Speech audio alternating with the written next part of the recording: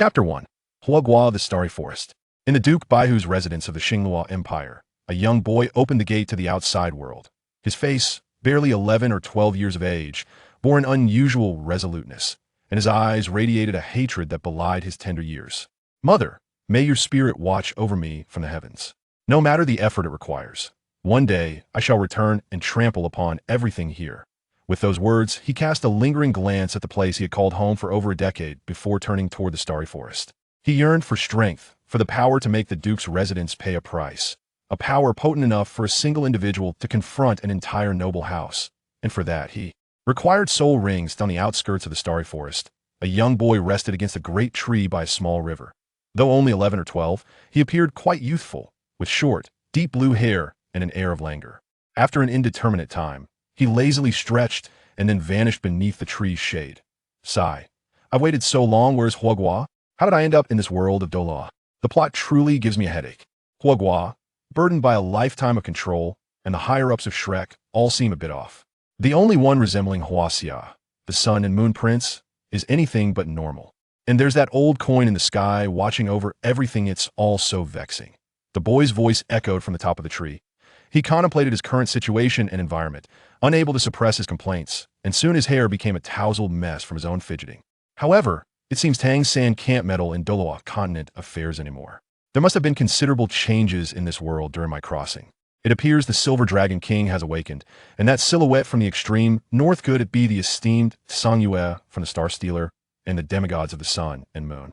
If they were to intervene, surely they would have discreetly dealt with any unforeseen elements.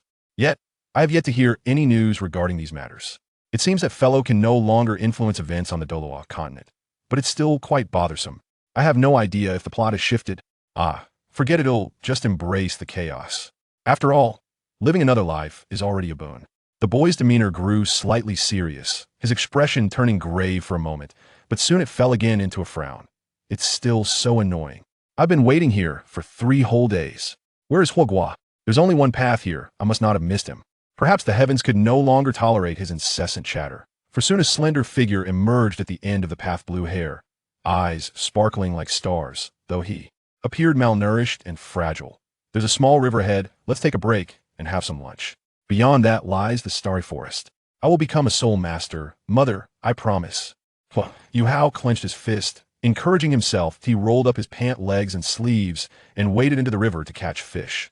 Unbeknownst to them, a youth perched upon a tree observed the unfolding scene with keen interest. Habitually, he absently rubbed the tip of his nose, furrowing his brow momentarily before resuming his idle demeanor.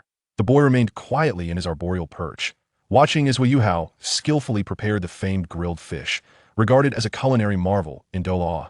He then retrieved his midday repast from the 5 spatial gems in his possess Iona substantial beef skewer. Oh my, how delightful! These Douluo folks truly lack culinary appreciation. Grilled fish? Who would indulge in such a dish? Barbecue is undeniably superior. Sighing, he mused, this storage soul guide increasingly strikes me as rather juvenile. After my parents accepted this lifetime, they gifted me trinkets reminiscent of my childhood fantasies, including this storage soul guide, which mirrors the glove of that white-haired Ling Yuxuan.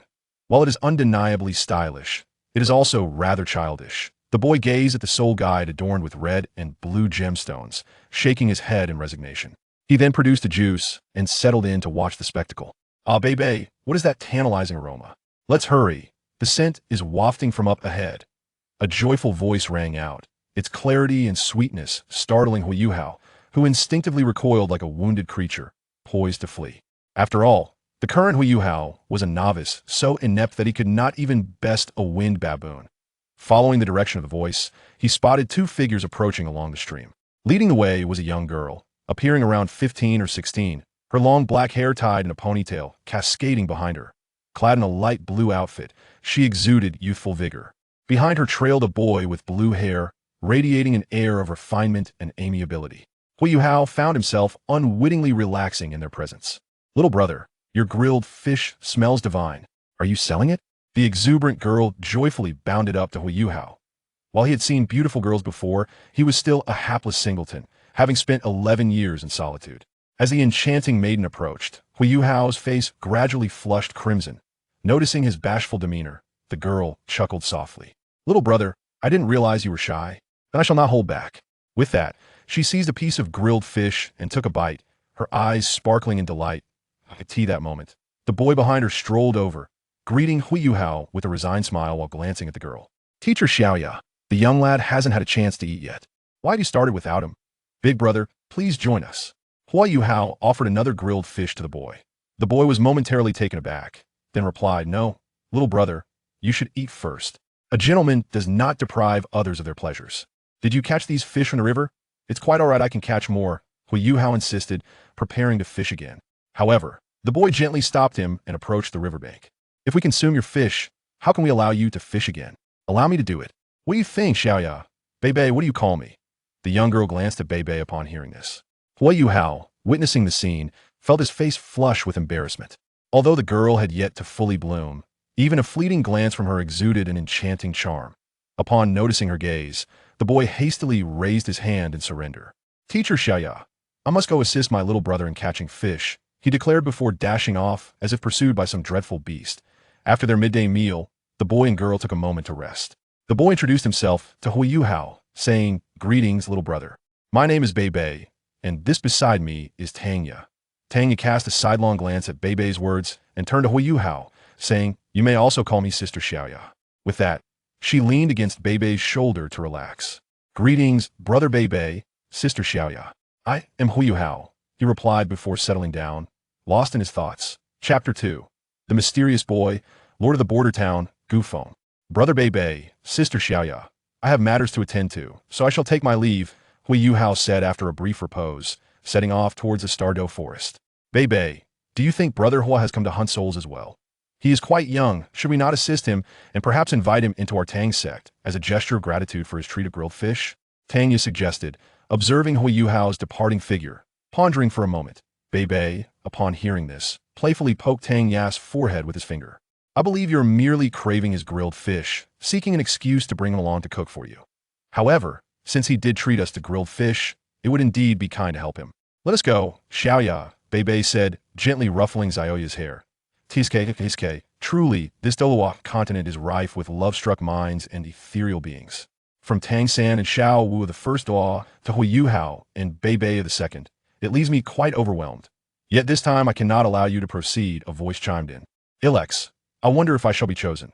However, whether I am or not is of little consequence, I merely came to try my luck, a boy perched in a tree shrugged, gradually appearing before Beibei and Tangya.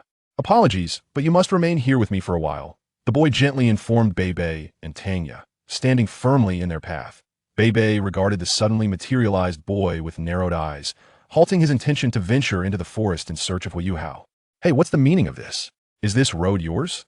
If you do not step aside, do not blame me for being impolite, Tangya retorted, her demeanor suggesting that she would not hesitate to act if he did not yield. Unfazed, the boy casually dug at his ear, then blew on his hand before responding. Firstly, if I dare to block your path, I am not afraid of your retaliation. Secondly, my name is Gufeng, not He.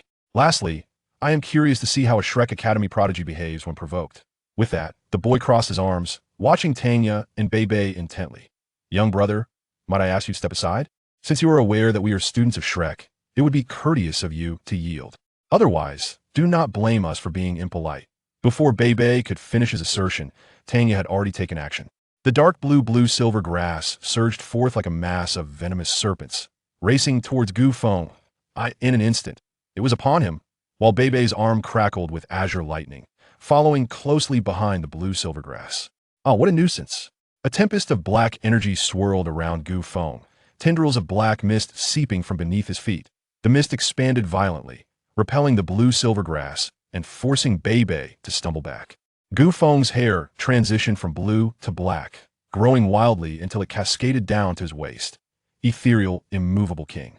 Gufeng silently chanted within his mind, and a towering figure of black mist, 5 meters tall, materialized in the middle of the path, resembling a half-giant akin to the Susanoo from the Naruto series. However, the giant bore a striking resemblance to the youth, as if it were the grown version of himself. The black giant's hands coalesced the mist into a formidable black sword.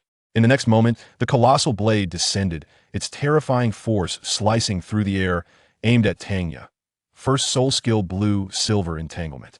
Second soul skill, Thunder Strike, combined with the first skill, Thunder Dragon Claw. Bei and Tang Ya's eyes widened as they unleashed their proud soul skills against the descending giant sword that a thunderous explosion erupted as the black sword shattered under the force of the lightning. In the next instant, the ground beneath Bei and Tang was marked by the pattern of the Other Shore Flower. Ethereal Other Shore Flower. The black mist surged upward from beneath Bei and Tang, while lightning crackled and splattered, attempting to counter the onslaught from below. Bei maintained the thunderous strike, knowing that if it were not for the need to shield Tang from a sudden attack, he would not expend such vast soul power to fend off the mist assault. Observing this, Tang halted her use of blue silver grass to form a barrier, joining Bei in resisting Gu Feng's ethereal Other Shore Flower. Ha ha, ha. Heavy breaths escaped Gu Feng's lips. Well, it seems I have indeed overexerted myself. My body cannot keep up. Reflecting on the star thief, Liuxing, is quite absurd. A mere ordinary person achieving the rank of Demon Lord, this is quite intolerable. I seem to be a bit of a failure. Using two skills from Ethereal has already taken toll on my body. However, it is fortunate that these two have been temporarily incapacitated. It appears I must quickly secure the third soul ring. Although the soul ring cultivation method is rather ineffective and comes with significant side effects, I require only the power it bestows to hasten my physical growth and enhance my strength. These two managed to withstand my attack. It seems the novels have misled me. I genuinely believed that the individuals in Douluo were woefully weak. My parents were indeed correct with my current prowess. I would surely be vanquished by a somewhat formidable soul emperor. I previously thought they were jesting. Nevertheless, my physique is too frail to bear such power. I shall address this later. I must retreat for now. With that, Gu Feng discreetly withdrew, having seen his ethereal Other Shore Flower thwarted. Phew, cough cough, who on earth is that fellow? Is he a malevolent soul master? But if he were, why didn't he kill me in Xiaoya? Right, Xiaoya. Xiaoya, are you all right? Bei, dragging his injured body, hurried to Tang Ya's side. Seeing that Tang had not sustained significant injuries, he breathed a sigh of relief. Bye-bye, I'm fine. Most of the impact was absorbed by you, so I didn't suffer much harm. How about you? Is that scoundrel trying to kill us? How infuriating. I wonder how little brother Hui Yuhao is faring. Tangya, watching Bei in his disheveled state, could not suppress her anger. She harbored considerable resentment towards the person who had obstructed them. They had been thwarted in their attempt to assist Yuhao, and Bei had been injured as a result. If not for Bei's protection, Tangya would have been gravely wounded, and her chance to acquire the third soul ring might have been jeopardized. The more she pondered, the angrier she became, her resentment towards Gu Feng intensifying. Xiaoya, please guard me. I need to recuperate a bit. It seems little brother Hu will have to fend for himself for now. Bei, relieved that Tangya was relatively unharmed, prepared to restore his own condition. Encountering such turmoil, even before entering the forest, had put him in a foul mood.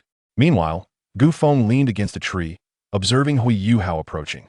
He was slowly adjusting his state of mind, feeling quite disgruntled. Damn, I really can't get used to the Douluo continent. Here, it's always a fight when you least expect it.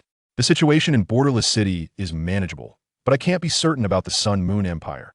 However, it's evident that soul masters here consider themselves superior, ready to engage at a moment's notice. Yet, perhaps this is also my fault. If someone were to block my path, I would likely react with anger as well. Still, I truly didn't anticipate that the Shrek people would resort to ambush tactics. They truly live up to their reputation as members of the Tang Sect. Gu Feng's hair had once again transformed into short blue strands. Under normal circumstances, he would suppress the ethereal elements within him, as his body was unable to bear the strain. Even his cultivation was hindered, with the ethereal force violently expelling the absorbed soul power. Nevertheless, the ethereal elements were gradually enhancing his body by slowly absorbing the vitality of the heavens and the earth. Sigh, I wonder if my parents will come looking for me after discovering that I've sneaked away. Though, they probably won't, considering the anomalies that appeared on the continent over a decade ago. While most people couldn't perceive the overwhelming phenomena, we, along with the top-tier powerhouses, are certainly aware of it. That I wonder if that rift is a result of our presence as outsiders. Yet, that area is undeniably perilous. Why did that rift have to appear right near my home? Fortunately, the strongest entities emerging from that rift are merely titled Douluos. My father, a 98th ranked super Douluo, should be able to hold the fort. However, his martial soul hiss, it's actually the sun shooting bow. How absurd that a soul ring can only be used once, and once employed, it requires a day to cool down. However, its power, though I've never witnessed it firsthand, must be formidable otherwise. That old man wouldn't have told me that no one could withstand his attacks when he put forth his full effort. Yet the drawbacks are quite evident. Ji Yufeng absent-mindedly touched his nose, a habit that seemed impossible to change. He pondered his next course of action, having fled from an unwanted marriage. He initially intended to visit the Shrek Academy in the realm of Douluo too. However, after inadvertently confronting the great-grandson of Moon, he found himself in a bit of a predicament.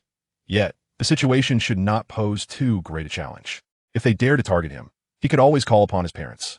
After all, his mother was a formidable super duel of level 97. However, invoking parental intervention might lead to dire consequences, especially considering her angel martial spirit indeed, a six-winged angel. Nevertheless, Shrek Academy should extend some respect to his parents, given that the Abyss Rift had long been under their family's guardianship. That it seemed the family's prowess was known throughout the continent, yet few would dare to offend them lightly. Sigh, being the young lord is truly a lamentable fate.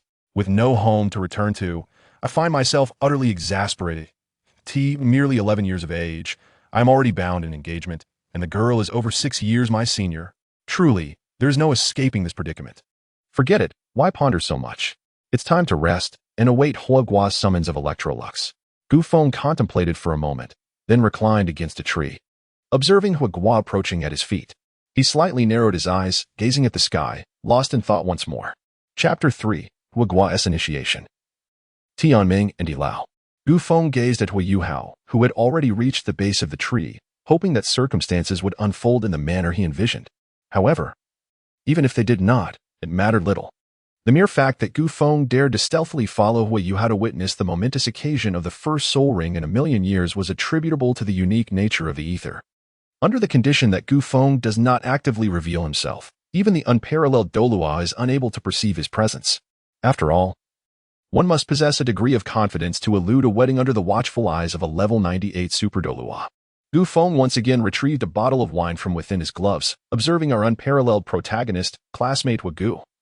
Engaged in a life-and-death struggle against the most formidable soul beast in history, the Wind Baboon, which nearly achieved a divine slaying feat in their one-on-one duel. Witnessing Huagu nearly being vanquished by a mere Wind Baboon left Gufeng utterly speechless, even prompting him to rest his hand against his forehead in disbelief. I found myself harboring a glimmer of hope for Huagu, despite his lack of extraordinary powers. My apologies, I was mistaken before unlocking his abilities. Huagu was indeed quite inept, lacking even the basic skill to fight. Nevertheless, the spectacle was truly delightful. If only I had a soul guidance device to record it, I would certainly have preserved a keepsake of this event. Hehehe. Gufeng observed as the Wind Baboon chased Huagua beneath the tree, diligently enjoying his melon. Eventually, after a relentless tugging from Huagua, the deranged Wind Baboon collided with the White Tiger Dagger, causing a white 10-year soul ring to emerge. To his astonishment, this soul beast was merely a decade old? I shall surely become a soul master, and I am determined to seek justice for my mother. Hui Yuhao gazed at the Wind Baboon's soul ring, intending to absorb its essence, and slowly approached the baboon, despite his injuries. Here it comes. Gufeng sensed a heavy aura approaching, and without a doubt, he knew it was the terrifying mental pressure at the edge of the Stardow forest, emanating from that creature. At last, I have encountered a soul master with a mental attribute. Regrettably, I cannot shed tears, or I would surely weep profusely. Suddenly, the earth split open, revealing a colossal snow-white insect adorned with 10 golden rings. Impressive. You can actually speak. Are you perhaps a 100,000-year soul beast? Hui Yuhao stared at the enormous white insect, which emanated a mental pressure as profound as a chasm, yet he felt no fear whatsoever. You are the true white insect. I am the only million-year soul beast of Douluo continent, the heavenly dream ice silkworm. Fear not, for I shall not harm you. Rather, I will empower you to become the most gifted individual in this world. The heavenly dream ice silkworm began to weave grand visions for our young Ho. How intriguing. What a coincidence. Or is this merely the favor of Douluo? To possess innate level 1 soul power and encounter a million-year soul beast, the heavenly dream ice silkworm. At the very first soul ring. Even more bizarre, the heavenly dream ice silkworm, though nearing its end, willingly chose to become this fellow soul ring, marking the first million-year soul ring, accompanied by an uncertain secondary ice attribute martial soul. Undoubtedly, once they merge, it shall arrive, with the grasp of sun and moon. Plucking the stars, no one in this world compares to me. Ilex, the creator of a transcendent artifact, single-handedly shattered the entire Divine Seal continent. Yet he has set his sights on an inherently deficient one. Gu Feng observed the conversation between Hui Yuhao and the heavenly dream ice silkworm, lifting his gaze towards the horizon, lost in contemplation. As the fusion of Tianming and Hui Yuhao commenced, an overwhelming wave of spiritual energy surged forth, rendering all individuals and soul masters within a vast radius of 10,000 miles unconscious. In that fleeting moment, the sky abruptly split open, releasing a swirling mass of gray energy that surged directly towards the space between Hui Yuhao and the heavenly dream ice silkworm. The ethereal cloud dragon, a manifestation of white energy, soared forth, taking the form of an eastern dragon that advanced towards the gray energy. Perched atop the dragon was a youth with azure hair, who stood resolutely before the halted gray current. This encounter established a triadic standoff, one side comprised of Tianming and the fusing Hui Yuhao, the second represented by Gu Feng atop the cloud dragon, and the last was the gray energy, the remnant consciousness of the deity, Ilex. Curse be it. From whence did these two emerge? Why was I completely oblivious to their presence until now? The heavenly dream ice silkworm regarded the standoff between the figure and the remnant consciousness with growing concern. However, amidst the ongoing fusion with Hui Yuhao, there was little recourse available. Eldery, I require your assistance. The words had barely formed when the gray energy surged towards the merging Hui Yuhao and heavenly dream ice silkworm. Gu Feng cast a lingering glance at Hui Yuhao before commanding the cloud dragon to turn and depart. Sigh, it seems there is truly no opportunity. It matters not. I shall strive to develop the ether to its utmost potential. The deities of this realm should not pose a challenge for me. Yet, I wonder if I can attain strength akin to that of the original series Demon Lord, Liuxing. It appears rather improbable. Liuxing single-handedly vanquished an entire hell, and to conclude the deed, obliterated it with a single strike from the Doomsday Cannon. The crux of the matter is that hell is a higher-dimensional universe. While the gods of Douluo, it seems they cannot contend with the Demon Lord, even if Douluo is not as feeble as the prominent figures online have speculated. It still cannot rival the Demon Lord. Gu Feng sat atop the head of the cloud dragon, contemplating a myriad of thoughts, the dreaming ice silkworm, Ilex, the demon lord Liuxing, and the realms of hell, along with the blood of the abyss. Indeed, Gu Feng possessed no blood of the underworld. Had he done so, he would not have resorted to chance in seeking Ilex's assistance. Although in this Douluo universe, the use of ether does not invoke the adverse effects of reverse growth, the overwhelming potency of the ether rendered Gu Feng hesitant to harness it to its fullest extent, as his body could scarcely endure it. Alas, it appears that I must still gather that unpalatable whale gelatin. However, only the millennium-old variant holds any significance for me now. I recall that Shrek possesses a piece of millennium-old whale gelatin. Perhaps I shall procure it in due course.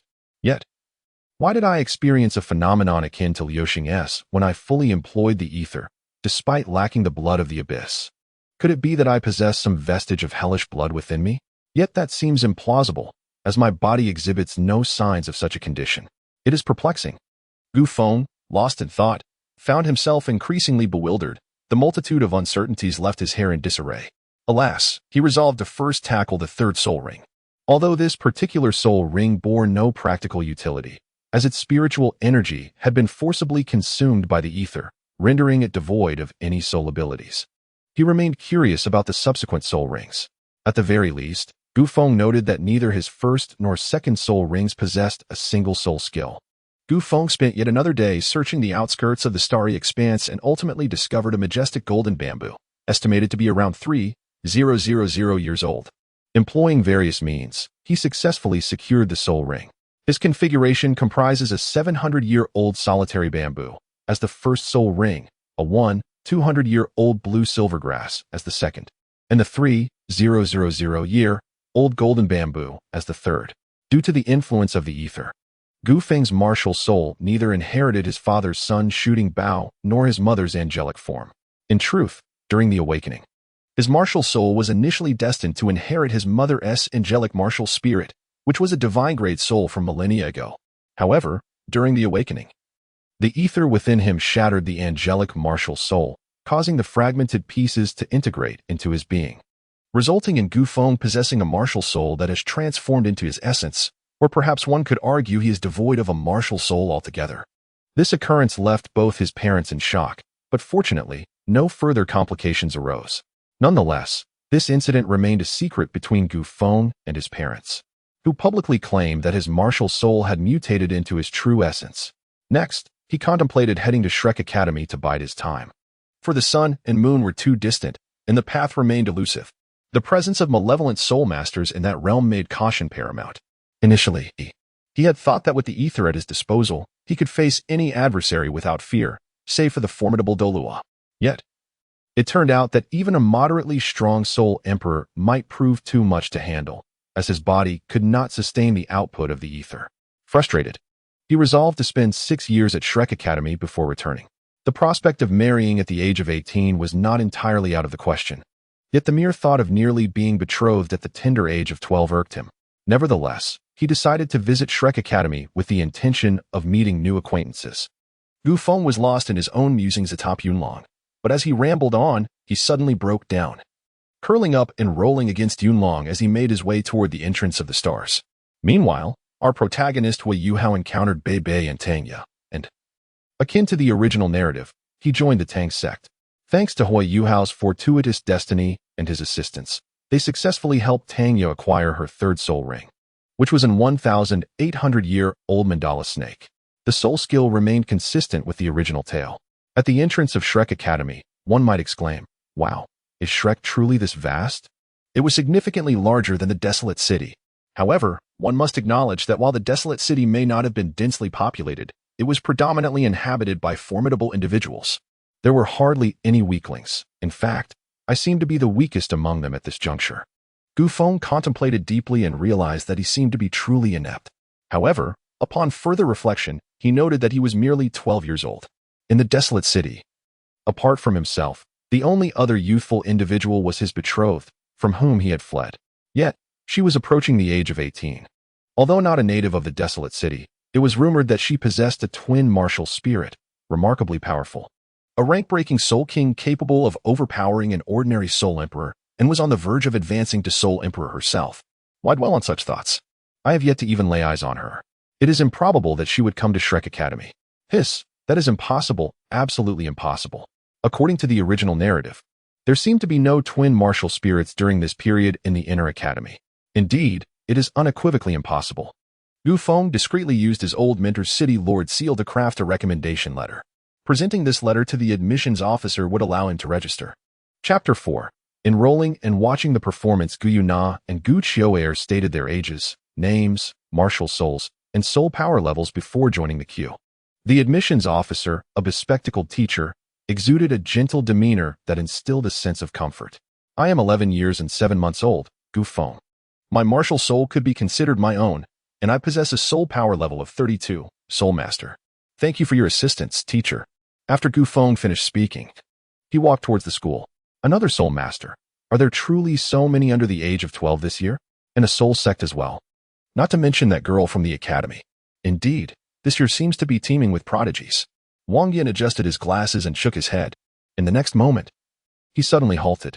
Wait a moment. The martial spirit is one's own. Isn't this the embodiment of the martial spirit? Hiss, where did that little fellow go? Wang Yin turned around but could no longer see Gu Feng's figure. Alas, it seems I must wait until after the class assessment to address this. Shrek City is indeed vast, at least significantly larger than the main city from my previous life. However, it lacks the vibrancy of those grand metropolises. There's no turning back, it's best to let it be. As Gu Feng strolled along, he reminisced about the prosperous world of his past life.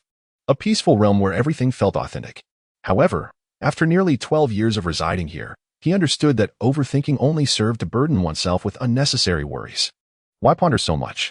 One must simply carry on with their duties. Should the sky fall, there will always be someone tall enough to bear the weight. The Shrek Academy is situated in the eastern part of the city, occupying nearly 1/3 of Shrek City, and is esteemed as the foremost institution on the continent. Gu Feng gazed at the class assignment on the bulletin board. Class 1 of the first grade. He sighed, for it was likely that it would be under the peculiar teacher. Joey.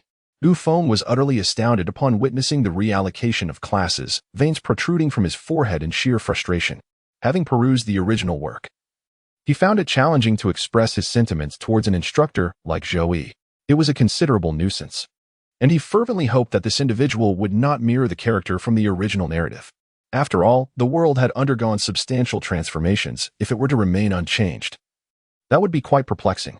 Presently, he found himself at a loss as to where to spend his leisure time. Should he return home?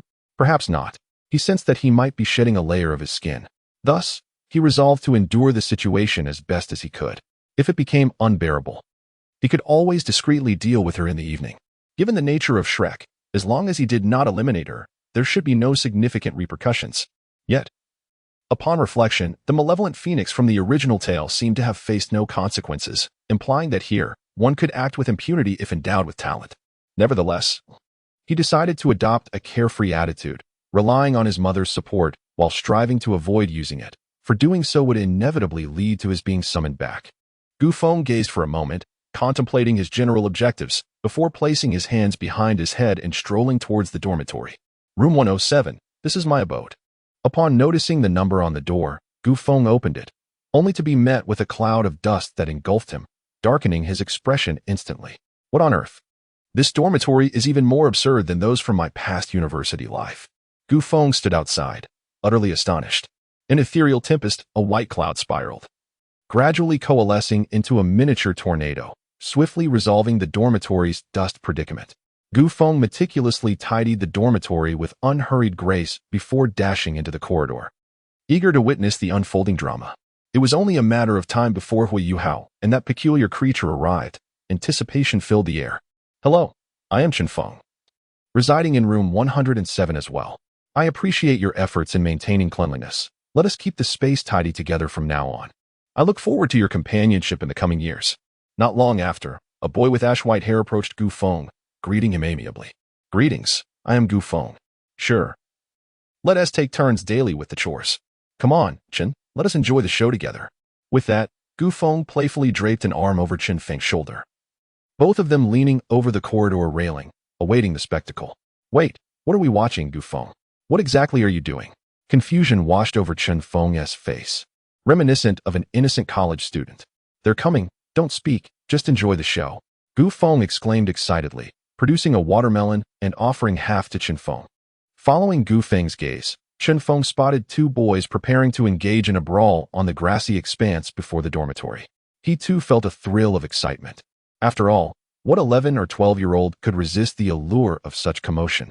Hui Yuhao activated his spirit eyes, and a decade-old white soul ring shimmered into existence behind him. Wang Dong, observing the white-suited soul master, scoffed, "You, with your decade-old soul ring, don't even require your martial spirit to be defeated." With a deft flick of his left foot against the ground, Wang Dong propelled himself toward Hui Yuhao like an arrow, reaching him in the blink of an eye. He lifted his right foot, aiming a direct kick at Hui Yuhao's chest. As the kick approached, Hui Yuhao's spirit eyes focused intently, discerning the trajectory. Determined to teach Wang Dong a lesson, he sidestepped and executed a sweeping kick. Wang Dong was taken aback. Not only could his roommate evade his strike, but he also retaliated. He swiftly lifted his right foot, using his left to generate force, executing a back kick to evade Hui Yuhao's sweep.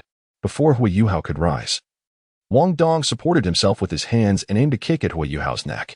Hui Yuhao, incensed by Wang Dong's dismissive attitude and reminiscent of his days at the Duke's residence, summoned his anger. He forcefully blocked the kick and lunged at Wang Dong. Wang Dong had never encountered such a straightforward approach from an ordinary person and found himself toppled onto the grass by Hui Yuhao. Remarkable. Hui Yuhao is surprisingly decisive. Surely, he must have analyzed the situation with his spirit eyes, Gu Feng mused, one hand stroking his chin while the other rested against his chest in contemplation. The boy with pink hair had underestimated his opponent. One ought to exert full effort even when contending against a rabbit. Chen Feng shook his head in disbelief at the farce before him, recognizing that he could dispatch such foes with a single strike. Yet his roommate concealed depths yet to be revealed. Let us go dine together. Classes commence tomorrow. Gu Feng, having indulged in the gossip until this point, no longer felt inclined to continue.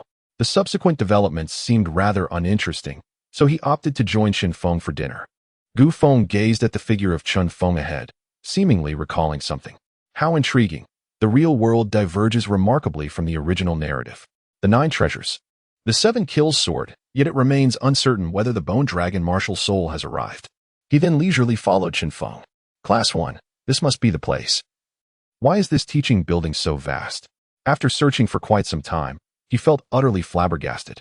Upon seeing the classroom for Class 1, Gu Feng was dismayed to discover it was situated on the opposite side of the staircase. All right, I am in Class 9. I shall take my leave now. Chen Feng regarded Gu Feng, feeling somewhat speechless at this lively character. Nevertheless, his intuition hinted that this was not the true essence of his roommate, who harbored an unusual air of mystery. A successor to the 7 kills, does the instinct of a swordsman run this true?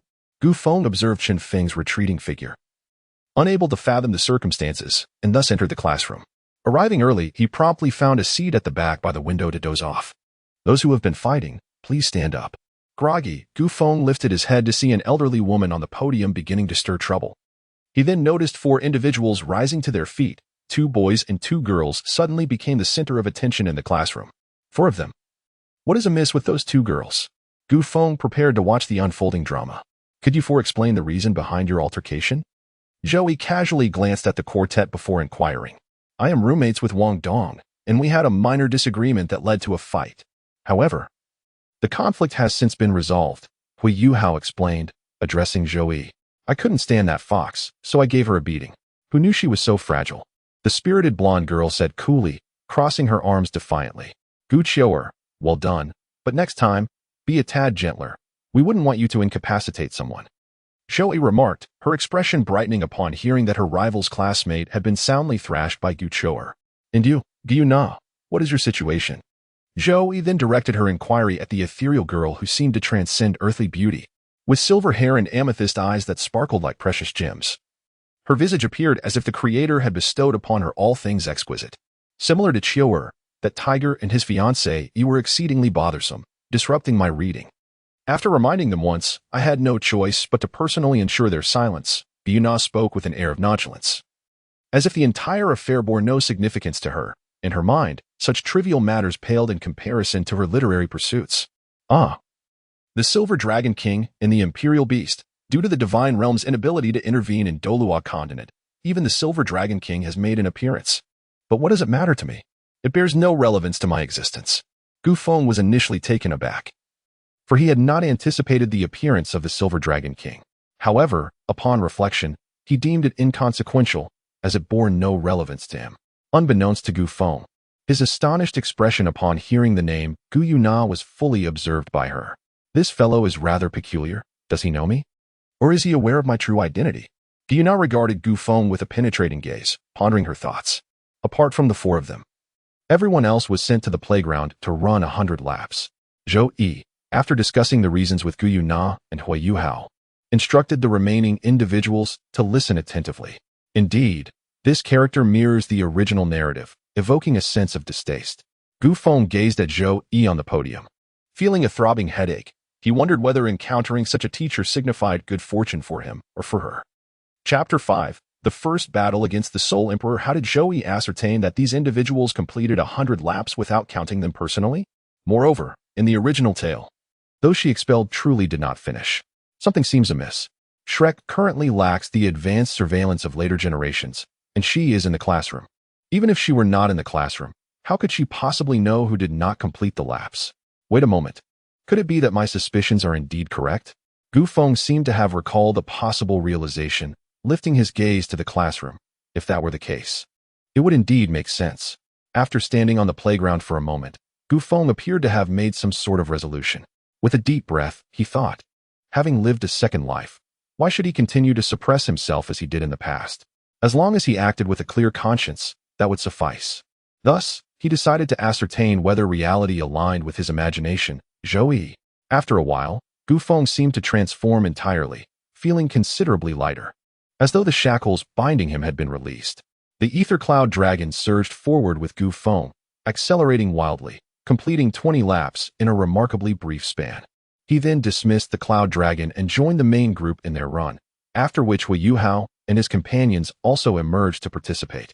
The ensuing events unfolded precisely as in the original narrative. With Wang Dong's assistance, Hui Yuhao completed 100 laps without incident. Following this, it was time for the so-called expulsion segment. Gu Feng smiled, eager to see if things would transpire as he anticipated. Zhou Yi turned to the students with an expression devoid of emotion, stating calmly, "The students I call out, step forward." Cheng Cheng, Xiao Jianrao, Tang Dao, Shangwan Xintian, Lin Ziyu, Zhuge Yun, Tai Long, Tang Ling, Yun Xiaopiao, Gu Feng. Except for Gu Feng, the other students slowly stepped forward. You 10 need not return from this moment onward. You are no longer students of Shrek, Zhou Yi declared coolly. Why? One student questioned, struggling to comprehend the rationale, indignantly challenging Zhou Yi. Zhou Yi smiled. You doubt?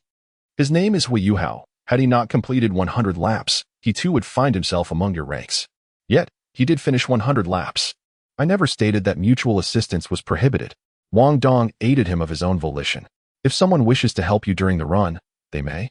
But did anyone help you? I do not concern myself with the process. I only regard the outcome. The result is that Hui Yuhao completed 100 laps, while you did not. Now leave, or I shall shatter your martial souls. Applause erupted as Gu Feng leisurely stepped out from the ranks. His composed demeanor and unyielding expression in the face of Zhou Yi drew all eyes toward him. Are you truly certain we did not finish? Have you counted? How can you ascertain who completed 100 laps and who did not? Is your martial soul of the mental type? Can you stand by your own words? Gu Feng gradually approached Zhou Yi, not far from her, his words laden with skepticism towards Zhou Ying. A peculiar smile danced on his lips. Could it be that this young lad had discerned something? Unlikely, he was merely an 11-year-old child, incapable of such insight. He was simply feigning composure. Beneath Zhou Yi's mask, her complexion paled, yet none could perceive the shift in her expression save for Gu Yuna. My words stand as evidence, as an instructor. How could I unjustly accuse you students? Are you daring to openly challenge me, the Soul Emperor?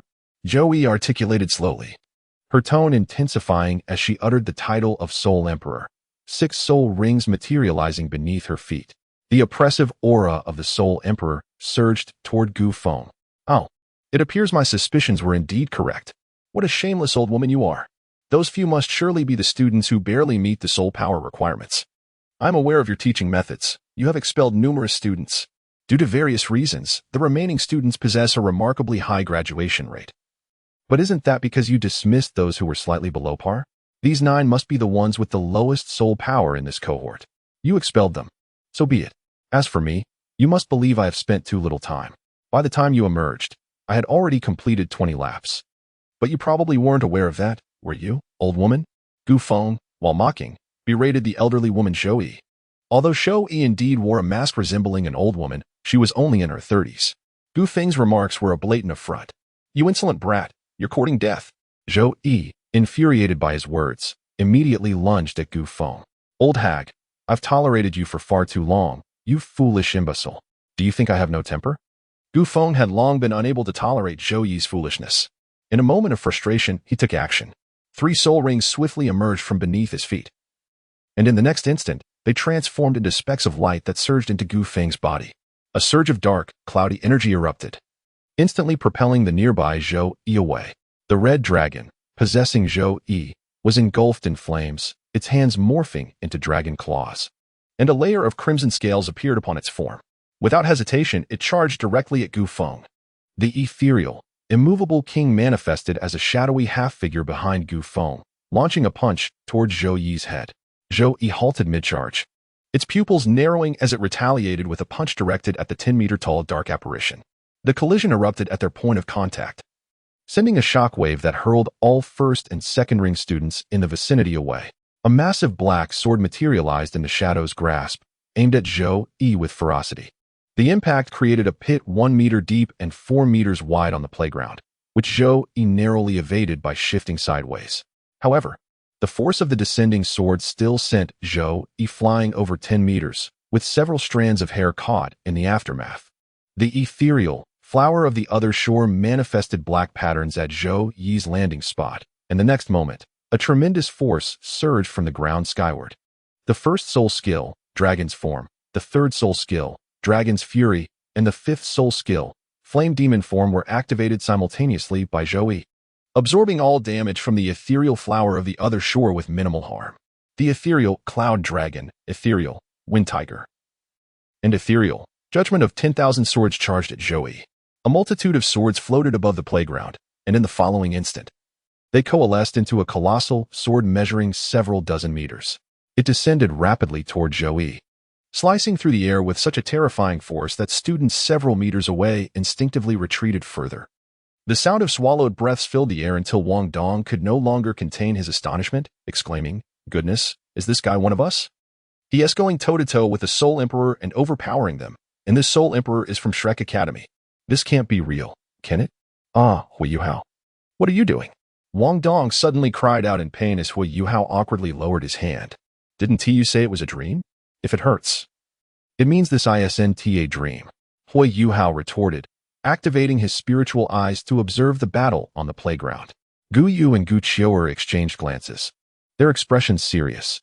Previously, they had thought little of the soul masters of this era, but witnessing this confrontation was a revelation. A soul sovereign was overpowering a soul emperor. It was akin to a low-tier 1,000-year soul beast battling against a soul beast of several thousand years. Utterly absurd. Although Gu Yuna is capable of such feats, her status as the Silver Dragon King inherently grants her considerable strength. In this instance, her accomplishments can be attributed to a form of rebirth. Gu Qiuer, despite her desperate efforts, can only manage to contend with a soul emperor at the third ring, and even then, it is merely a struggle for survival. However, escape remains a viable option. As for that young man with blue hair from earlier, he has transformed into a figure with long black hair cascading to his waist, who now confronts the Soul Emperor with unyielding resolve. With the fourth soul skill, Inferno Dragon's Roar, he unleashes a tremendous roar that forcibly disperses Yun Long and Feng Hu. The colossal sword that descended from the sky during the confrontation is shattered in the process. Zhou Yi, unable to withstand the intensity of such an assault, coughs up blood. Even with 3 amplification soul skills activated, the onslaught proves to be overwhelmingly taxing. Blood gradually oozed from the corners of Gu Feng's mouth. His body could no longer endure the intense utilization of ethereal energy. However, as time was still short, he resolved to finish it in one decisive stroke. Ethereal, cloud lock. Black chains descended from the heavens, ensnaring Zhou Yi's limbs, preparing to lift her into the air. Yet, Zhou Yi's struggles caused the chains to tremble uncontrollably. Ethereal, cloud explosion. A massive black mist was compressed within Gu Feng's grasp, the cloud continually compacting until it formed a spherical shape. The black orb spun in Gu Feng's hand, voraciously absorbing the elemental forces of nature surrounding it. A sudden chill enveloped Zhou Yi, an overwhelming sense of peril crashing against her consciousness, as she beheld the suspended black orb in the hands of her classmate, her mind frantically sounding alarms. Sixth soul skill, Hellfire. Regret washed over Zhou Yi. She could scarcely believe there existed such a monster within her class. For now, she had no choice but to defend against this strike. Vivid crimson flames erupted from her mouth, surging forth to shatter the chains and hurtle towards Gu Feng. The black orb also surged toward Zhou Yi, the two forces colliding violently, resulting in a cataclysmic explosion. The ground of the playground was ravaged as if plowed by a great force. Just as the shockwave threatened to engulf the crowd, a figure emerged before it, extending a hand to shield against the onslaught.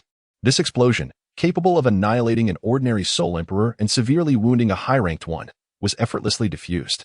In the next moment, the figure appeared between Zhou Yi and Gu Feng, effortlessly intercepting the fiery assault from both. With a gentle push, the two were sent reeling away. Zhou Yi, disheveled and disoriented, appeared as though she had endured a bombardment from a soul-guided cannon, while Gu Feng seemed relatively unscathed. However, the toll on Gu Feng was far greater than it appeared. After all, his initial strike had merely caught Zhou Yi off guard, and his series of rapid attacks had only managed to injure her without inflicting serious harm. The damage from the cloud explosion was substantial. Yet it too had been mitigated by Zhou Yi's sixth skill. Ironically, he now found himself unable to withstand the repercussions of the confrontation. Chapter 6. Yin Xiaozhe enough. If you continue to fight, do not blame me for being merciless. A gentle yet firm voice resonated, revealing the figure's evident displeasure. All students from Class 1, gather here. The figure directed towards the distant edge where dozens of students had gathered, then turned to the two instigators of the chaos. You two, come here as well. He then strode towards the only remaining intact section of the playground, which had been ravaged extensively. Gu Feng stood still, recuperating his energy. The figure waved his hand, sending a beam of light toward Gu Feng, instantly restoring 70% of his vitality from the earlier combat. The remaining 30% would require time to recover. Greetings. I am Yin Xiaozhe, the Dean of the Martial Soul Department. Could someone kindly elucidate the circumstances that have led to this? A student engaged in a brawl with a teacher, causing such chaos that a significant portion of the playground was rendered unusable. What a spectacle for the first day of school. Yin Xiaozhe, suppressing his fury, reflected on the hectic nature of this day as the dean of the martial soul department. His responsibilities were already overwhelming, particularly with the internal assessments scheduled for today. Who could have anticipated that a teacher from the external department would clash with a student? Even more astonishing was the fact that the student had the audacity to overpower the teacher. While the element of surprise was somewhat understandable, it was still utterly outrageous. Had this student not exhibited extraordinary prowess, Yin Xiaozhe would have swiftly expelled him without hesitation. At that moment, Hui Yuhao emerged to report, narrating the sequence of events. After listening intently, Yin Xiaozhe cast a penetrating glance at Zhou Yi. Having lived for so long, he could easily discern Zhou Yi's ulterior motives. This was not the first instance of her scheming, but this time, she had encountered a formidable opponent. Classmates, please return to your classrooms for self-study. Gu Feng, you should join them as well. Zhou Yi, come to my office. Yin Xiaozhe addressed the students with a veneer of cordiality before suppressing his anger and directing his ire towards Zhou Yi, then abruptly vanished. Just you wait, little brat.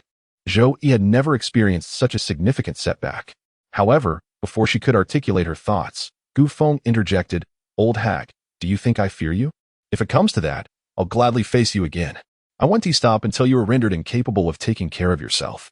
His words nearly provoked Zhou Yi into another confrontation, but she ultimately stormed off to the principal's office. As Gu Feng turned and walked towards the classroom, Wang Dong, with a look of astonishment, exclaimed to Hui Yuhao, Yuhao, is this truly not a dream? Is he really of our age? I can't believe it. I should confront that old hag directly. This guy is formidable. Moreover, he seems to be only from the third ring. How can there be such a vast disparity among people? Hui Yuhao shook his head in response, saying, just take a look at the playground, and you will know whether this is a dream.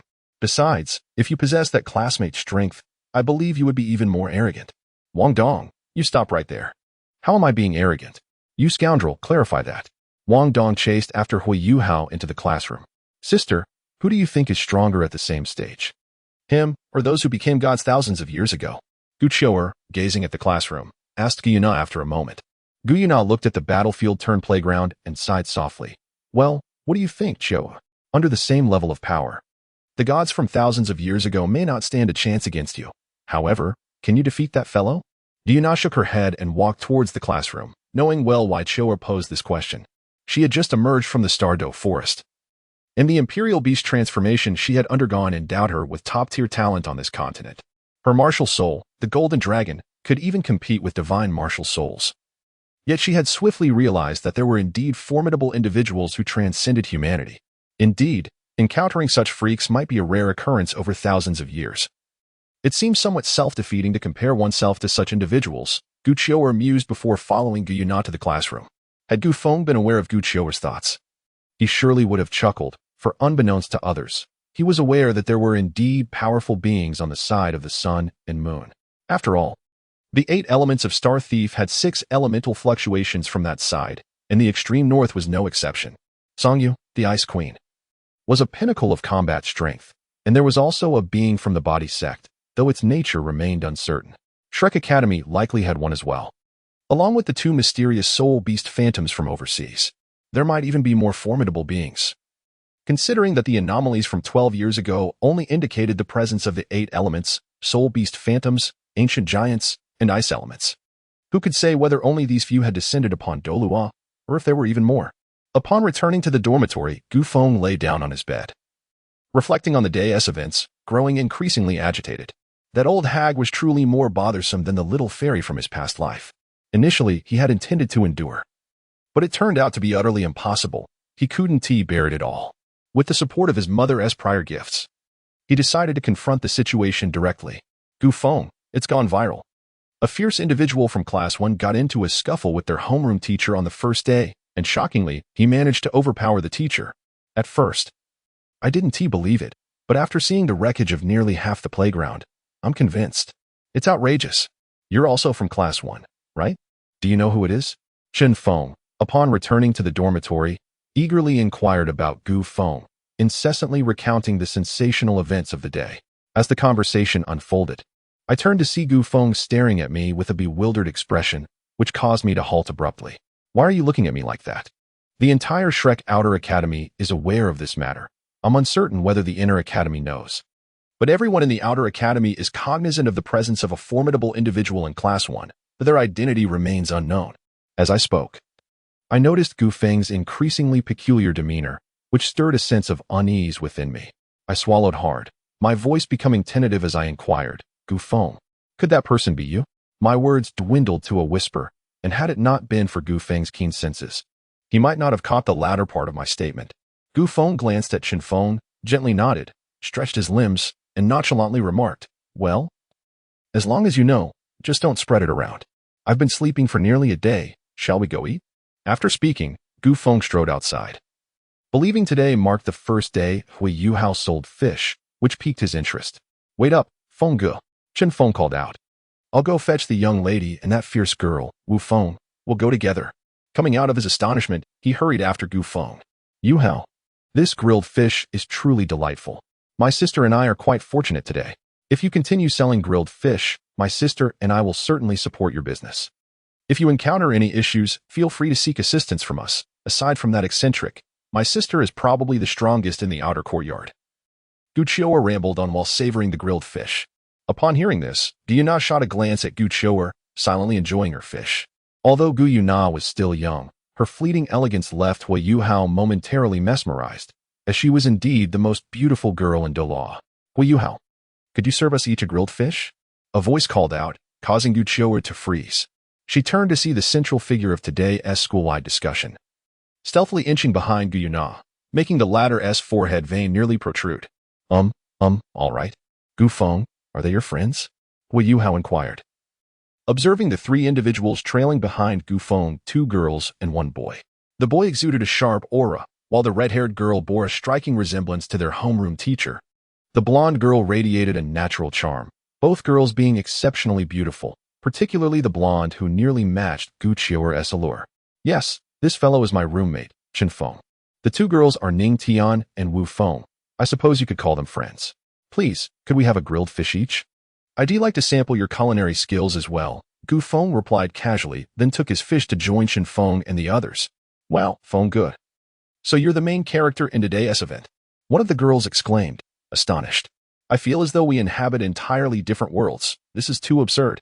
As the 2 girls chatted while eating, they were taken aback upon learning Gu Feng was the protagonist of the day. Chen Feng wasted no time in divulging Gu Feng's situation to Wu Feng and Ning Tian, for this fellow was merely a bodyguard, and some matters could not be concealed from his master. Upon hearing the news, Ning Tian stared at Gu Feng, utterly dumbfounded. However, after processing the information, she fell silent, lowering her head in contemplation. At that moment, Gu Feng noticed a blonde girl adorned with rabbit ear accessories approaching, and he sensed more intrigue was about to unfold. The girl's features were exquisitely delicate, as if she had stepped straight out of a 2-dimensional realm. Enough said, more intrigue is upon us. Let us remain silent and observe. Gu Feng invited 3 individuals to enjoy a melodrama while sharing some apples he had procured from his soul guide device. Hello. Could you spare me 2 apples? One of them asked. Gu Feng, my sister and I find the fish a tad dry, remarked Gu Yuna, as she gently tugged her sister Gu Qiu'er along, coming to a halt beside Gu Feng. With a casual flick of her hand, she brushed a few strands of hair behind her ear. Of course, here you go, Gu Yuna. Let us indulge in the performance and the snacks together. Gu Feng replied without even glancing at her, effortlessly handing several apples to Gu Yuna while his gaze remained fixed on the unfolding tussle between Hui Yuhao and the blonde senior. A fleeting emotion glimmered in Gu Yuna's eyes as she expressed her gratitude and joined the gathering to relish the spectacle. At that moment, Chen Feng nudged Gu Feng and, leaning closer, whispered, Bro, are there any other beautiful girls in your class? Is she the one named Gu Yuna? What type of boys does she fancy? As Gu Feng turned to gaze at Chen Feng, he noted that the latter was already present, contemplating the questions he wished to pose. Do not disturb my enjoyment of this spectacle, Gu Feng remarked, then shifted his attention to Hui Yuhao, who appeared prepared for the unfolding drama. The climax of this intriguing tale was drawing near. But is it possible that individuals from Douluo are contemplating romance at such a tender age? I had assumed that the successor of the 7 kills was wholly devoted to his sword. Is it that the allure of Gu Yuna is simply too potent? He mused, deciding that indulging in the unfolding events was of far greater significance than such reflections, which bore no relevance to him. Gu Feng absent-mindedly touched his nose, dismissing the thoughts, and resumed his enjoyment of the spectacle. In Chapter 7, the twin stars of the outer court. Jiang Nan was about to depart when a deep voice called out, "You dare not sell." A golden soul coin hurtled through the air, embedding itself into the barbecue grill, followed by a large hand reaching for the last 2 roasted fish at Hui Yuhao's stall. Upon hearing the voice, Hui Yuhao instinctively activated his mental detection, just as the hand lunged for the fish. He deftly evaded it using the Tang Sect's Xian Jade technique combined with Ghost Shadow's elusive art. However, he did not anticipate that the hand, having missed its target, would plunge into the fiery coals, a heavy aura engulfing the air. Another hand seized Hui Yuhao's shirt, lifting him effortlessly. A golden glimmer shot into the figure's arm, and dark blue silver grass ensnared the figure, accompanied by a commanding shout. "Su Sanshi, release Yuhao this instant. Those fish belong to me." With that, she skillfully employed the control crane capture dragon technique to push Su Sanshi aside. The sound of the blue-silver grass exploding echoed as Su Sanshi broke free from its grip, water swirling around him as a hefty shield materialized in his hands. He charged towards Tangya, shield raised. A dragon-transformed arm struck powerfully against the shield, the collision generating a substantial shockwave. "I say, Sanshi, you first lay hands on my junior disciple and then prepare to assault my dear Ya. What is your intention? Do you seek a brawl?" The speaker was Bei Bei, who had previously intercepted Su Sanshi at the entrance of Stardo Forest, accompanied by Tangya. "Bei Bei, keep a close watch on your Tangya," Su Sanshi retorted, reluctantly lowering his shield. Amidst their tussle, he was compelled to part with the Xian Shui Dan to extract the dragon whisker needle that Tangya had lodged in Su Sanshi's arm. "Bei Bei, your Tangya is quite ruthless. A dragon whisker needle, indeed. It is excruciating," Su Sanshi lamented, rubbing the spot where the needle had been extracted. Unable to contain his complaints to Bei Bei, "Whose fault is it for attempting to strike my newly recruited Tang Sect disciple and trying to pilfer my roasted fish?" Tangya replied with a mouthful of fish, rolling her eyes at Su Sanshi's folly. Nan, the fish Yuhao has grilled is absolutely delectable. You must try some," Tangya urged, addressing the stunning girl before her. As she strolled over, she gently linked arms with Jiang Nan. A smile graced Jiang Nan's face as she reached out to accept the roasted fish that Tangya offered her. She took a delicate bite, her eyes sparkling with delight. This is truly delicious. Where did you find such a talented disciple, Xiaya?" Jiang Nan inquired softly. Observing this, Su Sanshi rushed towards Jiang Nan and with an eager expression. Nan, if it's that tasty, I shall buy it for you every day," he proclaimed, his face adorned with enthusiasm. However, upon seeing Su Sanshi's approach, Jiang Nan's expression darkened in an instant. She lifted her right foot and delivered a swift strike to Su Sanshi's head. With a thud, the once formidable Su Sanshi collapsed to the ground, convulsing. Hui Yuhao instinctively shuddered, finding it surreal to witness such violence from the seemingly gentle senior. "Do you think Nan is quite fierce?" Bei Bei approached, gently patting Hui Yuhao's shoulder. Hui Yuhao nodded absent-mindedly. After all, anyone witnessing this scene would feel it was hard to believe.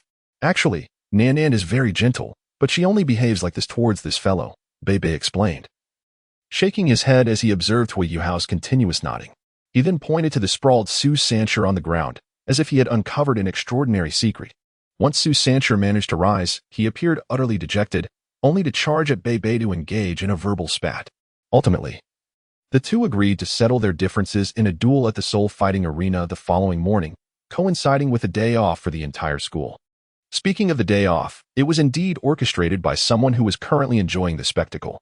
Yet, that individual seemed indifferent to the unfolding drama. Well, this situation is quite perplexing. What has to deal with that turtle and the rabbit, senior? Do you know?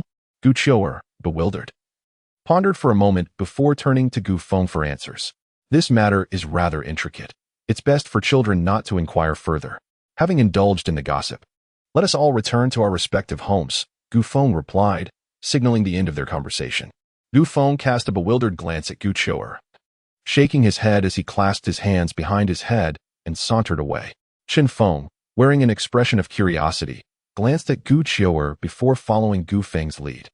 Gu Yuna approached, gave Gu Qiu'er a gentle pat on the shoulder, then shook her head without uttering a word before turning to leave. Throughout this, Gu Qiu'er remained utterly perplexed, feeling as though she were an outsider among them. "Wait for me, sister. What is going on? Please, enlighten me." Wu Feng observed the departing group, equally baffled, scratching his head and inquiring of Ning Tian, who lingered nearby. "Young master, did you grasp the situation?" "I certainly did not." Ning Tian, upon hearing this, could not help but turn to Wu Feng. After a moment of contemplation, he chose to remain silent. Mirroring Gu Yuna's earlier gesture of a reassuring pat on Wu Feng's shoulder before departing, leaving Wu Feng in a state of confusion. The following day at the Soul Fighting Arena, a throng gathered in anticipation of the duel between the twin stars of the Outer Academy. They had faced each other numerous times before, yet had seldom reached a definitive conclusion. Today, they returned to the arena, uncertain if a victor would emerge at last. I'm so tired. Feng, what is so entertaining about this? I'd rather return to sleep, Gu Feng yawned, expressing his exasperation to Qin Feng, who had dragged him along to witness the fight. Brother Feng, I know you are formidable, but this is the twin stars from the academy. Are you not intrigued by their prowess? Most of the Outer Academy has come to watch, Qin Feng remarked, observing the drowsy Gu Feng while keeping his gaze fixed on the arena, despite the fact that neither combatant had yet appeared. Knowing the outcome in advance, and with no drama to savor, the prospect of a swift defeat seemed hardly worth attending. It would be far better to return to a deep slumber. However, one wondered if Hui Yuhao had begun his underhanded tactics at this very moment. Was it his own design, or had Tang taught him to cheat? Gu Feng pondered for a moment, glancing at Hui Yuhao, who was only a few seats away. After some contemplation, he decided to sleep, thinking to himself, why should I care? As long as the cheating does not affect me, it is of no concern. The ensuing events unfolded just as they did in the original narrative. Hui Yuhao engaged in deceit, and Bei Bei, in a moment of brilliance, swiftly defeated Su Sanshi, leaving him utterly bewildered. Subsequently, the group returned to the audience seats, at which point Wang Dong stormed out in a fit of anger, directing his words at Hui Yuhao. Soon after, Wang Dong expressed his desire to join Tang's sect, and Tang stipulated that the new students must reach the top 8 in the assessment. Gu Feng, have you come to witness the battle between Brother Bei Bei and Senior Su Sanshi? Hui Yuhao approached with Wang Dong and Bei Bei.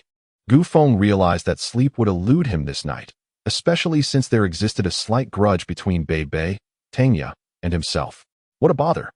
I truly wish to avoid encountering that little fairy, Tangya. Nevertheless, one cannot escape such matters in a school. They must be addressed sooner or later. It would be better to resolve this issue promptly. Gu Feng cast a scrutinizing glance at the approaching Hui Yuhao and Tangya, his eyes narrowing slightly. Rising to his feet, he stretched languidly, preparing his body for the impending confrontation that was likely to ensue. It's you. You're also a student of Shrek, Tangya exclaimed, momentarily taken aback by Gu Feng's presence. She had not anticipated encountering this individual, who had previously obstructed her on Stardow Road. Within the school premises, Bei Bei observed the azure-haired youth before him and intervened to halt Tangya, who was poised to act impulsively. With a gentle smile, he extended his hand and greeted. Hello, are you Gu Feng, the junior? You remind me of someone I encountered earlier. Are you also a new student this year? Gu Feng cast a glance at the smiling Bei Bei before shifting his gaze to the gritting teeth of Tangya. Unable to contain himself, he burst into laughter. Ha! How amusing. I initially thought today would be rather dull. Alas, I must inquire, senior, is this little test of yours truly entertaining? I am indeed the person. So, what are your plans, seniors? A duel, perhaps? Gu Feng's laughter subsided as he regarded Bei Bei and Tangya with a cold stare. Tangya glared at the boy before her, her fury boiling over. If it's a fight you want, so be it. I'm more than willing to engage. I fear you not.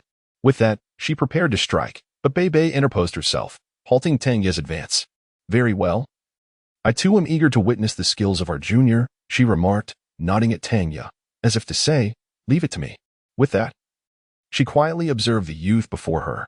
Gu Feng caught sight of the two before him and promptly turned towards the Duhan arena, his voice resonating as he declared. Let us engage in a match. Once concluded, we shall erase the past. At that moment, Hui Yuhao and Wang Dong sensed something amiss. Did Brother Bei Bei and Teacher Xiaoya have a conflict with Gu Feng? Oh dear, this could spell disaster. Hui Yuhao exchanged glances with Wang Dong, then grasped Bei Bei's sleeve, imploring. Brother Bei Bei, Teacher Xiaoya, perhaps it would be best to let this go. Hui Yuhao intended to mention Gu Feng's impressive battle record, but before he could finish, Tangya playfully poked his forehead, chiding him. Whose side are you on, Yuhao? Bei Bei is a high-ranking soul master. We should all witness Bei Bei deliver a thorough beating to that fellow. With a flourish of her hand, she seemed convinced of victory. After sharing another glance with Wang Dong, Hui Yuhao sighed and resigned himself to the unfolding events. On one side was a monstrous classmate who had clashed with a teacher on the very first day of school. And on the other, his elder brother who had aided him. Hui Yuhao resolved to exert his utmost effort to ensure his brother's triumph in this confrontation. Meanwhile, onlookers observed that yet another pair had taken to the arena, unable to suppress their astonishment. Is there another spar today?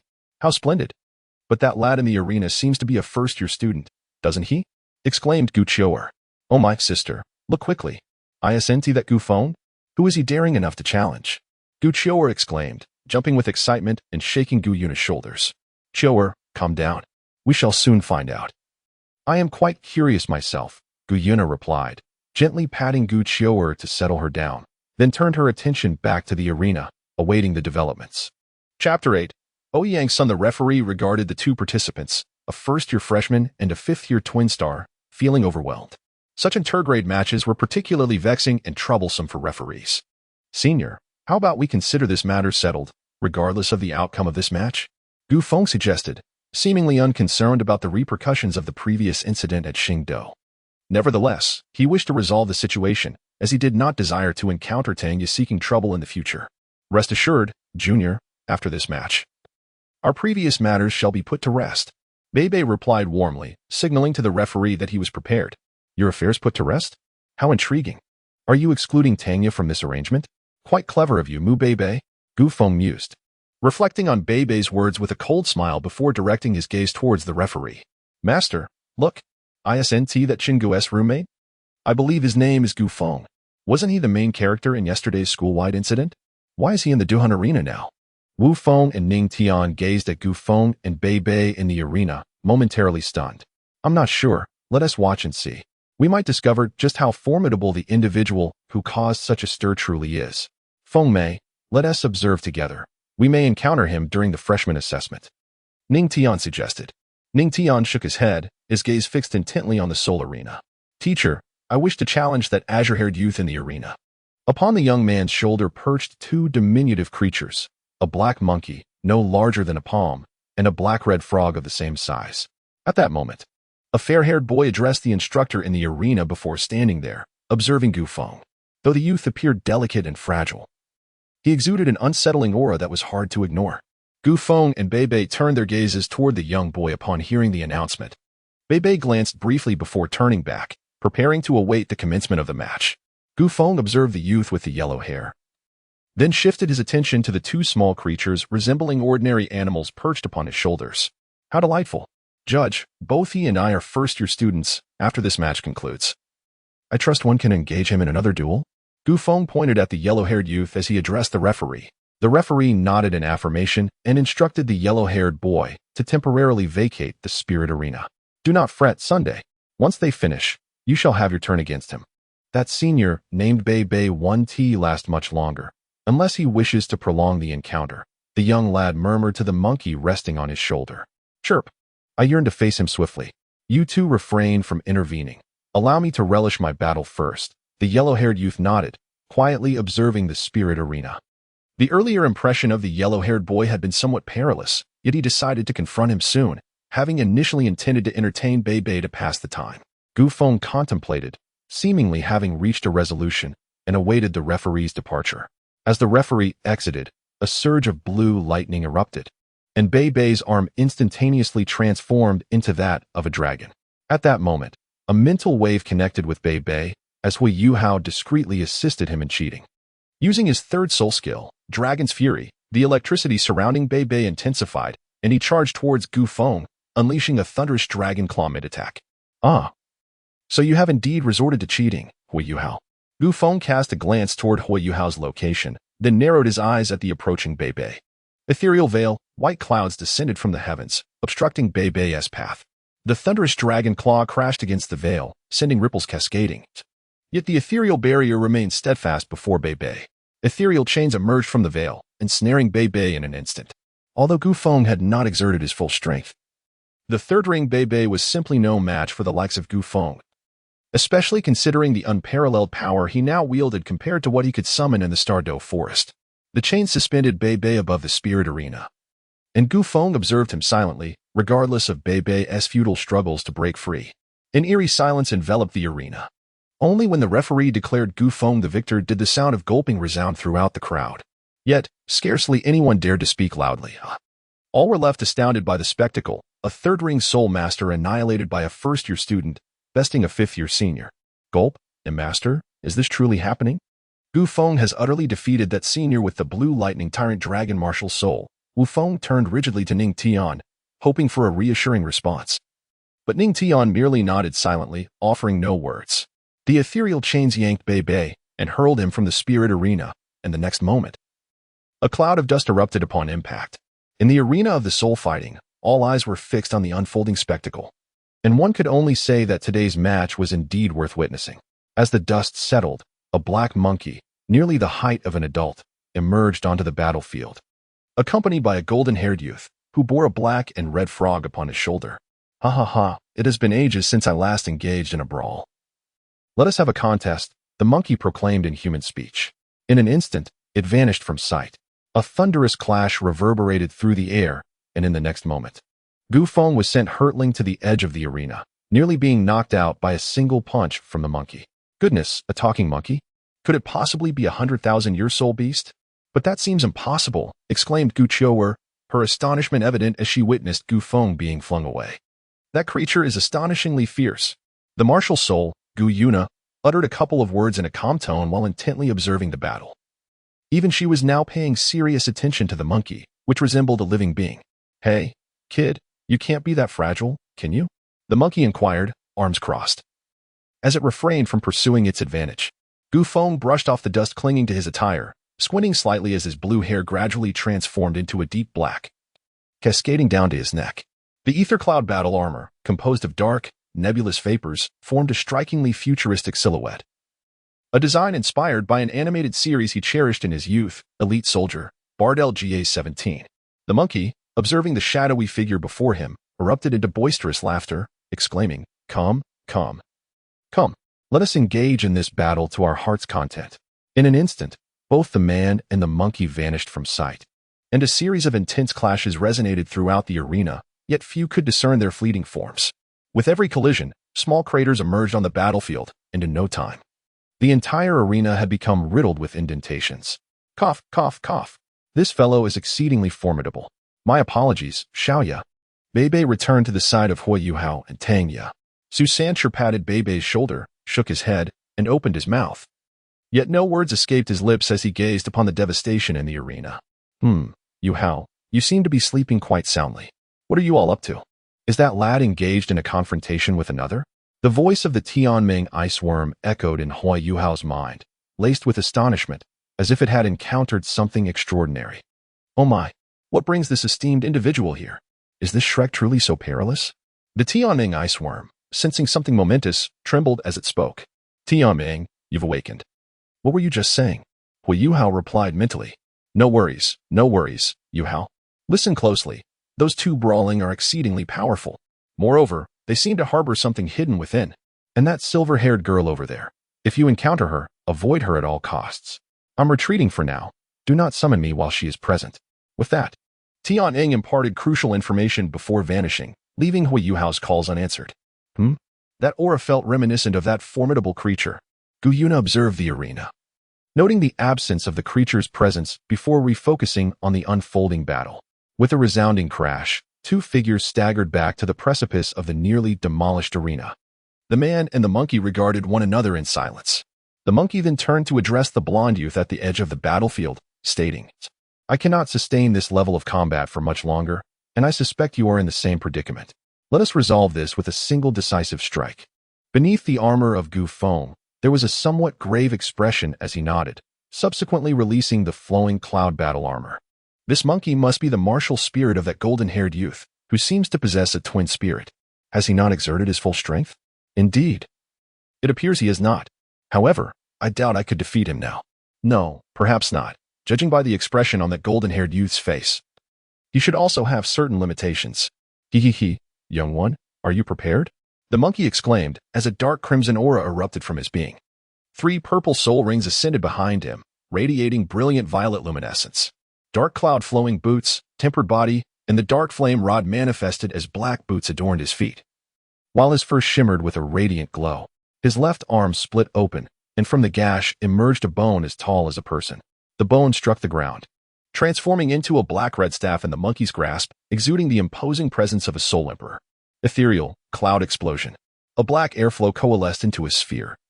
Suspended in Gu Feng's palm, continuously spinning and emanating a terrifying aura.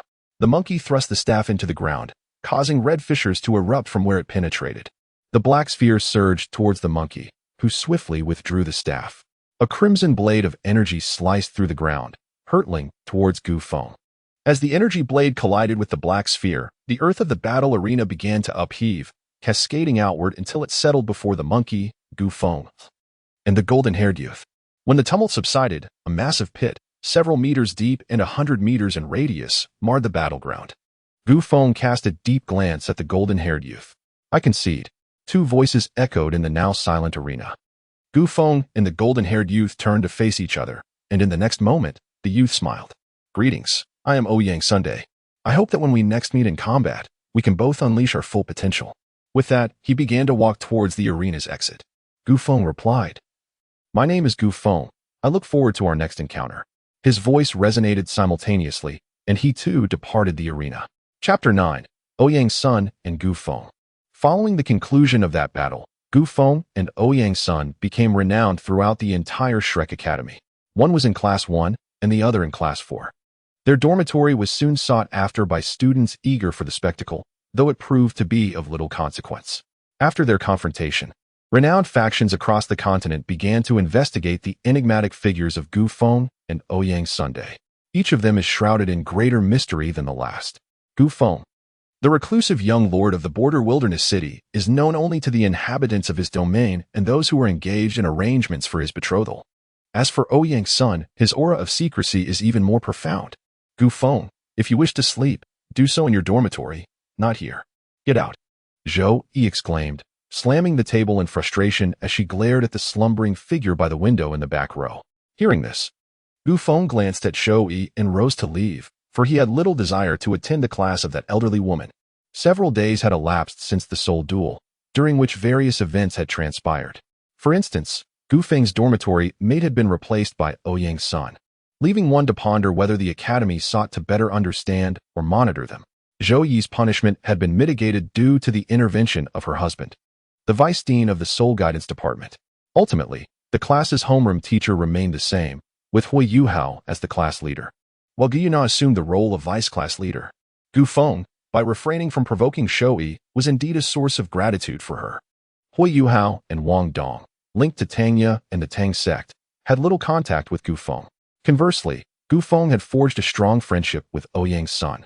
The two, sharing a dormitory in their beast spirits, created quite a lively atmosphere. Gu Yuna, however, occasionally appeared before Gu Feng and Ouyang's son, leaving one to wonder about her intentions. Ning Tian from the Nine Treasures frequently sought out Ouyang's son and Gu Feng, yet the two remained indifferent to her advances. Feng, aren't you attending class? Ouyang's son exclaimed in surprise upon spotting Gu Feng beneath the trees by the sea god lake. He approached and plopped down beside him. TSK. This lad has probably clashed with that old hag again. Whenever her class occurs, he invariably stirs up some trouble, he remarked, as he bounced playfully atop Ouyang's son's head. The monkey perched on Ouyang's son's shoulder, named Sun, along with the frog named Ouyang, usually kept quiet, as the latter often dozed off. Sun and Gu Feng had become fast friends, while Ouyang's son typically managed the aftermath of their antics. To distinguish between Ouyang's son and his spirit companions, Gu Feng commonly referred to him as Yang. Yang, what about you? Shouldn't you be in class as well? Why are you over here? You're not the type to sleep through lessons or skip them, Gu Feng said, glancing up before rolling over to resume his slumber. You brat. What? Are you looking for a fight? Sun grinned, eyeing Gu Feng with a challenging expression, as if daring him to provide a reason. Ouyang's son quickly intervened, soothing Sun. For since they had become dorm mates, Sun and Gu Feng had frequently sparred, and Ouyang's son had grown accustomed to it. Today we have a practical class. You know Sun's prowess, and Ouyang's direct strength is only slightly inferior to his. They are no longer in the same league as their peers. The teacher has granted me permission for free activity, Ouyang's son explained, settling beside Gu Feng, leaning against the tree for respite. Yang, why did you come to Shrek? Gu Feng inquired after stretching and relaxing for some time. Me? There's nothing I cannot disclose. My family originally hails from overseas. You may have heard of it. In this era, the deities cannot intervene in the continent. My family sent me to explore if there might be an opportunity for divinity, Ouyang's son replied quietly. And as he spoke of the continent, seriousness washed over Sun's monkey-like face. After Ouyang's son finished speaking, Sun accompanied Ouyang's son. And the three of them seemed to be comforting one another. And you, what brings you here? Gu Feng had never anticipated that Ouyang's son would come here for the purpose of achieving divinity. He stared intently at Ouyang's son and, after a moment, suddenly broke into a heartfelt smile, one that radiated the warmth of true friendship. When I first learned of the existence of deities in the heavens and their potential to intervene in the affairs of the continent, I contemplated leading a quiet life as a minor lord in the borderlands. However, I later discovered that the connection between the gods and the continent had been severed. Although I remain uncertain as to when the gods may descend once more, I aspire to grow stronger during this interval, to become powerful enough that even the gods would not instill fear in me. For the first time, Gu Feng revealed his innermost thoughts to another, despite his typically nonchalant demeanor. Yet, this was an unavoidable circumstance. He was far too young, unable to endure the overwhelming power of the ether. The soul rings bore no effect on him, and his soul power could not be cultivated. Thus, he was left to explore the applications of ether, a pursuit he had never ceased over the years. Ouyang's son gazed at his seemingly carefree friend in astonishment. After a moment, they both laughed together. A genuine smile shared between them. Perhaps their ultimate goals diverged, but they both recognized that the divine was their common adversary, and that was sufficient. Shall we delve into our respective situations? I suppose we can consider ourselves allies now, Ouyang's son suggested after a brief silence. Gu Feng nodded in response, prompting Ouyang's son to smile. Let me share my circumstances first. I am the holy son of this generation from Sea God Island, not to be confused with Tang San, the deity from millennia ago, but rather the first holy son of the original Sea God Island.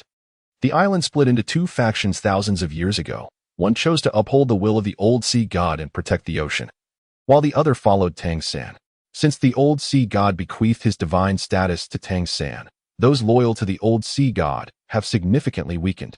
Yet they remain formidable. Nevertheless, Tang San initiated a relentless pursuit against them. Both the Haotian Sect and Sea God Island participated in this hunt, though I am uncertain if Shrek was involved. As Ouyang's son spoke, his tone grew gravely serious. Some matters are not easily articulated. I belong to the faction of holy sons from Sea God Island that was hunted down. However, we have long since retreated from the sea, having taken refuge on the mainland a millennium ago. Our strength has been somewhat restored, yet we still cannot compare to Sea God Island or the Haotian Sect. I shall find a way to avenge this wrong. Ouyang's son briefly outlined his own faction and the possible reasons for opposing the divine. My situation is somewhat similar, Gu Feng replied. It's rather grim. My father is an adopted son-in-law. Although he often fears my mother, their love for one another is genuine. I admire their relationship. My mother possesses the six-winged angel as her martial soul. You are aware of this, I presume? It is a legacy martial soul from the spirit hall a millennium ago. A divine-grade martial soul. Thus, the tale is quite cliché. But the conclusion echoes your own. They concealed themselves until the gods could no longer intervene in the mortal realm, though they harbor little trust in the powers of Douluo continent. After all factions on the continent participated in that war 1,000 years ago. They seem to regard the sun and moon positively, especially since the current emperor of the sun and moon is nearing death, and the crown prince is rather unconventional. Otherwise, they might have allied with the sun and moon by now. I must admit, I find the sun and moon to be more appealing. It feels much more relaxed there compared to Douluo. However, I fled to escape an arranged marriage, and I took this opportunity to witness the prowess of Shrek, who triumphed over the spirit hall a millennium ago. Gu Feng, as he spoke, reclined beneath the great tree, resting his hands behind his head, akin to recounting a tale. It appears that we are destined to become good friends. Moreover, our family's influence now spans the realms of the sun and moon. I, too, have stealthily ventured out, driven by a desire to investigate whether Shrek was involved in the siege of yesteryear. Upon hearing this, Ouyang's son chuckled softly. One could only remark on the whims of fate. As two youths embarked together upon an uncertain path, they remained oblivious to the outcomes that lay ahead. Yet they both understood that they would not harbor regrets. Feng, do you have a contingency plan for your arrival at Shrek? Ouyang's son suddenly posed a question to Gu Feng. Haven't you prepared anything? Gu Feng regarded Ouyang's son with a peculiar expression, the latter feeling slightly embarrassed under his gaze. Of course, I have prepared something. I merely wished to inquire if you had a plan as well. It would be prudent for me to know in case we need to make a hasty retreat together, Ouyang's son earnestly conveyed to Gu Feng. Rest assured, I am well prepared. Thank you. My family is situated at the intersection of the star Luo, sun and moon, and the star Do. Should any unforeseen events arise, I hope you can lend us your assistance, Gu Feng stated seriously, as if a thought had struck him. Of course, no problem, Ouyang's son nodded in agreement. The two then delved into various gossip until Gu Feng's gaze fell upon a peculiar event involving a humanoid creature and a stitched monstrosity. Oh dear, what fortune! These two have appeared here, which means the phoenix must also be on its way, Gu Feng lamented. Observing the figures of Hui Yuhao and Wang Dong approaching in the distance, unable to suppress a hand to his forehead. Feng, son, there is something approaching from the lake. Ouyang's son seemed to sense a disturbance, warning both Gu Feng and himself. They exchanged a glance, rising to their feet, prepared to act at a moment's notice. Meanwhile, our classmate Hui Yuhao remained blissfully unaware of the impending danger, engaged in playful banter with his cross-dressing roommate. Yuhao, look, it's Gu Feng and Ouyang Sunday. I didn't expect to find them here. Wang Dong tugged at Hui Yuhao, leaning in to whisper. Gu Feng, Ouyang's son, what a coincidence. Are you taking a stroll here as well? Although their relationship was somewhat strained due to Tang, it was not entirely negative. Hui Yuhao greeted them nonetheless. I suggest you take a glance at the lake's surface and then make your escape, for I may not be able to look out for you when the moment arrives. Gu Feng advised, casting a wary glance at Hui Yuhao, then crossing his arms with Ouyang's son as they watched the crimson figure charging toward them from the inner courtyard. At that moment, Hui Yuhao also caught sight of the red figure, his keen instincts alerting him to the danger. Wang Dong, we need to leave now, Hui Yuhao urged urgently. Although puzzled, Wang Dong complied, swiftly leading Hui Yuhao away toward the academy. Chapter 10, The Phoenix and the Transfer Student's Son. That creature appears rather perilous. We must strike first. To delay is to invite calamity. Let us deal with it together, Gu Feng remarked. His eyes fixed on the approaching fiery silhouette. The fiery figure cleaved through the waves, charging directly at Gu Feng and Ouyang Sunday. Ethereal blades, shrouded in dark clouds, rained down upon that figure with fervor. Yet, the speed of that silhouette remained largely unimpeded. Before the blades could descend, they were vaporized by the intense heat emanating from her. Playing with fire are we? Son, assist me in defending. I shall unleash a formidable attack upon this adversary. Upon uttering these words, Gu Feng began to coalesce ethereal energy, slowly forming a black sphere behind him. This orb, ever rotating, absorbed the elemental energies of the surrounding world, gradually swelling in size. With a thunderous boom, the fiery figure splashed upon the surface of the sea god lake. Sun unleashed his full amplification, striking the figure with a staff, sending it hurtling away. One hand grasped the staff, while the other shielded his eyes from above. Observing the silhouette that had been propelled several meters away, it seemed that the creature was in a rather peculiar state. Feng, Yang, prepare for a hasty retreat. We may not be able to handle this. Upon finishing his warning, Sun entered a state of vigilance, sensing an unsettling aura from the figure. He understood that he was currently outmatched. The only reason he had been able to strike it away was due to its abnormal condition. The figure, now submerged in the water, appeared to sense the threat, and 6 soul rings emerged. The first and third rings shone brightly, radiating an aura that left Sun utterly astonished. We cannot engage. We must flee. In an instant, Sun dispelled his combat state, transforming back into a diminutive monkey and scampering onto Ouyang's son's shoulder. While defeat was certain, he resolved to impart a lasting impression upon that foe before their escape. Gu Feng cast a glance at the increasingly formidable crimson figure. Squinting slightly as he raised his gaze to the island at the center of the sea god lake, a faint smile gracing his lips. How intriguing. The ether, black sun. A diminutive black sun ascended beside the sea god lake, its rotation slowly drawing everything in its vicinity towards it. As objects were engulfed, they were compressed and annihilated in a whirl of ether, with the resulting energy being drawn into the small black sun's orbit. The sun expanded, its gravitational pull intensifying. The flames emanating from the figure were gradually consumed by the sun's voracious appetite. Let us depart.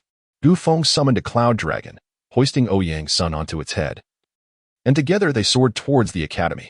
The fiery figure sensed impending danger, the 5th soul ring illuminated, and her arm radiated brilliance as a small obsidian phoenix manifested in her grasp, soaring towards the now 6-meter-wide black sun. A deafening explosion resonated, sending a plume of lake water soaring dozens of meters into the air before cascading back down. The figure was thrust into the lake by the force of the blast. What is that sound? Yuhao, what transpired behind us? Wang Dong and Hui Yuhao rushed to the edge of the sea god lake's forest, mere meters from escape. Wang Dong halted, panting, having exhausted himself carrying the burden of Hui Yuhao, a novice with only 2 rings. I cannot say. But it must have been Gu Feng and Ouyang's son, Hui Yuhao replied, equally astonished as he glanced back. The explosion had occurred hundreds of meters away, its shockwaves reverberating through the trees. A wave of heat caused the leaves to sway violently, hinting at a battle of tremendous intensity. Hui Yuhao contemplated, his gaze drifting to the academy, feeling a slight relaxation. Suddenly, a gust of wind swept through, dislodging leaves. And both Hui Yuhao and Wang Dong looked up to see a shadowy dragon streaking past them toward the academy, 2 figures barely discernible upon its head. Surely not. Hui Yuhao exchanged a worried glance with Wang Dong, swallowing hard as he prepared to assist Wang Dong in fleeing. In the next instant, intense heat enveloped them, and Wang Dong was rendered unconscious by the violent shockwave. What audacity to threaten someone chosen by me! The heavenly dream ice silkworm sensed Hui Yuhao's peril and urgently intervened. An icy aura extinguished the flames, enveloping Hui Yuhao in a frost-laden embrace. Perish, commanded the heavenly dream with a pointed gesture. A chill coalesced at Hui Yuhao's fingertips, and a cerulean beam of ice struck the fiery figure's head, causing it to plummet instantly. The heavenly dream ice silkworm contemplated delivering a finishing blow but sensed something amiss, reluctantly retreating back to Hui Yuhao's spiritual sea. Subsequently, Hui Yuhao collapsed beside Wang Dong. Shortly after his fall, 2 figures emerged from the direction of the inner courtyard.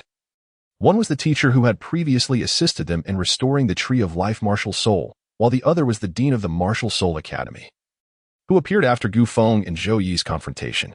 Dean, Xiao Tao is here, and there are 2 new students from the outer academy. Fortunately, they had merely lost consciousness due to the impact. The teacher of the Tree of Life Martial Soul examined the 2 outer academy students and reported to Yan Xiaozhe. The lingering aura here resembles the breath of an ancient ice dragon. Is there still an ice attribute student hidden within the outer academy? After pondering for a moment, Yan Xiaozhe suddenly lifted his head, as if struck by a revelation. Teacher Zhuang, could you please take Xiao Tao back to the inner courtyard first? I wish to inquire about the circumstances once these 2 children awaken. Yan Xiaozhe glanced at Hui Yuhao and Wang Dong lying on the ground and addressed Teacher Zhuang. Yuhao, you must be more cautious lately. Do not venture into dangerous places again. If I hadn't arrived in time this time, we would have faced dire consequences. Do you understand? The heavenly dream ice silkworm delivered a loving reprimand to Hui Yuhao within the sea of consciousness, albeit humorously, as it had no physical form to deliver a blow. Yes, Brother Tianming, I understand. Thank you, Brother Tianming. Hui Yuhao rubbed his head where he had been hit and expressed gratitude to the heavenly dream ice silkworm. All right, it's time for you to exit. There is a tidal Douluo waiting for you outside. The heavenly dream ice silkworm waved its hand and, with a gentle kick, propelled Hui Yuhao out of the sea of consciousness. Before Hui Yuhao could fully comprehend what Tianming had said, he awoke. Principal? Hello, Principal. He looked at Wang Dong, who wore a worried expression, and Yan Xiaozhe, who stood nearby. Instantly, he flipped over and stood up. Hello. I wish to know who that ice-type soul master who assisted you is. This is of utmost importance to me. Of course. Here are 2 soul-enhancing pills as compensation for your trouble. Yan Xiaozhe did not mince words and directly inquired about what he wished to know. Apologies, Principal, but I do not know. However, while I was unconscious, I saw a cloud dragon soaring from the lakeside, and after that, I remember nothing. Hui Yuhao calmly shifted the topic to Gu Feng and Ouyang's son, concealing the involvement of the heavenly dream ice silkworm. Is that so? Very well, I have noted this. Remember to keep this matter confidential, otherwise, the consequences will be severe. After Yan Xiaozhe concluded, he soared towards the inner courtyard, intending to ask Xiao Tao if she had any recollections once she awakened. Damn it, if I had strength, would I still be treated this way?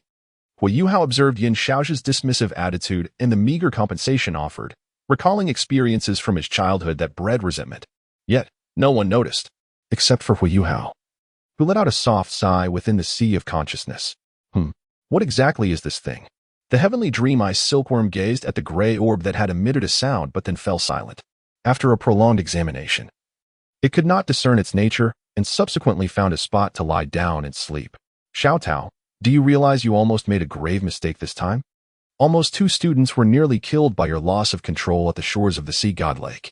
Yan Xiaozhe cast a reproachful gaze at Ma Xiaodao, who sat by the window, before he sighed deeply. Teacher, I assure you, I feel that my malevolent impulses will not spiral out of control again in the near future. Was there anything that transpired during my lapse? I have a vague recollection that two individuals intervened. Ma Xiaodao, gazing out of the window, gently spoke to Yin Xiaojia. She then leaped down and inquired, there was an ancient ice dragon's aura where you lost consciousness. The two students who stopped you must be those enigmatic individuals from the Outer Academy, though it remains uncertain whether one of them possesses ice attributes. Yin Xiaojia relayed the details of his investigation to Ma Xiaodao. You should attend the Outer Academy's freshman assessment. Perhaps you will uncover that ice-attributed soul master. After finishing his words, he departed, burdened by pressing matters. The explosion near the Sea God Lake had caught the attention of most in the Outer Academy, and he needed to address these issues. The Outer Academy? Those two students capable of briefly unleashing Soul Emperor-level power? Ma Xiaodao pondered as she reclined on her bed before rising to practice her cultivation. Meanwhile, at the Outer Academy, a black cloud dragon descended at the edge of the training grounds. Gu Feng and Ouyang's son dismounted from the dragon. Can you control that contraption you created? We were almost swept away by it, Sun exclaimed, playfully ruffling Gu Feng's hair. Gu Feng's lips twitched in annoyance as he seized Sun and tossed him back into Ouyang's son's arms. This was merely a miscalculation. It was my first attempt at this technique. Minor issues are to be expected. Thankfully, we emerged unscathed. Gu Feng's voice gradually diminished. For this matter undeniably stemmed from his own oversight. Given their capabilities, a swift escape would have been effortlessly attainable, especially considering that individual was scarcely aware at the time. Ultimately, Gu Feng conjured a small sun, and that silhouette had yet to inflict any harm upon them, nearly leading to his own demise. Feng. Unless it is a matter of life and death, it would be prudent to refrain from engaging with such uncertain endeavors in the future. Ouyang's son placed a reassuring hand on Gu Feng's shoulder as they made their way toward the dormitory. Alas, Ouyang, do you not trust me either? Gu Feng pursued Ouyang's son, heading in the same direction. The following day, as Zhou Yi entered the classroom, she emphatically slapped her hand on the desk. Speak up. Gu Feng, was yesterday's explosion at the Sea God Lake your doing? Do you possess any evidence? Whether I did or did not, what is it to you? Gu Feng replied nonchalantly, gazing out the window, merely indulging Zhou Yi, as it had become a daily routine to oppose her. Today, we have a transfer student joining our class. Her name is Lan Shui. Zhou Yi announced the news. Greetings, everyone. My name is Lan Shui. A melodious voice resonated. A girl with pink hair stood at the podium, adorned in Shrek's distinctive red uniform, exuding an astonishing aura. Yet, there was an underlying warmth about her, enveloping those present in a comforting embrace. Chapter 11. The Inner Courtyard, Lan Shui. Gu Feng's eyes widened as he gazed at the girl on the podium, Lan Shui, with her pink hair radiating an aura of warmth and brightness. He suppressed his own aura, striving to diminish his presence. Gu Yuna stared at the girl on the stage, frozen in her seat. How could a being exuding a purity surpassing that of the Light Dragon King exist? What is this sensation? It feels so comforting. Being near her is remarkably relieving. Upon Lan Shui's entrance into the classroom, Gu Qiuer suddenly felt an overwhelming sense of ease. Bowing her head, she shielded her forehead with her hand, revealing a crimson vertical pupil that seemed to have discovered something, only to close it again, turning her gaze towards Wang Dong, as if contemplating something profound. Hu Yuhao found himself entranced by the newcomer, sensing a maternal warmth emanating from her. Unbeknownst to him, a solitary tear slipped down his cheek, fleeting as it was. Wang Dong looked at Lan Shui and suddenly felt a brief pang of headache, but it dissipated almost instantly, and he dismissed it from his mind. Behind Wang Dong sat a petite girl with a ponytail, her eyes fixed on Lan Shui, sparkling with admiration. Xiao Xiao blushed fiercely as she caught a glimpse of the girl, hastily lowering her head. Zhou Yi observed Gu Feng and quickly averted her gaze, momentarily taken aback by his unexpected compliance. Could it be that? She glanced at Lan Shui beside her and suddenly smiled. Though her grin appeared quite menacing to the other students, given her mask resembling an old woman. Lan Shui, there is a seat next to Gu Feng. You may sit there for now, Zhou Yi instructed, gesturing towards the vacant spot before turning to exit the classroom. Damn, this is troublesome, Gu Feng thought. Ether had already begun to stir uncontrollably upon her arrival. If she were to come closer, it might provoke a significant upheaval. Gu Feng gazed at the approaching Lan Shui, as if he had made a momentous decision. He discreetly placed his hand beneath the table and quietly retrieved a bracelet from his soul guide, adorning his wrist with it. In an instant, the ether within his body settled into a tranquil state. This bracelet, a unique soul artifact from his mother's household, was equivalent to an 8th grade half-soul guide in the realm of the sun and moon, albeit its utility was somewhat limited. Nevertheless, in the current context, it proved to be quite fitting. The artifact possessed the ability to suppress the tumult of soul power within his body, typically employed during the absorption of soul rings, facilitating the acquisition of higher-grade soul rings, albeit only slightly easing the process of absorption. Gu Feng had once been in frail health, overshadowed by the formidable power of the ether within him. His mother, in an attempt to mitigate this, extracted a portion and modified it, ultimately discovering a method to suppress the ether residing within Gu Feng's body. The trade-off, however, was that he could scarcely harness the ether, and any forced attempt to do so might lead to violent repercussions. Lan Shui settled beside Gu Feng, pondering aloud. Just moments ago, I could sense the vibrancy of the light element. Why has it now become dormant? Could it be due to him? She cast a furtive glance at Gu Feng, seemingly lost in thought. The current Shrek Academy seemed rife with an assortment of extraordinary individuals. Just look at the oddities present. Take Hui Yuhao, the child of fortune, for instance. Then there's Tang San's daughter. Though a patchwork creation, she appears not to be so at present. Moreover, there's the Silver Dragon King and the Imperial Beast. While they have yet to make their mark, one can never predict when an unexpected event might unfold. And what of Ouyang's son? He seems more akin to a child of destiny than Hui Yuhao himself. Strength, influence, talent, and fortune. Well, perhaps we can overlook luck. That truly cannot be measured. And now, Lan Shui, is she trying to mock me for not having watched The Great Thief? Harnessing light, after all. The ultimate expression of light is time itself. How remarkable. I wonder if Tang San could ever manage to leverage that. Yet, it appears Lan Shui is merely a slacker, wielding the most formidable power yet executing the weakest maneuvers. As Gu Feng mused upon this, he seemed to stumble upon an epiphany, his gaze instinctively drawn towards Lan Shui. Hello, classmate Gu. Is there something on my face? You've been staring at me, she inquired, her voice dwindling as a blush crept across her cheeks. Oh, I was merely curious about why your school uniform is red, so different from ours. Gu Feng swiftly redirected the conversation. In that moment, the entire class seemed to have unearthed some scandal, their eyes fixated on the pair. Goodness, I never anticipated I would find myself in the midst of such gossip. Gu Feng felt a wave of discomfort under their scrutiny. Oh, that? It's because I previously attended classes in the inner academy, but due to my age, the headmaster requested that I join the outer academy for a while. When the time comes, apologies, I can't disclose that. I'm sorry. Lan Shui stuck out her tongue playfully, tilting her head as she offered Gu Feng a smile. Indeed, no wonder she is dubbed the premier actress of The Great Thief. If one were to peel back her facade, it would surely reveal darkness beneath. As seasoned performers, who could possibly outshine the other? Gu Feng gazed at Lan Shui's endearing demeanor and could not help but shiver slightly. Ah, so you are a student from the inner courtyard? Your soul power must be quite formidable, and your martial soul must be equally impressive. While in class, refrain from indulging in frivolity. Gu Feng, if you wish to speak, kindly return to your seat.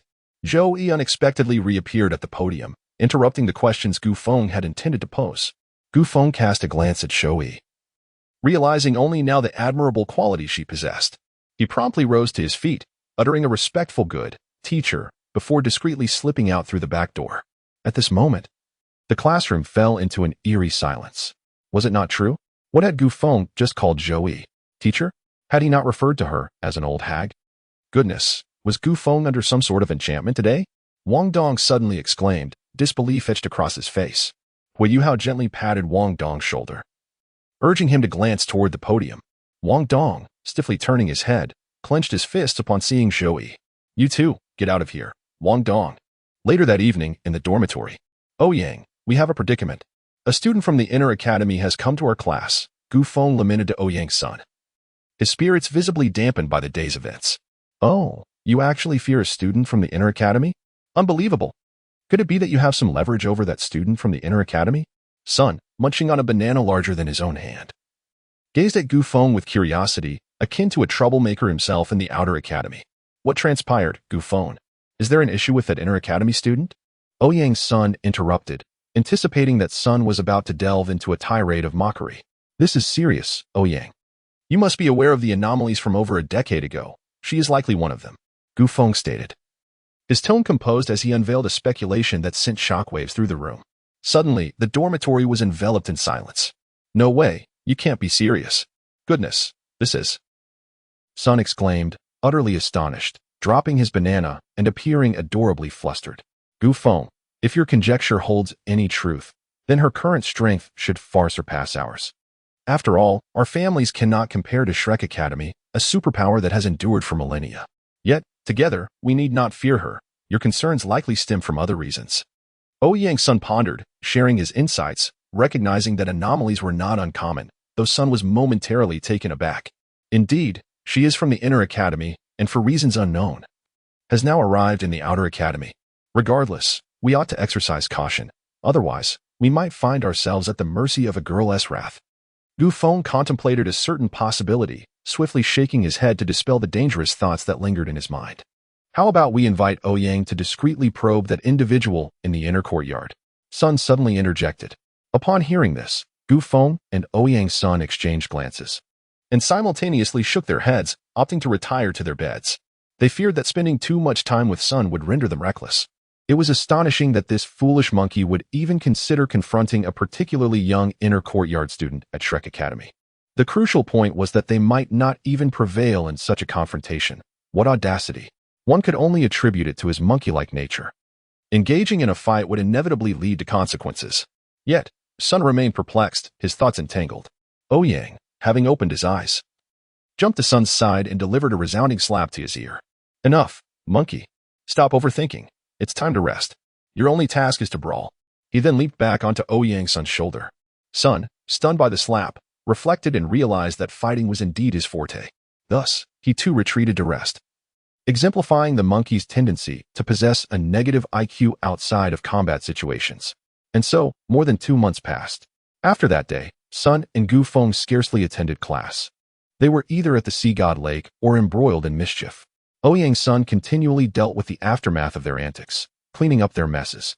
Zhou sought out director Du Weilin on multiple occasions, demanding severe punishment for Gu Feng, but ultimately, her efforts bore no fruit. Lan Shui formed a close friendship with Gu Yuna and Gu Qiu'er from her class, though their ulterior motives remained a mystery. As in the original story, Hui Yuhao became friends with Xiao Xiao, and now he was the busiest student in the entire academy. After completing his classes in the martial soul department in the morning, he would spend his afternoons learning the crafting of soul tools in the soul engineer department. The silver lining was that within these 2 months, Hui Yuhao had ascended to the rank of a level 1 soul master. He would also carve out time each week to sell grilled fish, gradually becoming familiar with Su Sanshi and Jiang Nanan. Thanks to Gu Feng and Ouyang's Sun, the entire outer courtyard was fervently engaged in training. Compared to the original narrative, Hui Yuhao's prowess had significantly advanced, and he had already attained the status of a level 19 soul master. Unbeknownst to them, the time for the school entrance assessment was rapidly approaching. This assessment would determine their class placements and the resources they would be allocated. Moreover, this was the entrance examination of the continent's foremost academy, and achieving first place would yield substantial rewards. Hui Yuhao, organize the teams for the entrance assessment and submit the list to me, Zhou stated calmly, glancing at Lan Shui. It was evident that her class would undoubtedly secure first place. Even the 4th class, with Ouyang's Sun, would not stand a chance against Lan Shui. In fact, they could potentially secure at least 2 of the top 3 positions, and if executed well, even all 3 could be theirs. Gu Feng and Lan Shui will be in a separate group. Hui Yuhao, you need not worry about them. Just focus on organizing the other groups. Zhou seemed to recall something, and after giving a reminder to Hui Yuhao, she exited. Chapter 12. The Peculiar Group Assessment. Feng, how do you intend to approach the entrance examination? Ouyang's Sun found Gu Feng, who was idly napping, and sat beside him. How else could it be done? Just a casual effort, merely to put on a show. I doubt I will take action. Lan Shui is in the outer court. Although it is not impossible to act, I am wary of Shrek resorting to underhanded tactics. My ether and her light are truly a perfect match. Gu Feng waved his hand dismissively and turned over, speaking nonchalantly. After a moment, he suddenly sprang to his feet, grasping Ouyang's Sun by the shoulders. Son, if the opportunity arises, you must push her down. Then we can secure the 1st and 2nd places. As he spoke, a spark ignited in his eyes as he contemplated the potential of this plan. Ouyang's Sun rolled his eyes in response, shaking off Gu Feng's grip, his expression clouded with skepticism. What are you dreaming about? We know nothing about that girl. While Shrek at least has some intel on us, she might even surpass us in strength. You expect me to bring her down? Why don't you try? Oh, you have a point, Gu Feng conceded, sighing. Let us just go with the flow. However, I suspect we might face numerous restrictions when the time comes. Otherwise, the other contenders wouldn't stand a chance against the top three. He leaned back on the grass, speaking languidly. Indeed, that seems likely, but who knows? Are you aware of the assessment format? After a moment of reflection, Ouyang's son fixed his gaze on Gu Feng. Huh? Isn't it just fighting? Are there any other rules? Gu Feng replied, bewildered. After so many years, who could recall the specifics? He could barely remember the major events, let alone the minutiae of such trivial matters. I expected as much. How would someone who rarely attends class know? Let me explain. First, there's the points competition. A victory earns you a point, while a loss yields none. The points competition is structured in groups, with each group required to compete in 10 matches, eliminating half the teams. Following that is a round-robin phase, where 10 groups compete in a venue to determine the strongest, eventually leading to the advancement rules for the top 64. Groups eliminated from the points competition will face expulsion. That's about it. Really, it's quite simple. Ouyang's son elaborated on the assessment rules, though he didn't care much for them. After all, with his full effort, no one in the outer academy could match him except for this idler and that enigmatic Lan Shui. The two were uncertain adversaries, as he had never faced them at full strength. This format seems rather troublesome, but I can't shake the feeling that there will be unexpected twists, Gu Feng mused, sensing something amiss with the convoluted rules. Yet, he decided to dismiss such thoughts, for their prowess was unparalleled in the outer academy, truly exceptional. On the day of the competition, the outer academy was divided into numerous venues, with all first-year freshmen eagerly anticipating this assessment, save for a few who lacked the strength to compete. Hello, everyone. I am Douluo, the head of the Martial Soul Department. We will now begin the allocation of venues and groups. This year is somewhat special, and I have an announcement to make. In the first venue, there will be only 8 teams, representing the top 8 of this assessment. Should any team believe themselves stronger than these, they may challenge them directly. The victor remains in the first venue, while the loser must start anew in the points competition. Of course, considering the number of participants, we will disclose the information of all students in the first venue. Furthermore, all participants were allotted a day for the challenge. Next, the roster for Arena 1 was announced. Group 1, Gu Yuna, Gu Qiuer, and Xiao Yuxuan. Gu Yuna, with the martial spirit of Elementalist, is a level 4 Soul Master. Gu Qiuer, wielding the Golden Dragon martial spirit, is a level 3 Soul Sovereign. Xiao Yuxuan, possessing the time-flowing Bell martial spirit, is a level 2 Soul Master. Group 2, Ning Tian, Wu Feng, and Xin Feng. Ning Tian, with the martial spirit of 7 Treasure Glazed Tower, is a level 3 Soul Sovereign. Xin Feng, wielding the 7 Killing Sword martial spirit, is also a level 3 Soul Sovereign. Wu Feng, with the Red Dragon martial spirit, is a level 2 Soul Master. Group 3, Dai Huabin, Zhulu, and Chuiji. Dai Huabin, possessing the Evil Eye White Tiger martial spirit, is a level 40 Soul Sovereign. Zulu, with the Nether Spirit Cat martial spirit, is a level 3 Soul Sovereign. Chuiji, wielding the Nine-Tailed Fox martial spirit, is a level 2 Soul Master. Group 4, Xia Huanyue, Lan Susu, and Lan Luoluo. Xia Huanyue, with the martial spirit of Pippi Elephant, is a level 3 Soul Sovereign. Lan Susu and Lan Luoluo, with the Hare martial spirit, are level 2 Soul Masters. Group 5, Wang Dong, Xiao Xiao, and Hui Yuhao. Wang Dong, a twin martial spirit user with the Divine Light Butterfly and the Haotian Hammer, is a level 30 Soul Master. Xiao Xiao, also a twin martial spirit user with the 3 Lives Soul-Destroying Cauldron and the 9 Phoenixes Flute, is a level 30 Soul Master. Hui Yuhao, with the spiritual martial spirit of Spirit Eye, is a level 20 Soul Master, having just advanced to level 20 the day before the assessment. Group 6, Lan Shui, with the martial spirit of Light, is a level 4 Soul Master. Group 7, Gu Feng, with the martial spirit of Body, is a level 3 Soul Sovereign. Group 8, Ouyang's son, a twin martial spirit user with the martial spirits of Ouyang and Sun, is a level 3 Soul Sovereign. Du Weiren recited the members of the 8 groups in Arena 1. Upon mentioning Gu Feng and Ouyang's son, he cast a glance at the two amidst the crowd but said nothing further, continuing to arrange the assessment matters. Due to the limited slots in Arena 1 and the singular day allocated for challenges, it was made clear that any participant who recklessly engaged in the challenge and was eliminated without any resistance would have their qualifications revoked. A teacher from the inner academy was invited to provide treatment for such cases. Now, I hereby declare the commencement of this year's freshman assessment. After hearing the rules, Ouyang's son glanced at Gu Feng and teased.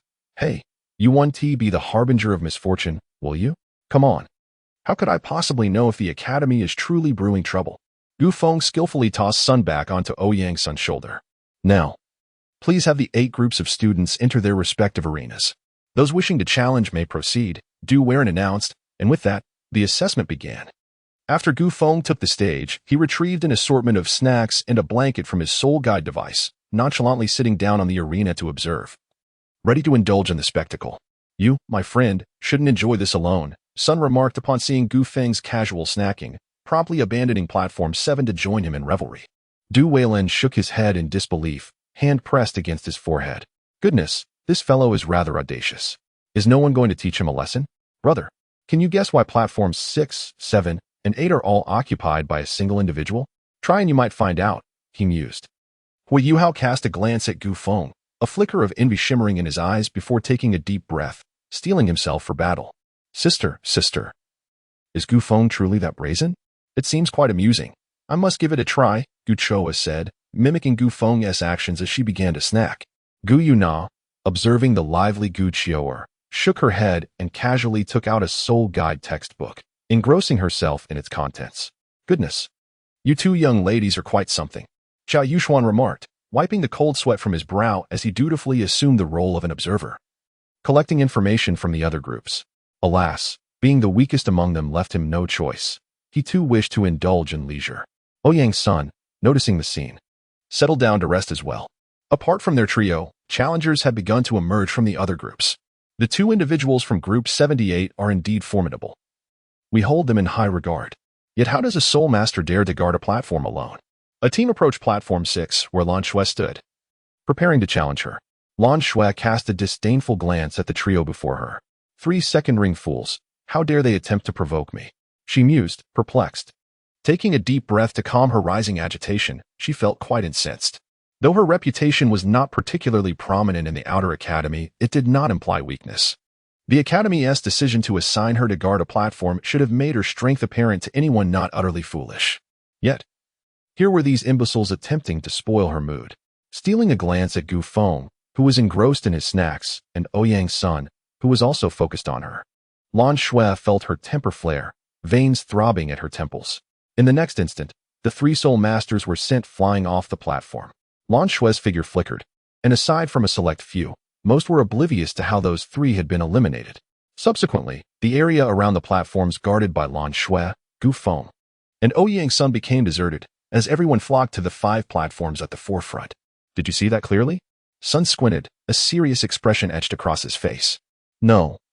I only caught a glimpse of a blurred shadow, but it was certainly effective, Gu Feng pondered, responding to Sun, though his expression remained less than favorable. Gu Feng and Sun Du fell into a contemplative silence, for the swiftness of the situation left them utterly powerless. Gu Feng glanced at Ouyang's son, who merely shook his head and closed his eyes, opting to rest instead. Well, there is no need to engage in a confrontation with her. A simple pretense would suffice. Come, let us enjoy the spectacle, Sun, Gu Feng suddenly chuckled, addressing Sunday. At this, Sun looked up, and after a moment, joined in the laughter. You rascal indeed. It is not a matter of life and death. There is truly no need to exert ourselves. With a shake of his head. Sun also settled in to watch the unfolding drama. The 8 arenas stood deserted, with the latter 3 and the first 3 devoid of challengers. Save for the initial trio of stubborn competitors. Each of the first 3 arenas boasted 2 soul masters as a foundation, and the latter 3 were no exception. The 2 anomalies from the outer court, along with a girl who might rival them, rendered any attempts at challenge futile. Thus, our classmates, Hui Yuhao and the sisters Lan Susu and Lan Luoluo, found themselves in a predicament. Hui Yuhao's team possessed a blend of offense, control, and defense, complemented by Hui Yuhao's exceptional foresight, which enabled them to endure. However, they were still competing against all first-year students from the outer court, and a few formidable teams inevitably emerged. They encountered an opponent whose martial spirit was a mirror, capable of replicating Wang Dong. Had it not been for Hui Yuhao's predictive abilities, Wang Dong would have found himself in dire straits. Similarly, Xie Huanyue's group faced challenges. While Xie Huanyue himself fared well, his martial spirit being the resilient Pai Pai elephant, his companions, sisters Lan Susu and Lan Luoluo, struggled mightily. They also faced a team with a soul master, whose hidden martial spirit fusion technique had been unveiled. The stakes were high. They needed to secure victory in today's matches. Triumph would grant them a place among the top 8, while defeat would seal their fate away from that coveted position. After today's contests, the 8 groups would enjoy a 3-day respite before drawing lots for the quarterfinals. Gu Feng and Ouyang Sun are faring well. Yet the members of Hui Yuhao and Xie Huanyue's teams are quite exhausted. Hui Yuhao and Lan Luoluo have even been defeated in the arena once, but ultimately, they emerge victorious, albeit with some trepidation. Chapter 13, Light and Ether. Ah, I feel so drowsy. Gu Feng squinted, appearing as though he had yet to awaken fully. Today marks the quarterfinals, and everyone is required to participate in the lottery draw. Gu Feng was once again dragged over by Ouyang Sun, still battling his sleepiness. The finals consist solely of their 8 teams, along with a few senior students from the inner academy and some teachers. The results of the lottery draw were announced by Du Weilin after he reviewed the competitors' outcomes. The first match, Gu Feng versus Lan Shui. The second match, Ouyang Sun versus Gu Yun's team. The third match, Ning Tian's team versus Dai Huabin's team. The fourth match, Hui Yuhao's team versus Xie Huanyue's team. As Gu Feng awoke from his slumber the instant the groupings were announced, Ouyang Sun could not help but gaze in astonishment at the absurd pairings. Lan Shui? Was it mere fortune or some hidden machination? Gu Feng quietly observed Du Weilin in the stands, then turned to behold several figures clad in red uniforms among the audience, including Yin Xiaozhe and a disheveled drunkard clutching a chicken leg. It appeared he had been orchestrated into this predicament. Lowering his gaze, Gu Feng's calm words emerged. Hey kid. What's the matter? Keep your composure. What's with you? Your aura is fluctuating dramatically. Sun rushed to Gu Feng's side, attempting to console him in this unsettling moment.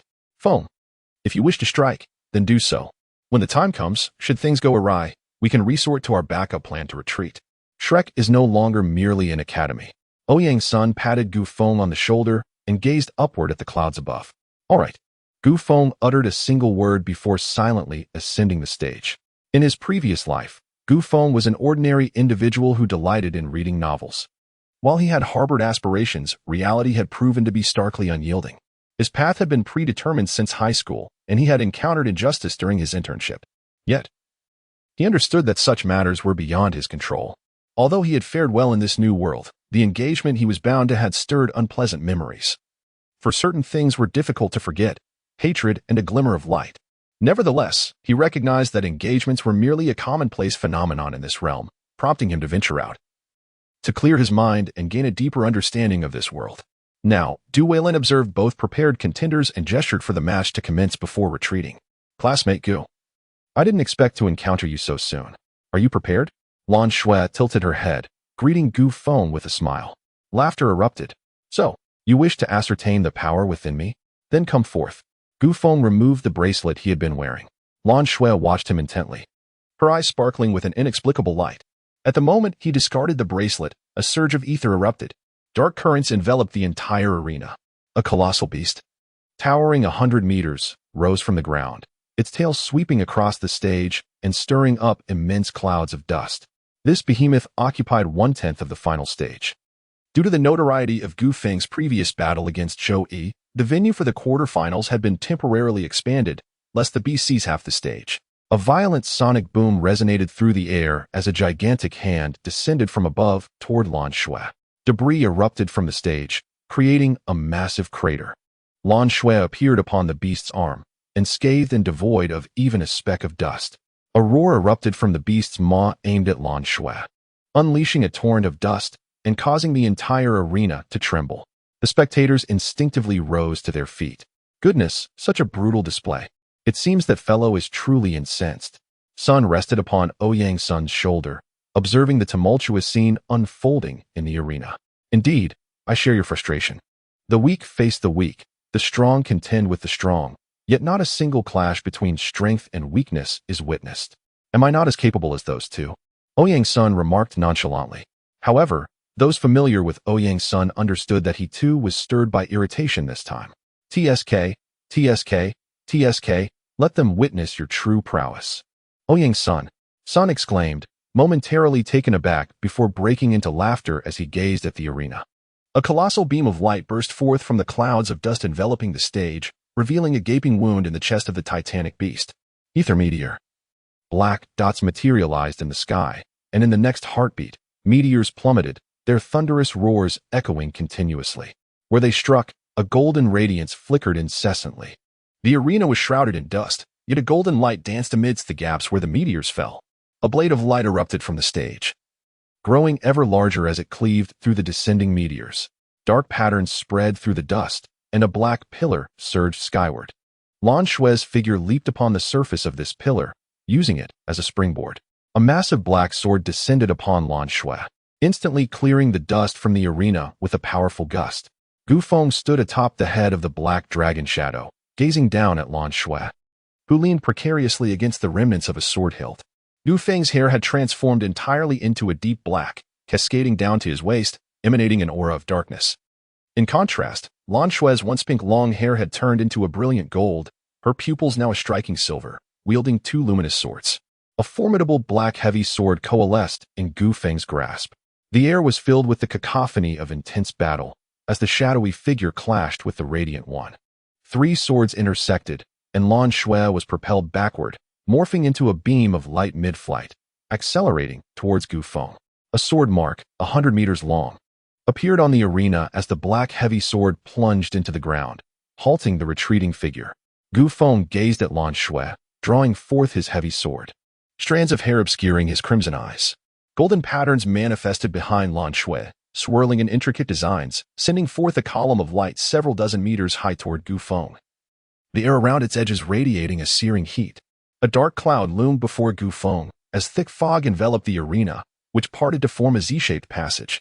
With a sweeping motion of the heavy sword, the black figure was sent crashing into the ground, creating massive craters. Then, a flash of black light surged forth, accompanied by a sonic boom at the point of collision, propelling the golden figure away, which accelerated midair.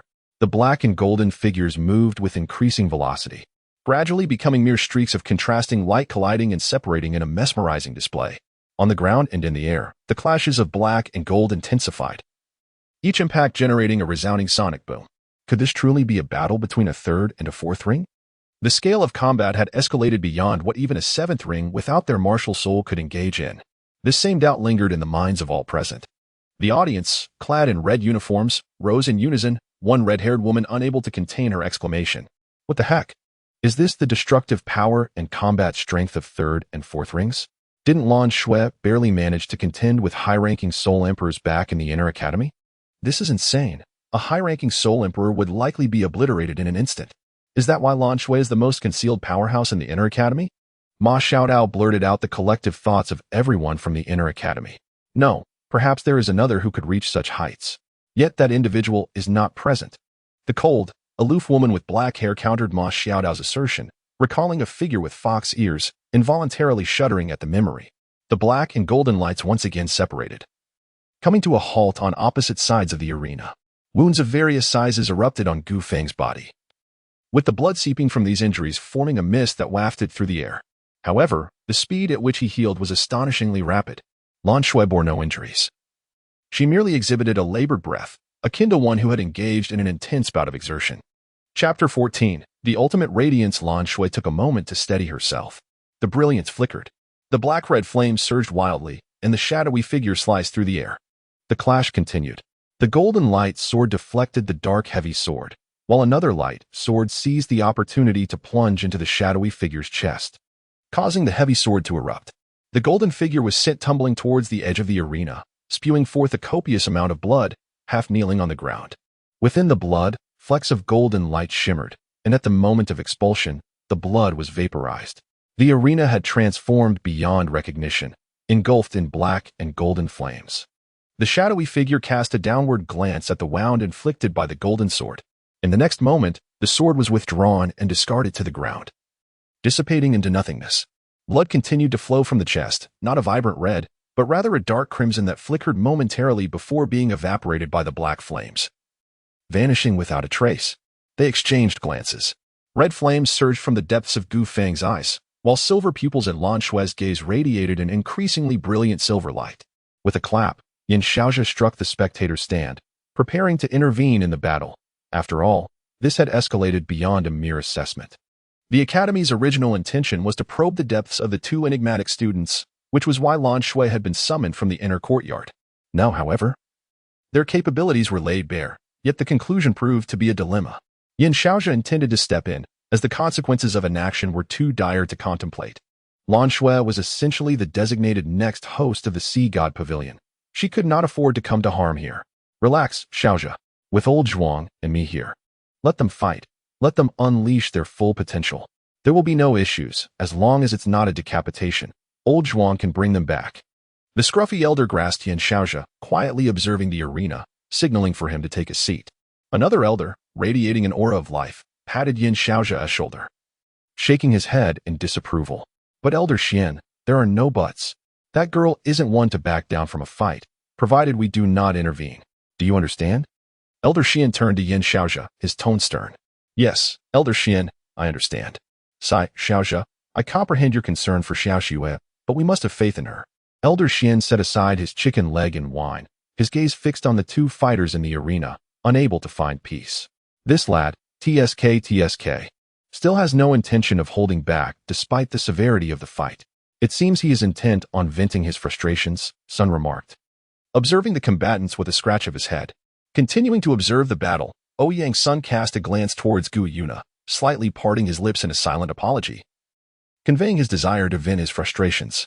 Sun, upon hearing Ouyang Sun's hushed words, merely patted him on the back, standing by his side. Gu Yuna, seemingly sensing the unspoken exchange, turned to her teammate Chao Yuxuan with a serious expression, advising him to concede when it was their turn to compete. Fearing she might not be able to protect him, she then glanced at the equally fervent Gu Chou'er and sighed. Chou'er, assess your capabilities and be cautious. Understood.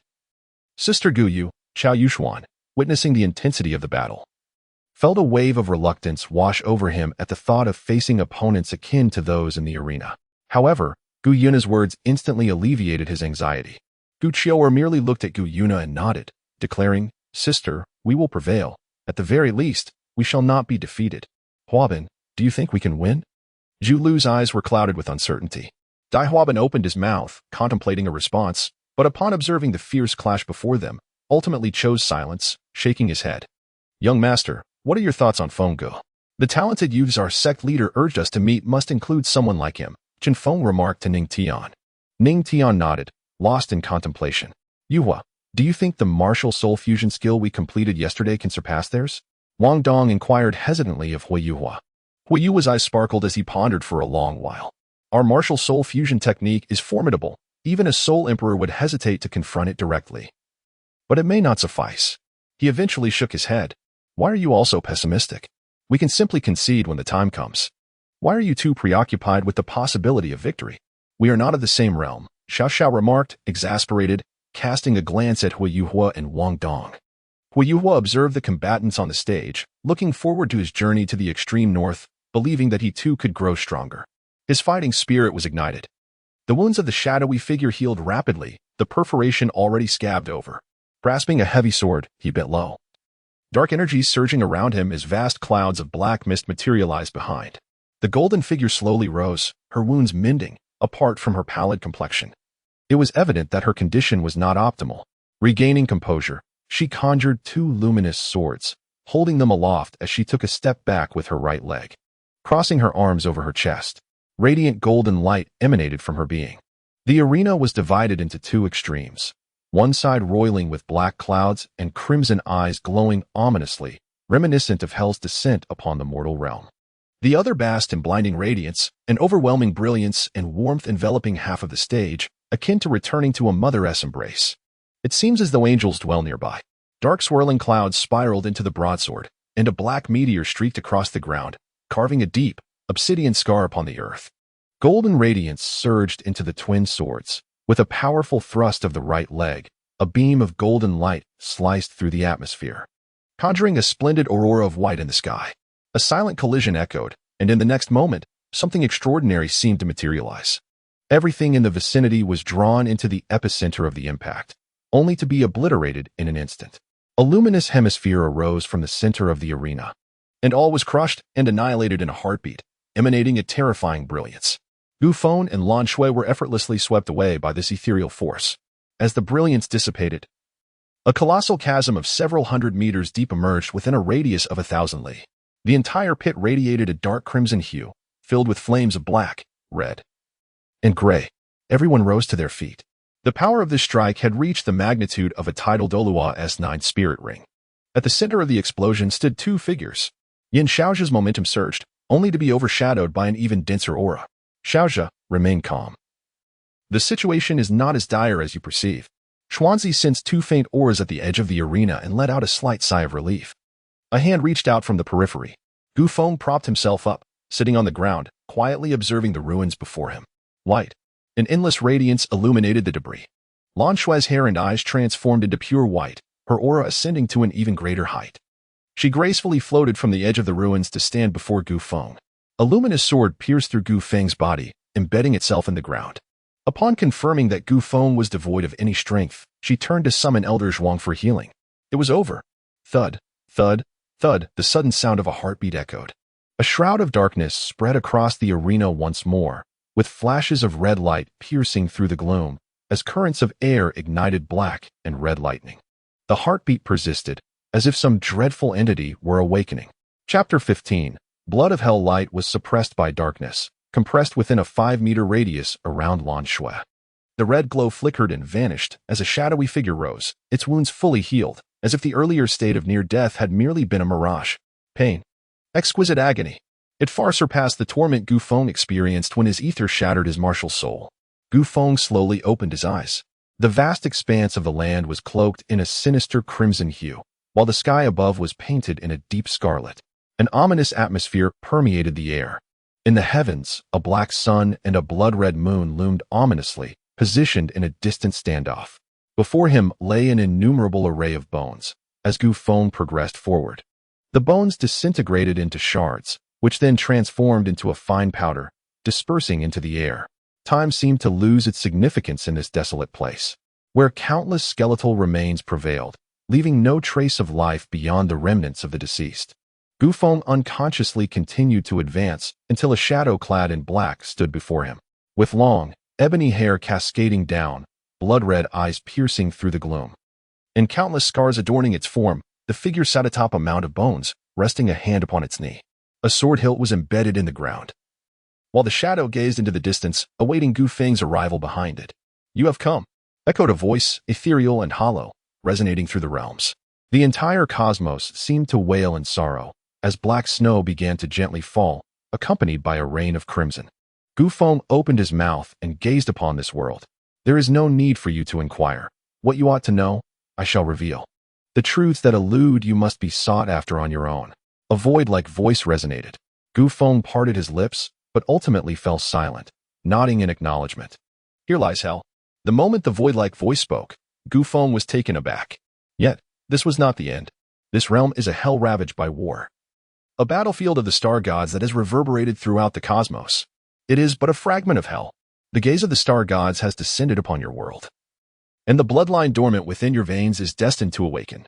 Should opportunity arise in the future, I hope you can reconstruct hell. The world appeared as though it were being erased by an eraser, gradually vanishing from the outside in. A dark red vortex emerged in the sky, within which a drop of ink-black blood materialized, penetrating Gu Feng's body. The instant the blood fused with Gu Feng, the world vanished. A dark red beam of light shot skyward, visible throughout the entirety of Shrek City. Golden radiance shimmered, pulsating and compressing inward. The black and golden figures clashed once more. Boom. This battle ended in a stalemate. Continuing would lead to mutual destruction. Xuanzi appeared between Gu Feng and Lan Shui, intervening. With a forceful push, Gu Feng and Lan Shui were propelled away to the edges of the vast pit, both losing consciousness. "Lao Zhuang, tend to these two young ones," Xuanzi commanded. Retrieving a gourd of wine and a chicken leg, mumbling indistinctly after taking a bite, a colossal tree erupted from the ground, emanating a verdant glow that dispelled the dark mist from the arena, extinguishing the dark red and gray flames within the pit. Two leaves soared towards Gu Feng and Lan Shui, healing their wounds. Was it truly a draw? I hope Feng can accept this outcome. Ouyang's son shook his head, gradually carrying Gu Feng away. With the arena in such disarray, a second battle today was impossible. "Come, Chioer, let us return and ponder how to confront tomorrow. After all, tomorrow presents another monster." Diana murmured as she watched the departing figures of the two, before leading Gu Chou away. As for Xiao Yuxuan, a mere second-ring ruffian. Let him be. Teacher, I will take Xiao Shui back to the inner courtyard to recuperate, Ma Xiaotao exclaimed, lifting Lan Shui and soaring towards the inner courtyard. Her voice echoing in the air. Hui Yuhao quietly lowered his outstretched hand, turning away in silence.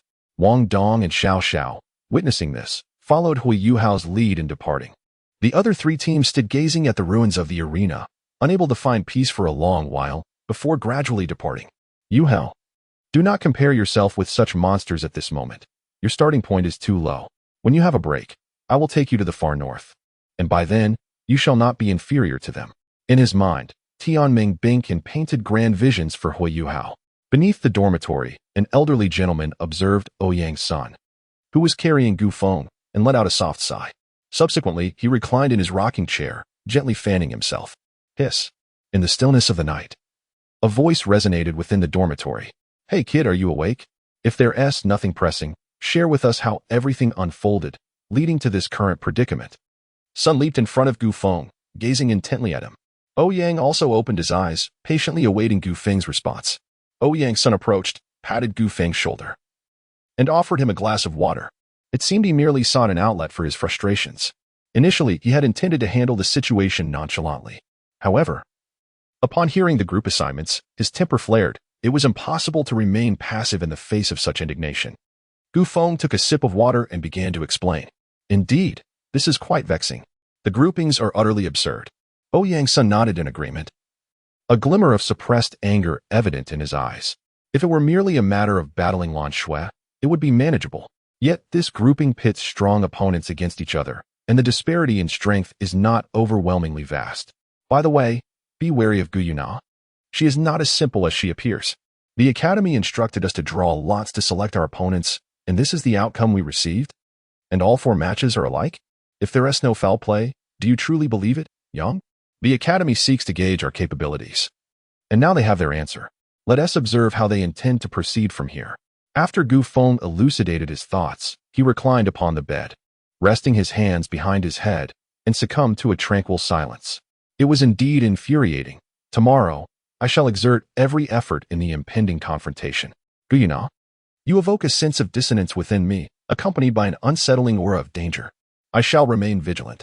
It is time to retire for the night. Ouyang's son, with arms crossed in contemplation, offered a brief salutation to Gu Feng before returning to his own bed to seek rest. The blood of hell, indeed. That realm was merely a fragment of the abyss. The star deity, is it the one I am familiar with? It cannot be. If it were the star deity from my memories. Hiss, this Douluo seems rather perilous. Are you urging me to uncover the truth on my own? Very well. Some revelations can only be grasped through personal experience. Lan Shui September? Or perhaps the divine September. Today's state, with her pure white hair and immaculate eyes. Furthermore, to retain combat prowess even after such an explosion? Is it memory or inheritance? Am I altered due to the fusion with the blood of hell? And what of her? And that instant when ether collided with light, what exactly was that phenomenon? It bore no resemblance to elemental fusion. Rather, it felt more akin to nothingness. Gu Feng lay in bed, pondering numerous thoughts, before gradually succumbing to sleep. This night was destined to be anything but tranquil. At the Sea God Pavilion on Sea God Island, a group of over 100 elderly gentlemen sat in silence, unsure of where to begin their discourse. What were they doing here? What was there to contemplate? It was merely a scuffle between a few students over trivial matters. Have none of you ever engaged in a brawl? Yet, for this reason, you have all lingered here for hours. An aged voice resonated from the shadows. But, teacher, Yin Xiaozhi seemed eager to interject. There are no buts. There is no need for fear, nor should you take action against those children. We still have Lan Shui. And that young lady, though she is solely intent on locating the one who fled from her wedding. Alas, the old voice echoed once more, tinged with a hint of frustration over the lack of resolve. The others could not help but chuckle at this. Thus, the meeting concluded hastily, once everyone departed.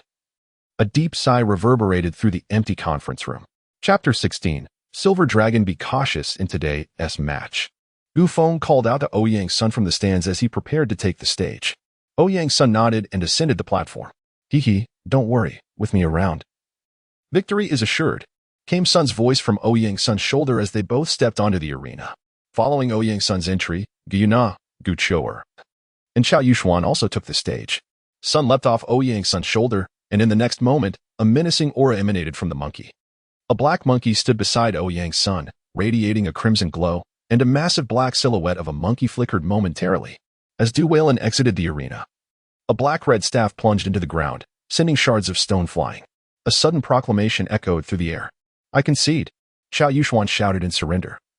Disrupting the monkey's gathered momentum, the ground sank beneath the force. The monkey swung its staff toward Gu Yuna, but a long spear thrust from the side, blocking the descending staff. Dust erupted as Gu Qiu'er, with her golden hair, slid back several meters. Weapons clashed, creating a cacophony of sounds across the platform. Gu Yuna glanced at Qiu'er, who was momentarily engaged with the monkey. With a wave of her hand, a layer of solid ice encased the monkey. A figure was sent skimming across the ground. The ice shattered around the monkey, leaving it somewhat disheveled but unharmed. However, the monkey's fighting spirit surged with even greater fervor. It charged toward Gu Qiu'er with increased speed. The battleground divided. The wielder of the golden dragon martial spirit collided head-on with the monkey. The arena was filled with explosive sounds. Gu Qiu'er stood atop the platform, her body adorned with golden dragon scales, resembling a valkyrie. Her spear serving as an extension of her will. Each attack from the monkey was repelled, yet its ferocity only intensified, and its speed escalated. Gu Qiu'er stood her ground, gathering momentum relentlessly. In the next moment, 3 soul rings illuminated around her. The power of the dragon fused with the golden dragon body. As the golden energy coalesced upon the dragon's spear, erupting with a thunderous explosion upon contact with the monkey, the golden dragon detonated. A series of explosions relentlessly battered the monkey. The staff plunged into the ground, sending the monkey skidding several hundred meters, leaving a 100-meter trench in its wake. Seizing the opportunity, Gu Qiu'er charged towards the monkey with ferocious strength, intent on dispatching it in one decisive blow. Black boots materialized beneath the monkey's feet, its fur glinting like a mirror under the sun. Rather than retreating, the monkey advanced. The clash of power ensued. Gu Qiu'er's golden dragon martial spirit could only maintain a stalemate against the monkey. The staff swept towards her. Gu Qiu'er bent backward, grounding her spear, and launched a kick towards the monkey. Just as her foot was about to make contact, the monkey flipped and leaped, swinging its staff down with great force. Gu Qiu'er adeptly pivoted her spear, evading the heavy strike with finesse. The duel continued, both speed and strength evenly matched, with the monkey and Gu Qiu'er competing in skill. On one side stood a valiant female warrior, a natural-born valkyrie. On the other, a fierce monkey wielding a staff against all foes that dared to confront it. The tension escalated as the monkey and Gu Qiu'er remained locked in combat. Gu Yuna observed Ouyang's son, stepping forward in her high heels. A ripple surged through the ground as spikes emerged from beneath. Ice crystals gathered behind her, forming icy projectiles, while a fireball in her hand absorbed the essence of the world. Ouyang's son slowly closed his eyes, seated upon the arena. In the next moment, the frog on his shoulder leaped down, growing to a meter in size. The frog extended its hands forward, summoning a swirling black vortex. All elemental attacks were consumed within this maelstrom. Was this Ouyang's son's dual martial spirit? A detached dual martial spirit? Yin Xiaozhi watched the fierce skirmish among the 3 on the arena. Are they not exerting their full strength yet? Young, what are you waiting for? Gu Feng regarded Ouyang's son and the others on the arena, pondering deeply. Ouyang's son, unleash your full power. Ouyang's son's voice suddenly rang out. After fending off Gu Yuna's assault, Yang retreated back to Ouyang's son's side. Seizing the moment, Sun retaliated and leaped back to stand before Ouyang's son and Yang. Gu Qiu'er was pushed back to Gu Yuna's side. The spear twirled, then plunged into the arena. With the perception of the golden dragon, Gu Qiu'er harnessed its innate power, sending a burst of golden flames towards Ouyang's Sunday. The monkey bent slightly, one hand gripping the staff while the other pressed against the ground. A black sphere surged towards Gu Qiu'er, the staff bracing against her spear, propelling both her and the monkey out of the arena in a fierce rush. A black trench appeared on the arena, several meters wide, cutting through its entirety. Just as Gu Qiu'er was about to tumble off the edge, her spear deflected the staff, and she reached out, grasping the monkey's hand, pulling it along as they both plummeted from the arena. The monkey, is it truly that hastily eliminated? Gu Feng pressed his forehead, momentarily taken aback. Douluo, can you withstand that monkey strike? Ma Xiaodao turned her gaze towards a boy clad in a red school uniform with golden hair. Most likely, he would meet the same fate as that girl, or be directly knocked out. This year, the foreign college is filled with peculiar beings, no monsters. Dai Yueheng shook his head, indicating he could not endure that blow. Ice Queen, can you match any of them? Ma Xiaodao then teasingly looked at Ling Luocheng. Violent girl. What about you? Can you guarantee a complete victory over one of them? The girl who was eliminated must have merely been stunned by a single hit. She likely had more to offer. That monkey is similar. Their elimination was rather theatrical. Ling Luocheng shook his head, objectively analyzing these issues. TCH. Truly uninteresting, Ice Queen.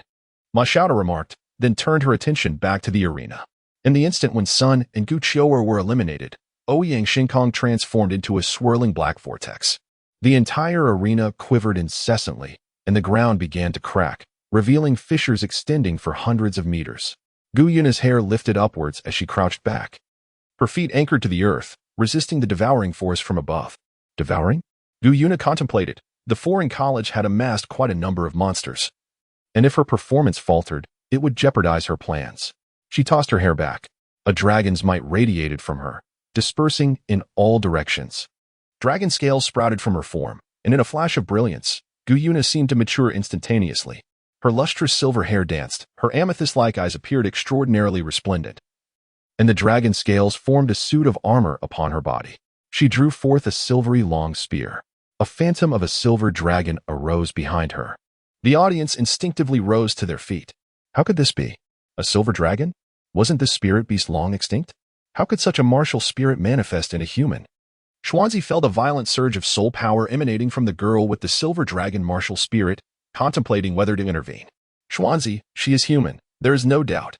An elderly voice resonated beside Xuanzi and the others.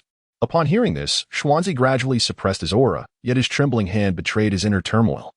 7 elements coalesced in Gu Yuna's hands, continuously merging, before she hurled them towards the black vortex above. Just as it was about to be consumed, Gu Yuna detonated the elemental sphere. A miniature sun emerged, and the shockwave from the explosion was gradually absorbed by the vortex, a silver light flickering momentarily. The vortex was shattered. Ouyang's figure plummeted onto the arena, a white long spear spinning as it embedded itself before Gu Yuna. A divine artifact, the silver dragon spear. Chapter 17. The true Ouyang Sun. Gu Yuna withdrew the dragon spear, elements converging at its tip. The chaotic blend of elemental currents surged towards Ouyang Sunday. A tremendous cloud of dust erupted. The sound of footsteps emerged from the swirling dust. No one noticed that Sun had vanished from the stage, except for Gu Feng. Is it true? Sun and Ouyang are merely manifestations of a martial soul. Even if the martial soul is formidable, it possesses its own consciousness. Yet, ultimately, it is but a fragment of oneself. Silver Dragon. Ah, how intriguing. An illusory martial soul. Let us put it to the test. A voice, tinged with madness, echoed forth. A figure slowly emerged.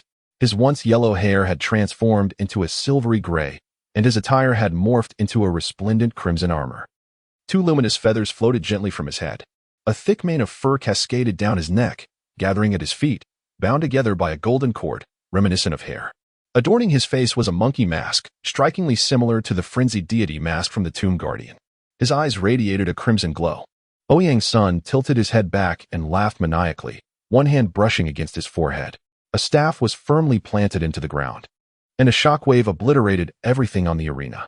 At that moment, it was evident that half of the arena was pockmarked, while the other half had developed massive fissures. Good heavens, is that Lantian Jade? No, it seems different. This creature is red, while Lantian Jade appears gray. Gu Feng gazed at Ouyang Sun's new appearance, utterly bewildered. It reminded him of an anime he watched in his childhood, where the protagonist, though not him, was forever etched in his memory as the one who proclaimed Qitian. So, are all these individuals from the Outer Academy truly monsters? Is transforming into a new form a means of overcoming their limitations? Ma Xiaodao. Observing the drastic change yet sensing an aura akin to that of a soul sage, grasped her hair and looked skyward, silently pondering the meaning of life. Am I truly a genius? And what then do these others amount to? Brother Tianming, do you think I can truly catch up to these bizarre beings? Hu Yuhao had initially believed his spirit was sufficiently formidable, yet the sights he had witnessed in the past few days were astonishingly beyond comprehension. A Soul Zune had unleashed the combat power of a typical soul sage, and in desperate situations, could even take down a slightly weaker Soul Douluo. This left him, the so-called first soul ring in a million years, in a state of profound despondency. Of course you can. The second martial spirit I have in mind for you will be at least as powerful as the Silver Dragon. Tianming Iceworm responded within Hu Yuhao's spiritual sea. before lapsing into silence.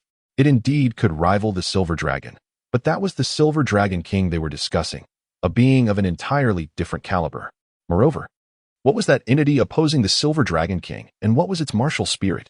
Tianning Iceworm contemplated the life of a silkworm within the spiritual sea. Ouyang Sun pointed his staff towards Guyuna, and a crimson beam shot from one end of the staff, creating a massive chasm in the ground.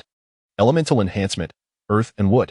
Guyuna thrust her dragon spear, cleaving the red beam in twain, as two fissures stretched outward from her position, extending beyond the arena. A silver figure darted past. Ouyang Sun raised his staff defensively and then soared into the air. Ahihi, not bad at all. Bring it on. A frenzied voice echoed from the distance, as the red figure clashed with the silver one multiple times.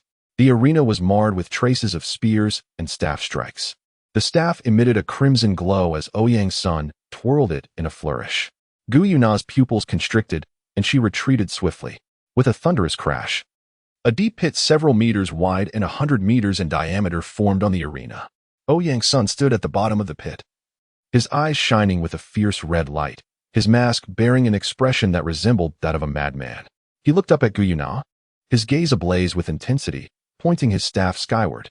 Above the heavens, a multitude of crimson weapons materialized. Swords, spears, halberds, and tridents filled the air above the arena. Little miss, if you're hiding, show yourself. Ouyang Sun tilted his head, his eyes glowing fiercely, a frenzied aura radiating outward. The weapons from above began to descend simultaneously. Dust and debris erupted as Guyuna's figure slowly emerged from the haze, surrounded by a myriad of weapons. Yet, astonishingly, she remained unblemished. The red and silver figures collided, separating, only to clash once more. Both figures slid to the edge of the arena. Guyuna's high heels left an imprint at the rim, while Ouyang Sun's fur danced in the wind. The dragon spear plunged into the ground, and 7 distinct colors of light flickered behind Guyuna. The Silver Dragon King possesses a divine-level martial soul with unparalleled elemental mastery, as well as an extraordinary mental fortitude. Furthermore, it boasts the liberation of elements, enhancing elemental control through the amplification of mental attributes, culminating in an explosive manifestation of 7 ultimate attributes. The liberation of earth elements grants the blessing of the land, providing unparalleled defense to Guyuna. The release of elemental power unleashes the Silver Dragon King's most formidable capabilities. However, once an element is liberated, it cannot be summoned again for 3 days. The exalted sovereign of soul beasts, Guyuna, who once wielded the strength of a deity during her prime, finds herself at a disadvantage against a mere human. Despite utilizing the Silver Dragon King martial soul, she is yet to subdue a single human opponent, even though that individual is far from ordinary, provoking the ire of the Silver Dragon King. Oh, skills, you say? Let us see who possesses the greater array of abilities. Ouyang Sun planted his staff diagonally into the ground and squatted upon it, observing Guyuna as she fortified her state. The tufts of fur behind him and the luminous feathers atop his head swayed incessantly, while his hands rested upon his knees, a manic voice erupting. With the invocation of the warm jade shield, essence of heaven and earth, legendary physique, and the fleeting presence of the King of Hell, dozens of enhancement skills cascaded upon Ouyang Sun in an instant. A terrifying pressure emanated from him, leaving one to exclaim in disbelief, "Is this not excessive? So many enhancement skills?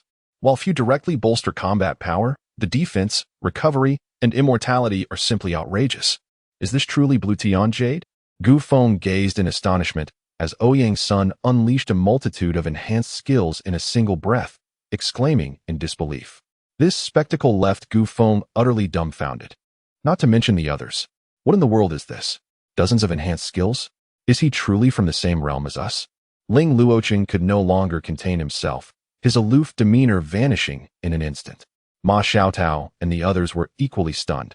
However, having witnessed numerous bizarre occurrences recently, they had developed a degree of resilience. Yet, this situation was beyond anything they had encountered. What on earth is going on with this kid? Why does he possess so many soul skills? Xuanzi and Yin Xiaoxia, along with their companions, were also unable to remain composed. Xuanzi, Xiaoxia, the force behind this child is formidable. We cannot afford to make an enemy of him. If my conjecture is correct, he must possess a unique divine class talent. He is likely endowed with a divine martial soul.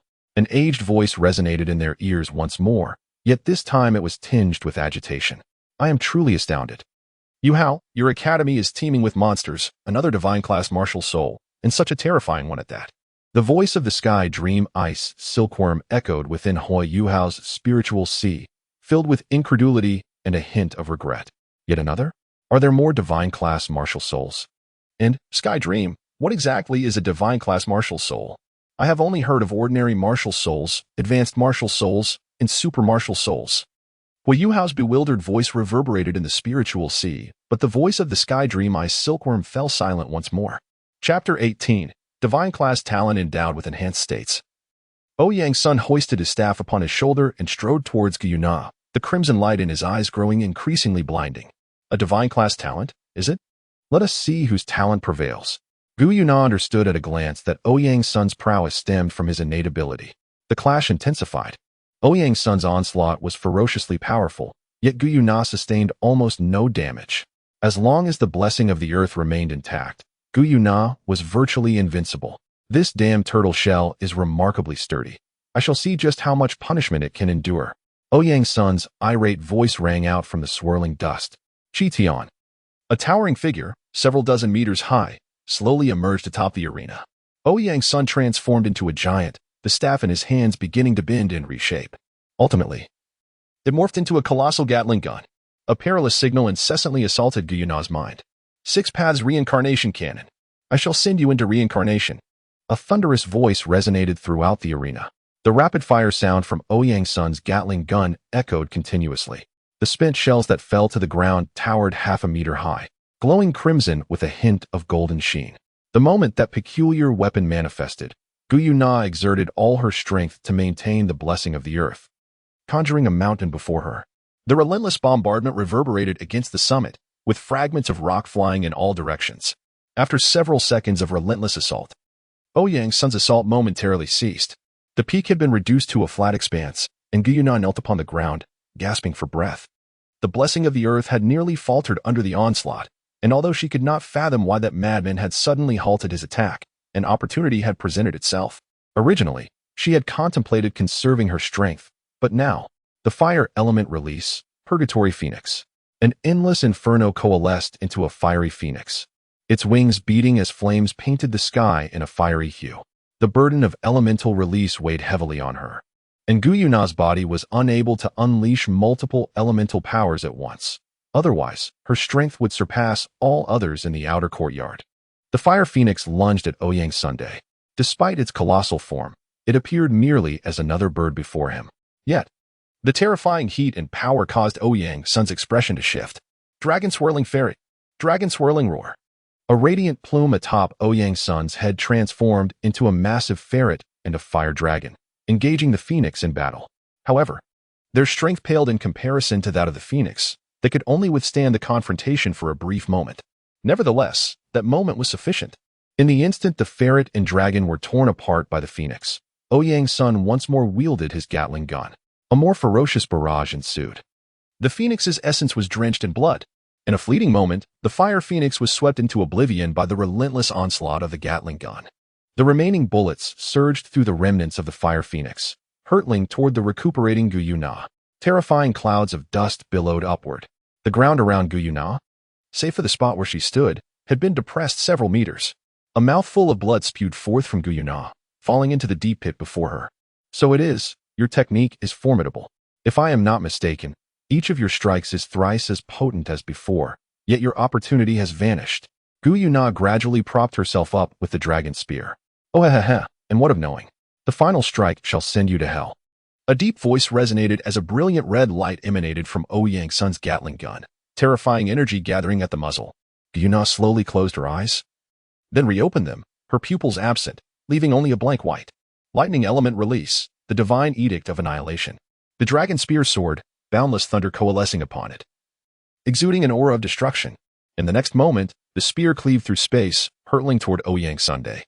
The energy of the Gatling gun in Ouyang's son's grasp had also reached its zenith. A crimson beam aimed at the dragon spear and Gu Yuna. At the instant the red beam appeared, the air shimmered with ripples. A tremendous explosion erupted. A mushroom cloud ascended. On that day, the entirety of Shrek City witnessed the mushroom cloud. Would element release, the savior ancient tree. The deep pit from yesterday re-emerged upon the arena.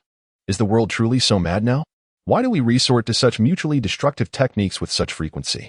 The light had faded from Ma Xiaodao's eyes as she gazed upon the apocalyptic battlefield, descending into profound contemplation. A sound of swallowing echoed through the air. Wang Dong surveyed the battlefield, unable to suppress a shiver. Surely this could lead to death. Was an assessment truly meant to escalate to such a degree? He found himself perplexed. Gu Yunan knelt within the deep pit. Her extraordinary wood element healing combined with the residual earth element and the augmented physical strength from the silver dragon, King Martial Soul, allowed her to withstand the blow. Yet she had lost her combat effectiveness. Ouyang Sun stood not far from Gu Yuna, the eyes behind his mask no longer emanating the crimson glow. With the aid of 20,000 clones and the effects of the King of Hell, Ouyang Sun endured the explosion. All his enhancements were shattered in an instant. And the backlash surged forth all at once. Ouyang Sun reverted to the form of a golden-haired youth, toppling backward, while at the same moment, Gu Yuna could no longer hold on and fell forward. The continuous release of elemental energy inflicted terrifying backlash upon her as well. Had it not been for the Silver Dragon King being a divine-level martial soul, it was likely that without the use of divine power, she would have already descended into the depths of hell. On the battlefield, Gu Feng and Gu Qiu'er appeared simultaneously. Gu Qiu'er supported Gu Yuna, gently embracing her. Gu Feng wrapped his arm around Ouyang Sun's shoulder, allowing him to lean against him. 2 emerald leaves fluttered towards Ouyang Sun and Gu Yuna, stabilizing their injuries. Gu Feng and Gu Qiu'er exchanged a glance before departing the battlefield with Ouyang Sun and Gu Yuna. The outcome of the battle was a draw. Yin Xiaozha announced the result with a grim expression, indicating that the arena needed repairs once more. After declaring the outcome, he left the stands with several elders. I returned to my cultivation, striving to break through to Soul Saint before the grand competition. Ma Xiaodao stood silently for a moment before spreading her wings and flying towards the training room in the inner courtyard. Dai Yueheng, Ling Luocheng, and others exchanged glances and also headed towards the training room. Qiu'er, what was the result of the match? Who won? Gu Yuna inquired of Gu Qiu'er, who was by her side. With reddened eyes, Gu Qiu'er embraced Gu Yuna, trembling slightly. Upon noticing this, a fleeting smile appeared on Gu Yuna's face as she gently patted Gu Qiu'er's shoulder, offering comfort. It's all right. I am here. I have always been here. It's okay now, Qiu'er. After a considerable time, Gu Qiu'er calmed down, though her slightly reddened eyes made her appear even more vulnerable. A draw? That's acceptable. At least we did not lose. So, did we both faint simultaneously in the end? Ouyang Sun gazed at Gu Feng, who was beside him enjoying a slice of watermelon, with an expression of disbelief.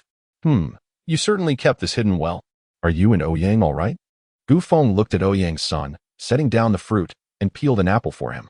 They are recuperating within me. They will need some time to heal. Your injuries will require some time to recover as well. Won't they? Ouyang Sun replied while munching on the apple Gu Feng had prepared, reclining on the bed. Indeed. This time we suffered a great loss. The Academy is now mostly aware of our information, except for the forces behind us, which remain unknown. Gu Feng sighed and laid down on the bed, preparing to rest. Ouyang Sun smiled at Gu Feng, who was getting ready to sleep, and drifted off himself. Chapter 19. Core Disciples and the upcoming competition changes. The third day of the competition concluded, and as in the original narrative, Hu Yuhao and his companions ultimately triumphed through their martial soul fusion skills, securing victory in the contest. Gu Feng, Lan Shui, Ouyang Sun, and Gu Yuna's team shared the 5th position. After that fierce battle, they collectively forfeited the subsequent matches. It was then that Hu Yuhao and his companions, true to the original narrative, secured 1st place. A week later, following the assessment and ranking statistics, the class divisions were made, leading us to the award ceremony for the new students' assessment. Now, I shall announce the top 3 teams from this new student assessment. In 3rd place, the Ning Tian team. In 2nd place, the Dai Huabin team. And in 1st place, the Wang Dong team. Now, I declare the rewards for the top 3 teams in the new student assessment. Each of these teams will receive a unified reward from the Academy. Every member may request assistance from the Academy in acquiring a soul ring that they can bear and which is best suited to them, effective for rings below the 9th. The quality of this year's new students surpasses that of previous years. I hope you will continue to strive for excellence. The heavens reward diligence. No matter how great your talent, without effort, good harvest will remain elusive. Our Shrek Academy is the foremost Soul Master Academy on the continent. And I hope you will all graduate smoothly with outstanding results. given the emergence of some exceptional new students in this year's competition. The Academy has specially approved a select number of students to become core disciples of the Outer Academy. I will now announce the list. The core disciples are as follows: Wang Dong, Xiao Xiao, Dai Huabin, Zhu Lu, Ning Tian, Chen Feng, Xie Huanyu, and Xiao Yuxian. Considering that some new students demonstrated deficiencies in ability and talent during the assessment, the Academy has decided to grant these students the status of core disciples, hoping that by next year they will officially become core disciples. Now, I will announce the names: Wei Yuhao, Chuiji, Wu Feng, Namin Yuner, Lan Susu, Lan Luoluo, and Huang Chutian. The new student assessment has concluded successfully. The first place winner should accompany me to the office to receive a special reward. The others may remain in the Academy for 3 days. After that, the Academy will be on break for a month. During this month, you may arrange your time freely.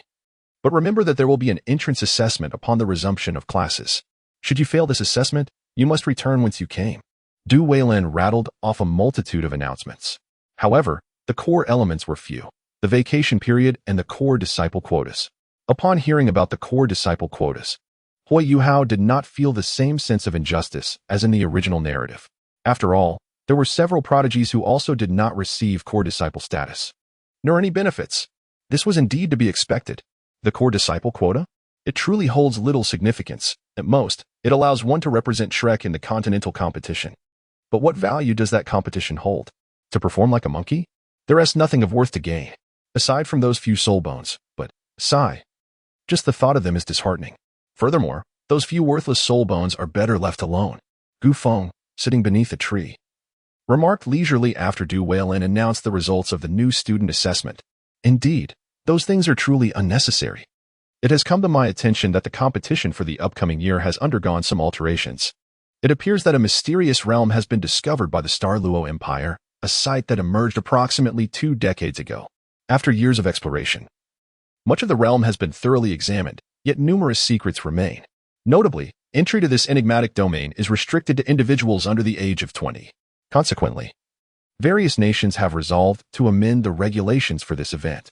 Each academy is permitted to dispatch 2 teams for exploration, while sects may send forth a single team. Most intriguingly, independent cultivators are also granted the opportunity to participate without the necessity of prior registration. However, any rewards obtained by independent cultivators will be subject to a significant confiscation by the Duel Empire, alongside a steep entry fee. Ouyang's son elucidated the changes regarding the forthcoming competition to Gu Feng, as he was aware that this slacker was likely oblivious to such developments. Oh, is this true? How come I was unaware? Gu Feng inquired, his interest piqued as he approached Ouyang's son, eager for further details. I am not certain, but it seems that the realm is not connected to the Douluo continent. According to reports from those who previously ventured inside, it resembles a land devoid of vibrant life.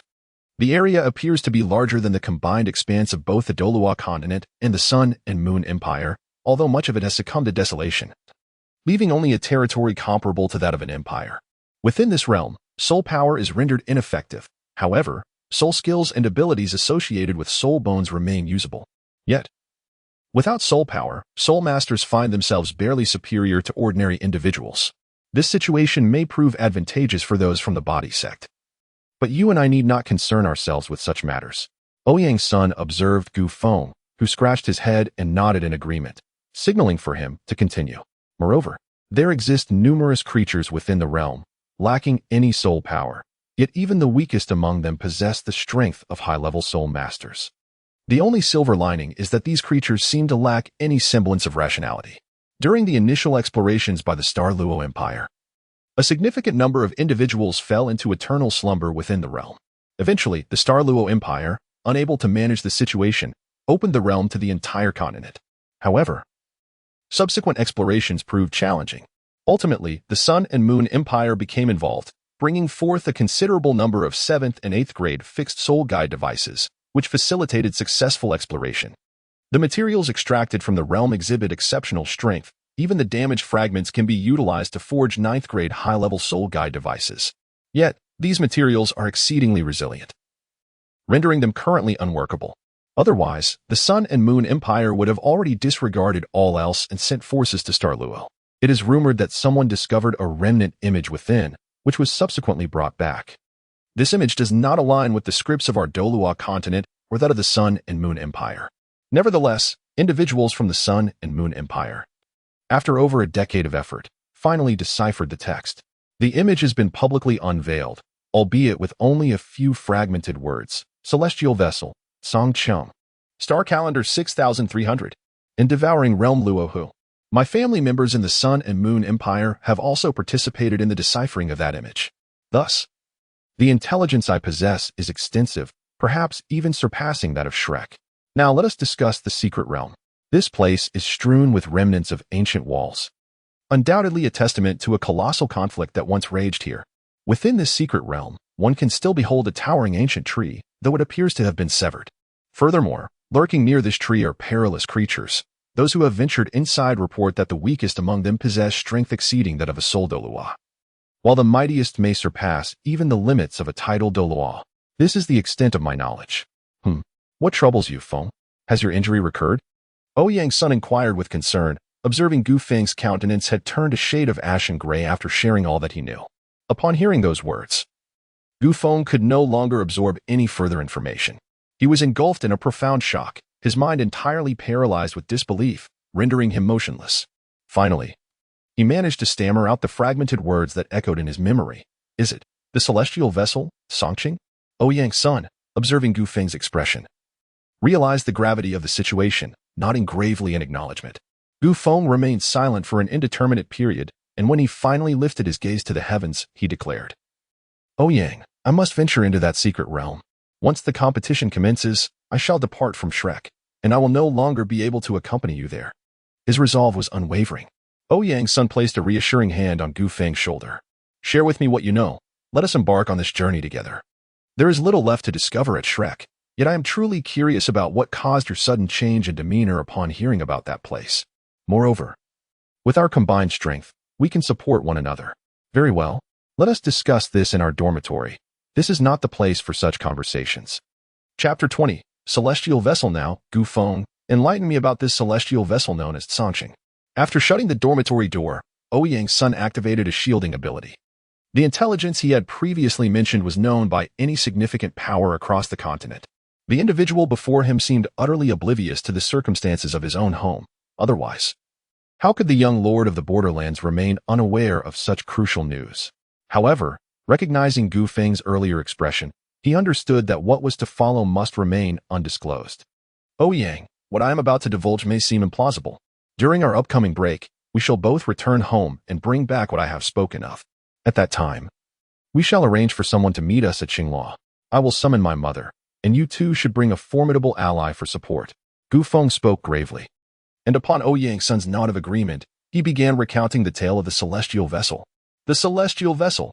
Historical records indicate there are a total of 9. These vessels serve merely as means of transportation, yet they are colossal, each housing multiple cities. What you referred to earlier is merely the wreckage of one such vessel. In ancient times, a great emperor, in pursuit of immortality, dispatched 9 immense flying crafts into the starry sea in search of eternal life.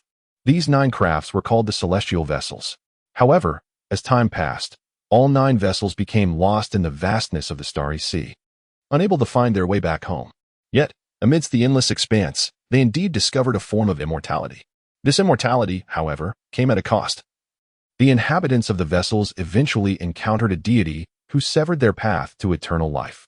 The deity then led the vessels in a struggle against immortality. During this conflict, several vessels were completely destroyed, though I can no longer recall the exact number. Subsequently, the remaining vessels united to form a celestial vessel alliance. Ouyang's son listened intently as Gu Feng revealed all the information he possessed. Contemplating the so-called celestial vessels with utmost seriousness, one wonders, does true immortality exist? Furthermore, have not the deities existed since eons past? When you speak of the gods associated with the celestial vessels, it evokes a sense of inquiry reminiscent of Ouyang's son's musings. It seems to me that these beings exist on a different tier. To be precise, the gods we refer to are merely individuals of greater strength, and their power is not overwhelmingly formidable.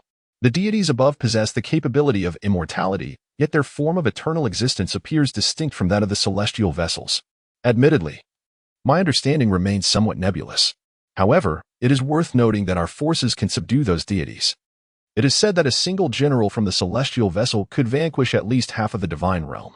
not to mention the gods of the celestial vessels themselves, whose mere strike could obliterate the entirety of the celestial vessel. Gu Feng conveyed the essential information regarding the celestial vessels from the shattered iron universe of his previous life to Ouyang Sunday. However, after more than a decade, aside from the more significant details, many aspects remained murky in his memory. He only recalled the star gods, various formidable factions, and the envoys. Contrary to previous speculations, the Douluo were not as feeble as anticipated. However, the God King would likely struggle against the envoys, and even some of the ruthless individuals beneath their ranks would pose a challenge. After all, there were hardly any capable of detonating stars among the God Kings. Oh, the Tang City. According to Ouyang Sun's intelligence, even the long-dilapidated Tang City could not be trifled with by the group of Douluo, the earlier fragment of hell. Now, a spatial rift had emerged leading to the celestial vessel of Tang City. Hiss! Could it be? Gu Feng suddenly felt a shiver run down his spine, his scalp prickling. What's wrong, Feng? Ouyang, observing Gu Feng's bewildered state, began to suspect whether he had sustained a head injury in the recent battle. It seemed the situation had turned troublesome. Was that rift bidirectional or unidirectional? If it were bidirectional, the consequences of those entities emerging would be dire. A unidirectional rift would be preferable. Yet if someone were to bring out those corpses and conducted sinister experiments, it would escalate into a far more serious predicament. Gu Feng pondered for a moment before discussing some issues with Ouyang Sunday. Ouyang Sun gazed deeply at Gu Feng, then proceeded to lie down on the bed to rest. You need not bear everything alone. I am here to assist you. Gu Feng gazed at Ouyang Sun, who was preparing to rest on the bed, a smile gracing his lips. He then lay down on the bed as well. Indeed, it felt good. Gu Feng pondered over the intelligence he had gathered. The rift in the celestial vessel could lead to Douluo, which meant the star gods must be aware of this universe. Hell was shattered by the fierce battles of the star gods. Among the documented battlefields in the crumbling iron, I am only familiar with the account of the breeding war that swept across multiple universes. Could it be that battlefield? Or perhaps another battlefield of the star gods that is yet to be mentioned in other games? Oh, apothecary. I hope the people of Douluo do not discover anything. Otherwise, if Douluo were to also experience abundance, the scene of the celestial vessel and the storm would be unimaginable, one arrow shattering stars. Perhaps the so-called divine realm would be destined for destruction as well. Thus, it appears that the ether within my body and all its elements are the result of hell's fragmentation. Ether. I wonder if there is a connection between the ether elements of star theft and the ether coating of the crumbling iron. Ether elements can bear all forms of matter. While ether coating seems capable of altering reality, can ether elements achieve the same feats as ether coating? And what of the celestial vessel? I wonder what stage the crumbling iron is in now. Do the individuals he once knew still exist? Jing Yuan, Jing Lu, Dan Heng, Ling Sha. Are those familiar faces from his past still in this world? Or have they yet to be born? Who can say? And how could he forget Facio? Lost in thought, Gu Feng soon drifted into slumber. Come, let us go and indulge in gossip. It seems there is a story to uncover today. The next morning, Gu Feng eagerly pulled Ouyang Sun toward the school gate. Hey, Feng, what's going on? Where are we heading? Ouyang Sun asked, utterly bewildered. Being dragged to the school gate so early left him speechless. We're going to savor the gossip. Afterward, let's return home to inform our families. Then we can team up for a trip to Sanqing. Have them come to pick us up, Gu Feng said as they ran. And soon they arrived at the entrance of Shrek Academy. Now, Shrek Academy felt rather desolate. After Du Weiland's announcement yesterday, most had departed, leaving only Gu Feng, Ouyang Sun, and a few others whose homes were too distant to return to. Don't worry, it should be soon. The gossip will arrive shortly. Let us find a place to enjoy the show. Gu Feng guided Ouyang Sun to a distant spot. I'm off now. Return early, Wang Dong said as he turned to Hui Yuhao. Hui Yuhao noticed a glimmer in the corner of his eye. Over the past 4 months, the two had shared countless moments together, training day and night. While they weren't inseparable, they had become close friends. As they were about to part ways, the profound sense of reluctance choked them, making it feel as though their throats were constricted. Although this feeling might not last long, at this moment, they both felt the pain of separation. After uttering those words, Wang Dong fled towards the academy's exit without looking back, though tears finally spilled from his eyes. He murmured to himself, Hui Yuhao, you big fool. Hui Yuhao watched as Wang Dong's increasingly slender silhouette gradually faded away, raising his hand to rub his eyes before turning to gaze at the sign of Shrek Academy. Slowly departing from the academy, Ouyang Sun expressed his disbelief. Goodness. Is this what you brought me to see? He gazed at the two individuals, utterly at a loss for words. To elaborate, these two had previously been classmates and, after their assessment, were placed in the same class again. Ouyang's son had also joined Class 1, which, it should be noted, comprised all the top 8 teams from the new student evaluations, excluding only the auxiliary system Soul Masters. However, Gu Feng and Ouyang's son had not attended class since the assessment, using the excuse of severe injuries requiring recuperation. This left Zhou infuriated, as she berated them daily in class, yet she dared not confront these two formidable individuals directly due to their exceptional nature. Her requests to expel them had consistently been denied. Interestingly, Dai Huabin, much like in the original narrative, questioned Zhou. As she faced setbacks with Gu Feng and Ouyang's son, he, too, was ultimately expelled. Ugh, I was wrong. I shall never indulge in such gossip again. It's driving me to the brink of madness. Gu Feng supported Ouyang's son as he dry-heaved, the absurdity of the situation overwhelming him. Hey, what are you two up to? A melodious voice chimed from behind. Gu Feng and Ouyang's son turned to see two approaching figures. Chapter 21, Returning Home. Are we that familiar? Gu Feng remarked, addressing Gu Qiuer and her companions with a hint of sarcasm. You brat, does this academy belong to your family? When we leave is none of your concern. Gu Qiuer retorted with a disdainful expression. Ah, my temper. Gu Feng exclaimed, his bravado evident. Who was afraid of whom? Ouyang's son and Gu Yuna exchanged glances, each taking hold of Gu Feng and Gu Qiuer's arms, shaking their heads in mutual understanding, a sense of camaraderie blossoming between them. All right, Feng, enough of the antics. Gu Yuna, may I inquire what brings you two here? Ouyang's son interrupted, redirecting the conversation. Gu Yuna, glancing at Gu Qiuer, interrupted her attempt to speak, tucking a stray hair behind her ear. Autumn and I are at a loss for where to go during the break and do not wish to return home. May we accompany you to your residence? Goodness, you two are scheming to play with my brother's affections, Gu Feng exclaimed, stepping in front of Ouyang's son and pointing at Gu Yuna. Fine, let us go together. Ouyang's son interjected before Gu Feng could finish his thought, leaving Gu Feng turning mechanically to look at Ouyang's son, confusion evident on his face. Suddenly, laughter erupted as Gu Qiuer clutched her stomach, pointing at Gu Feng with glee. I never imagined it, Gu Feng. You truly are a jester. In that moment, Gu Feng's face flushed with anger, and she felt an overwhelming urge to confront her adversary. Even though her injuries had yet to heal, she knew she might not stand a chance against Gu Qiuer, but the provocation was intolerable. Ultimately, it was Ouyang's son's persuasive words that restrained Gu Feng. The group, amidst their bickering, made their way toward the outskirts of Shrek City. Remember our affairs. We shall meet again at the start of the new school year. I must take my leave now, Gu Feng said as she parted ways with Ouyang's son and the others, heading toward the direction of Borderland City. Borderland City is situated at the convergence of the Star Do, Star Luo, and the Sun and Moon. The city walls are not particularly imposing, especially when compared to those of Star Luo, which are almost monumental by contrast. However, for dozens of miles beyond the walls of Borderland City, not a single living creature can be seen. All have been driven far away. While those unwilling to leave, some soul beasts and a few unfriendly soul masters have found eternal rest beneath the ground. Gu Feng stealthily approached the city gate, ensuring no one was around before quietly slipping inside. Unbeknownst to him, his furtive actions had been thoroughly observed by a group of individuals. This mischievous boy has been away for nearly a year, and now he remembers to return. Just wait, my dear wife. I shall retrieve this rascal at once, a feeble voice proclaimed, preparing to sneak out and inform their son. What do you intend to do? Are you planning to warn him? A commanding voice interjected. A stunning woman with flowing golden hair sat elegantly on a stool, her gaze fixed on the soul-guiding screen displaying the shadowy figure. The silhouette bore a striking resemblance to the legendary Qian Rua Shui from a millennium ago. Draped in golden attire, she emanated an air of nobility, resting her chin on one hand as she scrutinized the stealthy figure. After observing for a moment, maternal affection glimmered in her eyes. My dear husband, do you think this troublesome boy is unaware that his fiancée is visiting us today? After a year of absence, he chooses this moment to return. Should we not capture him tonight and deliver him to the young lady's chamber? The beautiful woman's eyes sparkled with excitement, her intent clear as she awaited her husband's approval. My dear, is that truly wise? Fenger is still quite young, is it not too hasty?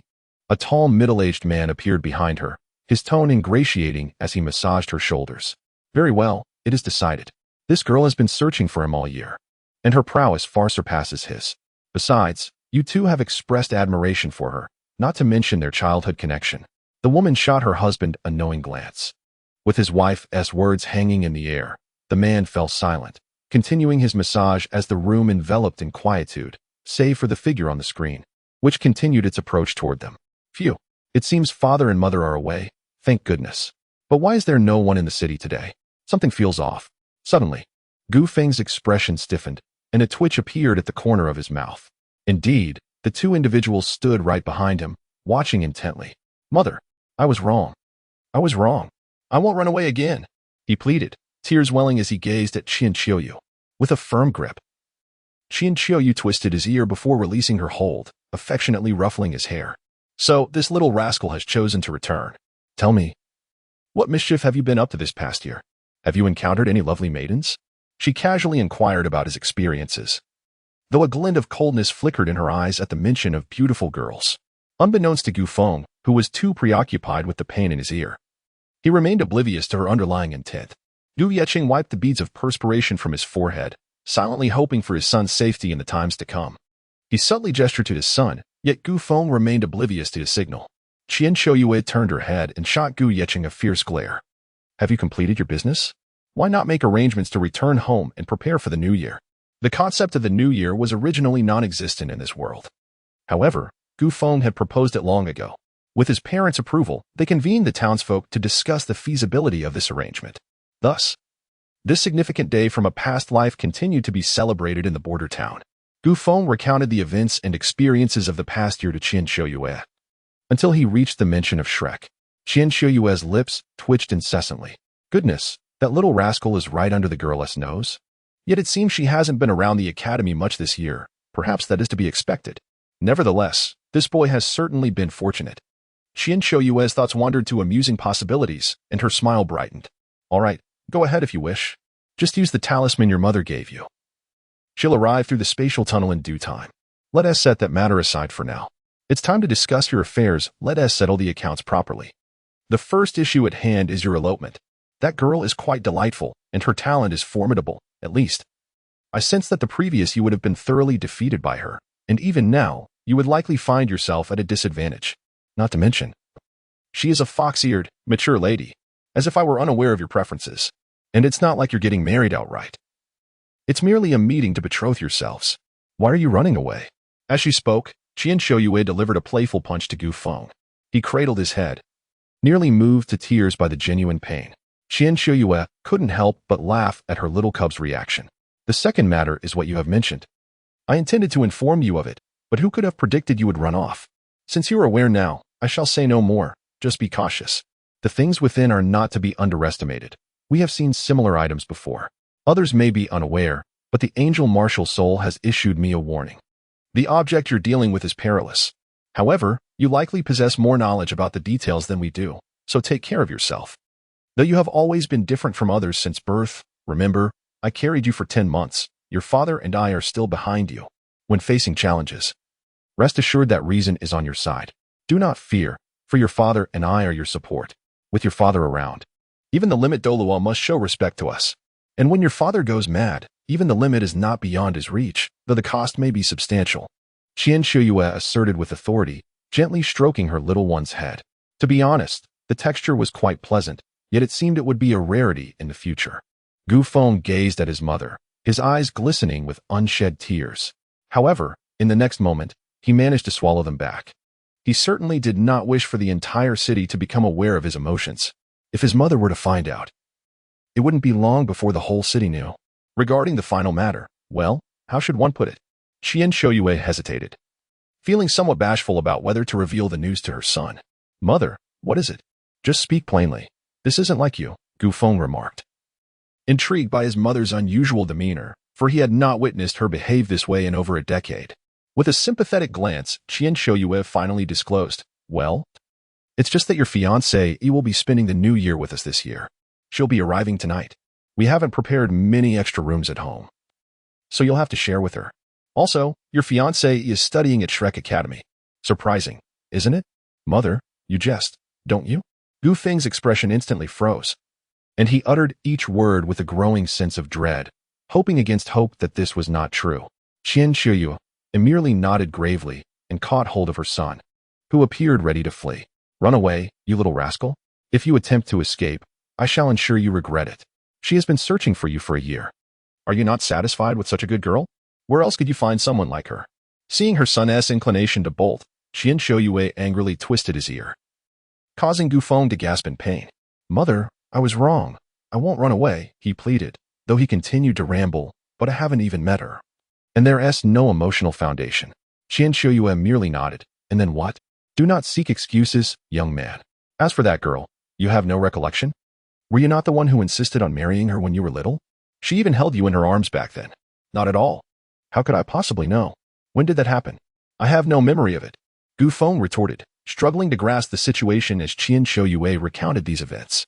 Ultimately, she sighed, forget it. I can't bother to argue with you. We'll see what happens when you meet her. Qian Shouyue, observing her son's bewildered expression, decided to leave him to his thoughts as she went off to discuss strategies with Gu Yeqing, leaving Gu Feng alone, perplexed and filled with questions. Wait. What do you mean you can't be bothered with me? Mother, this is all you're doing. Gu Feng exclaimed, rushing after Qian Shouyue. The streets were adorned with vibrant red lanterns, enveloping the entire border wilderness city in a festive atmosphere. At this time each year, the city would clear out any forces not belonging to it within a 10-mile radius. Either they would vacate or face eternal rest. Most factions were inclined to respect the city, while those that did not were already silenced. Neither Xing Luo nor Ri Yu could intervene in the affairs of border wilderness city. After all, Bianhuang City is home to 2 top-tier super Douluos and a multitude of formidable warriors. Although it is referred to as a city, it resembles more of a slightly larger town, housing merely around 100 inhabitants. However, the weakest individual within Bianhuang City, prior to Gu Feng's departure from home, was already a sole Douluo. While only Gu Feng's parents hold the title of Super Douluo, Bianhuang boasts over a dozen titled Douluos. Both empires vie for Bianhuang's allegiance, yet due to the guardianship of the rift, the city remains neutral, refusing to align with either side. In secrecy, the people of Bianhuang harbor a greater affinity for the Sun and Moon Empire than for Star Luo, maintaining clandestine connections with the former emperor of the Sun and Moon. However, since the current prince ascended to power, Bianhuang's ties with the Sun and Moon have nearly severed. Before nightfall, fireworks illuminated the skies above Bianhuang City. In his previous life, Gu Feng only experienced such festive revelry during his childhood celebrations of the New Year. As he grew older, although family gatherings persisted each year, the spirit of the festivities waned, becoming mere assemblies devoid of true celebration. Yet, upon arriving in this new world, he rediscovered the essence of those joyous New Year celebrations from his youth. Perhaps, this is what he has yearned for all along. Gu Feng leaned against the city wall, observing the bustling activity within the town. Though everyone appeared strong, in this grand era, families seemed just like ordinary people. Young lord, when will you return? You want to sneak away again this time, will you? A man approached Gu Feng, inquiring. Sir, why aren't you celebrating the New Year with your family? Gu Feng asked, surprised by the man's presence. He moved closer to the man, both gazing at the myriad of lights illuminating the homes. Look at this scene. Thank you, young lord, for bringing up the significance of the New Year. It is indeed a festival, right? Haha. In the past, most of us were unaware of the true meaning of cultivation or its purpose. Those of us from the remote wilderness initially followed the Lord simply because he offered us a better life, and he treated us well. However, the concept of meaning eluded us. It wasn't until you, young lord, introduced the idea of celebrating the New Year that we began to take notice. Yet now, as we witness the countless lights and gather with family and friends, it seems we have all found our direction. The most precious things have always been right beside us. What do you think, young lord? The man spoke these words quietly. Gu Feng stood in a daze after listening. The elderly man, after a moment of gazing at the flickering lights, returned to his tasks. For this period, each year was undoubtedly the busiest. Time gradually slipped away as Gu Feng remained atop the city wall, deep in contemplation. The words of the elder echoed persistently in his mind, and slowly, a surge of energy coursed through him. The blood of the abyss boiled within, and the ethereal essence began to manifest around him. As the sun set, illuminating the surroundings with a warm glow, Gu Feng's hair transformed to a deep black, cascading past his shoulders. The ethereal essence gradually receded into his being, and his hair did not revert to its previous azure hue. It was time to return home. The glow of countless lights, the companionship of family, the presence of friends, Was this truly what I desired most? Then I shall grow stronger. Strong enough that no one in this universe can take away what I wish for. No one shall succeed. Gu Feng lifted his gaze towards the twinkling lights of dusk, softly voicing his thoughts. Mother, I have returned. Upon entering, he noticed three figures engaged in conversation. Specifically, his mother was chatting with an unfamiliar individual, while his father acknowledged him with a knowing glance. However, his mother and the stranger had their backs turned to Gu Feng, leaving him unaware of the person's identity. Yet, an inexplicable sense of familiarity washed over him regarding that silhouette. Qian Xiaoyu shot a glare at Gu Yichen, who had unwittingly alerted her. Get moving. Are you trying to starve me? She then kicked Gu Yichen into the kitchen. At that moment, Gu Feng approached Qian Xiaoyu and the mysterious figure, only to freeze in place, as if immobilized. What did he behold? The silhouette sported two fox ears atop their head, pristine white with tips adorned in sky blue fur.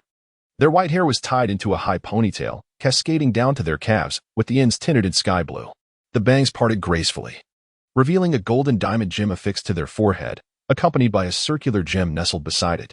Their eyes, a gentle blue, radiated warmth. A pendant of sky blue rested in their right tresses, while a red hair ornament embellished the right side. Two earrings dangled from the left. The upper half of their attire resembled a chi pao, in a calming shade of azure that exuded approachability, while the lower half consisted of practical shorts. Sturdy combat boots accentuated their long, powerful legs. Two leg bands adorned the left leg, and an ancient-style half-cloak draped from the right, complemented by a white belt at the waist. The cloak mirrored the azure hue of their outfit, and over it all, a white trench coat evoked the image of a general ready for battle, clad in black and red gloves. Their hands rested on their thighs as they conversed cheerfully with Gu Feng's mother, a radiant smile illuminating their face. Qian Xiaoyu, observing her son's foolish expression, was taken aback. She had assumed her son held little interest in girls, especially after her efforts to extol the beauty of a certain young lady had led to his running away from home. Yet, witnessing her son's current demeanor, she realized that this moment was indeed a turning point. The figure also noticed the stunned Gu Feng. After a moment of surprise, they extended their hand and greeted Gu Feng with a warm smile. Long time no see, Feng. A radiant smile blossomed. Gu Feng regained his composure, gazing at the figure from his memories. Looking into Fei Xiao's eyes, he understood something profound. Long time no see, Sister Fei Xiao. You little rascal.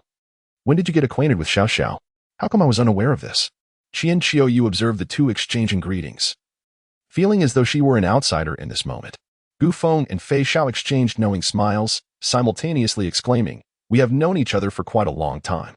Their laughter resonated together, leaving Qian Xiaoyu and Gu Yichen, who had just entered with freshly prepared dishes, utterly bewildered. Chapter 23, Night Conversations. The four of them concluded their dinner amidst an oddly charged atmosphere. As they prepared to retire for the evening, Qian Xiaoyu and Gu Yichen exchanged glances, both puzzled by the peculiar expressions of their young one. Let us go, Feng. I believe Annie has tidied up the extra rooms. Throughout this past year, I have always rested in your room, Fei Xiao remarked, lifting Gu Feng's chin with a delicate finger, bending closer to him. Instantly, Gu Feng's face flushed a deep shade of crimson. With a smile, he then ambled toward the room he had not returned to in a year. Oh, Feng is shy now.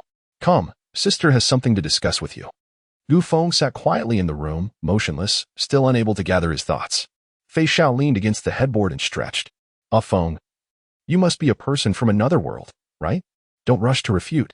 I want to thank you for your help when I first arrived in this realm. Without you, I might have fallen into darkness, lost in madness. Back then, you were just a little bean, and now, look how tall you've grown. And then there was someone who insisted on marrying me. Who would have thought that the little one from back then would end up fleeing from the wedding?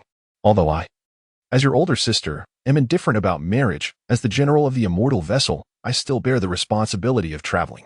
Once those duties are fulfilled, if you are still willing, we shall seek the Marshal's permission to marry. Fei Xiao's gaze pierced through Gu Feng, as though her eyes could unveil the secrets hidden within. Sister Fei Xiao, I. Gu Feng looked at the figure before him, his thoughts, which had once flowed freely, now caught in his throat. Take your time, don't rush. Speak your mind. We may not belong to this world, yet here I sense the shadow of Yao Qing. It is quite delightful. Fei Xiao blinked and turned her gaze towards the starry sky outside. The fireworks are truly beautiful.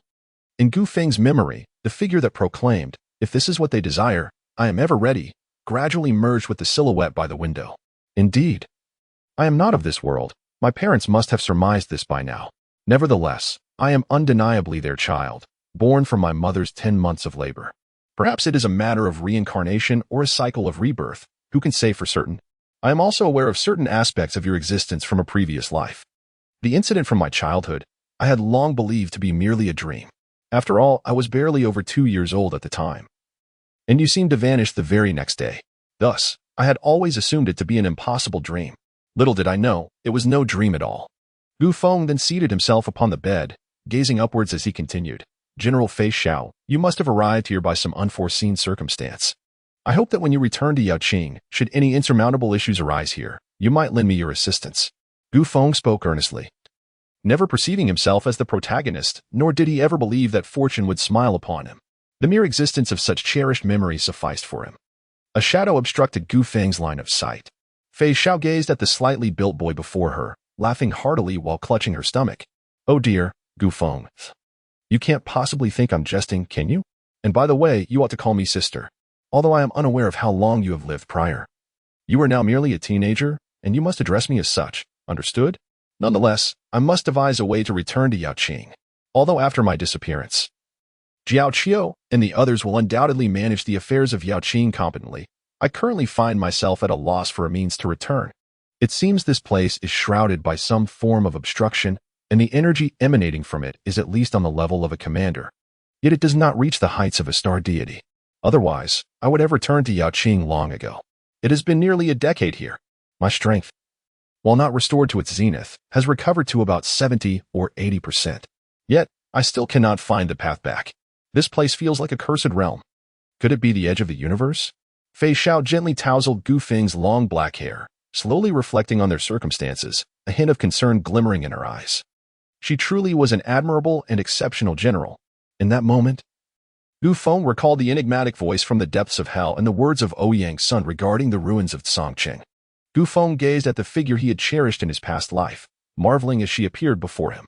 He listened intently to the promises she offered. Gu Feng smiled. His joy evident, yet a flicker of struggle lingered in his eyes. He was acutely aware that if he divulged the intelligence he possessed to Fei Xiao, she would undoubtedly depart from Douluo, despite this being merely their second encounter, more accurately, their first formal meeting. Nevertheless, he trusted his instincts.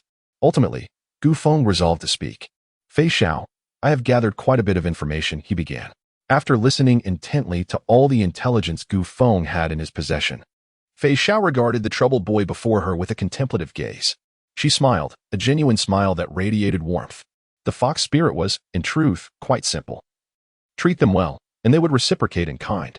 This was reminiscent of how Gu Feng had once saved Fei Xiao from a perilous fate in her youth.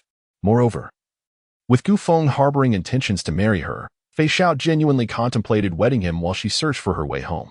At this moment, it was clear that this boy could easily conceal things from her. In this world, she had no familiar faces to rely upon. If he were to hide the truth, she would be unable to return to Yaoqing, at least for an extended period. Yet, this little rascal chose not to deceive her. Instead, Fei Xiao stepped forward, embracing the boy and resting her head on his shoulder, earnestly expressing, "Thank you, Feng.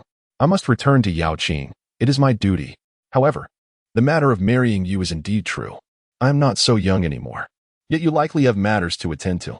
Once you have completed your tasks, I shall await your arrival in Yaoqing to marry me." Fei Xiao made her promise. And as Gu Feng felt the softness of her embrace and listened to her vow, an unexpected tranquility enveloped his heart. "All right, I will wait for you, Sister Fei Xiao." "Husband, did you overhear their conversation? That girl Xiao and that lad Gu Feng are completely unguarded with us. Otherwise, Xiao alone could obliterate our entire city.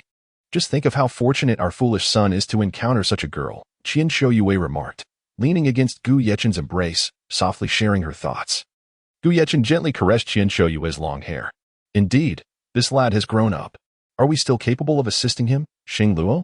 When the time comes, I shall accompany you to retrieve this rascal.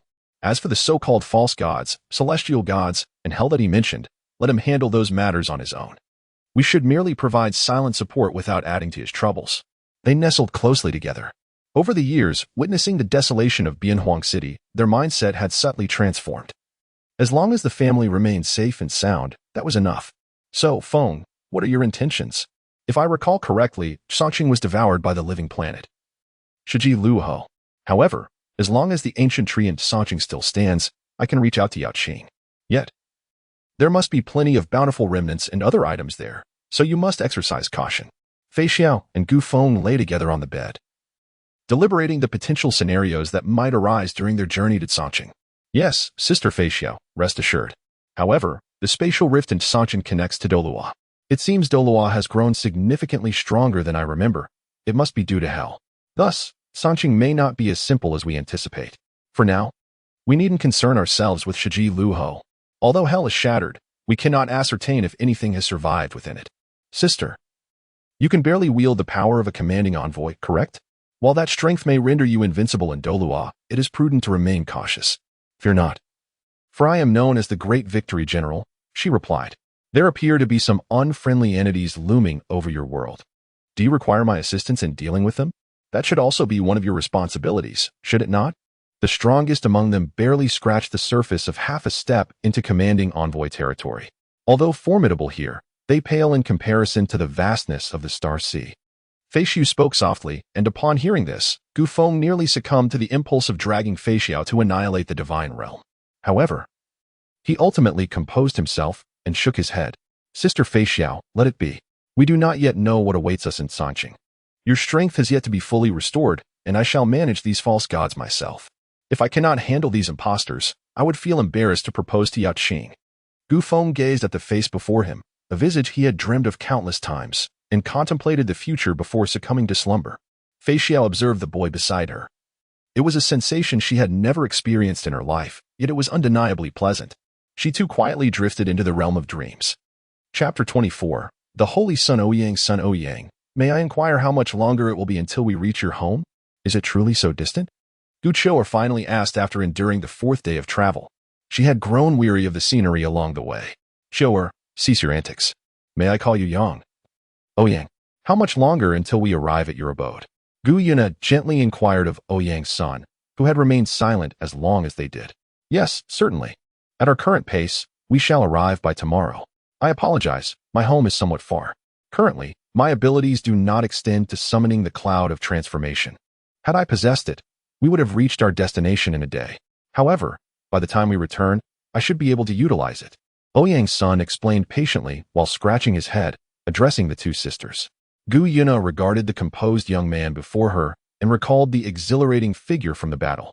Gradually becoming entranced, her eyes sparkling with contemplation, Gu Qiu'er tugged at Gu Yuna, pulling her back to reality, and their group resumed their journey. We are nearly there. Once we cross this mountain, we will arrive at my home. There are not many people in my family, but they are all quite amiable. During this visit, I have some matters to discuss with my sister, so I must kindly ask you both to rest for now. Ouyang's son softly communicated to Gu Yuna and Gu Qiu'er. The Holy Sun is nearly here. Let us go and welcome him home. A beautiful woman with blue hair whispered. Great Priestess, should we summon the young lady back as well?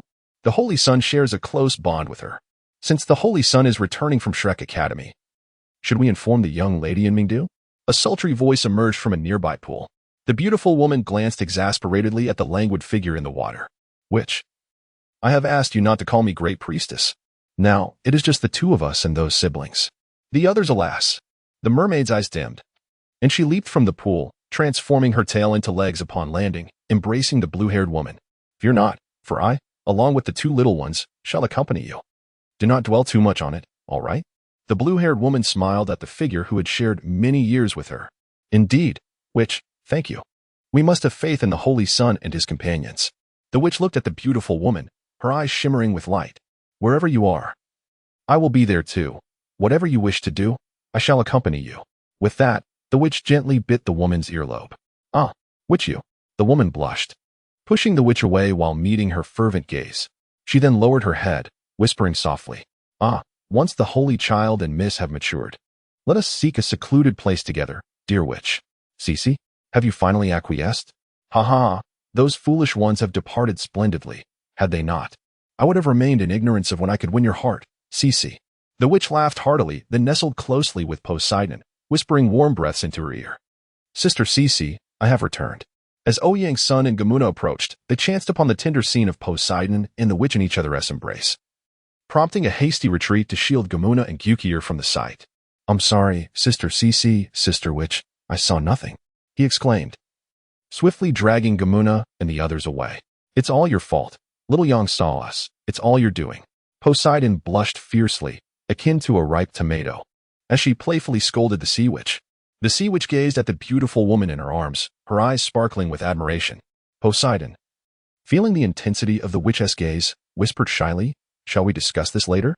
Little Yang has just returned today, and he brought 2 girls home as well. Let us save our conversation for the evening." Poseidon's cheeks flushed, resembling a timid bride who had been thoroughly teased. "All right, Yang, who are they?" Gamuna inquired. Her cheeks tinged with crimson, having never witnessed such a scene before. A shadow of curiosity lingered in Gamuna's heart. "Since you've seen them, please keep it to yourselves. They are my family. I have always called them sisters, and you may do the same."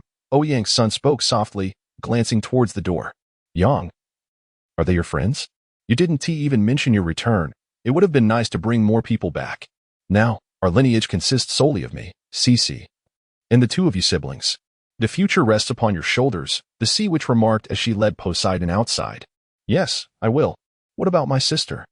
Is she still engaged in her special weaponry?" Ouyang's son asked, noticing the absence of his sister and inquiring of the witch. "Indeed, we have sent word to Chi-er. She will return tonight as well. You've been away for so long. How long will you stay this time?" Poseidon embraced Ouyang's son gently, her voice tender. "For a month. I have numerous matters to discuss with you all, and we shall wait for my sister's return to converse together." Apologetically, Ouyang's son first addressed Poseidon before turning to Gamuna and Gyukir. "I apologize for the lack of hospitality. Is that so? Ayong. Now Autumn and I also wish to pose a question to you, and we hope you might share your thoughts." Gamuna and Gyukir exchanged glances, deciding to approach the conversation candidly. "Oh, little sister, what question do you have for our holy child? He has no girlfriend. And our holy child is truly a wonderful person." The witch suddenly appeared before Guyu Na and her companions, then proceeded to introduce Ouyang's Sunday sister witch. "Please refrain from jesting. Guyu Na and classmates, feel free to inquire. I shall answer any questions, provided they do not pertain to certain secrets." Ouyang's son gently pushed the witch aside and positioned her into Poseidon's embrace while turning to Guyu Na and the others. "Yang, it seems your powers are not closely related to the soul ring system. Can others cultivate within your system? Moreover, what is your perspective on soul masters and soul beasts?" Guyu Na inquired, waiting alongside Gu Choer for Ouyang's son's response. Their arrival in the human realm was primarily to address the conflict between soul masters and soul beasts. Upon discovering Ouyang's son and Gu Feng and Shrek, they had intended to ask questions. However, Ouyang's son and Gu Feng possessed distinctly different abilities. Furthermore, Guyu Na felt a closer affinity to Ouyang's son than to Gu Feng, possibly due to Ouyang's nature, prompting Guyu Na and Gu Choer to visit Ouyang's son's home. As Guyu Na posed her question, Poseidon and the sea witch's soul power surged dramatically, ready to detain the 2 girls at a moment's notice. Guyu Na and Gu Choer sensed the pressure emanating from the 2 super Douluos, their expressions subtly shifting. Guyu Na discreetly produced a piece of black dragon scale, prepared to respond to whatever might unfold. Ouyang's son gazed contemplatively at Guyu Na and Gu Choer, lost in thought until Poseidon and the sea witch could no longer restrain themselves, poised to act. Ouyang's son extended a hand to halt them, then turned to stride toward the courtyard. "Come inside. We shall discuss this further upon my sister's return. Please, put away your dragon scales. Sister Chi-Shi, do not take action either. The owner of that dragon scale in their possession must be of exceptional caliber. If I am not mistaken, such a scale's aura belongs to only one being on the continent, does it not? The dragon scale of the beast god from the Starry forest, perhaps? Please, do not misconstrue our intentions. We do not wish to be adversaries. We merely seek to understand your cultivation system. Allow me to introduce myself as a gesture of goodwill. I am the Silver Dragon King, the true sovereign of the Starry forest, the overlord of all soul beasts. Chiora here is the imperial beast of the Starry. As Guyu Na observed Ouyang's son moving towards the interior, she suddenly revealed their identities just as he was about to disappear from sight. The imperial beast? Xiaoyang. What is this? Poseidon exclaimed, covering her mouth in astonishment. This revelation indeed took both Poseidon and the witch by surprise. The imperial beast? A treasure of the Starry. How did you come to be here? And within Shrek, no less. Ouyang's son, intrigued, turned back to inquire further. I followed my sister. She seeks to change the plight of the soul beast race, and I am assisting her. Yet you still haven't answered our question. Guchioa replied with a hint of pride. Ouyang's son chuckled softly, inviting Poseidon and the sea witch into the courtyard. As I said, we shall wait for my sister to return before discussing matters further.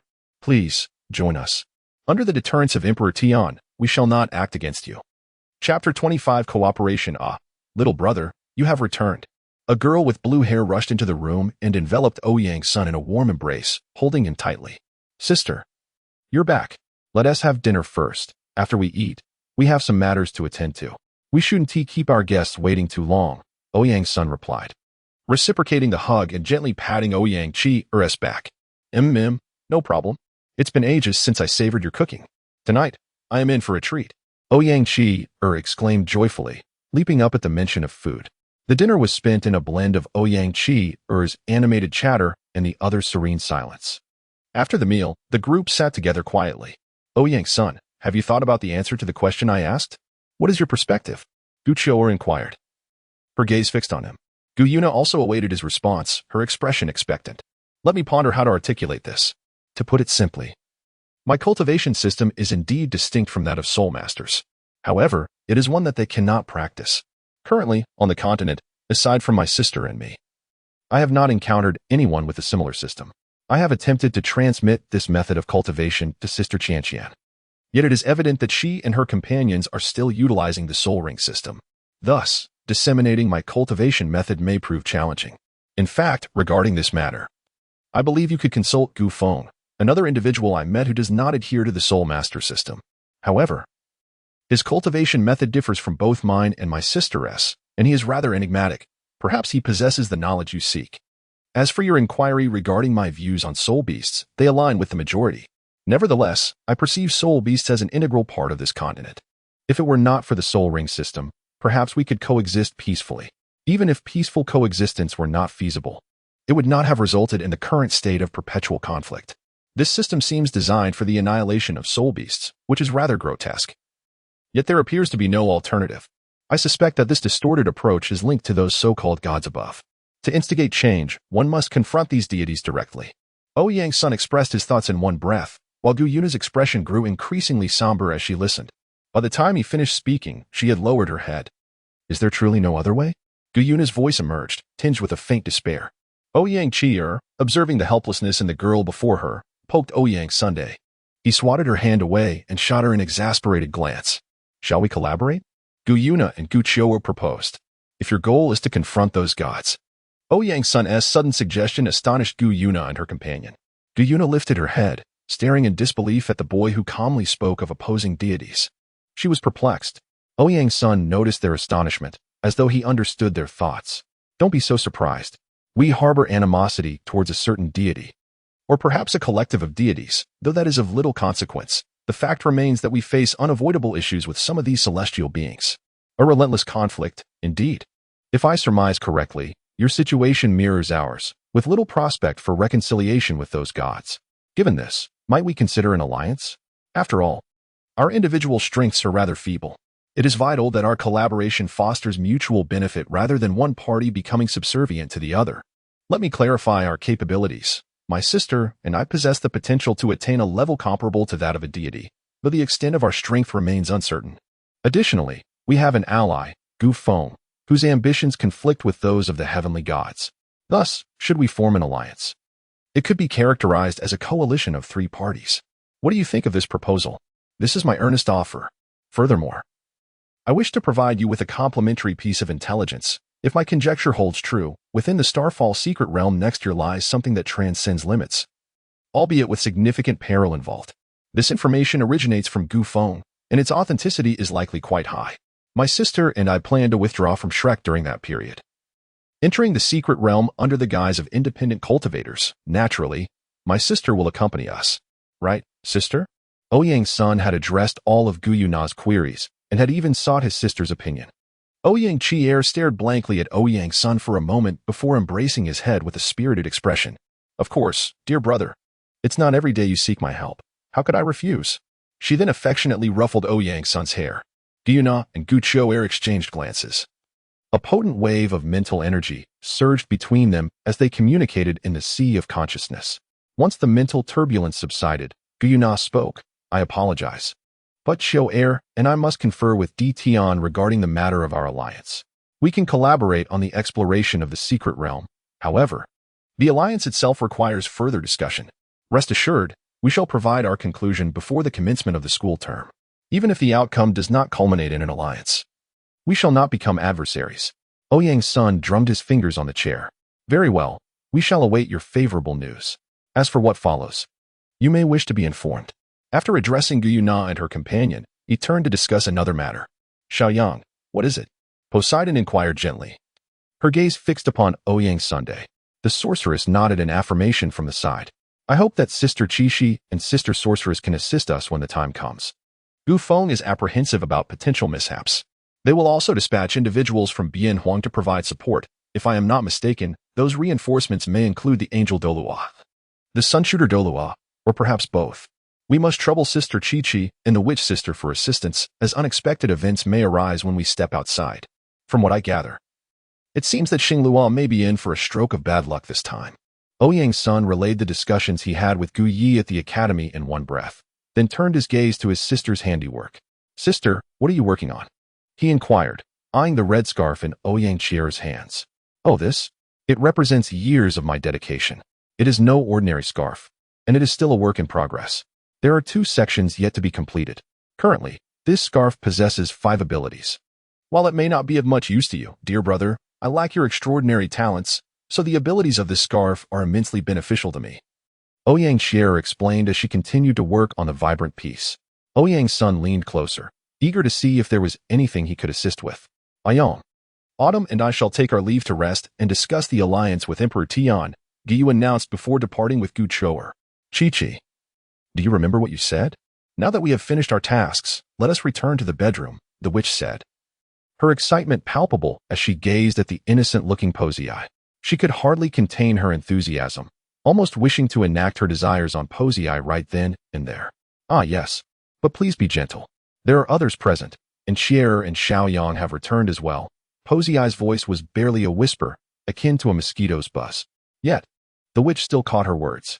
You must hold back, my precious Chi-Chi, or how will my dear Chi-Chi face Chier and Xiaoyang later? The witch whispered provocative words into Posei's ear. Subsequently, amid Ouyang's son's peculiar gaze and Ouyang Chier's astonished expression, the witch scooped up Posei and dashed toward the bedroom. Brother, do you think Sister Chi-Chi and the witch sister share that kind of relationship? They are both girls. Is that truly acceptable? Should we not advise them?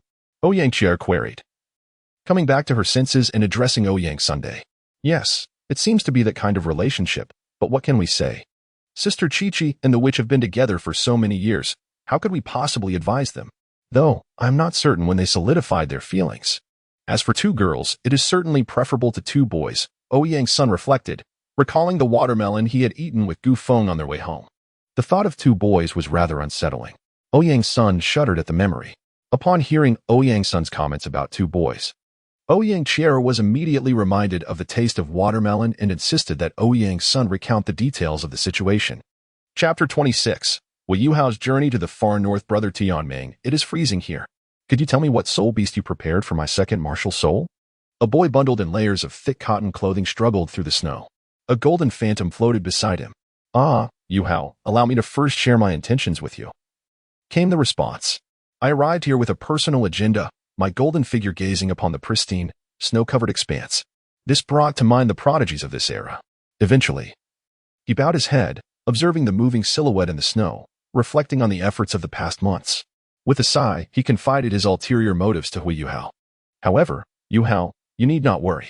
Even if the Ice Emperor ultimately does not join us, I can assure your safety at that time. I will utilize a portion of my primordial essence to ensure you obtain the Ice Emperor's essence. Will you still place your trust in me, Yuhao? Wei Yuhao halted his steps.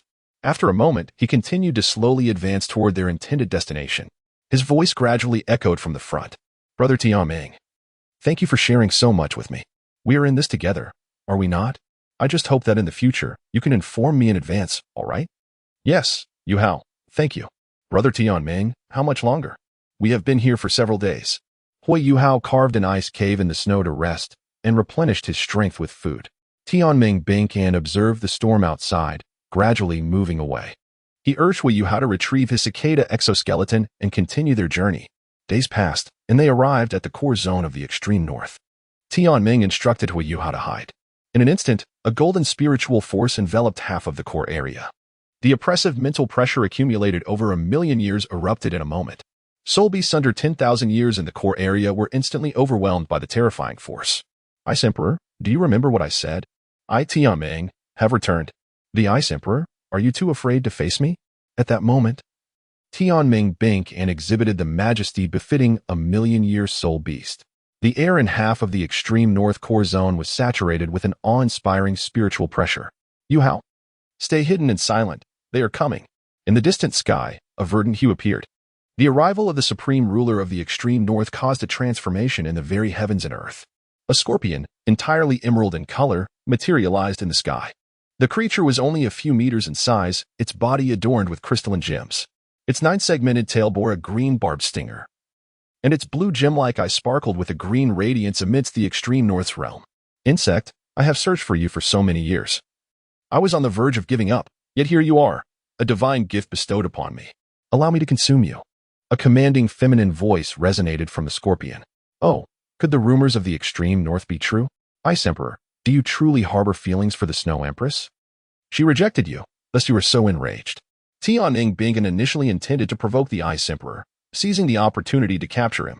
However, the moment the Ice Emperor heard of the Snow Empress's rejection, the ice elements in the heavens and earth erupted. Insect, you seek death. Eternal frozen domain. The solid ice rapidly expanded across a 1,000-mile radius of the extreme north core. The wrath of the ice monarch.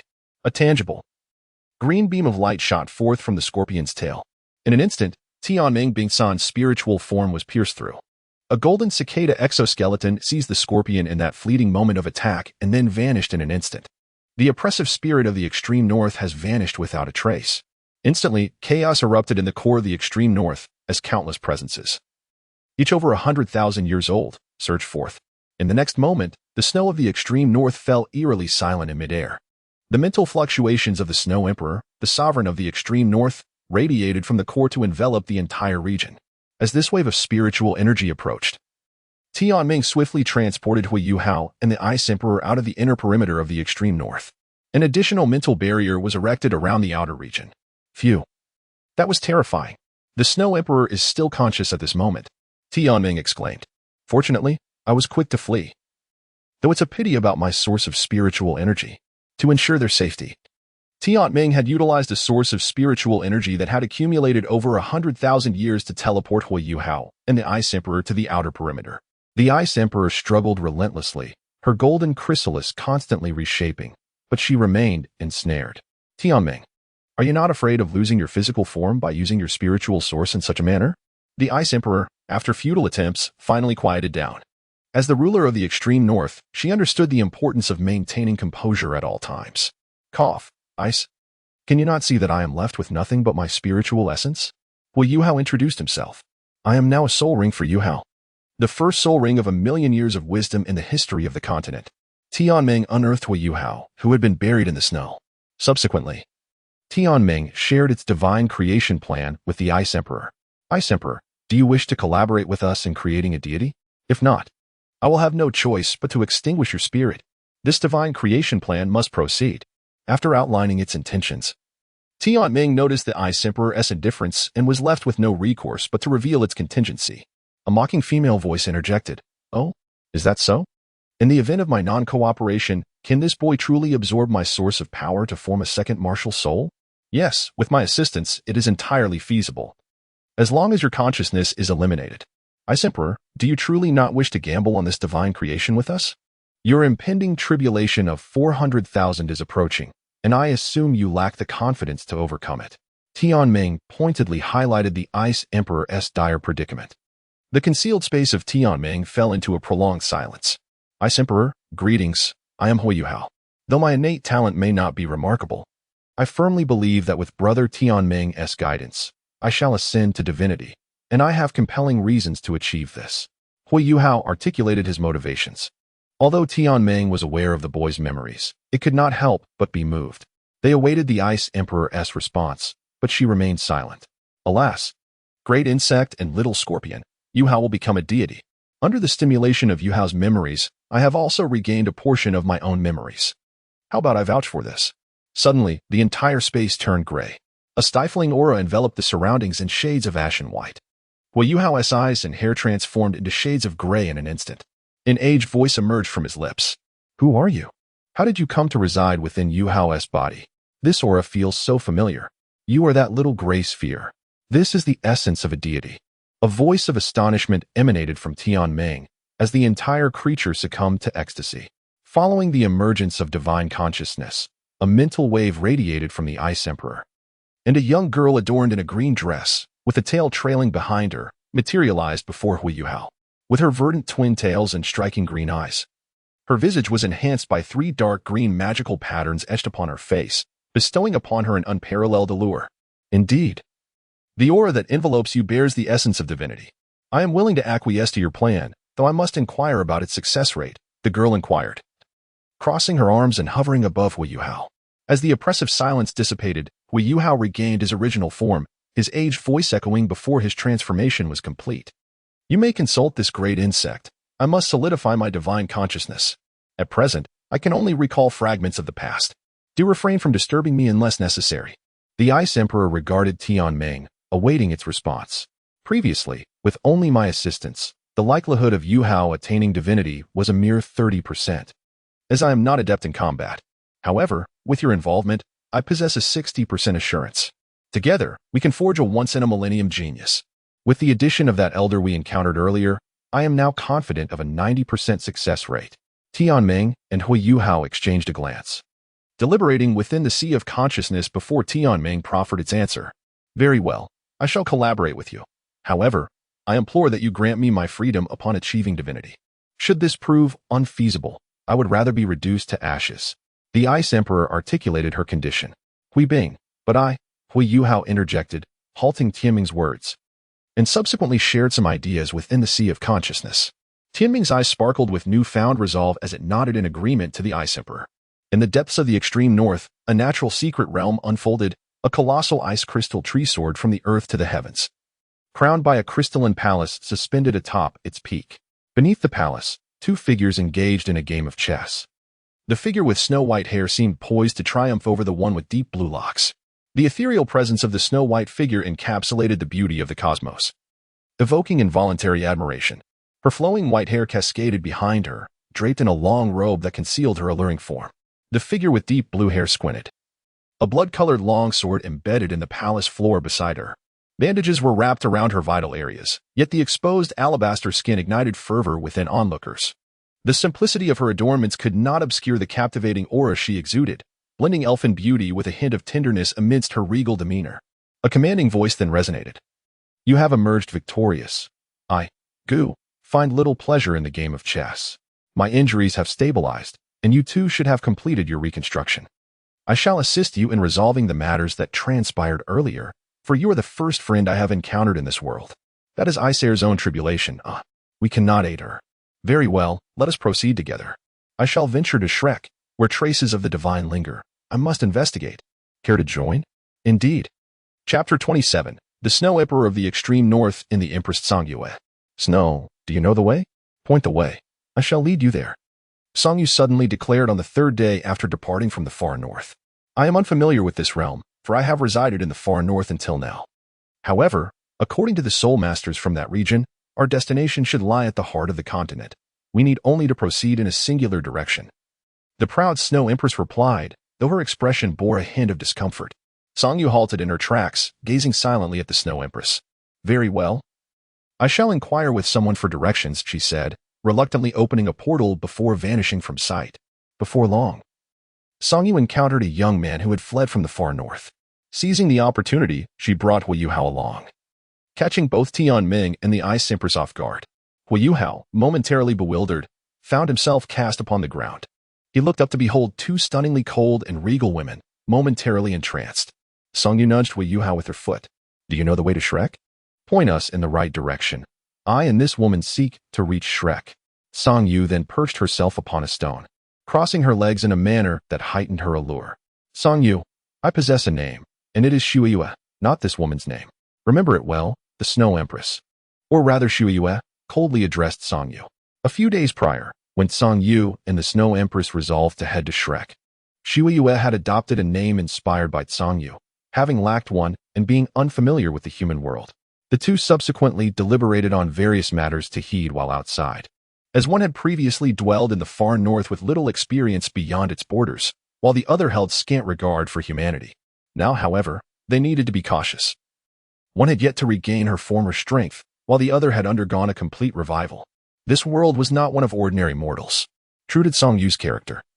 She stated, "If I inquire and you remain silent, then so be it. I shall ask another. How about this individual?" Depending on Song Yu's mood. Should she be in high spirits, he may depart unscathed. If her mood soured, he would become merely another ice sculpture. Returning to the present. Both Song Yu and Xue Yue awaited Hui Yuhao's response, unbeknownst to them that his spiritual sea was in turmoil. Tianming, release me. The one outside is Shuer. How could she have been revived? Let me out. The Ice Empress struggled frantically within Hui Yuhao's spiritual realm. Golden chains ensnared her form. While Tianming wiped non-existent sweat from her brow, Hui Yuhao remained oblivious to the situation as he was shielded from the entirety of his spiritual sea. It was imperative that he remain unaware. His experience was still too shallow to conceal the truth. Ice Empress, first you must comprehend our predicament. The Snow Empress is the sovereign of the far north. If she were to discover that you inhabit a human and have become a human soul, do you think she would not perceive it as a betrayal of the far north? Furthermore, who was that girl beside the Snow Empress? From her dialogue with Xue Yue, she is at least of the same caliber, otherwise, Xue Yue would have acted long ago. Until I ascertain their attitudes, I cannot permit your release. Moreover, what could possibly draw them to Shrek? What secrets lie within its depths? It seems that all manner of strange beings converge there, and we must seek clarity. Ice Emperor, our ambition is to achieve divinity. Let us not squander our efforts. Tianming spoke in a tone that was half rogue, half tender. The Ice Emperor ceased her struggle, and the sea of consciousness fell into a profound silence. Clenching her fist, she recalled the resolute character and unwavering persistence of Hui Yuhao, who had merged with her essence and spirit bones. Perhaps he truly could ascend to godhood. Ultimately, the Ice Emperor conceded, and the sea of consciousness was restored to tranquility. Tianming unsealed a fragment of the sea of consciousness, transmitting a wave of mental energy to Hui Yuhao before sealing it once more. Yuhao, the Ice Emperor and I require rest. Assisting you has drained much of our essence. Answer any inquiries these two girls may pose. The sea of consciousness is now sealed. Thus, I implore you, do not provoke them. A large question mark loomed over Hui Yuhao's head, yet no one was privy to his thoughts. He gazed at the two enchanting young women awaiting his response. Esteemed sisters, I am but a student of Shrek Academy, and I can escort you there. However, the time for my classes approaches swiftly. Let us make haste, Hui Yuhao declared, glancing expectantly at the two before him. Despite his urgency, he dared not journey alone. For each of these women exuded a formidable presence far surpassing that of the formidable Gomi. Luck appears to be on our side, Snow. Now that we have a guide, what shall we do? Shall we simply open a portal or observe first? Song Yue leapt down from her perch upon a stone, surveying the distant horizon. Let us first observe. As for timing, we shall open a portal a few days in advance. I must gain a deeper understanding of this world, the proud Snow Empress replied, turning towards the burgeoning city visible in the distance. Listening to their discourse, Hui Yuhao felt an impending sense of danger looming over him.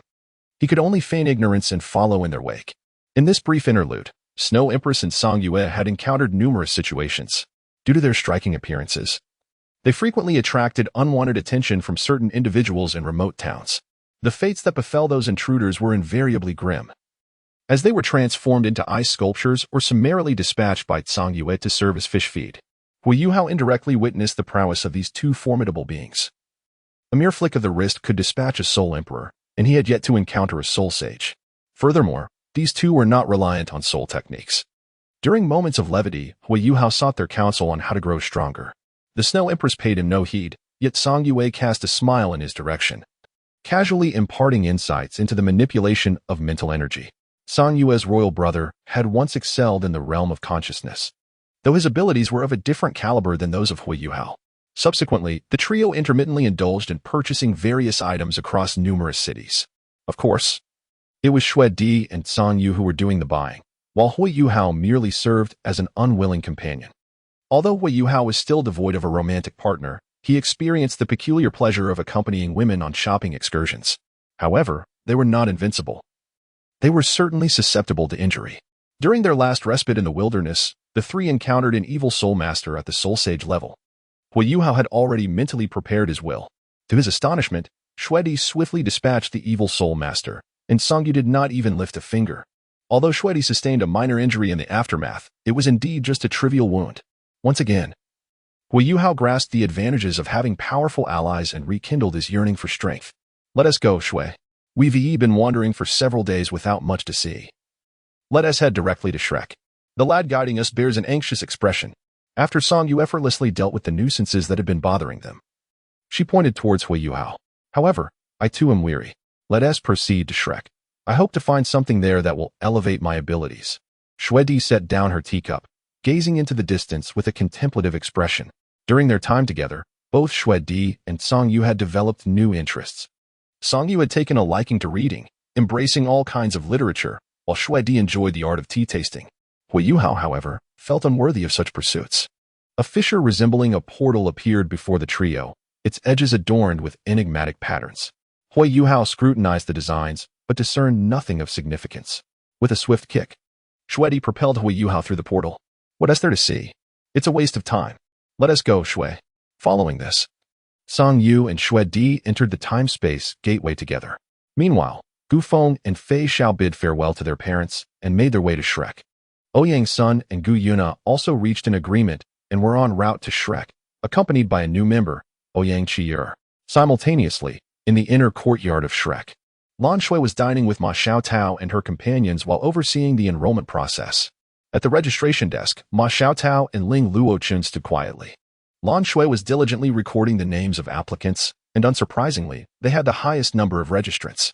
Ma Xiaotao and Ling Luochun, having lost a bet, were reluctantly serving as the face of the enrollment process, standing expressionless at the registration desk. However, they had already sentenced Dai Yueheng, who proposed the wager, to a figurative death. Just then, a commotion erupted at the registration desk. Ma Xiaotao and Ling Luochun exchanged glances and rushed toward the source of the disturbance, leaving Lan Shui to silently fulfill her role as a bystander. Finally, I'm no longer a gatekeeper. It was mortifying. Ice Queen, don't you feel it? Once Ma Xiaotao dashed away, she instantly became invigorated. No, I simply prefer silence. It was too awkward. Ling Luoching spoke with a hint of pride, then proceeded towards the source of the commotion. Behind the line of new students, a fissure resembling a portal appeared in the air, imbued with the power of space. Both Ma Xiaotao and Ling Luoching's expressions turned grave as they readied themselves for action. Chapter 28. Assembling at Shrek. Help. A cry for assistance echoed from the portal. Hui Yuhao fell from the sky, plummeting toward the ground. Just as he was about to meet a disastrous fate, a delicate hand grasped the nape of his neck. You are the top of the new student assessment team, aren't you? I believe your name is Hui Yuhao. Could you enlighten us about that door-like entity above? A warm breath brushed against Hui Yuhao's head. Ma Xiaotao held Hui Yuhao defensively beneath the portal, while Ling Luoching redirected the surrounding new students to a different registration point. That was the martial soul of 2 new students this year. Hui Yuhao was about to explain, but before he could utter a word, Ma Xiaotao hurled him away. Boom. Dust erupted from the ground as a blood-red blade embedded itself into the earth. The sound of high heels echoed through the area. As the dust settled, 2 ethereal women emerged. One stood silently, arms crossed, observing. The other approached the blood-red longsword, gently extracting it from the ground and wielding it in her hand. Ma Xiaotao and Ling Luoching had already summoned their martial souls, prepared for any eventuality. Is the Shrek? Snow, what are your intentions? Songyue sheathed the blood-red demonic blade and turned to inquire of the Snow Empress. She wished not to ponder too deeply. Her sole desire was to engage in battle with a formidable opponent. The Snow Empress surveyed the surroundings and spotted a boy in the distance. He seems to be a student of Shrek Academy. Let us join that academy and explore. Perhaps it holds what I seek. After a brief contemplation, the Snow Empress resolved to investigate the legendary academy that had persisted through millennia. I must inform you, both of you have surpassed the age limit for new student enrollment. Thus you are ineligible to join Shrek. Ma Xiaotao addressed the 2 enchanting figures, who appeared to be of similar age to her, highlighting the age restrictions. Oh? Are you capable of making decisions on behalf of the solitary? A commanding voice resonated, chilling the atmosphere instantly. Ling Luoching sensed an absolute suppression of attributes. while Ma Xiaotao's fiery phoenix flames flickered dangerously close to extinguishment. Shock flickered in their eyes. This situation could only imply one possibility: the ultimate ice. The girl wielding the blood-red blade possessed the ultimate attribute, ice in its purest form.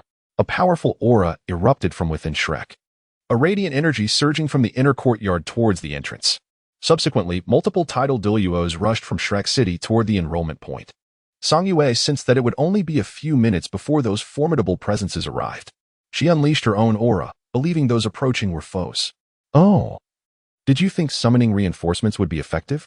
Before those individuals arrived, it was already sufficient to eliminate you all. Song Yu believed that they were her adversaries, intending to take immediate action to slaughter those before her and then flee with the Snow Emperor. Song Yu thought this way, and she acted accordingly. With a powerful initiation, she unleashed her ultimate move, Absolute Zero. The chilling extremities of the universe instantaneously descended. Ma Xiaotao and Ling Luoqing attempted to explain, yet before they could utter a word, they were transformed into ice sculptures. Due to the origin of the Ice Emperor and the Ice Emerald Scorpion, Wei Yuhao narrowly escaped this fate. Nonetheless, he was left shivering in the cold, trembling aside. Song Yu conjured 2 crystalline ice roses, directing them towards Ma Xiaotao and Ling Luoqing, but an unexpected occurrence interrupted. A beam of light sliced through the 2 ice roses, shattering them midair. Lan Shui, golden-haired and wielding a radiant sword, materialized before them. Who are you? If Shrek takes action, do not blame me for taking you down. Upon her declaration, countless beams of light cascaded from the sky above Shrek. Antarctic Cross. A colossal diamond-shaped crystal shield appeared above Song Yu, blocking the descending beams. Emperor Hantian, Snow Dance, Radiant Sun. Snow. A blizzard swept in as a giant domain unfurled, revealing a blue sun suspended in the air. This sun, rather than emitting warmth, brought forth an intense cold. The Snow Emperor floated before the blue sun, an ice sword forming in her grasp. She hurled the ice sword into the sky, from which a massive icy vortex emerged, descending with a gigantic ice crystal sword. Imperial Sword, Ice Supremacy. With a roar, Song Yu plunged her demonic blade into the ground, summoning an ice dragon that soared upward. Standing atop the ice dragon, she slashed forward with her demonic blade, causing a blue lotus to spin at its tip, which then flew towards Lan Shui. Extreme Cold, Ice Lotus. In an instant, Lan Shui transported Ma Xiaodao and Ling Luoqing out of the danger zone. She had to intercept these attacks, or else many of the newcomers might be injured. As for Ma Xiaodao and Ling Luoqing, with their attributes under absolute suppression, failing to send them away would spell their doom. Lan Shui thrust her light sword into the ground, forming a golden array beneath her, where a hexagram pattern spun incessantly. Transparent light pillars coalesced into a hexagonal shield, standing guard against the ice sword and ice lotus. Hexagram, light defense. A tremendous sound erupted at the entrance of Shrek. A violent shockwave sending Ling Luoqing and Ma Xiaodao, who were already in the safe zone, flying far once more. Some newcomers, who overestimated their own strength and were merely spectating, were also swept away. Lan Shui endured 2 attacks, sustaining some injuries.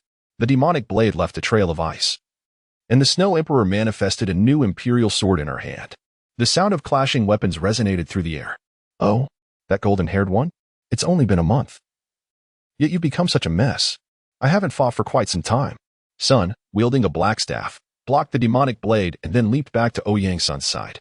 Fei Xiao, riding a black cloud dragon, pinched the Snow Emperor's imperial sword between 2 fingers. Do not be so impulsive. Impulsivity will not resolve matters. A gentle voice resonated. In an instant, the Snow Empress recoiled, as the fox-eared lady before her exuded an aura of profound danger. Gu Feng appeared behind Fei Xiao, subsequently pulling her aside. Sister Fei Xiao, weren't we just watching a show? Why did you suddenly jump into the fray? Isn't it just that little girl Xiao Xue struggling against 2 opponents? I've been at Shrek for quite some time. I should lend a hand when the opportunity arises. Fei Xiao affectionately ruffled Gu Feng's hair before leaping down from the cloud dragon to Lan Xue's side. Upon spotting Fei Xiao, Lan Xue rushed forward and embraced her. Sister Fei Xiao, it's been ages. We've all missed you dearly. Have you found that wretched runaway groom? That man must have saved the continent in his past life to deserve a fiancé like you, yet he still fled from the wedding. I truly wish I could give him a good thrashing for you. Lan Xue complained to Fei Xiao, her frustration palpable. The Snow Empress descended slowly beside Song Yue, her expression laden with gravity. Shall we retreat or engage? Song Yue's cold voice conveyed a sense of urgency to the Snow Empress, shaking her head in response. The Snow Empress retracted her domain and dissipated the Imperial sword. The ice dragon landed gracefully, gradually transforming into glimmering ice crystals, while the demon blade was also sheathed.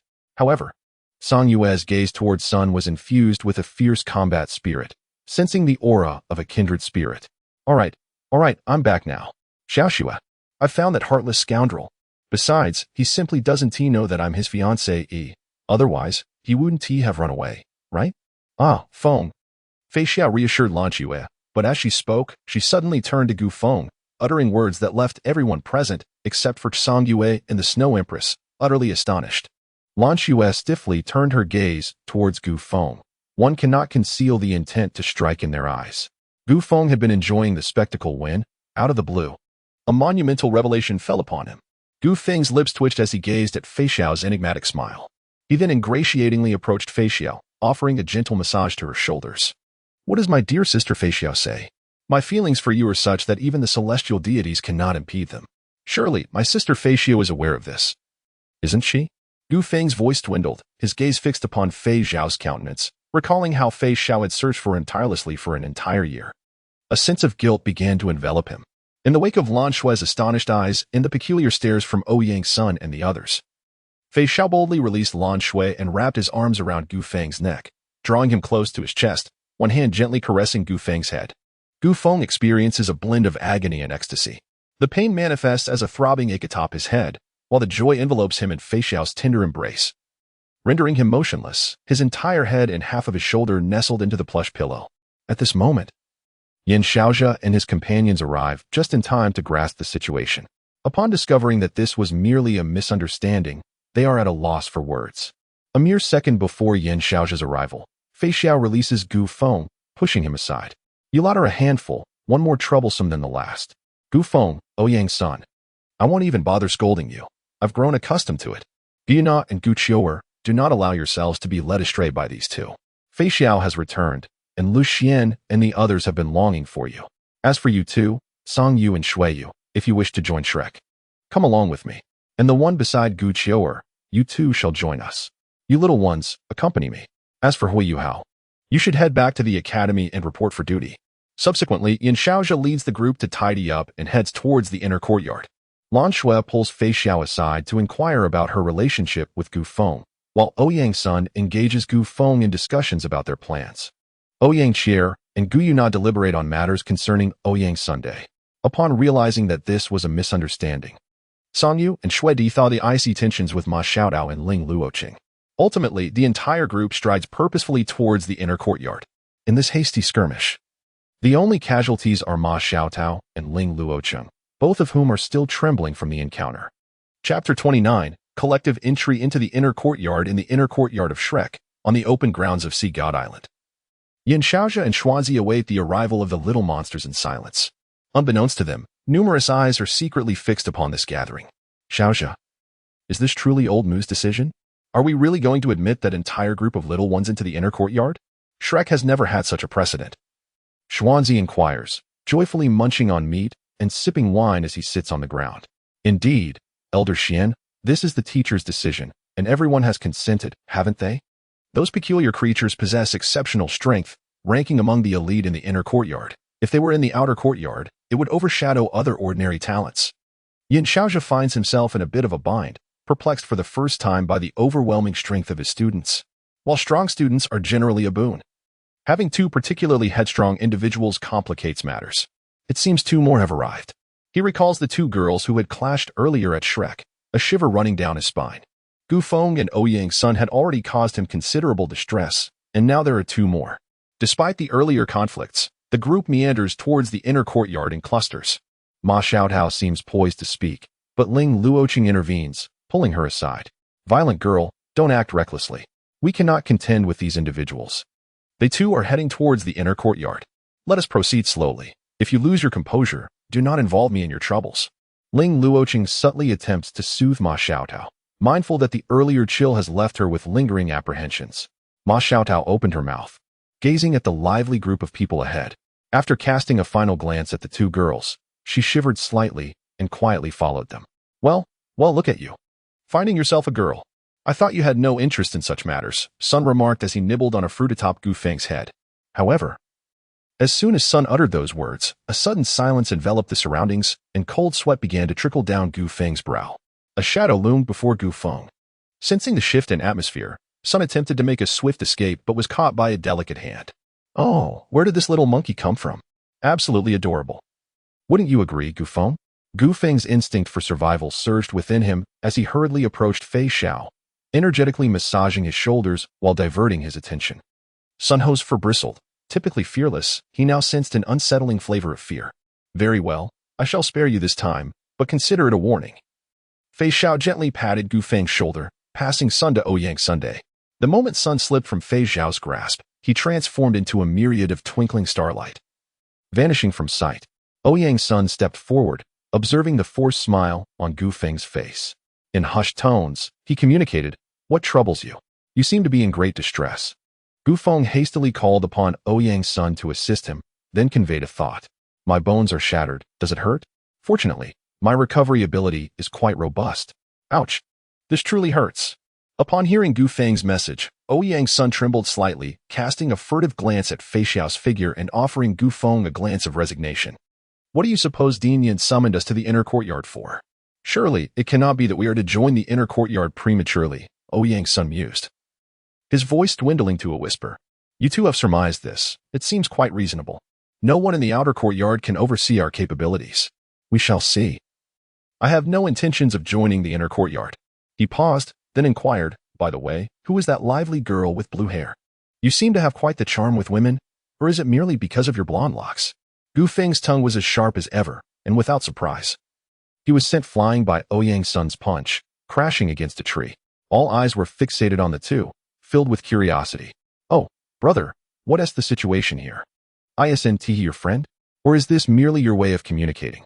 Ouyang Chier's not-so-bright mind seemed even dimmer in this moment. "No worries, Sister Chier. It's not surprising what these two get up to together. Ah Yang and that fellow Gu Feng, well, anything is to be expected," Gu Yuna remarked, gazing at the duo with amusement as she pulled the bewildered Ouyang Chier forward. "Huh? What is going on with Xiao Feng?" Fei Xiao observed Gu Feng sliding down from the tree and sprawled on the ground, feeling their relationship resembled that of Mo's and Jiao Qiu. "Oh dear, Sister Fei Xiao. This is just how they are when together. You'll get used to it," came the reply. Alone, Ouyang Sun was quite dependable, and Gu Feng, when by himself, simply enjoyed indulging in gossip and entertainment. Yet, together, they were a different story. Lanwei hesitated to speak, knowing she must preserve Gu Feng's dignity in front of Fei Xiao. Otherwise, she would find herself in a predicament, for that fellow was utterly insufferable, and she wished to avoid attracting the attention of such a rogue. "Shui, everyone here, aside from those two women following behind, is formidable. I could relish the opportunity to engage in a battle with them right now. Be it that girl with pink hair or the one with yellow locks." Song Yue felt an undeniable surge of battle instinct within her, a genetic predisposition awakening. Seeing this, Shui Emperor promptly restrained Song Yue. "Song Yue, we'll have time to spar with them later, but for now, let us follow them and hear what that old fellow has to say about joining Shrek." The Shui Emperor cast her gaze toward the approaching sea god lake, where a small island could be faintly discerned. "Feng, what do you think? Shall we collaborate with them?" Ouyang Sun inquired of Gu Feng before they reached Sea God Lake. Having already informed him of Gu Yuna's intentions, Gu Feng glanced at Gu Yuna and then at Ouyang Sun, a glimmer of mischief evident in his eyes. Just as Ouyang Sun was about to deliver a punch to this rascal, Gu Feng's voice rang out in affirmation. Nevertheless, Ouyang Sun ultimately succumbed to her inner impulse and struck him. A vast lake lay before them, and Ma Xiao stepped forward to explain how to navigate the Sea God Lake, listing numerous precautions. "How bothersome. We just need to cross. I am not a member of the inner court, so these rules have no bearing on me." Gu Feng found her incessant chatter exasperating and interrupted Ma Xiaodao. Suddenly, a black cloud dragon descended from the heavens beside Gu Feng, who stood atop its head. Just as Gu Feng was about to take flight, Fei Xiao appeared beside him, pushing Gu Feng behind her as she stood majestically atop the cloud dragon like a general. Lan Shui transformed into a beam of light, coalescing into her form beside Fei Xiao, linking arms with her. "Let us go, little Feng. Our destination is the inner court," Fei Xiao declared, pointing toward the inner court. The cloud dragon ascended into the sky, and Gu Feng sat quietly behind them, gazing at Fei Xiao's silhouette with a goofy smile. TSK, look at him today. Truly, what goes around comes around, Gu Qiu'er mused, observing the fearless Gu Feng. Brother, you and Nana go ahead. I'll accompany Qiu'er, Ouyang Qiu'er said. Her yellow aura glowing at her waist, having transformed her scarf into a decorative accessory. Upon her utterance, a flush crept onto the faces of Ouyang's son, Gyuna, and Gu Qiu'er simultaneously. Gyuna and Ouyang's son exchanged glances, and a nimbus cloud appeared above them. Ouyang's son took Gyuna's hand, and they ascended onto the nimbus cloud. Sister Qiu'er, shall we? Gu Qiu'er shyly inquired. Having felt somewhat left out over the past month as Gyuna and Ouyang's son often excluded her, coupled with her observations of the peculiar bond between Poseidon and the Sea Witch. Gradually, Gu Qiu'er developed an infatuation for Ouyang Qiu'er, Ouyang's son, Gyuna, and Poseidon were all aware of Gu Qiu'er's feelings and supported her, yet Qiu'er remained oblivious, thinking Gu Qiu'er merely enjoyed her company. It remained uncertain when Ouyang Qiu'er would discern Gu Qiu'er's true intentions. Blazing radiance, seraph. 3 pairs of fiery wings materialized behind Ouyang Qiu'er as she embraced Gu Qiu'er and soared toward the inner court. Gu Qiu'er instinctively wrapped her arms around Ouyang Qiu'er's neck. Resting against her chest, a colossal ice dragon emerged from the void, upon which 2 elegant women stood, gradually making their way toward the inner court. Ma Xiaodao and Ling Luoqing simultaneously swallowed hard. That fierce woman, that intense aura, was that the essence of ultimate fire? Surely not. Is the ultimate attribute now so devalued? I find myself perplexed, for this era is rife with monsters.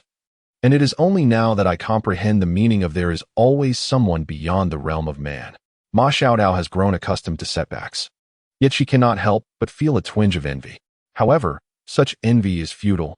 It cannot be summoned at will.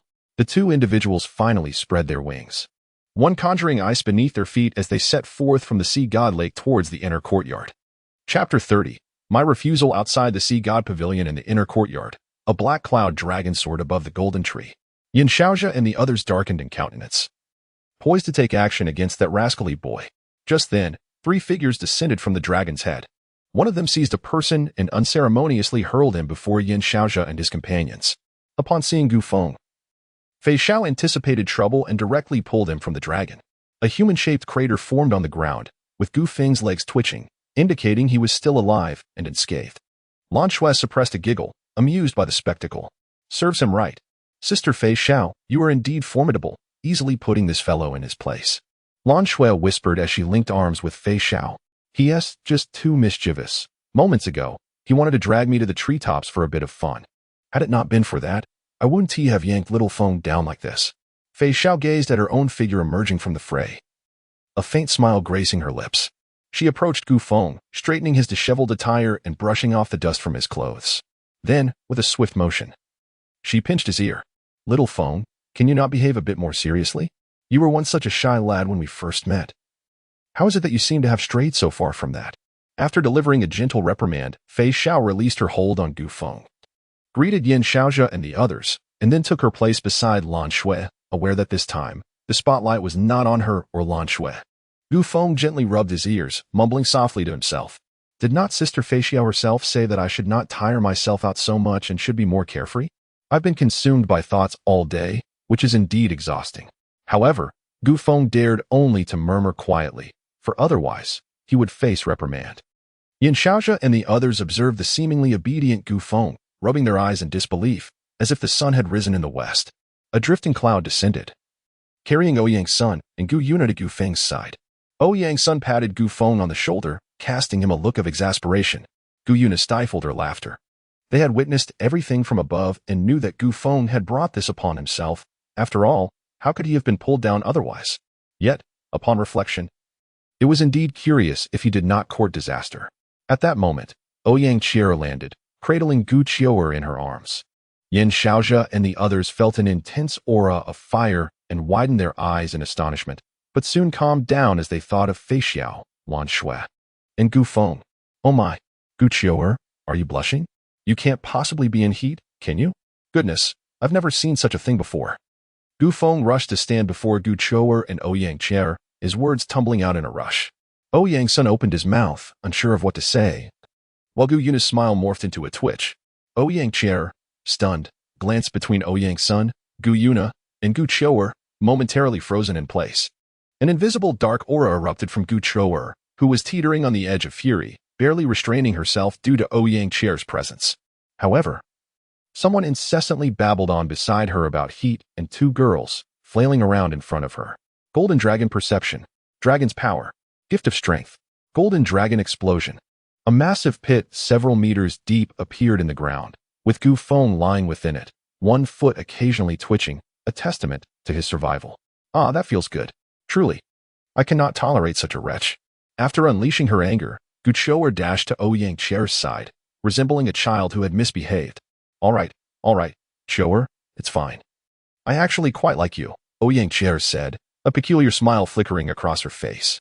Upon hearing this, both Ouyang Sun and Gu Yuna turned their gazes towards Ouyang Qi'er, then glanced at the emotionally overwhelmed Gu Chou'er, their hearts simultaneously echoing a silent exclamation of disbelief.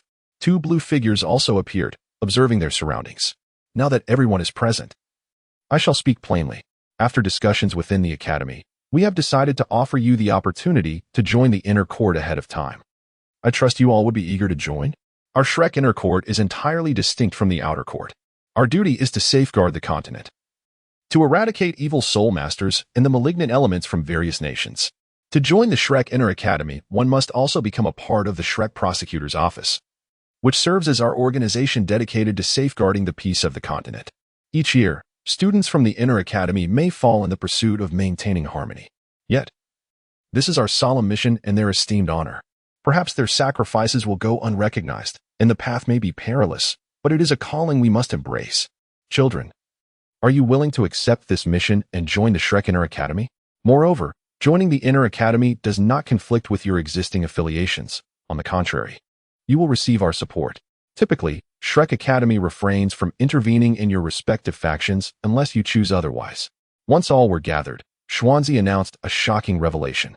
Ma Xiaodao and Ling Luoqing gazed at them with envy. They had endured considerable hardship to gain admission to the Inner Academy, unlike these with which others might now join. Of course, graduating from the Outer Academy is not a daunting task. But graduating from the Inner Academy requires fulfilling the Prosecutor's Office's missions. Failure to complete these assignments prevents graduation, and those who succeed in the Inner Academy emerge as unparalleled champions in various fields. Regrettably, many have perished in the pursuit of peace, succumbing during missions. Yet this is a duty we must uphold as the foremost force on the continent, dedicated to maintaining tranquility. In recent years, the Sun Moon Empire has exhibited treacherous ambitions, and we at Shrek have been steadfast in our efforts to preserve peace. Thus, should the Sun Moon initiate hostilities, they shall be deemed our adversaries.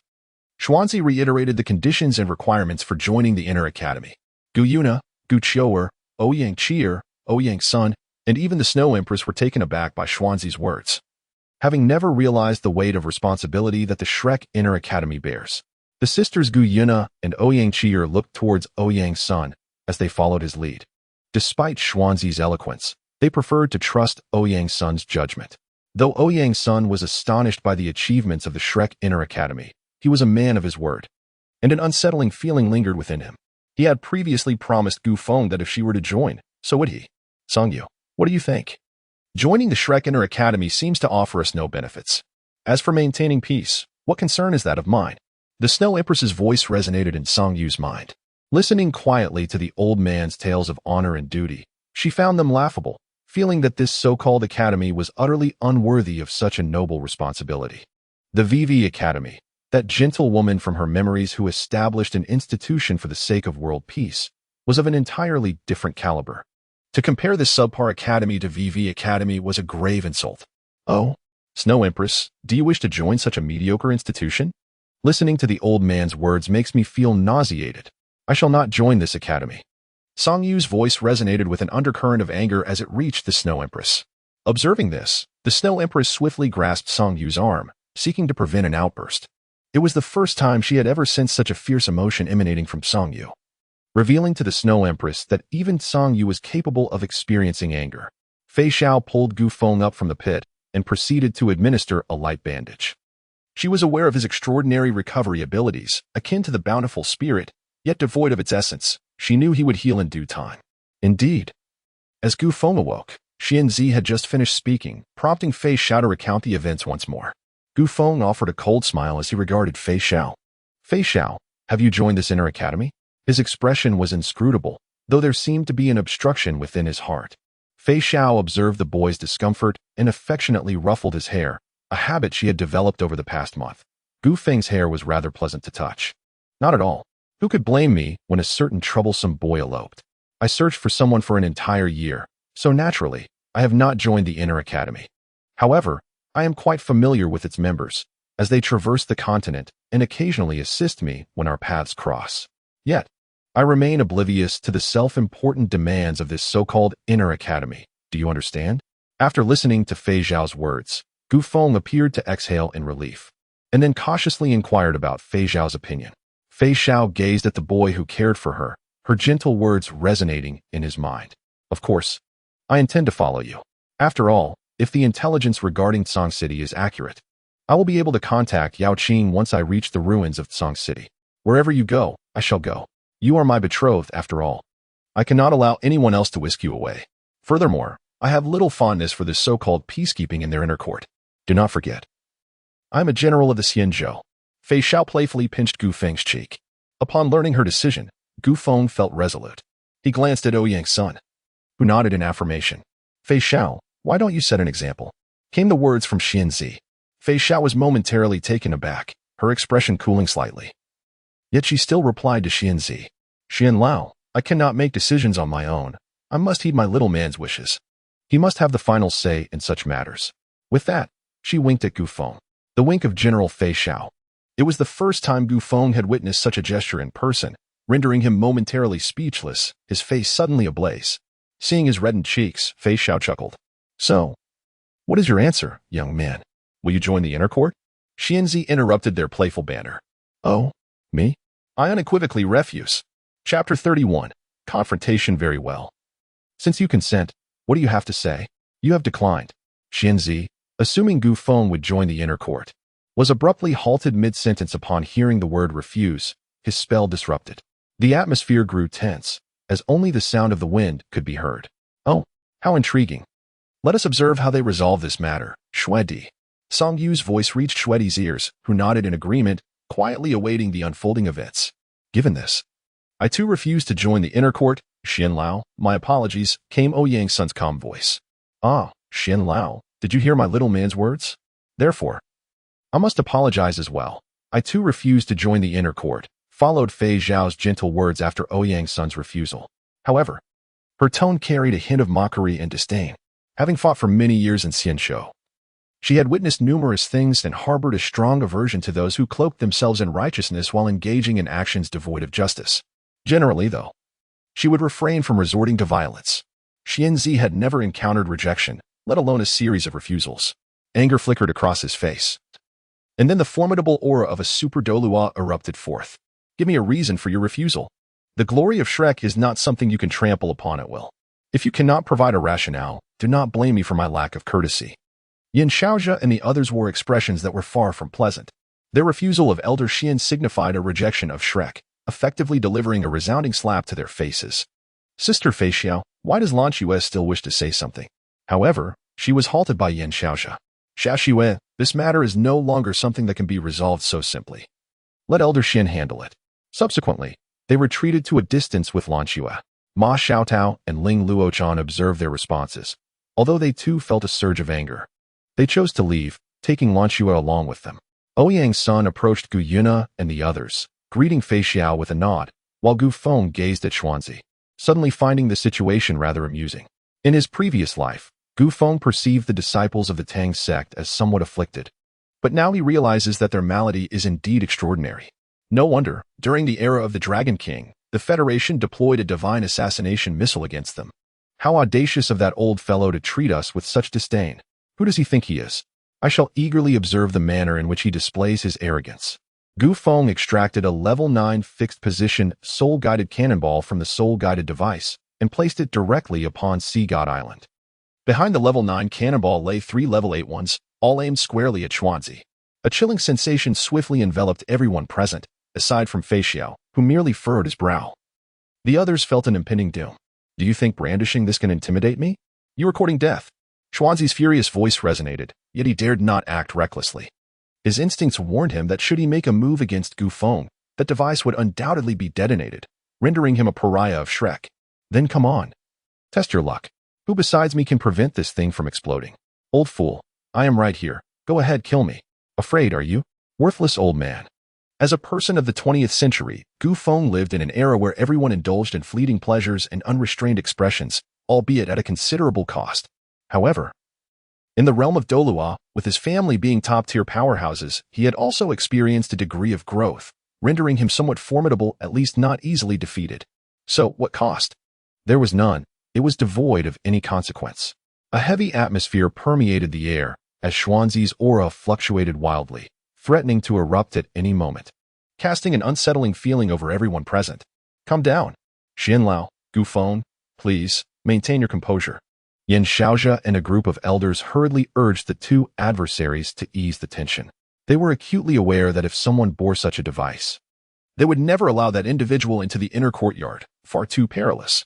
Snow Empress, is this what you call the pinnacle of technological weaponry in your world?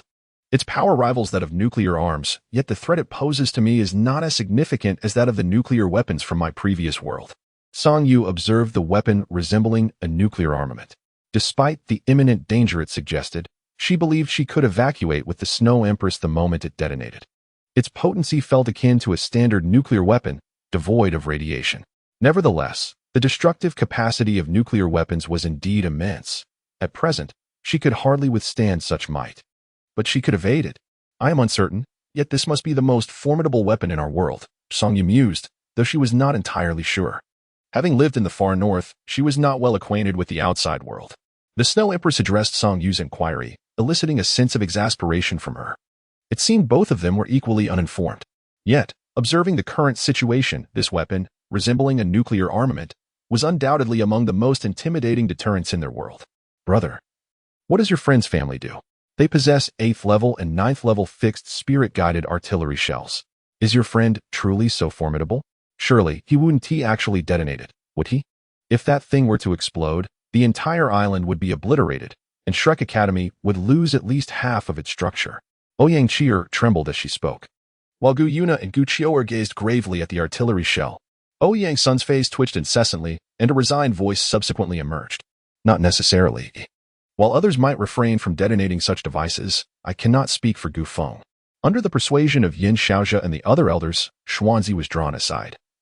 Fearful that this reckless individual might provoke Gu Feng into triggering the spirit-guided artillery shell, which would likely spell the end for Shrek. If this weapon were meant for an assault, they could potentially intercept it and trigger it mid-air. However, now that it appeared directly outside the Sea God Pavilion, there was no feasible course of action available to them. They felt a sense of helplessness, yet were left with no options. What? Can we now converse amicably? Is there an issue with my unwillingness to join your so-called inner courtyard? How dare you threaten me? Is it your belief that I am unarmed and defenseless while I venture into the world? You foolish lot, come forth, for today I shall stand my ground against you. Gu Feng pointed at Yan Xiaozha and unleashed a torrent of insults that persisted for over half an hour without repetition. The faces of Yan Xiaozha and his companions turned a deep shade of crimson, almost black. Had it not been for that soul-guided cannonball, they would have ensured the boy faced the consequences of his audacity. Upon realizing he was not the sole recipient of such vitriol, Xuanzi felt an inexplicable sense of relief, though he still yearned to tear apart that loquacious brat. After Gu Feng took a sip of water, he intended to continue his tirade. Unfortunately, he found himself outmatched by these seasoned veterans. Fei Xiao could easily vanquish them, but that was his own affair, and Fei Xiao needed to conserve his strength, refraining from wasting it on these old-timers. The Douluo universe had been sealed by that infernal demon lord, and the energy of fate was excessively scarce. Any expenditure of Fei Xiao's energy would require considerable time to replenish, especially with the imminent opening of the secret realm. Who knows what wonders would emerge then? For now, it would be prudent to refrain from action. Thus, Gu Feng could only indulge in verbal sparring, as these old fellows were incapable of matching his wit. Young friend, is that enough? The young lord of the border wilderness truly did not need to align with other factions. However, that was no justification for insulting us. The Shrek Academy. This soul-guided cannonball will not protect you, and we are not intimidated by the border wilderness. You either bring them to join Shrek, and I can reserve a place for you at the Sea God Pavilion, or a radiant aura enveloped the entire island. Though this light lacked the qualitative brilliance of the aura emanating from Lan Shui, its magnitude was on an entirely different scale. An aged voice resonated within the minds of all present, imbued with a hypnotic quality that was subtle yet insidious, enhanced by the presence of the luminous energy. Suddenly, Gu Feng's expression shifted dramatically as ethereal energy surged around him. Ouyang Sun's visage transformed into a mask, while luminous feathers and soft fur danced in the air. A divine staff held firmly in his grasp. Yuna sprouted dragon horns and scales, and a golden radiance enveloped Gu Chou'er. One of Ouyang Chou'er's eyes glowed a vivid crimson, her waist ornament radiating a kaleidoscope of colors, while 3 pairs of wings unfurled behind her. The Snow Empress wielded the imperial sword, and the demon blade of Tsang Yue emerged as well. Fei Xiao narrowed her eyes, gazing intently at the pinnacle of the golden tree. A cerulean light enveloped the entirety of the sea god lake, and a force unlike any soul power manifested upon its surface. Just as Fei Xiao prepared to take action, Gu Feng intervened. This phenomenon was left behind by that malevolent entity from a millennium ago. Although formidable, its power was decidedly limited, yet it would not hinder them. That old wretch, does he still intend to brainwash us? Does he truly believe he has us in his grasp, thinking I would shy away from detonating such a device? Let us put that to the test. The moment Gu Feng appeared alongside Mu'in, he conveyed a message to Tsang Yu. As Gu Feng made his move, he swiftly led their retreat. However, the space was sealed by the luminous ocean, rendering her unable to break free at that moment. Chapter 32. Action and departure in an instant, a wave of destructive energy erupted, and Tsang Yu opened the portal to another dimension. All of them evaded the damage inflicted by the soul-guided artillery. A towering mushroom cloud ascended slowly. Yet, the damage sustained was minimal, as the light of the sea god shielded them from almost all harm, though a group of venerable elders from the sea god pavilion were severely injured. Save for the sturdy Xianzi, Mu'in summoned the light of the sea god to shield against the terrifying soul-guided artillery, losing her capacity to retaliate. The explosion was contained outside the sea god pavilion, affecting only a 100-meter radius, yet a chasm several thousand meters deep appeared on the ground. Mu'in directed the energy underground and into the sky, where a second sun manifested in an instant. I want you all to perish. Xianzi, upon merging with his martial spirit, coughed out blood. Although he was robust, the turmoil within his soul power rendered him incapable of utilizing soul techniques, which, for Gu Feng and the others, was a piece of unwelcome good news. Ether, cloud lock. Dark clouds instantaneously ensnared Xianzi, with their numbers continuously multiplying. Kamsi divine formation. Ouyang Sun drove the divine demon staff into the ground, and 4 towering pillars emerged around Xianzi, each sprouting a golden chain that bound his limbs. Blood cold, heart blood cold lotus. An extreme chill descended as Tsang Yu drew her demonic blade and made a cut in her palm. The sanguine cold manifesting as a multitude of blood-colored ice lotuses that encased Xianzi in frost. Imperial cold heaven, snow dance radiant sun. A blizzard enveloped them, concealing their figures, as numerous energies surged from the inner courtyard towards this direction, lost amidst the torrential storm. Purple extreme star, eye of insight. Ouyang Chou'er's eye shimmered with a resplendent purple hue, within which a purple cross star icon rotated. That old fellow's weakness lies beneath his armpit. Strike there with all your might. In that fleeting moment, everyone unleashed their full power. Ether, low configuration pseudo-doomsday cannon. The clouds coalesced into several abyssal behemoths, which devoured one another to form a colossal cannon mouth. Chaotic energy surged forth, disrupting the protective realm of the Snow Emperor, hurtling directly towards Xianzi. Enhanced full power overlapping Hunter S sniper. Ouyang Sun radiated an aura approaching the level of a tidal, as terrifying fluctuations coalesced at the front of the divine demon staff. The air around the energy's convergence tinged with a burnt scent. Imperial sword, ice extreme unmatched. A massive ice sword reappeared in midair, gradually compressing until it became an ordinary ice sword. As it swept through, a pitch-black fissure emerged in space, the ice sword vanishing into the crevice. And a rift appeared before Xianzi, a terrifying killing intent looming. Blood cold, cold lotus slash. Endless crimson ice lotuses surged into the demonic blade held by Tsang Yu, which radiated a blood-red brilliance. With a swift stroke, Tsang Yu unleashed the blade, causing countless blood-hued ice crystals to erupt from the ground and rush towards Xuanzi. Just as they were about to reach him, the ice crystals transformed into a gigantic blood-red dragon. In a dazzling state of awakening, celestial goddess, Ouyang Chou'er's garments suddenly vanished. Her body enveloped in bandages that concealed her modesty, while golden bandages obscured her eyes. Behind her, a miniature galaxy materialized. A small meteor plummeted from the heavens. Elemental liberation of fire, phoenix of purgatory. Elemental liberation of thunder, apocalypse s divine decree. Gu Yunus summoned the most potent elemental liberations with lightning dancing upon the phoenix. The thunderous fire phoenix let out a piercing cry as it charged towards Xuanzi. "I have fate, judgment." Gu Qiuhua traced her finger across her forehead, conjuring a vertical eye adorned with golden red patterns.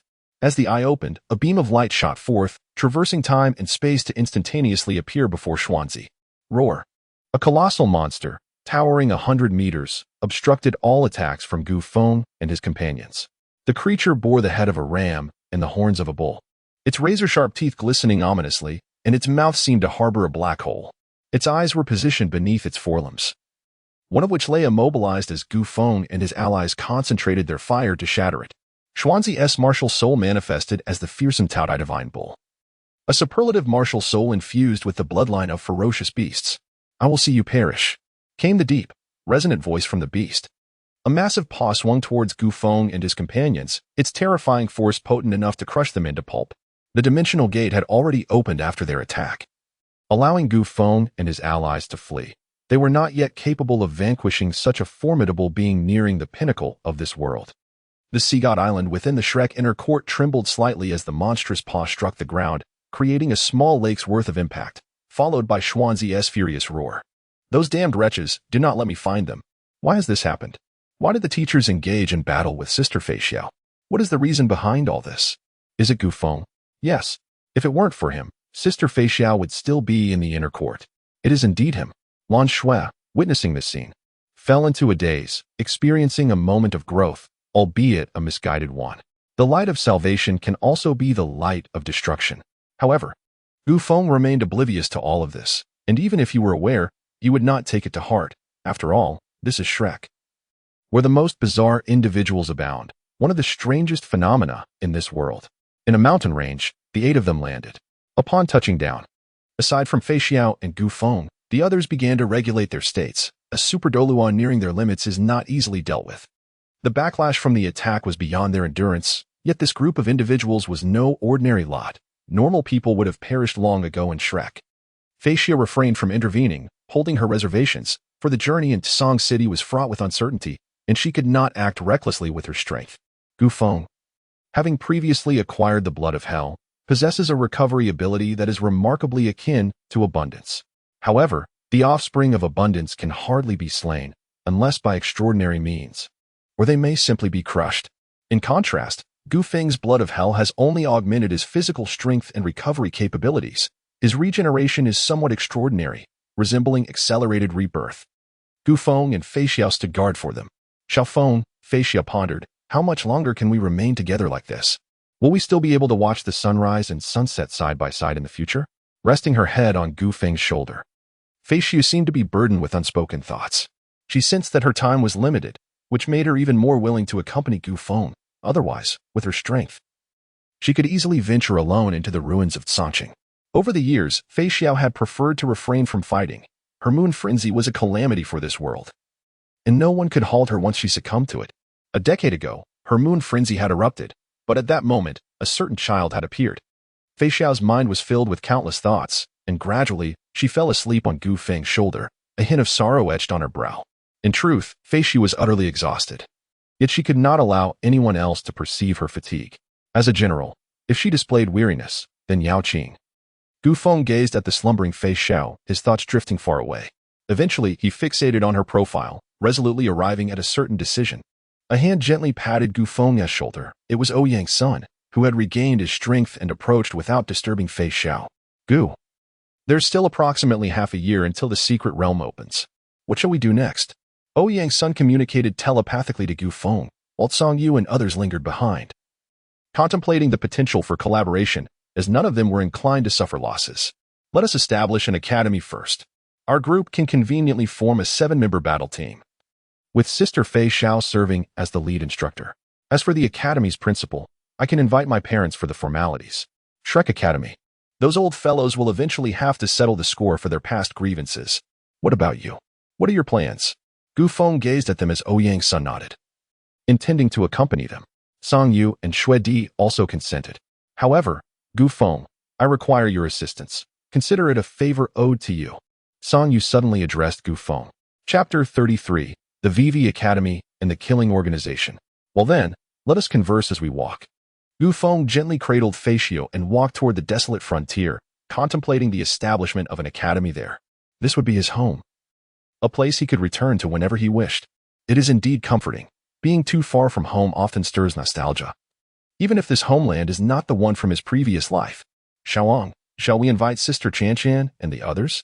They must be quite lonely over there in Ryu. Ouyang Chier inquired of Ouyang Sunday. Yes, that's a splendid idea. I shall send word to Sister Qian and the others to gather in the frontier city. Feng, I trust you won't mind our company? Ouyang Sun replied with a smile, relaying his thoughts to Gu Feng. They all observed Gu Feng tenderly holding Fei Xiao, wishing not to disturb this gentle elder sister who was peacefully asleep. Of course, you are most welcome. Song Yue, what assistance do you require from me? Gu Feng's tone was unusually gentle as he communicated telepathically with Song Yue while gazing at Fei Xiao in his arms. Have you finalized the name for the academy? What is its purpose? We cannot simply construct it to compete with that mediocre Shrek Academy, can we? Moreover, Shrek currently only admits gifted individuals with recommendations. Yet, there are countless talents in this world who remain unrecognized. Are we establishing an academy to embrace those with unique abilities? The ordinary comprise the majority in this world. What are your thoughts? Although we may start with just a handful of us, have you considered what might happen once we triumph over Shrek? Despite my disdain for that academy, I must acknowledge its notoriety. It has endured for millennia. If we succeed in defeating them, a multitude would come seeking us. Would we reject them or welcome them? Or perhaps dissolve the academy altogether? Have you contemplated this? Song Yue had never spoken so extensively in front of the Snow Empress. And this was the first time the Snow Empress witnessed Song Yue express herself so thoroughly. Ouyang Sun and the others began to ponder. They had indeed not considered these aspects deeply. As for a certain Dragon King, the idle Dragon King, it was best left unmentioned. Regardless, that silver dragon's intentions primarily benefited soul beasts, bearing no relation to them. I have contemplated this. I wish to bring an end to this era and reshape the world according to my vision. Perhaps in the eyes of some, I may be deemed a dictator. Who knows? I spent a year wandering outside, half a year at Shrek, and the remaining time observing extensively. I believe this world should not be as it is. I once heard a saying, what happens on the mountain stays on the mountain. Allow me to explain.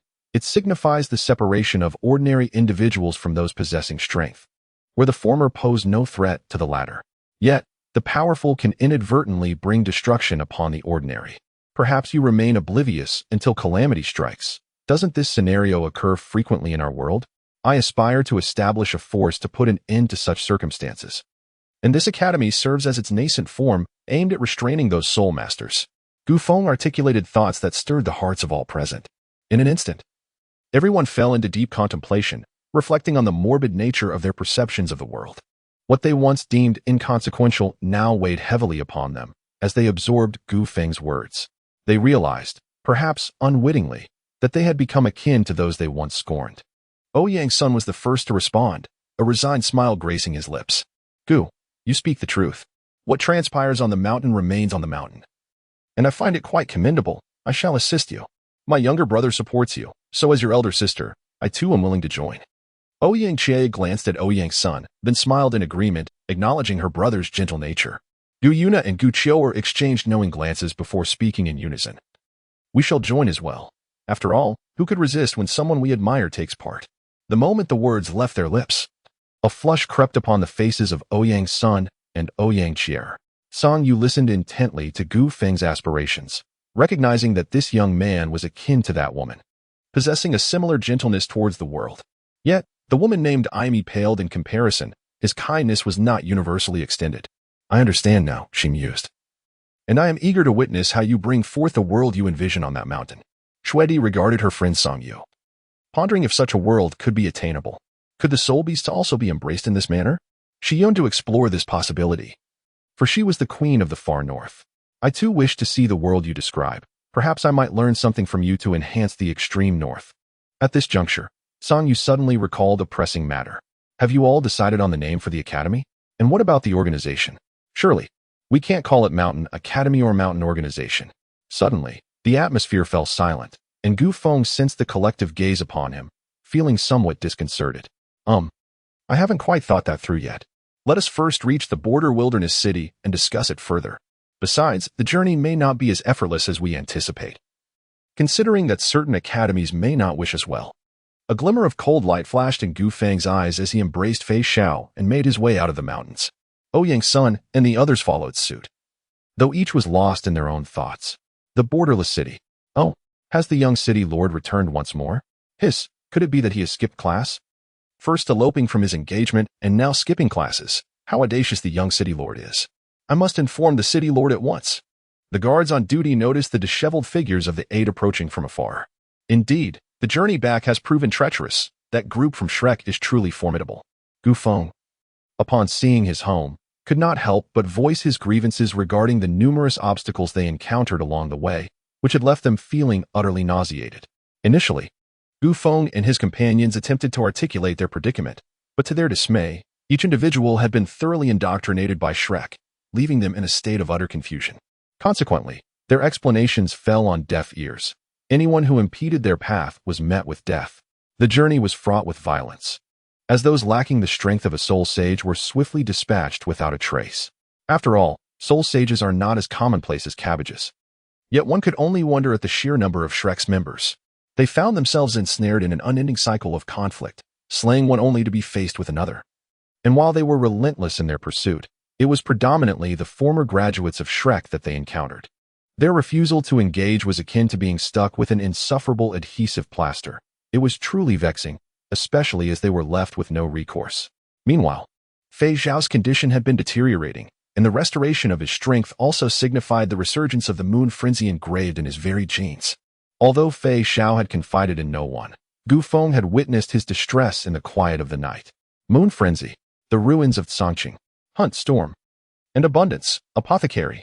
What on earth is going on, you rascal? Why the disarray? What has transpired? And what of Xiao Xiao? Gu Yechen pulled Gu Feng aside to inquire. Qian Qiuyu was engaged in conversation with the young ladies, discreetly probing for information about Gu Feng, while Gu Yechen sought to ascertain the situation, with Ouyang's son accompanying them. In succinct terms, Shrek demanded that we join their so-called inner court, to which I declined. Those old geezers accused me of insulting their esteemed Shrek and harboring disdain for them. Subsequently, an individual named Xuanzi attempted to resort to violence, prompting me to retaliate with the 9th-level fixed-position soul-guided artillery shells that we had secured from the Sun and Moon Alliance long ago. This led to a confrontation, after which I fled from Shrek, only to find myself relentlessly pursued across the continent. Upon finishing his account, Gu Feng casually picked up a piece of fruit, appearing altogether untroubled. Gu Yechen's lips twitched slightly as he gazed at the impudent young man before him. A 9th-level fixed-point soul-guided cannonball detonated right in his home? If it were him, he would certainly not let it go unpunished. What enmity or grievance could warrant such an act? Oh, so you all intend to establish an academy together? This institution is merely a nascent manifestation of the power that Xiao Feng spoke of. Have you given thought to the significance of the organization and the name of the academy? Qian Shiyue was momentarily taken aback by their aspirations, yet she supported them wholeheartedly. Were it not for the old dragon from Shrek claiming to be alive, she would have stormed into Shrek with Yechen in tow. She had never even dared to strike her own child, yet this trash from Shrek dared to act against her precious offspring without cause, treating them as mere clay to be molded.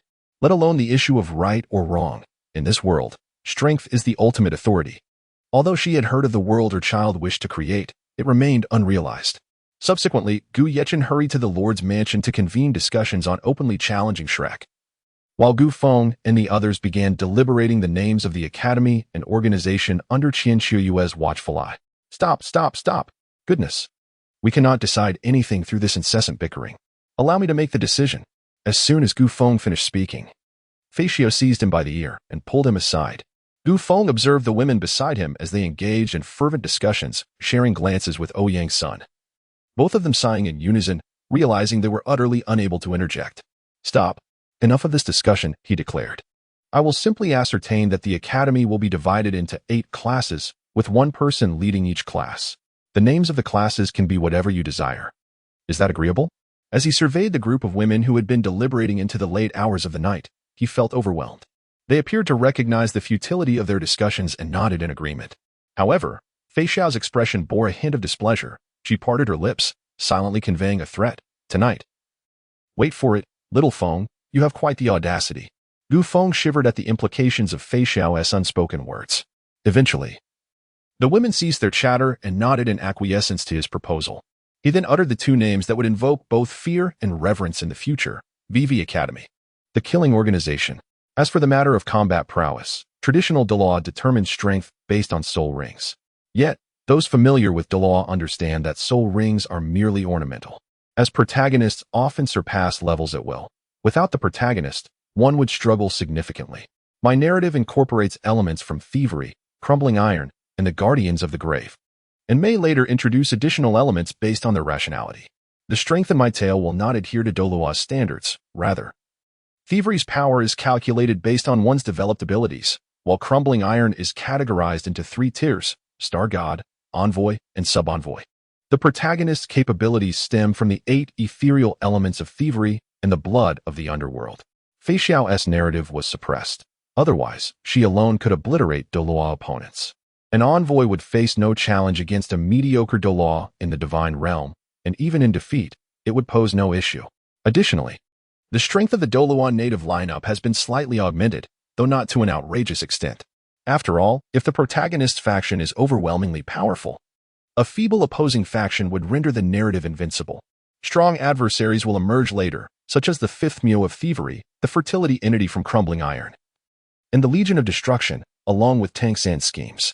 Regarding the Songqing immortal vessel, if memory serves correctly, it was vanquished by the Emperor's Bow. Here, I have written that a core part has been preserved. This is a creative liberty for the sake of the plot. Furthermore, in terms of strength comparison, it is clear that Crumbling Iron ranks highest, followed by Thievery, while Douluo, regardless of enhancements, remains among the weakest. Lastly, the rationale behind Fei Xiao's predicament is relatively sound. The essence of the Iron Collapse's gluttonous star god is an ancient beast, while the Hell of the Star Stealer, ruled by the demon Lord Liuxing, harbors a colossal creature from the abyss. I am uncertain which of these two is stronger. After all, the answers provided by Iron Collapse suggest that an adult ancient beast possesses a minimum combat power akin to a commander, with the stronger ones potentially rivaling the star gods. The hell mentioned in the Star Stealer refers to a higher dimensional realm, seemingly 5-dimensional, yet the details are rather chaotic. Hence, I shall proceed according to my own understanding. Consequently, I have established that the pinnacle of power in Star Stealer is nearly equivalent to that of a star god, capable of defeating one in single combat, as anything less would be inadequate. Furthermore, Fei Xiao is unable to engage in combat due to the constraints imposed upon him. The original text regarding Fei Xiao's moon madness does not specify how it is suppressed, so I shall link this condition to his power level. After recovering his strength, the symptoms of his bloodlust intensify, hence his inability to fight. As for how to resolve the moon madness, I have yet to determine whether it will be through the assistance of Ruan Mei or the apothecary. Upon analyzing the situation, this is merely my personal interpretation. I have concluded the following. First, Fei Xiao's moon madness does not appear to be a mere illness, when the celestial vessel was blessed with abundance. Fei Xiao still fought alongside the step away from man. His ability to become a combat force is a result of his bloodline regression. Second, the bloodlust that arises from this ancestral return should be attributed to genetic factors. The current narrative of Iron Collapse is still rather sparse and seems somewhat lopsided, particularly in its treatment aspects, possibly due to the apothecary's involvement, which has not been thoroughly explored. Thirdly, I would like to explain why I believe Ruan Mei could assist Fei Xiao. She is a prodigious scientist, perhaps even a mad scientist, who delves into genetics and has even managed to clone a commander-level insect king, albeit its existence lasted only a minute. This indicates that Ruan Mei possesses profound knowledge in genetic research, leading me to believe she could resolve the bloodlust associated with Fei Xiao's genetic moon madness. Lastly, regarding the apothecary. Well, there is little to elaborate on. Those familiar with the lore are aware of his capabilities as a bug star god, which undoubtedly enables him to provide a remedy. Now, let us discuss the protagonists. The main character, Gu Feng, wields enhanced abilities derived from the ether element and hellish blood, along with the potential for demonic transformation, which I might elaborate on later, though it may not be included. Ouyang's son possesses the talent of the 1,000-kill divine net, inspired by a monkey archetype, which also seems to be the case in the original Guardian of the Tomb narrative, although I will make some modifications. After all, the original portrayal of Monkey Brother is excessively reckless, daring to challenge anyone. Here, the monkey will be immensely powerful, for he is indeed my beloved Monkey Brother, a character from my childhood that cannot be depicted as weak. Song Yue, possessing elite strength, should be on par with Jinglu. However, if this is not the case, it is of little concern, for I believe having such abilities suffices. Jiwei, Lanxue, at her pinnacle, embodies the essence of a true divine being, albeit presently. She may only possess the strength of a demigod, approximately equivalent to a commanding officer, especially since she has been assigned a darkened narrative arc. As for the Silver Dragon and the Auspicious Beast, I have yet to determine the extent of their enhancement. Though it is likely they will reach at most the threshold of a half-step commanding officer, given that their mastery over fate and elemental forces is formidable. The original work was rather convoluted, leaving me somewhat perplexed. Ouyang Qi'er, in terms of characterization, can be likened to the embodiment of fire, or even the incarnation of the sun, with her peak strength not straying far from that of a leader of the Renli, as they possess considerable prowess. The Snow Empress has also been augmented, for she is a naturally born sprite. Under normal circumstances, if placed in Jitian, she would be a born Holy Spirit. And even in other realms, she would be exceptionally powerful, comparable to a unique ancient beast in the realm of crumbling iron. Her enhancements are akin to those of the Dragon King and the Auspicious Beast. The Empress of Heaven is destined to make an appearance, and this aspect will also require enhancement. However, I find myself disinclined to ponder this matter further. Should enhancements be necessary, they would likely pertain to the immortal dragon. Yet I am reluctant to deliberate on it. The fifth mirror and the subsequent forces will possess at least the strength approaching that of a commanding officer, albeit all are in the process of recovery. The protagonist has yet to reach their zenith, while those around them have not fully regained their powers. That is the gist of it. Chapter 34, the competition and its rewards, once again transformed subsequent to these events. A grand academy ascended from the earth outside the borders of the borderless city. One cannot deny that, in certain respects, this fantastical realm surpasses my previous life significantly, particularly in terms of infrastructure, which is rapidly developed. Whereas in my past existence, constructing a single academy would necessitate several months merely to establish a foundation here. Everything is completed within a month, which is utterly astonishing. Later, the two elder sisters from Ouyang Sun's family also arrived. However, Gufeng had spent 3 days in bed, recuperating from a beating. When Poseidon and the Sea Witch arrived, they walked hand in hand, reminiscent of Gu Qiu'er and Ouyang Qi'er. While Ouyang Sun was accompanying Gu Yuanna at that time, Gufeng climbed up a tree, indulging in a leisurely nap while fishing. With Poseidon and the Sea Witch appearing remarkably youthful, he mistakenly assumed they had come to seek his patronage. In his folly, he carelessly exclaimed, "What the hell, a Fujoshi?" Although this was somewhat innocuous, the real issue arose when he brazenly scrutinized Poseidon and the Sea Witch, inadvertently rousing their ire. Subsequently, Gufeng succumbed to slumber until evening. When Poseidon and the Sea Witch were hosting a welcoming gathering and noticed his absence, upon discovering him sleeping soundly outside the city, Fei Xiao, in the presence of a gathering crowd, dragged Gufeng back to his chamber, where he slept for 3 consecutive days. Youth truly has its advantages, allowing one to fall into slumber with such ease. In the aftermath, Gufeng found himself somewhat intimidated by the Sea Witch, at least feeling hesitant to act up in her presence, especially since she had genuinely struck him before, and he was unable to retaliate. Time passed unremarkably until the imminent commencement of the grand tournament across the continent. What the devil, have the rules changed again? Gufeng lamented, irritated by the constant alterations. Is Xing Luo not concerned about offending these factions? However, as he noticed everyone's gaze fixated upon him, a realization dawned upon him. Tentatively, he pointed at himself, and upon receiving unanimous nods from the crowd, he nearly lost his composure. Wait a minute, is Shrek out of their minds? No wonder the rules have been altered again.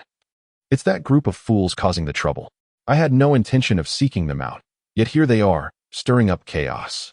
Fei Xiao delivered a swift punch to Gufeng's head, resulting in a conspicuous bump that brought tears to his eyes as he looked up at her. His pitiful, helpless expression almost stirred Fei Xiao's maternal instincts, but upon recalling his past misdeeds, she quickly regained her composure, embracing him and offering a half-hearted consolation to the beleaguered Gufeng. Enough, little Feng. I am well aware of your recuperative abilities. Cease your antics and listen to your elders regarding the rules. But it hurts, Gufeng replied. His eyes filled with grievance as he gazed at Fei Xiao. Seeing his distress, Fei Xiao chuckled softly, ruffling his hair. The onlookers had grown accustomed to their dynamic. Despite Fei Xiao frequently delivering playful punches or kicks, they understood that had anyone else dared to act so brazenly in her presence, the outcome would likely have been far more severe. At times, they even entertained the notion of giving him a good thrashing themselves, recognizing that Fei Xiao's temper was remarkably mild. Ahem, enough of your antics. Please listen attentively to what I am about to say. Though you may possess great strength, it would be unwise to be caught off guard when the time comes, particularly you, young man. Gu Yechen interrupted the idle chatter of those present and then directed a stern reprimand at Gu Feng, causing the latter to cast a resentful glance at his father. The previous regulations were not particularly advantageous for Shrek. However, at that time, Shrek had Xiao Xiao and that young girl named Lan Shui, which alleviated their concerns. Moreover, with two teams involved, Shrek felt even less apprehensive. After delivering his admonishment, Gu Yechen cast a glance at his son, making Gu Feng feel somewhat embarrassed. He then continued. However, the situation escalated when you youngsters engaged in conflict at Shrek. Although specific details were kept under wraps and you refrained from spreading rumors, there were two significant explosions during the freshman assessments at Shrek. I heard that one of them was caused by you, Little Feng, and Lan Shui's altercation, while the other stemmed from the duel between Xiao Yang and Nana. At that time, many were envious of Shrek for having such formidable students. Later, in Shrek City, Sang Yue and Shu Yue also clashed, and that incident became widely known, prompting many to seek intelligence on the matter.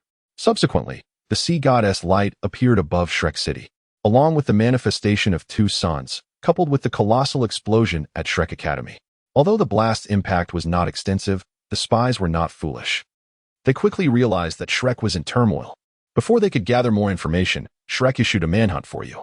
With the issuance of such a pursuit, further inquiries became moot. Following that, the old dragon from Shrek approached every influential faction to discuss the rule changes. However, the Sun and Moon Sect, the Body Sect, and our faction were not visited by that old dragon, for it dared not come. Had it done so, we would have been ready to eliminate it. Naturally, the three of us opposed the changes, but the overwhelming consensus across the continent compelled us to acquiesce to the modifications in the rules, leaving us with no alternative. Gu Yechen spoke at length, taking a sip of water to moisten his throat before continuing. The regulations have undergone some changes since the previous competition. One significant alteration is that this year's contest permits participation from both sects and civilian factions, albeit with a minimum of 7 participants required for entry. Previously, each faction could form 2 teams. However, this has now been revised to allow only a single team, which does not particularly affect us, as we initially have 8 members. And Xiao Xiao cannot compete. The competition will proceed with a knockout format, indeed a direct elimination round, with no point system in place. Opponents will be drawn at random, continuing until only the top 64 remain. It is important to note that losing in the knockout stage does not signify the end of one's chances. Once the 64 contenders are determined, those eliminated in the knockout rounds will have a single opportunity to challenge the top 64 competitors. Should they prevail, the defeated contender will be ousted, and the victor will ascend to the rank of the new 64.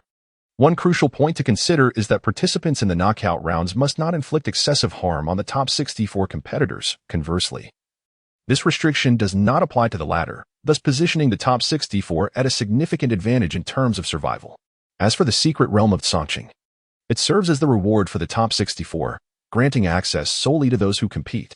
Moreover, the top 8 in the competition are allowed to form 2 teams, with the top 3 also permitted to include a supervising instructor.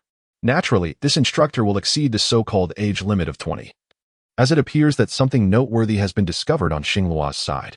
After testing, it has been determined that the age limit for inclusion can extend up to 40 years. As for Xiao Xiao, I am uncertain whether you will be able to utilize that opportunity. If not, after Gu Yechen finished speaking, he gazed at Fei Xiao, for she was distinctly different from the rest of them. Rest assured, the restrictions placed upon me are not substantial. If it weren't for my desire to alleviate everyone's concerns, coupled with my reluctance to resort to forceful means, I could indeed enter that secret realm at this very moment. Fei Xiao's commanding voice resonated with each individual present, causing a collective sigh of relief. Throughout their shared experiences, they had come to understand Fei Xiao's circumstances. She longed to return to her homeland, Yaoqing. The thought of being constrained by age was indeed distressing. However, Gu Feng, observing Fei Xiao, comprehended that the situation was far more complex. Yue Kuang had been suppressed for far too long, and with no one to aid Fei Xiao in her recovery, she needed to expend greater energy to keep Yue Kuang at bay. In the past, Fei Xiao might have taken the risk. Yet now, due to Gu Feng's influence, she continuously restrained her own burgeoning power and Yue Kuang. unwilling to become a mere machine of slaughter. Gu Feng clenched his fist, reaffirming his resolve within. That night, upon returning to his bedroom, he found Fei Xiao, who had changed out of her usual attire, seated by the window in a tank top and hot pants, gazing at the night sky. Sister Fei Xiao, is something troubling you? You seem preoccupied. Would you care to share? Gu Feng inquired cheerfully, urging her to open up. Fei Xiao quietly turned her head, gazing at Gu Feng in silence until the smile faded from his face. Then, she gently leapt down from the windowsill, pointed to the bedside, and gestured for Gu Feng to sit. Once he complied, Fei Xiao suddenly embraced him. Little Feng, I appreciate your concern, but my condition has become somewhat unmanageable. If only I had known about Songcheng a few years ago. Now, time is too short. However, had I known back then, I wouldn't have met you, which, in a way, is quite fortunate. I only hope that if I were to lose control, you would have the courage to end my life. Fei Xiao softly confessed her true feelings while holding Gu Feng. Before Gu Feng could respond, Fei Xiao interrupted him and soon thereafter guided him to lie down on the bed to rest. Gu Feng lay in bed for a long time, gazing at the peaceful visage of Fei Xiao as she slept. His conviction grew stronger. Fei Xiao could no longer afford to delay. Even if it meant becoming adversaries in the end, what did it matter? All he desired was for her to thrive, to live healthily and joyfully. Chapter 35, the beginning of the competition in the Xingluo Empire, within the desolate city of Xingluo. Such formidable walls. Yet, what purpose do they serve? To thwart sieges? What are the inhabitants of the Xingluo Empire thinking? In a world imbued with extraordinary powers, do such barriers truly hold any significance? A group led by Gu Feng stood before a towering city wall, thick and soaring to heights that left them momentarily speechless. Gu Feng, unable to contain his thoughts, made a sarcastic remark that startled his companions. Initially, they had considered the wall an insurmountable barrier, even for a super Douluo. Yet they had never contemplated that a super Douluo could simply soar over the wall to wreak havoc within. Thus, the wall seemed rather ineffective. At that moment, Fei Xiao shook her head in resignation, casting a glare at Gu Feng before explaining the rationale behind the construction of the wall by Xingluo. As she was quite the expert on the subject, it was evident that while a super Douluo could fly over, those within would become easy targets. Xingluo possessed their own formidable warriors. Thus, one must be prepared for a counterattack if they chose to cross. To avoid being besieged, the only option left was to launch an assault on the city. Gu Feng's assertion that the wall was useless stemmed from his unique ability to effortlessly ascend to heights that the continent's strongest could not reach. For him, indeed, the wall held no significance, yet for the inhabitants of this continent, it was of considerable value. Gu Feng's perspective diverged from that of many others, who merely needed to focus on themselves and not be led astray by his opinions. After a nod of agreement, the group exchanged glances at Gu Feng's indifferent demeanor, feeling an impulse to reprimand him. Yet they were fortunate to be in Xingluo rather than the border wasteland. Had they been there, Gu Feng would surely have faced a throng of adversaries. All right, let us proceed. Xiao Xiao, everyone, let us find a place to rest while we await tomorrow's elimination rounds. Came the gentle voice of Qian Xiuyu, accompanied by Gu Yichun and Poseidon. The top-tier combatants from the border wasteland had arrived, primarily to ensure that the elders of Shrek would not resort to unscrupulous tactics. With the four of them present, both Shrek and other factions would need to carefully consider whether they could withstand the wrath of four super Douluos. After Gu Feng and his group entered the city, a cadre of 8 individuals clad in black robes followed suit, exuding an air of mystery and danger. Young master, this time we must teach that group from Shrek a harsh lesson. It is time for the world to recognize the strength of our body sect once more. One formidable figure declared, addressing the young man at the forefront, whose appearance, though not strikingly handsome, emanated an aura of inherent authority. Rest assured, this time our body sect will secure the first place. I have fully mastered the golden level awakening, and I sense that there are even more potent awakenings beyond gold, of which I have just begun to scratch the surface, the youth assured as he led the members of the body sect to their hotel, eagerly anticipating this long-awaited day. However, this particular competition also proved to be the unluckiest for them. The world is vast, teeming with talent. However, what is scarce are the geniuses with background, ability, and talent. Moreover, even if one possesses these attributes, does it mean that others do not? No one dares to assert that they are the strongest, nor can anyone guarantee their own success. One should always be prepared for the worst outcome, such as the mindset of Gu Feng. If one is ready to accept the worst-case scenario, then what is there that cannot be tolerated? It is akin to Gu Feng's first encounter with Fei Xiao. Having anticipated the most unfavorable result, he believed that as long as one strives diligently, the outcome will ultimately be favorable. In his previous life, Gu Feng overthought everything, striving for perfection, only to discover that he was merely average and could not achieve excellence in all endeavors, often falling short of his expectations. In this life, he resolved to think less and only consider the worst possible outcome, knowing that the reality could not be worse. This mindset afforded him a sense of ease. Perhaps this was the true essence of a favorable outcome. Do these crumbling city walls truly stand a chance against our soul-guided cannons? How laughable, remarked the silver-haired youth, accompanied by a silver-haired maiden, as they stood beneath the wall. The young man possessed an air of nobility, albeit tinged with youthful bravado. The girl, observing her spirited elder brother, could not help but shake her head, and then she tugged him along to a white-haired youth. "Mjolnir, let us depart. This brother of mine is acting up again," she said, linking her arm with the white-haired youth, whose previously indifferent demeanor vanished upon seeing her. "Indeed, let us go. We shall enjoy this competition. With me by your side, no one shall harm you," he declared. The latter part of his statement sounding almost like a personal resolution or a whispered vow. "Saintus, most of the competitors are cherished disciples from various sections. Must we eliminate them?" inquired an old man, his voice low, bowing respectfully to the figure cloaked in black at the forefront. A raspy voice emerged from the shadows, resonating as if from the void, reaching the ears of several black-clad individuals. "Let us find a more suitable location. There are too many here. Death is their destined end. No one can escape." The black cloak fluttered slightly, revealing a visage that seemed otherworldly. As night fell, Shrek arrived in Duuluo City, weary from their journey. These individuals followed a path seemingly predetermined by fate, intent on confronting the hand of death.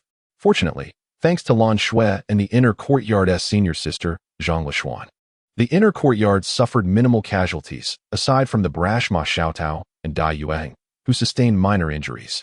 Upon entering the city, many hidden gazes were fixed upon this so-called premier academy of the continent. All those with strength observed these individuals keenly, eager to ascertain whether they could overcome this millennium's champion or perhaps even eliminate them. "What are you gazing at, Xiaofeng?" Fei Xiao emerged from behind the rooftop, joining Gu Feng's side and following his gaze to the figures of Shrek. "Is your temper still unresolved, Xiaofeng? If so, I shall cheer for you from the stands and ensure you give them a thorough beating." As the conversation flowed, Fei Xiao rested her head upon Gu Feng's shoulder, her eyes slightly closed and a blush gracing her cheeks. Gu Feng detected the scent of alcohol emanating from her, and his expression darkened. Fortunately, this time she did not succumb to drunken antics. He recalled a previous occasion when they had shared their innermost thoughts, after which Fei Xiao produced a jar of fine wine, and he indulged her with a modest sip. Little did he know that after just one cup, she would begin to exhibit drunken behavior.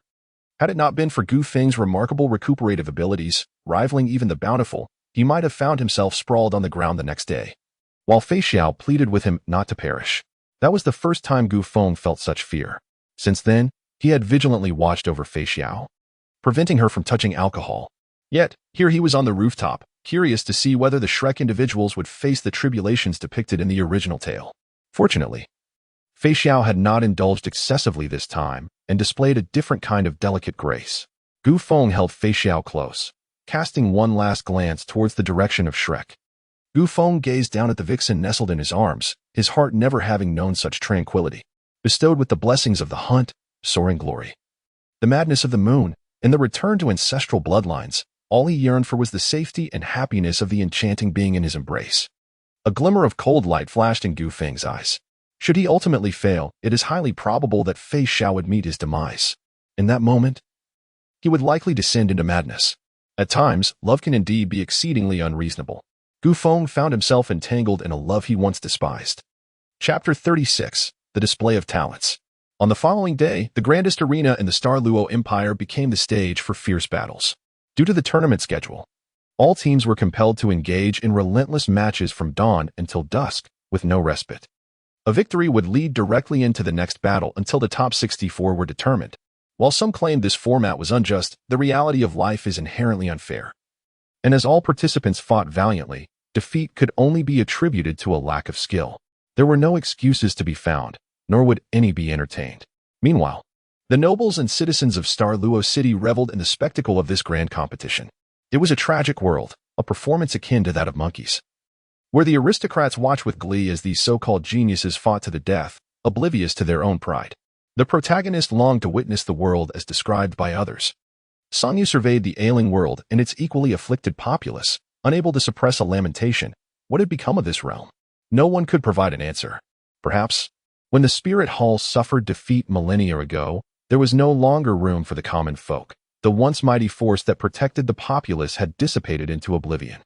The tasks left undone by predecessors were now to be undertaken by them, most of them either reincarnated or having lived long enough to be reborn, yearning to pursue their desires unrestrained.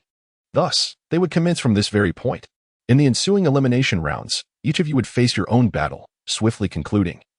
To demonstrate to the world the prowess of our borderlands and to elevate the reputation of your lethal organization. Qian Xiu, you regarded these youngsters. Their aspirations extended far beyond this mere competition, for a tournament, after all, pales in comparison to the brutality of the battlefield.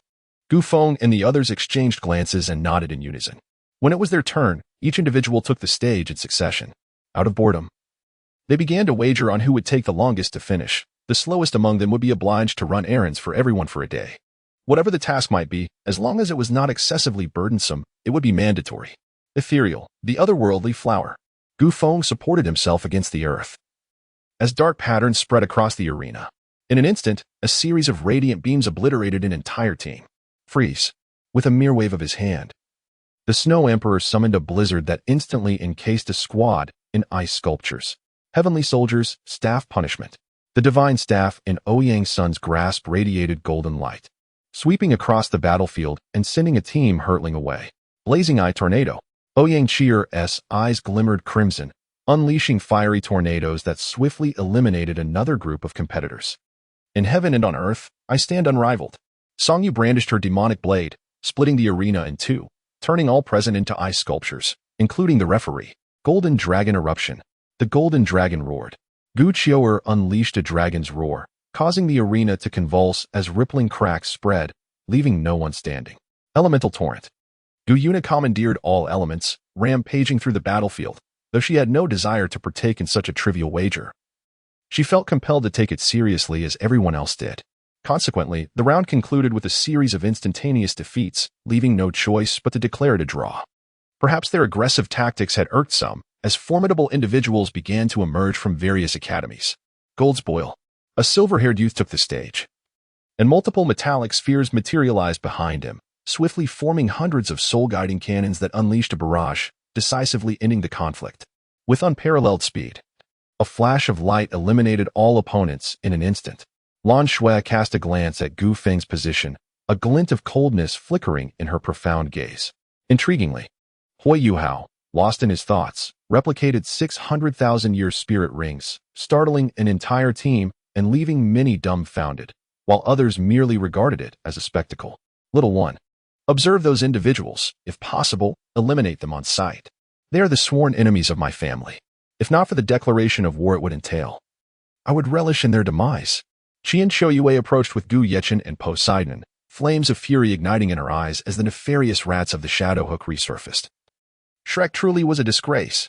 Unable to contain herself, Qian Shoyue struck the spectators' stand with a fist, creating a massive crater that startled Gu Feng and Gu Yechen into hurriedly providing explanations to the officials, as neither wished to incur financial penalties. Suddenly, a figure cloaked in black extended their hand, forming a pitch-black ring that expanded to encompass the entire arena, causing the competitors to vanish in an instant, as if erased by some unknown force. Then, the black ring dissipated, and the cloaked figure departed without uttering a word. A profound silence enveloped the arena. Despite the day's display of numerous powerful individuals, each eliminating teams with a mere flick, it was the first time one had annihilated an entire squad in such an instantaneous manner. The expressions on Gu Feng and the others' faces grew slightly grave. Yet another ability not native to this continent had emerged, one that appeared perilously destructive. Goodness, what a motley collection of demons and spirits has arrived. However, Mother, if you command me to eliminate that individual, I shall certainly endeavor to do so. Nonetheless, Gu Yu, you must find the cultivation system wielded by that person intriguing. Do you not? Should I leave you some room to breathe? Our systems, Ayang, Chier, Sister Feixiao, and I, are ineffective in this realm. After all, encountering another such system is a rare occurrence. Should I afford you some respite? Gu Feng gazed at the black-cloaked figure vanishing from the arena.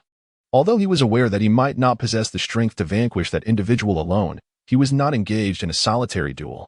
He had comrades by his side. Gu Yuna cast a disdainful glance at Gu Feng, recognizing his intention to make her the scapegoat. However, this task was mandated by Aunt Qiuyu and was instigated by this insufferable individual. He sought to shirk his responsibilities and avoid exertion.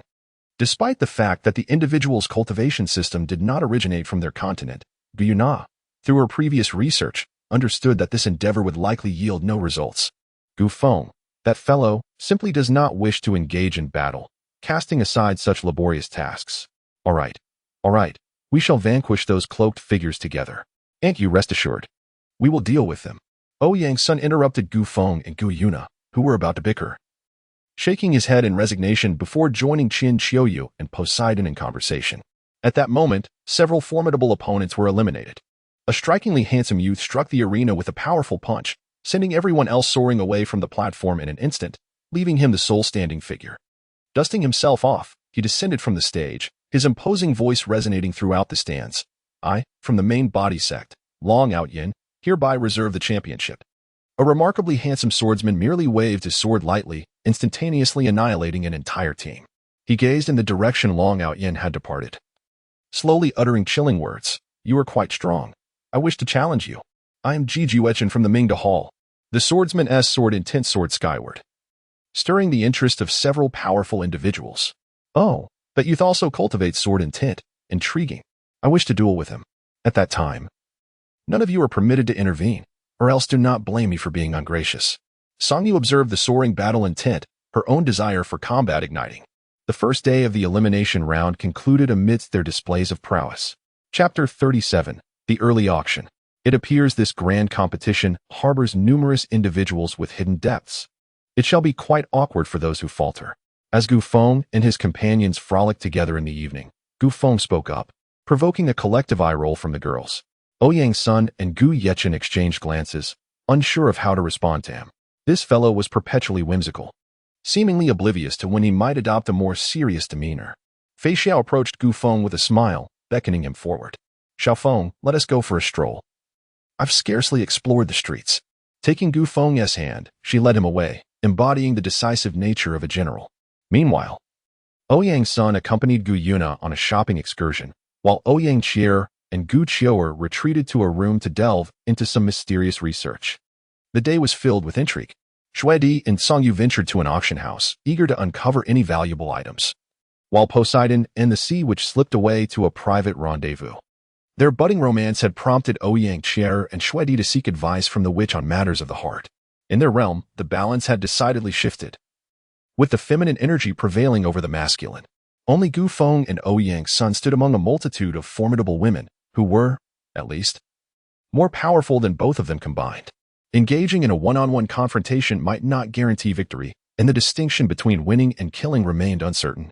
That night, as everyone returned to the Xinglua Grand Hotel to rest, Songyu and Shuedi burst in, urgently dragging the others towards the auction house. "What is happening? Have you discovered something remarkable?" Gu Feng inquired, having rarely witnessed their flustered demeanor. This was indeed a first. At the auction house, the grand finale had been pre-announced by Xinglua. Songyu turned to the group and, with deliberate emphasis, revealed astonishing news. "Hell. Fragments. What on earth? Fragments of hell? How did Xinglua acquire them? Are they auctioning news or something else? Surely, they cannot be directly auctioning off the world of hell." The questions flowed, laden with incredulity. "And how did you learn of this? How did Xinglua come to know and publicize such information?" Gu Feng was taken aback, his astonishment leading to exclamations of disbelief. During the establishment of the Killing and VV Academy, they had exchanged secrets, including the fundamental reasons why those petty deities could not interfere with the continent. The former demon lord, Liuxing, had sealed this realm from their influence. Liuxing possessed formidable strength, capable of confronting the star gods, yet he had not ascended, falling short of their level in terms of existence, especially during the cataclysmic battles that transpired in hell. "Let us go, we can discuss this on the way. Many have already arrived, and the news is staggering." Songyu led the way, and along their journey, they unraveled the circumstances surrounding this revelation. Xinglua had explored the ruins of Tsang City for years without any success until Su Jiawei returned to the site of their former sect and unexpectedly discovered a spatial fragment. The fragment of space serves as a direct conduit to another realm, a truth that you may have already surmised. This fragment leads to a remnant of hell, a mere toe of its vast expanse. Su Jiawei and his companions have dispatched individuals to explore this infernal remnant, only to discover that the use of soul power is rendered impossible there, and even the replenishment of elemental energy is a formidable challenge. It is a paradise for physical cultivators, yet this fragment is enveloped by an endless sea of blood. Su Jiawei hesitated to send anyone into its depths, however. The periphery of the blood sea is littered with numerous remnants of powerful bodies. These remnants are formidable, so much so that even the most worthless Douluos cannot obliterate them. And they have, in fact, caused the demise of a titled Douluo through their vengeful spirits. Su Jiawei and his associates are reluctant to retain this object in their possession, opting instead to auction it off in exchange for items of utility. Upon arriving at the auction house, they entered a private room where Tsang Yue had nearly elucidated everything. Thus, it is indeed a matter of sheer luck. Gu Feng bowed his head in contemplation, pondering the nature of the remnant spoken of by Xing Luo. The primordial form of hell was once the demon realm, which later transformed into hell under the dominion of Lu Xing, who became the demon lord. Thus, those remnants must be the abyssal beasts. In a fleeting moment, Gu Feng contemplated a certain possibility. He abruptly raised his head, a glimmer of sharpness flashing in his eyes. The abyssal beast. He must acquire that shard to venture forth into the depths of that hellish realm. Whether for his own sake or for Fei Xiao, he required power. And the abyssal beast could bestow that upon him at a price. Gradually, formidable factions began to assemble. Before auctioning the space shard, Xing Luo had presented a plethora of other items. Those artifacts held no significance for their group. However, when the ice-blue scorpion's soul bone from the original narrative appeared, the Snow Empress's expression soured considerably. That was her kin, and now remnants of their bones surfaced at the auction. One could easily fathom her emotional turmoil. Gu Yu, do me a favor. Instruct Tian to seize that shard directly. It is of utmost importance to me, and I shall owe your soul beast clan a favor. Gu Feng suddenly called out to Gu Yuna, his cold words piercing through the air. The onlookers couldn't help but direct their gazes toward him. Noting the gravity of his demeanor, it was evident that this matter bore immense significance for him. Very well, however, this favor is not easily repaid, Gu Yuna remarked coolly after contacting Tian. As the auction reached its final phase, seals emerged to blockade the venue, and the auctioneer presented the Pai Si to our assistance. Suddenly, darkness enveloped the space, plunging the entire auction house into an abyss of blackness. In this profound void, a terrifying breathing sound echoed, and two colossal golden-slitted pupils appeared above the auction house, tearing through the air.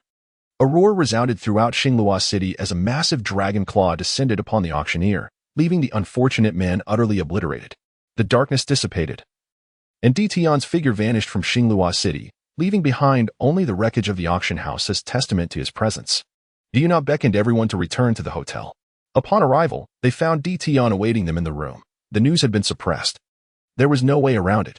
During this period, Tian's abrupt and forceful intervention had left everyone astounded, for he was the foremost figure on the continent, openly acknowledged. Remember, you owe me a favor, and it is not one to be taken lightly. Gu Yuna casually tossed a shard to Gu Feng as she spoke. Nana, I suppose I owe you a favor as well. Should any insurmountable issues arise, feel free to reach out to me. As long as your adversary is not a star god, I can assist you once, Fei Xiao pledged to Gu Yuna. Seeing this, Gu Yuna smiled brightly. For a small act of goodwill had yielded two significant favors in return. Gu Feng possesses immense potential, and the favor he has garnered will undoubtedly prove invaluable in the future. Fei Xiao's strength is formidable, and her ability to contend with powerful factions is indisputable. She is far superior to the mere dregs of the divine realm. Although Fei Xiu is currently unable to take action due to certain circumstances, the favor she has secured nonetheless provides a solid retreat for their soul beast clan, which is quite advantageous. Subsequently, Gu Feng returned to his chamber with a grave demeanor, and after a moment's contemplation, Fei Xiao followed suit. They gradually reconvened in their quarters to rest, awaiting the forthcoming competition. Chapter 38, The Elimination Round. Advancing to the Top 64, Part 1, the Grand Coliseum of the Luo Imperial City. The following day's competition saw a significant increase in participants compared to previous years, as rogue cultivators were now permitted to enter. Luo has introduced a new method for advancement, although it has yet to be implemented. Gu Feng gazed at the revelers and the proud soul masters entering the arena, his eyes narrowing slightly. It was truly exasperating to be treated like a spectator in a circus. Were it not for the peculiar circumstances, I would find this atmosphere quite distasteful. The crowd, upon hearing his words, turned their attention towards Gu Feng, their expressions a mixture of confusion and intrigue. Ouyang-san, with a sense of resignation, patted Gu Feng on the shoulder before leaving him to his thoughts. What is the matter, monkey? Aren't you just a monkey yourself? Do you look down on monkeys? Sun leaped about Gu Feng's head, venting his dissatisfaction. A gentle voice, reminiscent of a refined mistress, reached out as a hand lifted Sun by the nape of his neck. All right, enough of that little monkey. Gu Feng isn't fond of this environment, and truthfully, neither am I. It feels rather peculiar. If it were a standard competition, it wouldn't be so bothersome, but this atmosphere strikes me as odd. Fei Xiao tossed Sun into the embrace of Gu Yuna, resting her chin on her delicate hand, pondering the source of this strange sensation. Gu also harbored a sense of unease. It seemed as though the attendees were not there to witness a genuine competition, but rather to partake in a performance, as if there were no ordinary spectators present. Song Yue too sensed the dissonance. During a continental competition, the absence of genuine commoners was palpable. What, then, was the significance of such a contest? It mattered little. I find this situation somewhat odd. Normally, would commoners be able to clearly see the proceedings of a match? What purpose do they serve by attending if they cannot see anything? Yet, they are not just ordinary nobles. Why might this be? Surely it cannot be that they possess too much wealth and nothing better to do. Gu Feng's expression grew slightly colder, for none among them were simple individuals, and his words summoned a shared understanding among the group. As the atmosphere darkened, Qian Chiyue approached, observing their solemn expressions and shaking her head in disapproval. She then seized Gu Feng's face, playfully tormenting him. Oh dear, this is not the time for you to be worried. Didn't you all express a desire to forge a new world? So put in the effort. Do not dwell on such matters now. These individuals are, in some measure, representatives. If you triumph and secure first place, wouldn't that benefit your aspirations? Focus on the competition instead. By the way, who among you will participate in the elimination round? After a moment of playfully squeezing Gu Feng's face, Qian Shoyue surveyed the group, noting their indifferent demeanor. To be frank, none of them seemed eager to engage in the elimination round. Song Yue and Shui Di appeared oblivious, engrossed in their own conversation. Ouyang-sun had pulled Gu Yuna aside to discuss the direction of reforms within the Soul Beast clan, while Gu Choa watched Ouyang Qiao experiment with her peculiar gadgets, occasionally offering assistance. Seeing this, Qian Shoyue swiftly caught her wayward little cub, a smile of satisfaction spreading across her face. Gu Fenghan's hair stood on end, and he hurriedly patted his chest, indicating that if he did not take on this responsibility, who else would? Qian Qiaoyu cheerfully tidied up the disheveled corners of Gu Feng's attire. Subsequently, she exited their chat room, cheerfully exclaiming a word of encouragement. Keep up the good work. Gu Feng gazed at the group of lackluster individuals with a face full of resentment. The others exchanged awkward smiles, for none harbored any desire to partake in such a tedious affair, leaving Gu Feng to bear the brunt of misfortune. All right, enough of your sulking. This elimination round is rather different.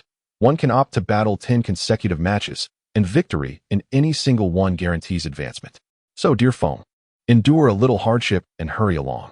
Return swiftly, so we may stroll together. Fei Xiao gently embraced Gu Feng, warm breath brushing against his earlobe, causing a faint blush to bloom on his cheeks. With a nod, he turned and made his way towards the soul-fighting arena. Below, VV Academy faced off against GG Academy. Gu Feng gazed at the 7 individuals clad in the uniform of the academy opposite him, sensing the aura they exuded. Among them were 2 Soul Kings for Soul Sect members and 1 Soul Master. Although the Soul Kings were of a lower rank, their presence was still impressive. What does it mean that your VV Academy has sent only you? Do you look down upon us? Gu Feng, disinterested in the foolishness before him, mused that on the battlefield, such prattle would lead to immediate demise. He turned his gaze towards the referee, signaling when the bout could commence. Is the VV Academy truly sending forth but a single combatant? If so, we may begin. The referee once more sought confirmation from VV Academy regarding their solitary choice, and, upon receiving an affirmative, signaled for the battle to commence. Onlookers observed the lone warrior standing against 7 adversaries, their attention riveted upon the unfolding confrontation. Some regarded it as a spectacle of folly, while others wore expressions of mild concern. Hey, you scoundrel, what do you mean by this? Before the speaker could finish, the Soul King was sent flying from the arena, crashing against the wall with a resounding impact, leaving an indelible mark. Gu Feng, now occupying the position of the Soul King, casually cleared his ears. The remaining 6 combatants momentarily stood in shock, but in the next heartbeat, they prepared to unleash their martial souls. Yet, before they could even manifest their powers, Gu Feng's figure vanished from sight. In an instant, all 6 adversaries were eliminated, and the arena fell into a stunned silence, only to be shattered moments later by raucous cheers. Referee, we request a 10-battle match. Please expedite the selection of participants, as I am pressed for time. Gu Feng settled onto the arena and the Duhun stage after voicing his intentions. Once the referee conveyed Gu Feng's demands to the organizers, preparations for the next match commenced. In the second round, a swift victory was achieved. The third round followed suit with another decisive triumph. The fourth round, too, ended in a quick conquest. Now, only the final match remained. Securing a win would grant him the much-desired respite. Gu Feng stretched languidly, awaiting his final opponent. In the 10th match, VV Academy faced off against Tianjung Academy. Let Tianjung Academy take the stage. Ah, are they the top 16 from the previous tournament? I wonder if I can pry into that fellow's secrets. Xiao Hongqin's gaze was fixed upon the black-haired youth on the arena, for it was nearly impossible to ignore him. A group of individuals clad in black robes stared intently at the young man, a suffocating aura swirling around them. Their surroundings were notably devoid of others, as few wished to associate with those cloaked in darkness. Intriguing. I did not expect to encounter formidable opponents aside from Shrek. It appears we have worthy adversaries this time. The man leading the body sect displayed a hint of interest. He was strong and looked forward to a duel. Many opponents this time were indeed powerful. The handsome young man opened his eyes, observing Gu Feng on the stage, and remarked to the purple-haired beauty beside him before closing his eyes once more. The lady looked at this sword fanatic before her, uncertain of what captivated her attention. Was it his countenance? She scrutinized Ji Juechen's face, and her cheeks flushed. Lan Shui gazed at Gu Feng on the arena, then shifted her gaze to Fei Xiao outside, lost in thought. Hui Yuhao contemplated Gu Feng's second martial soul and his own strength, eager to discern the gap between them. After all, he had become a prominent figure in the Outer Academy since Gu Feng and his companions departed from Shrek. He could even hold his ground against Lan Shui for a time. However, if Lan Shui were to learn of Hui Yuhao's thoughts, it would surely result in a different scenario. After all, if he were to falter after holding back, he would not be deserving of the title of the Child of Fortune. So, are you still planning to go it alone? We are not those inferior academies. The captain of Tianjung Academy, Yi Wuqing, approached with his teammates. Gu Feng regarded this individual, capable of contending with Shrek's inter-academy participants. Recalling the inexplicable manner of his defeat in the original tale, he glanced toward Hui Yuhao and the others, contemplated for a moment, then looked skyward, as if coming to an understanding, before shaking his head and directing his gaze to the referee. You, my friend, shall learn the cost of underestimating us. Yi Wuqing, incensed by Gu Feng's disregard, unleashed his fury, golden leaves hovering around him. His teammates activated their martial souls, Angel, Bao, Wolf, Bell, Ether, Sun, and Moon. A black sun and a white moon suddenly manifested on the arena, the black sun rising from Gu Feng's back while the white moon ascended from Tianjing's side. The sun and moon formed a unique domain, and then Gu Feng extended his hand, grasping the air as the black energy sun and white energy moon plummeted simultaneously, crashing towards Yi Wuqing and his team. Since Gu Feng acquired the blood of the underworld, he seems to have grown even more callous. He has consistently refrained from utilizing the powers bestowed by the hellish blood, for it is something he cannot currently contain. Moreover, he has little time to deal with the remains of the abyssal beast within the shards of hell, and it may be beyond his capabilities at the moment. Nevertheless, his understanding and mastery of the ethereal elements have become increasingly proficient.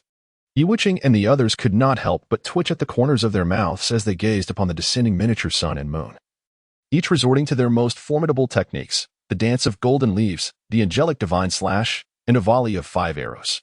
A massive cloud of dust enveloped the arena, and as it cleared, the students of Tianjung Academy lay sprawled on the ground, unconscious.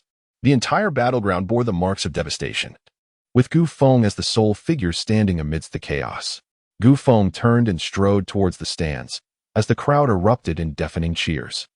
Chapter 39, Advancement in the Elimination Round to the Top 64, Part 2. The referee, observing the departing youth, wiped the cold sweat from his brow, feeling as though he couldn't possibly match this boy. Subsequently, the staff proceeded to repair the battle arena before commencing the next phase of the elimination tournament. I shall take the stage for the upcoming matches. We can discuss things afterward. This elimination round is too time-consuming, and with that fellow's actions, we at Shrek cannot afford to lag behind. Lan Shui's cold voice resonated, leaving everyone momentarily stunned. Wang Yin contemplated advising Lan Shui to conserve her strength, but recalling the fierce battles between Gu Feng and Lan Shui at Shrek, he lowered his hand. He glanced at his companions from Shrek, and they all nodded in agreement. While the outcome of the competition was significant, they could not afford to be criticized by those who lacked understanding if they failed to achieve 10 consecutive victories. Thank you all. If we do not encounter those teams in the top 64, I will refrain from participating. Elder Xian should be arriving from Shrek soon. Xiao Shui. Be cautious and do not overexert yourself. Your injuries have not fully healed. Perhaps let Xiao Yuhao accompany you on stage. Zhang Lishuan spoke gently at that moment. However, Lan Shui merely shook her head and offered an explanation. Yes, Sister Lishuan. Thank you for your concern, but my injuries have healed. Light can also facilitate healing. Your injuries are considerably more severe than mine. Who would have anticipated that the evil Soul Master possessed a corpse of Soul Sage caliber? Had it not been for your resilience in withstanding the initial wave of attacks, I would not have been able to lead everyone to safety. After that incident, I sent word to Shrek. Elder Xian should be arriving shortly. Zhang Lishuan, observing Lan Shui's determination, chose not to press further but reminded her to exercise caution, as no one could predict the presence of formidable individuals among the scattered cultivators or from other academies. Is Shrek only planning to send one participant? Well, it is best to conclude matters swiftly. Thank you, referee. Lan Shui gently requested that Shrek would engage in consecutive battles. The referee cast a profound glance at Shrek in the position of VV Academy. Lan Shui glanced at Gu Feng and his companions. And then her hair began to shimmer with a golden hue from the tips. 9 consecutive victories. In the 10th match, Shrek faced Qianji Academy. Lan Shui observed the previous year's top 32 team across from her, intending to dispatch them swiftly, when suddenly Gu Feng's maneuver flashed in her mind, causing her to momentarily pause. A second later, a golden hexagram array materialized behind her, followed by a colossal beam of light that cascaded forth, instantly propelling the 7 members of Qianji Academy from the battle arena, leaving them all unconscious. Interesting, they all play this way. I have no desire to waste time. Referee, please make the necessary arrangements. The silver-haired youth leaped onto the arena the moment Lan Shui descended. The referee glanced at Su Jiawei at the VIP stand, who nodded in approval, prompting the referee to arrange for the match of Xiao Hanqing. Ha ha ha, it seems this competition has attracted a plethora of prodigies. Yet I consider myself one of the most exceptional. Besides Muir, I regard none of the others as my equals. Are you truly my adversaries?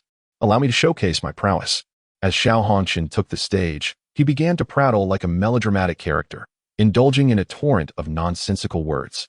Soon, a golden aura enveloped him, and a third leg sprouted from behind him. Though the appearance was peculiar, it exuded a sacred aura. With a swift gesture, he conjured hundreds of golden metallic forms, which rapidly morphed into cannon barrels before the 7 opponents could reach him. A barrage of densely packed projectiles unleashed a fierce assault, prompting the referee to intervene and rescue the 7. Gazing at his opponents, Xiao Hanqing made a finger gesture resembling a gun, lifting it slightly while casting a mocking glance at the audience below. Next, the relentless barrage continued, and Xiao Hanqing emerged as the most bizarre victor with 10 wins, relying solely on a few hundred soul-guided cannons to claim his triumph. The numerous strong contenders, watching the exuberant Xiao Hanqing, were left pondering their thoughts. A black circular ring materialized on the battlefield, and a shadowy figure cloaked in black appeared atop the arena. A hollow voice resonated from this figure, echoing throughout the expanse. I challenge 10 battles. Death shall be your fate. As these ominous words reverberated, an oppressive aura surged forth, causing the referee to instinctively retreat. A group of rogue cultivators ascended the stage, desperate souls with no path for retreat, though they had witnessed bloodshed before. The sight of the shadowy figure and the eerie black ring on the arena compelled them to take a chance. The black ring erupted, expanding instantaneously, causing the entire arena to vanish in an instant. In the next moment, the black ring reappeared around the shadowy figure. It rotated slowly behind the figure, rendering everyone on the stage utterly invisible. The referee's eyes glazed over, and he collapsed onto the arena, as if confronted by something profoundly terrifying. All present were struck with astonishment, rising to their feet as a disheveled elder materialized above Shrek, a colossal hand suddenly reaching for the black-robed figure on the arena, while a thunderous voice rang out across the battlefield. An evil soul master dares to participate in the continental competition. Prepare to meet your demise. The figure cloaked in black gazed at the ethereal giant hand coalescing in the sky as a long-handled colossal sword materialized in his grasp. The sword's design was particularly peculiar, with barbs running along its entire blade and an irregular diamond-shaped crystal adorning the end of its hilt. As the sword was plunged into the ground, a gray beam of light surged skyward, instantly dispersing the giant hand into dust, while a new black ring emerged above the sword, continuously spinning. In an instant, fertile Douluo appeared in the soul arena, intervening to prevent Xuanzai from making further moves. "What, do you also wish to obstruct me?" he exclaimed. "Every evil soul master deserves to be exterminated. Are you from Starluo attempting to shield them? Elder Xian, this is a competition. It cannot be interrupted. Please consider. Once the tournament concludes, Starluo will not impede you, but during the event, it is not permissible." Su Jiawei, unlike his portrayal in the original narrative, stepped forth, radiating imperial might. Suddenly, the sky transformed into a starry expanse, and a crown of sovereignty appeared upon his head, with starlight locking onto Xuanzai. Before Xuanzai could unleash his fury, Zhang Lishuan hastily restrained him, offering an apology to Su Jiawei, whose aura had reached its zenith. They could not provoke a being of such caliber, especially on his home turf. "The competition shall proceed," Su Jiawei declared before returning to the stands. And Xuanzai and his companions followed suit, taking their places among the spectators. The cloaked figure resumed the contest. However, due to the earlier slaughter, no challengers stepped forward, leading the referee to reluctantly declare the black-cloaked individual the victor by default. "How intriguing. I shall now take my turn." Long Outyin descended onto the arena, stirring up a cloud of dust as his commanding voice resonated throughout the soul arena. Long Outyin's fighting style lacked the speed of Gu Feng and Lan Shui, the overwhelming firepower of Xiao Hongqian, or the enigmatic nature of the black-cloaked figure. Yet each strike was delivered with such force that every opponent was firmly pressed into the platform. Subsequently, Star-Luo Academy and several other institutions triumphed in a consecutive series of 10 matches, revealing to all the formidable contenders of this soul tournament and the likely champions. Meanwhile, on the streets, Fei Xiao, wandering aimlessly, suddenly turned his gaze toward the starry sky above the arena, a hint of gravity flashing in his blue eyes. The aura of a relic. Gu Feng gazed at Fei Xiao, who had suddenly halted, and followed her line of sight to the starry sky, accompanied by her whispered words. He gently tugged at Fei Xiao and shook his head. "Sister Fei Xiao, do not worry. I shall resolve these matters. Your current objective is the ruins of Tsangqing, and then you must establish contact with the Celestial Vessel Alliance to return to Yaqing." Upon hearing this, Fei Xiao turned her gaze to the boy whose eyes were filled with affection for her. She wished to say something, but in the end, she merely embraced him tenderly. Chapter 40. The Advancement Competition of the Top 32, an unexpected encounter with the underworld. As the contestants stepped into the soul combat arena, a wave of cheers erupted, and the audience was fervently excited, as if they were the ones competing. Perhaps this is what a concert in a past life resembled. Gu Feng recalled the concerts he had witnessed in his previous life, where the fervor of the crowd was strikingly similar. Yet, he harbored a distinct aversion to such gatherings. In his past existence, he was a reclusive individual, content in his solitude. Below, the VV Academy was set to clash with the Heavenly Dragon Sect. Please have the representatives of both sides come forth to draw the competition format. Young, you go ahead and draw. I'm rather disinclined, and my luck has never been particularly favorable, Gu Feng remarked, shrugging and gesturing for Ouyang's son to take on the task. Moments later, Ouyang's son returned and glanced at Gu Feng, just as the referee's voice echoed through the arena. The competition format will consist of individual matches and team battles. Now, may the first individual from each side take the stage. Why are all of you staring at me? Damn it, it's me again. Why aren't you all stepping up? I was hoping to sit this one out. Gu Feng grumbled, glaring at the group that gazed back at him. The others exchanged glances, and simultaneously prepared to provide a lesson to this loquacious individual. Wait. You all are formidable, my dear elder brothers and sisters. I was wrong. I'll go. Realizing the situation, Gu Feng hurriedly ascended the platform. There was no way he could contend with them alone, and with Fei Xiao watching. He certainly did not wish to suffer a significant loss of face. As both sides took to the stage, the audience erupted into even greater cheers upon seeing Gu Feng. The representative from the Heavenly Dragon Sect was a young woman, which was quite a rarity. Typically, the sect, known for its blue electric Tyrannosaurus rex lineage, did not showcase female participants. Gu Feng sensed an extraordinary aura emanating from the young girl, an essence seemingly incongruous with the realm of Douluo. His eyes narrowed in contemplation as he became increasingly solemn. Upon the girl taking the stage, the moment the referee exited, a black pattern resembling a flower materialized beneath her feet. Ethereal, the other shore flower. The girl was instantly engulfed in a towering column of black clouds. And before the darkness dissipated, a black sun and a white moon ascended. An overwhelming pressure surged forth, manifesting a peculiar gravitational force that could even be felt from outside the arena, albeit faintly. The majority of the weight bore down upon the girl enveloped in the black column. This girl was no ordinary opponent. Gu Feng realized he was in for a challenge. Had he known such a rival existed, he would have taken action sooner. Song Yu observed Gu Feng's engagement with growing excitement. Yet she felt a surge of annoyance at having missed this formidable adversary due to her reluctance to play house with weaker contenders. She wished to chastise Gu Feng for his oversight.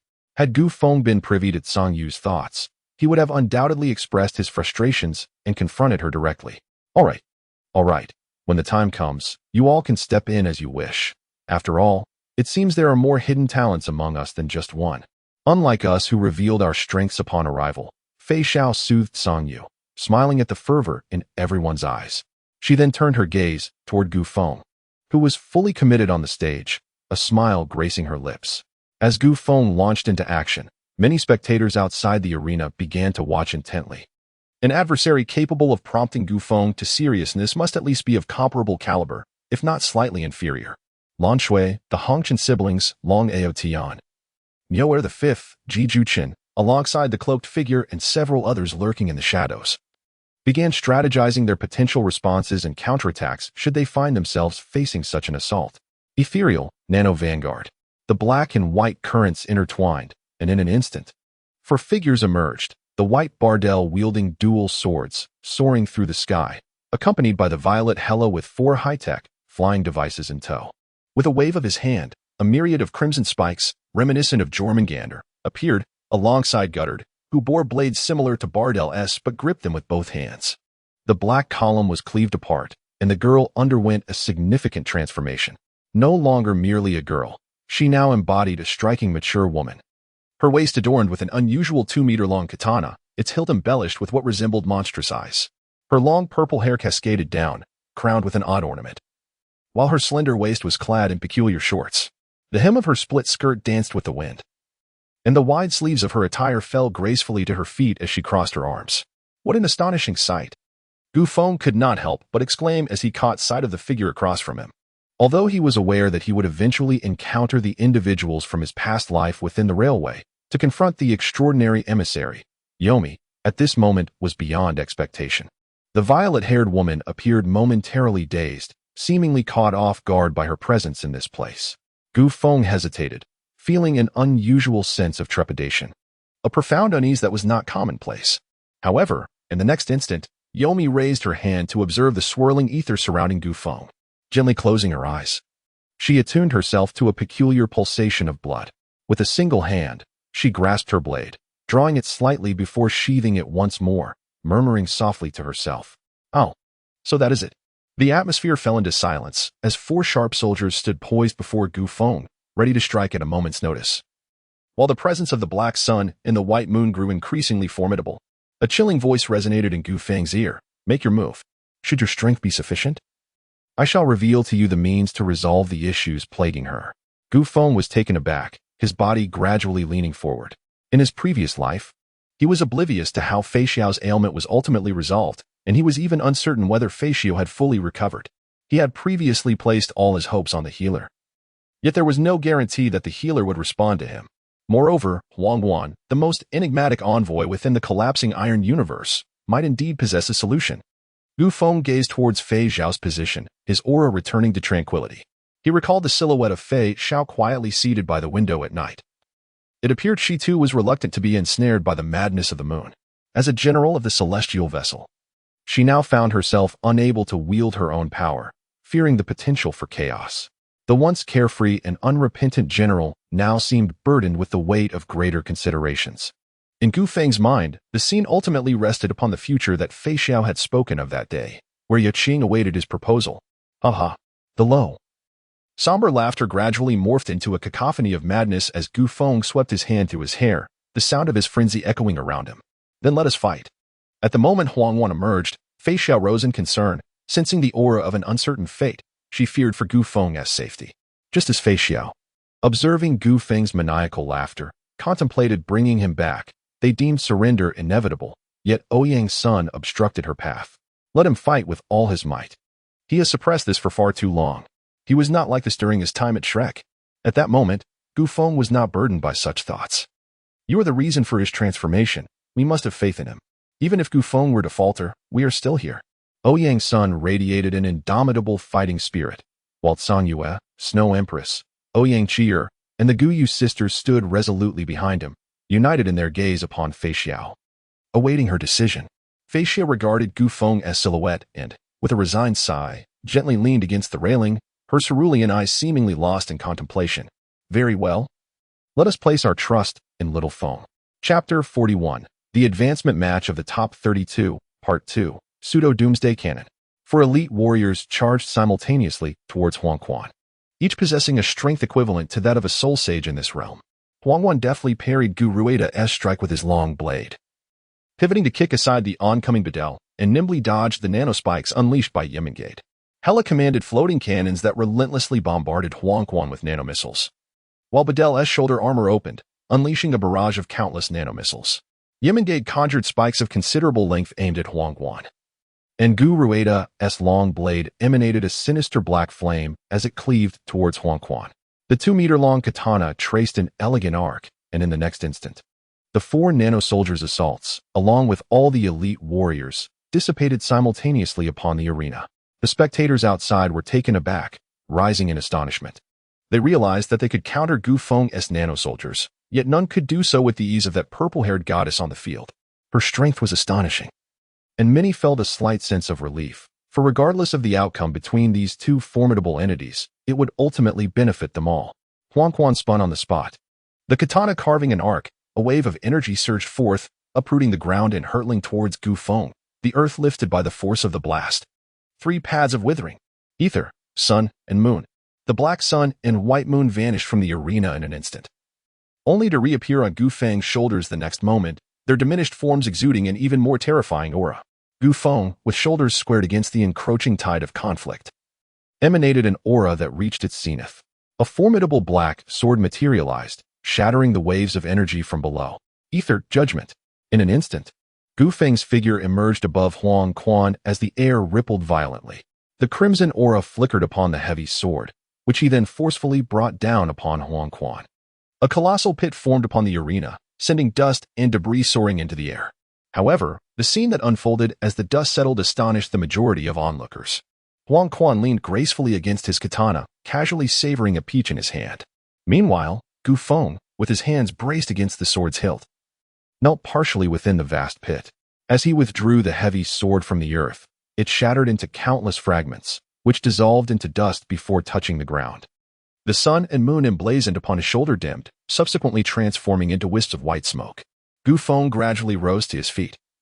His regenerative ability derived from the blood of the underworld now constrained by a peculiar force, rendering his recuperative powers significantly diminished compared to before. Gu Feng observed Huang Quan leaning against the blade, and though he could not fathom her thoughts, it was a relief that she refrained from taking action.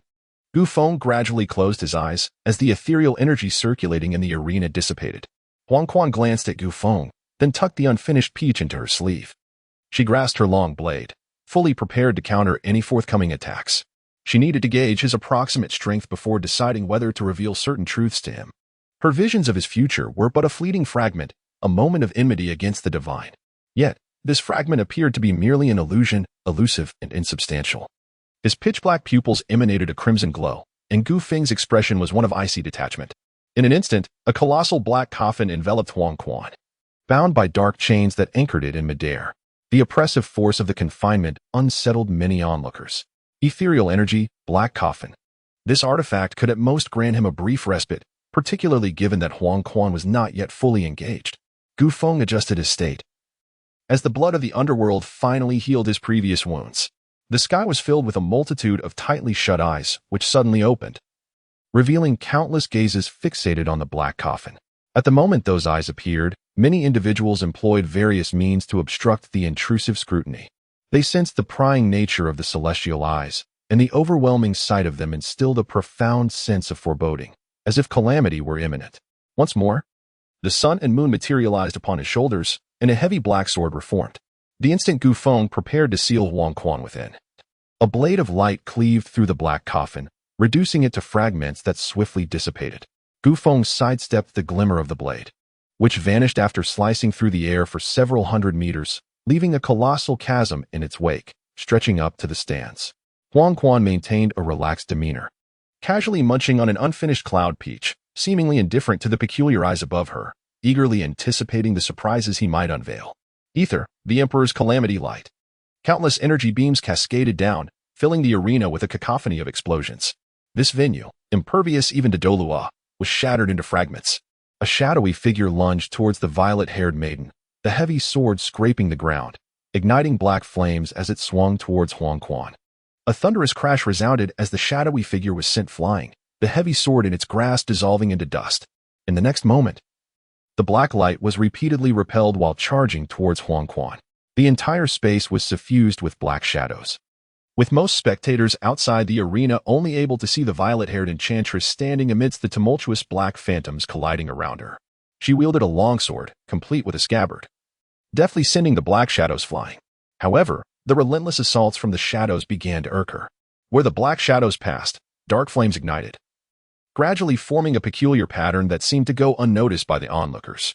The black shadows surged towards Huang Quan once more, and this time, a faint crackle of lightning enveloped her. In an instant, a terrifying thunderstorm swept across the land, creating numerous deep craters beneath the black figures. The black flames extinguished entirely after the lightning's passage, revealing a pattern on the ground that left the spectators pondering its significance. Suddenly, a massive vortex appeared in the sky, engulfing the entire arena, prompting everyone to rise in unison. All titled individuals felt a suffocating aura emanating from the vortex, causing those below the titles to collapse to the ground. Several auras erupted, resisting the immense pressure. Ouyang Sun, Lan Shui, Murvi, Long Outyin, and other concealed figures revealed themselves simultaneously. The figures that had unleashed their auras exchanged glances, then turned their attention to the arena, sensing that the phenomenon in the sky was linked to the individual on the stage. A terrifying roar erupted, and in that instant, Su Jiawei, Xuanzi, Qian Shuyue, and others simultaneously intercepted the sound's propagation. Otherwise, this match would have resulted in a river of blood. The sky, resembling a mirror, began to fracture, as several bizarre colossal beasts emerged, gnashing their teeth at one another, forming a grotesque cannon-like bulge. The breath emanating from the cannon instilled a sense of peril even in Xuanzi, the weakest of the formidable. The cannon aimed at Huang Quan, devouring an abundance of energy. And in an instant, the entirety of the energy within the arena was consumed. The force of this consumption spread throughout Luo City. Su Jiawei summoned the imperial crown, attempting to isolate this engulfing force from the starry sky, yet the effect was far from satisfactory. His eyes narrowed as he gazed at the figure on the stage. Lost in thought, was it the Twilight Ancient Beast? No, merely a resemblance. It lacked the oppressive aura of the true ancient beasts, its presence significantly weaker. Yet, this entity appeared to be perilous in its own right. At the moment the colossal beast manifested, Huang Quan was momentarily taken aback, his body tensed, mistaking it for the Twilight Ancient Beast. Gradually, he relaxed, realizing that the beast's size, strength, and oppressive aura were inferior to those of a genuine ancient beast. However, its aura seemed to share a common origin with the ancient beasts, nearly indistinguishable. Huang Quan sighed silently, observing the uninterruptible phenomenon above. With one hand gripping the hilt, and the other clutching the scabbard, Huang Quan slowly drew his long knife.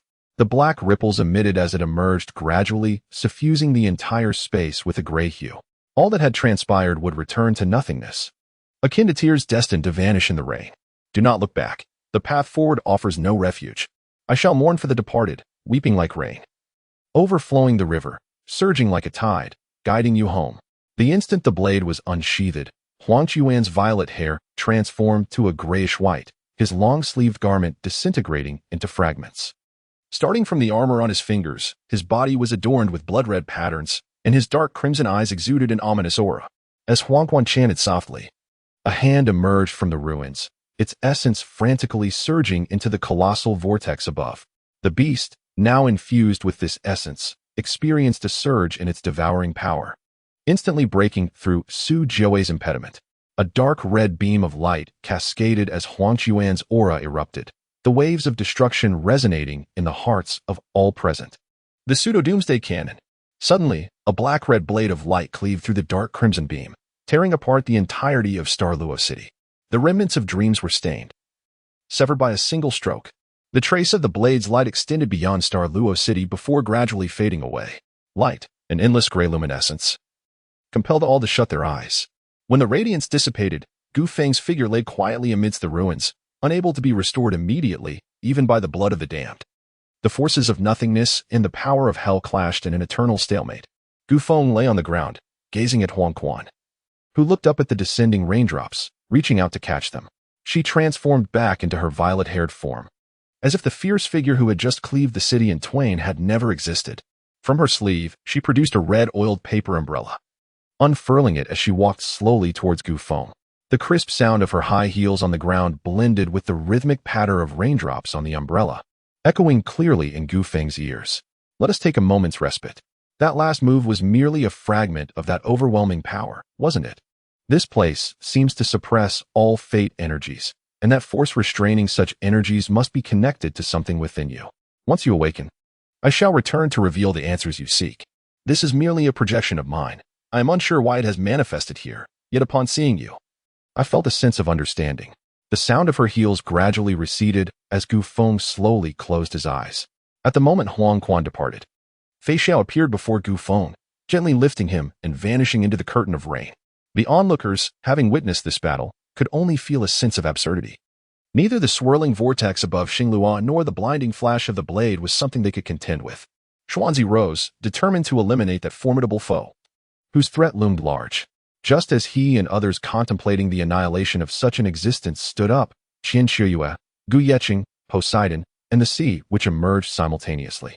The oppressive aura of these four supreme beings dispelled the thoughts of many.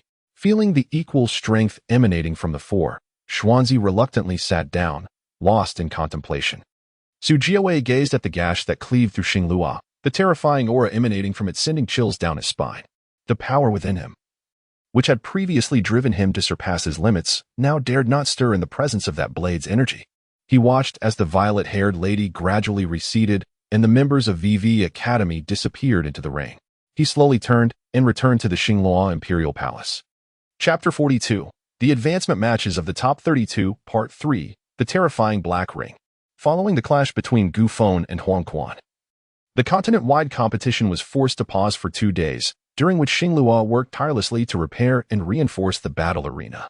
Now, we invite the representatives from the Holy Spirit Sect and the 9 Treasures Lioli Sect of the Heavenly Soul to confirm the competition format. Gu Feng remains in a state of unconsciousness. Following the fierce battle between Gu Feng and Huang Quan, the Tianlong sect was single-handedly breached by Ouyang's son, who did not even exert his full strength, dismantling the entire individual competition alone. In the subsequent team match, devoid of Huang Quan, Ouyang's son took to the stage by himself and played a peculiar melody, rendering the members of Tianlong incapable of controlling their own bodies. As he cast them out one by one, the chaos of the Heavenly Gate ensued. Ouyang's son's unusual skill, the melody he played, could disorient the senses, proving to be remarkably effective in certain circumstances. The Jiobao sect, a venerable and ancient faction, observed the prowess of the figure in the black robe, whose abilities were evident to all. Although they did not believe Jiobao could secure victory, they hoped the sect could elicit some of the black-robed figure's techniques. The overall disparity in strength among these individuals was not excessively vast. Aside from desperate measures, intelligence would enhance their chances of triumph in such a situation. They collectively watched their opponents match, seeking to glean any information that might prevent them from falling into a sudden disadvantage. When the Jiobao competitor took the stage, he grasped a longsword, its blade adorned with 6 gemstones, the hilt inscribed with runes that delineated its name, 7 killings. As the 2 contestants entered the arena, a black ring simultaneously manifested upon the platform. The sword intent soared skyward, 6 soul rings illuminating in unison, as the man's aura reached its zenith. The 7 killing sword technique. It could sever the heavens and vanquish divine and demonic entities alike. In an instant, the sword light rent asunder the yet to dissipate black ring. As a bizarre long-handled great sword descended from its center, piercing the ground and shattering the sword energy directed at the figure in black. The black-robed individual slowly advanced. Extending a hand from beneath the cloak, the hand appeared ashen white, reminiscent of a corpse, with an irregular protrusion of grayish-white crystal at the wrist and fingers long and entirely black. As the longsword was drawn, an aura of decay and chaotic destruction simultaneously enveloped the stage, causing the Seven Killings man to stagger backward under the impact of this tumultuous energy. A gray sword energy cleaved through the battlefield, abruptly revealing the Seven Killings man, whose murderous intent materialized, coalescing into a realm of slaughter. The Seven Killings domain. The man swung his sword, severing the gray sword energy, his crimson-tinged eyes betraying his lethal intent. The Seven Killings sword ascended into the sky, gradually bifurcating, 1 becoming 2, 2 becoming 4, and 4 transforming into 8. Within mere breaths, a dense multitude of Seven Killings swords blanketed the expanse above the battlefield, while the figure in black merely rested the long-handled great sword upon his shoulder, making no further movements. All swords converge as one. The Seven Killings descend. All the long swords soared into the heavens, parting the clouds, as a colossal seven-kill sword, measuring 100 meters, materialized in the sky. The immense blade descended upon the figure cloaked in black, cleaving through the air as if it were a mere veil. A thunderous roar echoed, and a wave of force swept across the entire arena, leaving the gigantic sword embedded in the ground. The figure in black stood unscathed beside the titanic weapon. Suddenly, several slashes appeared in the dark cloak, which, in an instant, transformed into tattered strips fluttering upon the stage. The onlookers could not help but rise in astonishment at the sight beneath the cloak. Those among the privileged without soul power were so terrified that they fell to the ground, writhing backward in fear. Beneath the black cloak was a woman, her pale hair cascading to the ground, her eyes devoid of pupils, presenting an eerie emptiness, with blood-red fissures crisscrossing her body. Hollow voids pierced through her arm joints and thigh joints, while sinister spikes protruded from her form, emanating an aura of decay and lifelessness. Yet, she stood there, brazenly upon the arena, and upon the shredding of her cloak, chaos engulfed the platform. Soul power, elemental force, spiritual energy, and even the so-called divine power could not be summoned. The woman's presence seemed to awaken an unsettling awareness among the spectators. They sensed her essence fluctuating. At times she appeared as a living being, at others as a corpse, then akin to a soul beast, and subsequently as a deity of lofty stature, before morphing into a shadowy abyss. Neither human, nor beast, nor corpse, nor deity, nor demon. What on earth was she? Ouyang's son and his companions felt the weight of her aura, a solemn expression etched upon each of their faces. The woman's gaze was fixed upon the inheritor of the 7 kills. Though she lacked pupils, it was apparent to all that she was indeed observing him. She pointed the long-handled giant sword towards him, her hand moving slowly, yet suddenly. The sword in her grasp danced with an uncountable number of ashen sword energies that shot forth. Wherever the sword energies whirled, it seemed as if the very fabric of reality was consumed, the realm taking on a pallid hue. In that fleeting moment, the inheritor of 7 kills sensed a lethal peril. He wished to concede, yet when he opened his mouth, no sound emerged. The inheritor of the 9 treasures vanished amidst the onslaught of sword energies, the 7 kills sword falling to the ground, gradually turning to dust, along with half the arena itself. In a sudden flare of fury, the title holder of 9 treasures rose, unleashing a torrent of soul power towards the woman with the gray hair. The title holder was the sword Douluo of this era and the master of the inheritor of 7 kills, a super Douluo at the 97th level. The sword Douluo, a paragon of offensive prowess, surpassed even Xuanzai in offensive might, though could not rival Gu Yechen, whose attacks were unparalleled across the continent. Gu Yechen's strikes represented a standard of explosive power that even the extreme dared not provoke. Under the assault of Gu Yechen, survival was a choice between either his demise or being vanquished by his onslaught. This was precisely why the 4 of them could instill fear in those lurking in the shadows, eager to strike during the contest. After all, no one wished to be taken by the wrathful Gu Yechen. The sound of swords resonated throughout the Soul Arena, and for reasons unbeknownst to him, Su Jiawei refrained from intervening against the sword Douluo. In an instant, the enraged sword Douluo unleashed his martial spirit in its true form. A colossal sword, hundreds of meters long, descended slowly from the heavens, ultimately resting behind the sword Douluo. With a flick of his hand, he transformed the gigantic blade into a 1.2-meter-long sword, pointing it menacingly at the silver-haired maiden. A sense of dread loomed over everyone's hearts as 9 soul rings of varying colors rose beneath him. The 9th ring radiating a blood-red glow. The clouds above were abruptly parted, and a beam of sword light cleaved through the sky, slicing the clouds neatly in half. Racing towards the soul arena, the silver-haired girl vanished beneath the overwhelming brilliance of the sword light in an instant. Just as the sword Douluo believed he had avenged his disciple, he turned to leave this sorrowful ground. Suddenly, a massive black ring materialized above the soul arena, swelling in an instant and engulfing the entirety of Star Luo City. Following Gu Feng's consumption of all energy within the Star Luo domain, another force emerged, overshadowing the city. All the powerful beings shielded their prodigious offspring, casting grave glances at the black ring enveloping Star Luo. For both the crimson artillery and the piercing blade of light had hinted at the terror of these extraordinary phenomena. The black ring had appeared the moment the silver-haired maiden vanished, causing their hearts to race. As the black ring enveloped Star Luo City, darkness descended upon it. And the next moment, a cacophony of frenzied sounds erupted: cries, laughter, roars, howls, pleas, and every conceivable sound that could resonate in the human realm. The hairs on the sword Douluo's body stood on end as the 9 soul rings illuminated simultaneously, his entire being radiating with brilliance, a testament to his soul bones. The sword Douluo unleashed every means at his disposal, reaching a state of utmost extremity, even capable of engaging in a fleeting struggle against the limits. Yet, death still encircled him. Suddenly, black mist emerged around the sword Douluo, swallowing him whole.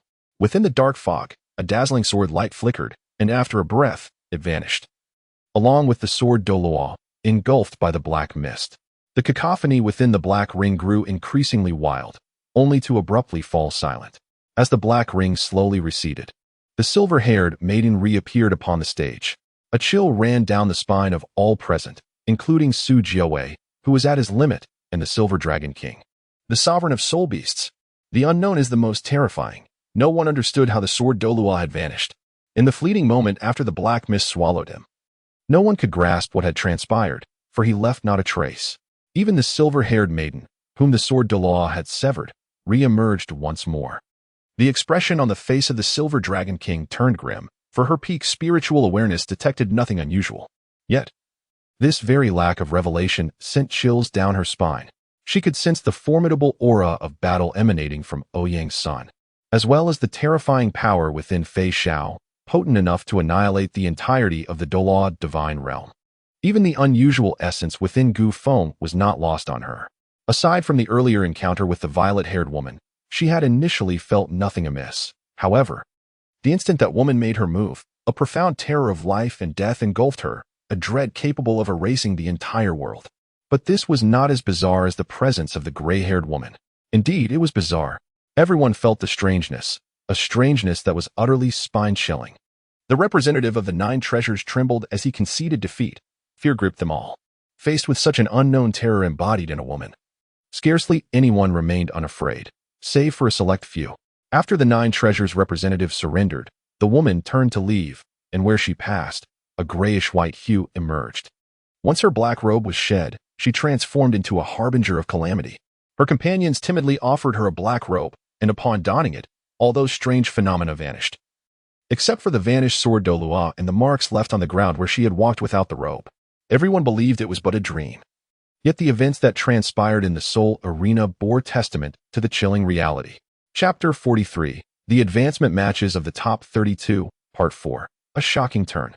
The following day, the matches for the top 32 continued. With no alternative, the 2 battles had spanned 2 days. The first day saw Wang Quan and Gu Feng obliterate the soul arena, while the second day witnessed the gray-haired woman devastate half of it. In total, only a small fraction of the 64 contenders had competed across the 2 days. Today, the advancement matches resumed, but when unexpected events would arise, no one could predict. In the first match, the Sun and Moon Royal Academy faced off against the Haotian Sect. Both teams were called to engage in combat. The Sun and Moon side consisted of 7 individuals, opposing another 7 clad in Sect attire and wielding hammers. At the onset of the match, Mir ceded the stage to Meng Hongchen and Xiao Hongchen. Under the oppressive firepower of Meng Hongchen, Zhu Qingbingchen, and Xiao Hongchen, the Haotian Sect struggled to defend themselves. Observing the continuous retreat of the Haotian side, Mir felt a momentary ease wash over him as he gazed upon the spirited white-haired woman, reminiscing about the past. In this lifetime, he vowed to share joyous moments with her. Lost in his reverie, the remaining 4 from the Sun and Moon side merely played supporting roles. As Ji Juechen and his companions took the Mingda Hall, which was not part of the academy. Thus, the 3 of them teamed up with 4 others for adequate support. Just then, an unexpected turn of events unfolded. 6 members of the Haotian side suddenly activated their soul rings and charged recklessly towards Xiao Hongqian, aiming to thwart her efforts. The lone remaining individual's martial spirit underwent a sudden transformation. The surface of the Haotian hammer began to flake away, revealing a hammer with one half blood red and the other half snow white, its handle pure black, now gripped firmly in his hand. 7 soul rings radiated light around the boy, 1 purple for black, and 2 red. The crimson glow astonished all the soul masters present, compelling them to rise in shock. On the battlefield emerged the first 7-ring soul sage, adorned with a 100,000-year soul ring. Although there had been numerous displays of power transcending that of a soul sage, the nature of such abilities eluded their understanding. The sudden appearance of this extraordinary soul sage ignited a wave of exhilaration among them. 7 soul rings detonated, transforming into energy that surged into the young man's body. Muir, jolted back to reality by the abrupt aura, witnessed a blood-red hammer launch Meng Hongqian away from the young man, sending him crashing through the air. In mid-flight, Meng Hongqian expelled a mouthful of blood, mingled with fragments of internal organs. Meanwhile, Xiao Hongqian, consumed by rage, unleashed a furious assault on the 6 members of the Haotian team, yet found himself unable to extricate himself from the fray. Muir, observing the shattered figure, trembled as he caught the broken form of Meng Hongqian, tears streaming down his face. He felt the weakening presence in his embrace, resembling a marionette cradling a fragmented soul. As Meng Hongqian's essence faded, a foreboding sense of dread surged within everyone's hearts. The granddaughter of the Sun Moon Mingda Hall's leader lay dead in Douluo. This was a matter of life and death. A colossal, bicolored hammer descended toward Muir, prompting the higher-ups of Douluo and Shrek, along with certain elites from the continent, to rise with solemn expressions. In this competition, anyone could perish. Yet for a select few, any mishap would spell disaster. Firstly, if Bianhuang Gufeng encountered misfortune, Gu Yechen and Qin Shouyue would undoubtedly spiral into madness. A super Douluo-level divine angel martial soul could barely be contained, especially with Gu Yechen, who could not be stopped even by extremes. Secondly, the descendant of the Sun Moon Mirror Hongqian, if his son were to die, he would be left with only a grandson and granddaughter. Harm befalling either would invoke wrath, and the enraged Mingda Hall could obliterate a principality within a day. Thirdly, the violet-haired and gray-haired women posed significant threats. One exhibited enigmatic power, possibly reaching divine levels, while the other was shrouded in mystery, her method of vanishing the current generation of Sword Douluo within a mere breath unknown to all. Now, calamity had struck. One of their own had perished, and such grievous injuries were beyond salvation. No divine intervention could offer hope. Su Jiawei and others pondered how to thwart the impending vengeance of the Mingda Hall. At that moment, a frenzied voice erupted from the soul arena, and the eyes of the white-haired youth turned blood-red. After encasing Meng Hongqian's shattered body in extreme ice, he laughed maniacally. Presently, he had the capability to mend Meng Hongqian's injuries, but the soul was irretrievably lost. Ha ha ha ha ha ha. Amidst his laughter, he clutched his head with one hand. 6 elements swirling around him in a frenzy, his aura continuously ascending, reaching its zenith within mere breaths and still climbing. A youth, grasping 2 hammers of contrasting colors, knelt on the ground, enveloped by an unprecedented wave of terror. A hand pressed down on the boy's head, slamming it into the earth, creating a massive pit. Blood streamed from the boy's head, and upon witnessing this scene, several titled individuals from the Haotian Sect rushed forth. The moment that Dream Hongqian encountered peril, Mirror Hongqian prepared his soul guide, unleashing a torrent of soul cannons aimed at the Haotian Sect, seeking their mutual destruction. Mueller entrusted the frozen Dream Hongqian to the care of Xiao Hongqian and Ji Juechen, then seized the boy, who lay on the ground like a lifeless dog, his crimson eyes flashing with fury. Where has the soul of the dream gone, you wretches? Speak, and I shall grant you a swift end. Ha ha, it is you. Those who do not belong to this world, who have made my existence so unbearable. Rest assured, I have exiled her soul. You shall never find it.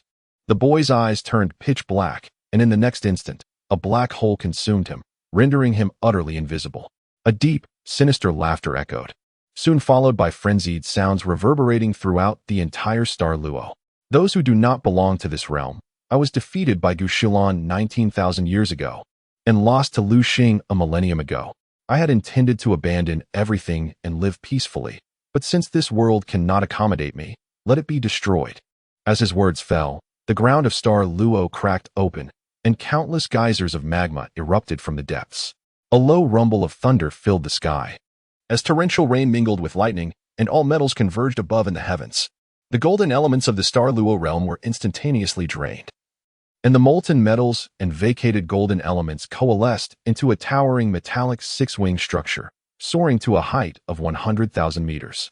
As the six wings unfurled, a sharp, oppressive aura enveloped the skies above Star Luo. In that moment of the wings' emergence, powerful beings from various locales sensed the lament of Douluo's realm. The final will of Douluo had initially chosen to place its hope in Huiyuhao, hoping he could free it from its control. However, with this calamity unfolding, it was no longer merely a matter of control. The world itself could be on the brink of explosion. At Shrek Academy, Moon felt the tremors emanating from Star Luo. Gazing at the six wings above with a focused expression, the holy dragon of light tore through space, making its way to Star Luo City, followed by numerous members of the Sea God Pavilion. In the Sun Moon Imperial Palace, Kong Deming was engrossed in studying a level 10 soul guide when he suddenly sensed the lament of the heavens. His expression darkened as he utilized the Silver Moon Divine Light shield to traverse space towards the designated location in the void. In the Evil Spirit Forest, Yi Shishui and Long Xiaoyao were discussing matters with the Evil Emperor when all three exchanged glances and hastily set off for Star Luo. From the depths of the ocean, the Sea God Tribe, Extreme Douluo, and the Sea God Douluo, alongside the Demon Queen, who relentlessly attacked the Sea Goddess Qin, tore through space en route to Star Luo. In the realm of Tian Han, the disheveled figure of the boy appeared atop the Haotian Great Hall. After murmuring incoherently, he succumbed to profound unconsciousness. Cursed fate, I have awakened the memories of a past life, born within the illustrious Haotian sect, under the esteemed protection of the Buddha Tang, endowed with two supreme martial souls. Yet, why am I unable to prevail against those outsiders? Am I not the protagonist? The two leaders of Haotian were taken aback upon witnessing the disheveled state of their sect's prodigy. Before they could inquire further, they suddenly felt the tremors of the earth and hastily tore through the fabric of space to reach the site of the incident. In the extreme northern ICC, the Sea Princess instructed her two daughters to comfort their kin. Suddenly, the ocean floor split open, creating vast chasms, and many of the tribe members were swallowed before they could react.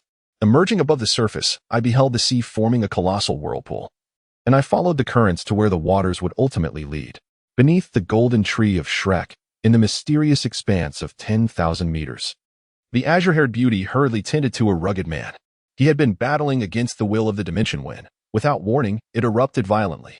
Having refined a portion of the dimension's intent, he grasped the gravity of the situation, only to be severely injured in an instant. "What shall we do now?" exclaimed Hao. "Xiao San and the others cannot assist us at this moment. Ian, we must rely solely on ourselves now.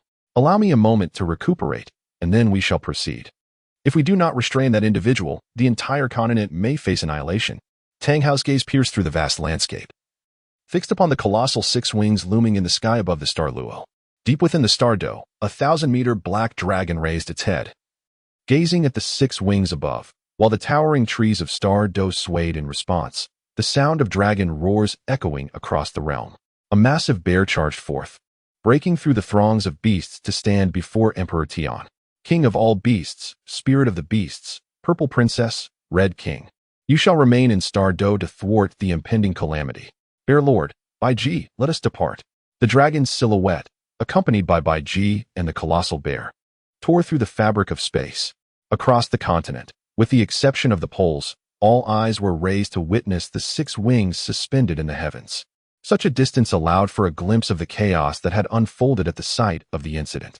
In an instant, Star Luo City was reduced to ruins amidst Muir's maniacal laughter. The colossal wall, once deemed capable of repelling divine assaults, crumbled into the debris. The casualties in Star Luo were countless. Gu Yechen, gripping an ancient longbow, gazed gravely at Muir, who hovered before the six wings high above. Su Jiaowei's imperial crown radiated boundless starlight, shielding his sister and the vital members of the royal family. The poison immortal of the main body sect and Shrek's Xuanzi stood guard over their own prodigy. Qin Xiaoyu transformed into an angel, accompanying Poseidon, the god of the sea, to escort the people of the borderlands away from the battlefield, which had now turned to molten lava. Those unable to fly had perished. No one anticipated that a mere competition would incite turmoil across the entire continent. Chapter 44. The Advancement of the Top 32. End. Thunderbolt Forgotten River Guardian May. With 6 wings unfurled, a terrifying tempest enveloped the heavens. As the earth heaved and the ruins of the Douluo imperial city were swallowed into the depths by emerging fissures, millennia of history vanished from the continent. And from the crevices surged an earthen dragon, obscuring the sun, its colossal form soaring towards the sky.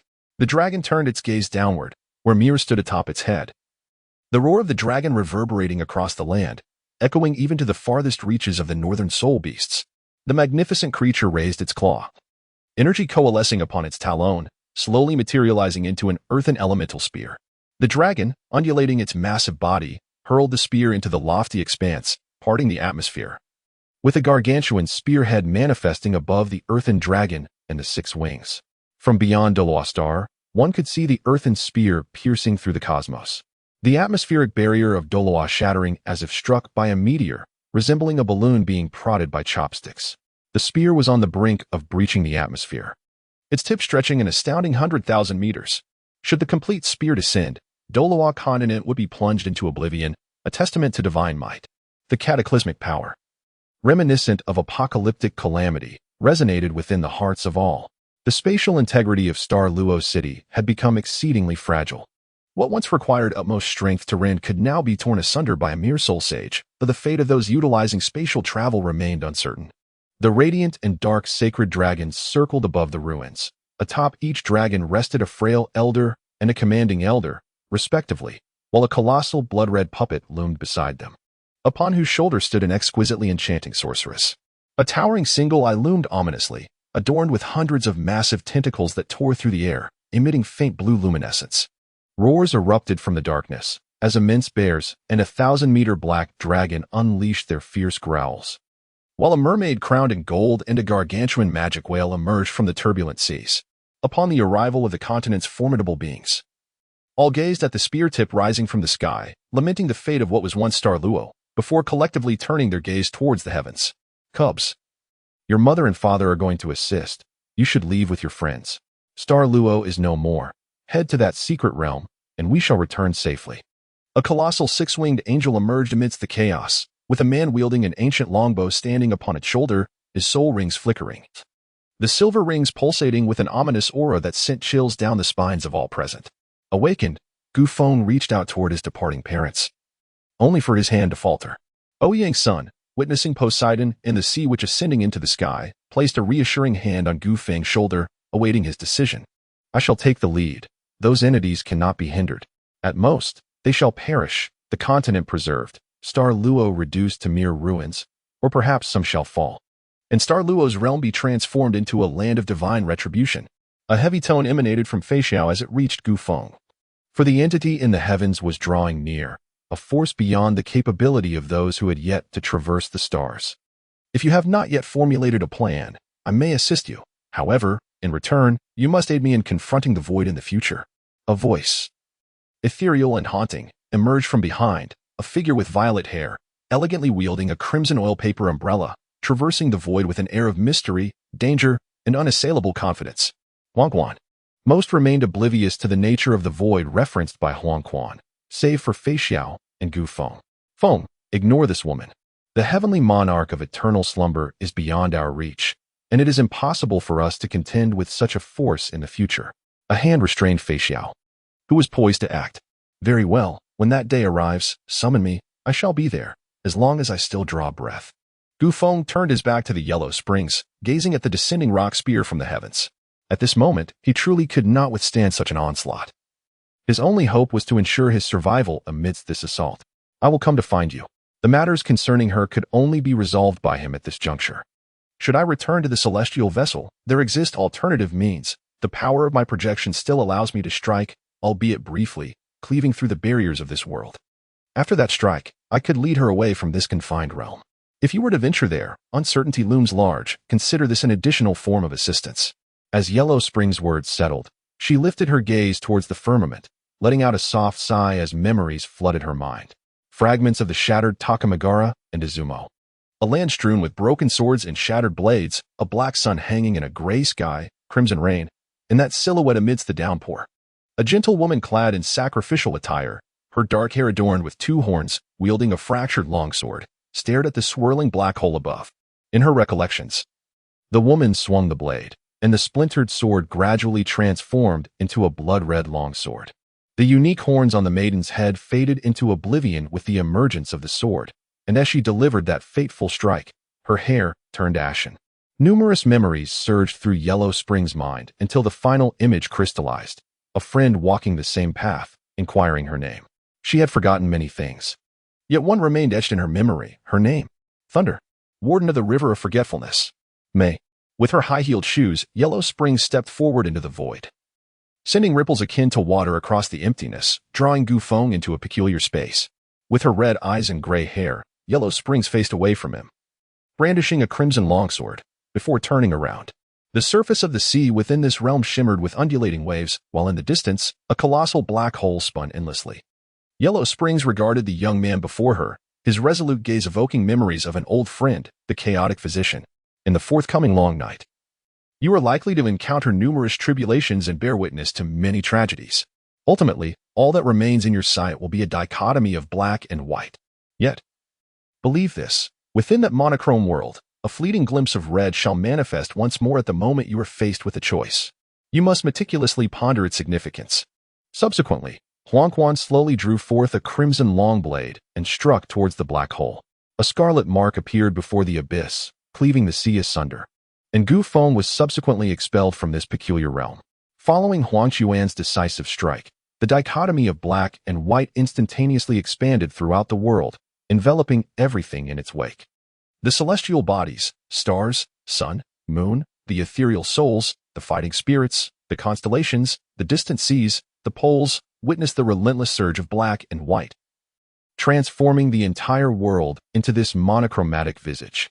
The powerful beings across all continents of Xingluo were gathering their strength to counter the impending rock spears descending from the heavens. The eruption of black and white left them in utter astonishment. Miao Air's shock was unparalleled, while the hidden Niu Tian Titan in the void, along with Yin and Tang Hao beneath Shrek, were entirely oblivious to the unfolding events. Within a mere breath, the black and white shrouded the entire planet, rendering the falling rock spears a muted gray, until a flash of red light pierced through the monochrome realm. The intense crimson radiance cleaved towards the firmament, bisecting the colossal rock spears capable of obliterating continents, which then dissipated into the void, leaving a crimson fissure in the sky, an omen of future miracles. The world, once engulfed in black and white, gradually reclaimed its original hues, and Miao Air vanished into the heavens amidst the red glow. Huang Xuan's ethereal silhouette reappeared before the onlookers, her ephemeral form signaling that her time was fleeting. This flicker of power was on the verge of dissipating. General of the Yaoqing immortal vessel, you still have a moment to bid farewell properly, she urged.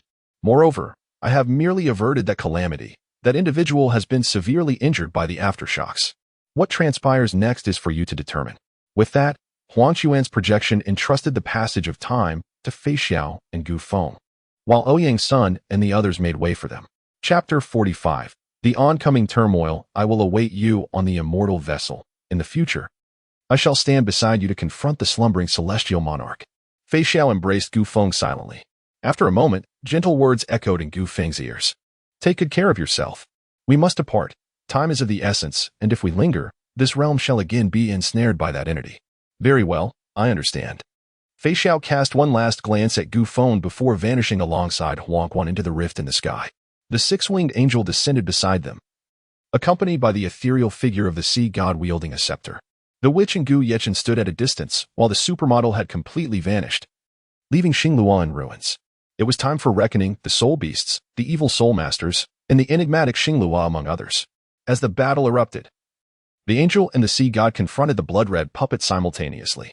The giant whale and the sea god island engaged in cautious probing, neither daring to reveal their full strengths in the presence of these formidable beings, for they were not of this continent. The holy dragon of light and darkness entwined in combat, as the witch defended against the insatiable divine bull, with Gu Yechen and Su Jiawei locked in a tense standoff. Suddenly, the death god puppet emerged onto the battlefield, its scythe aimed menacingly at the members of Shrek. Just in time, the radiant phoenix appeared to intercept the sweeping blade. swiftly retreating with Shrek's forces, their golden feathers stained crimson. The Shrek faction clashed with the evil Soul Masters. While Emperor Tian and Bear Jun sensed the presence of the traitors, Titan and Bull Tian, and furiously charged at them. The collision of the four ultimate soul beasts caused the very heavens to tremble. At the moment Huangquan tore through the barrier of the former demon lord. Multiple divine consciousnesses descended from the celestial realm. Gu Qiu'er hunched over in midair, wailing, while Wang Donger emitted an ethereal voice amidst Hui Yuhao's incredulous expression. Blue divine consciousnesses alighted upon the holy dragon of light and sea god island, and simultaneously, a divine thought flew from Gu Qiu'er's mind directly towards Wang Donger. Gu Qiu'er promptly lost consciousness, as Ouyang's son, Ouyang Qier, and Gu Yuna examined her injuries, which revealed damage to her soul. Their expressions turned grave. On the other side, Wang Donger, now to be called Tang Wudong, unfurled her resplendent butterfly wings. A golden trident descended from the heavens, its brilliance illuminating the ground. Tang Wudong extended her jade-like hand, and the trident vibrated slowly, manifesting in her grasp. The aura of the super artifact momentarily quelled the chaos, bringing a semblance of calm among the onlookers. It was time for desperate measures. They had been trapped at the pinnacle of this world for far too long. Long enough for each to feel their days were numbered. This sudden emergence of a super artifact might just pave their way forward.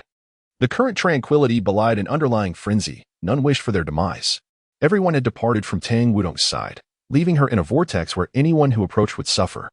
Hui Yuhao intended to speak further, but his companion seemed to have vanished. The girl's demeanor was entirely dissimilar to those he was accustomed to.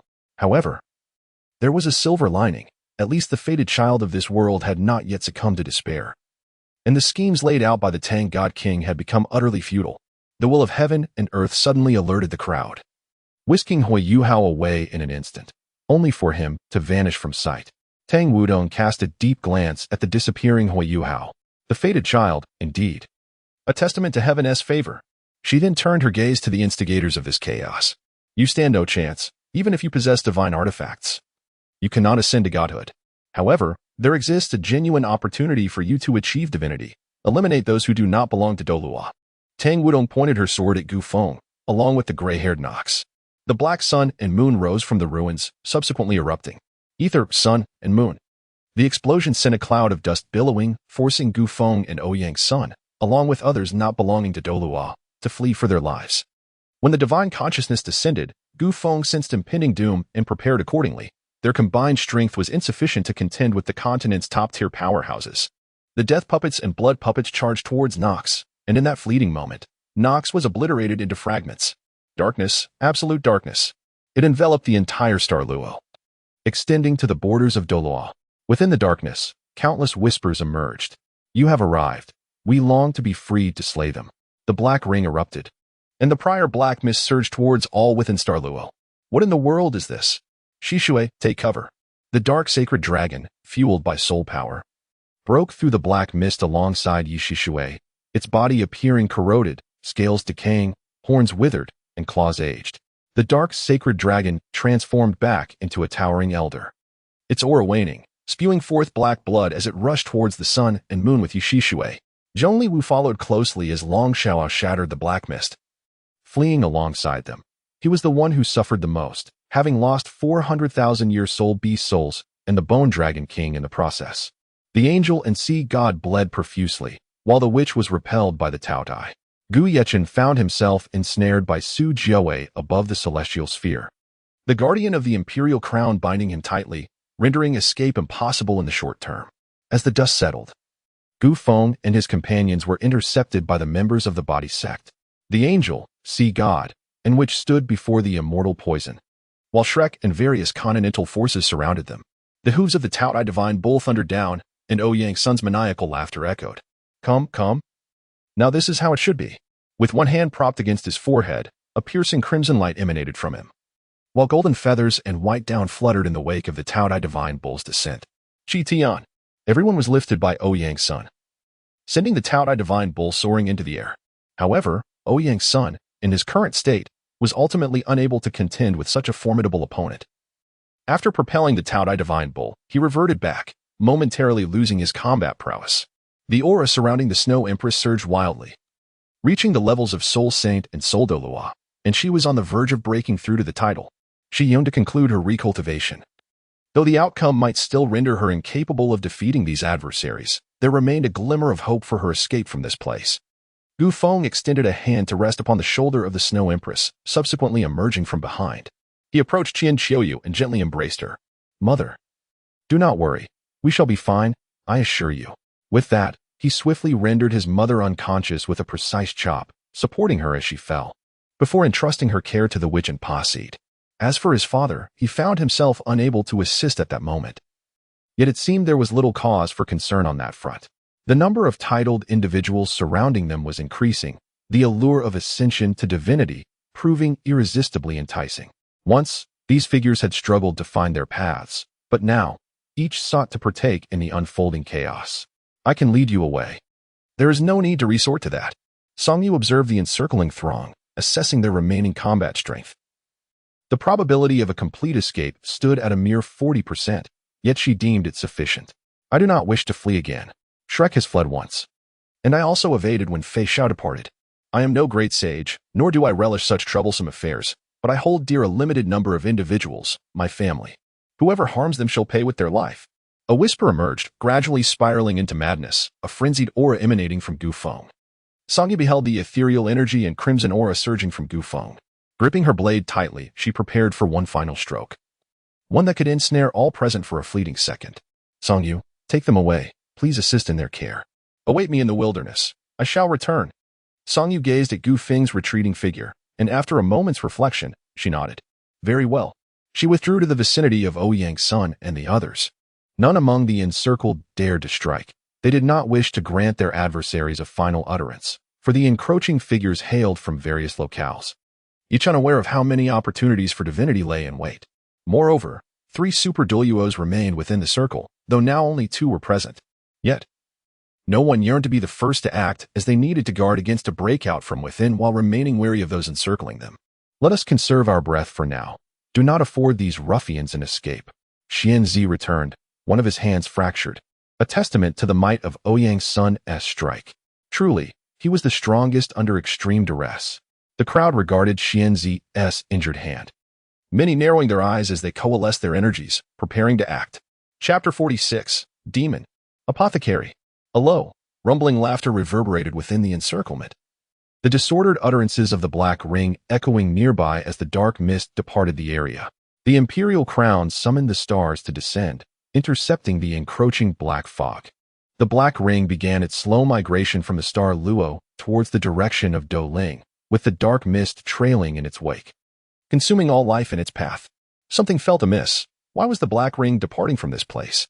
Moon and the enigmatic Tang how furrowed their brows in contemplation. The bizarre nature of that entity was beyond their comprehension. They could only ensure their own safety while remaining vigilant to protect those around them. Why did it suddenly retreat? Beneath the ruins of Xingluo, an endless stream of black mist emerged, swirling ominously around Gu Feng. In the depths of darkness, a pair of blood-red eyes flickered to life. The inky black pupils and sclera were only adorned by a ring of white at the edges, and those eerie eyes emitted a ghastly crimson glow. Hee hee. The maniacal laughter morphed into a hauntingly deranged giggle. Come, let us continue. Today, you shall all perish here. Hee hee. The frenzied utterances echoed through the suffocating black mist. Gu Feng's consciousness delved deep into his inner being, where the dark crimson blood seemed to harbor the entirety of the world. Awaken, the demons slumbering within me. Guide me through this perilous moment. I am willing to barter my future for it. A soft chuckle resonated within his heart, and the ephemeral visage of the demon flickered and vanished. Unbeknownst to Gu Feng, the demon bore an uncanny resemblance to himself, its face adorned with a flicker of human-like mockery.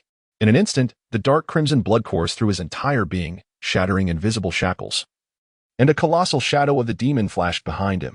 All eyes were drawn to the fleeting specter, an unspeakable terror descending upon the hearts of all present as the apparition materialized. None could discern the demon's form, yet an overwhelming sense of unease washed over everyone, as if a great horror had arrived.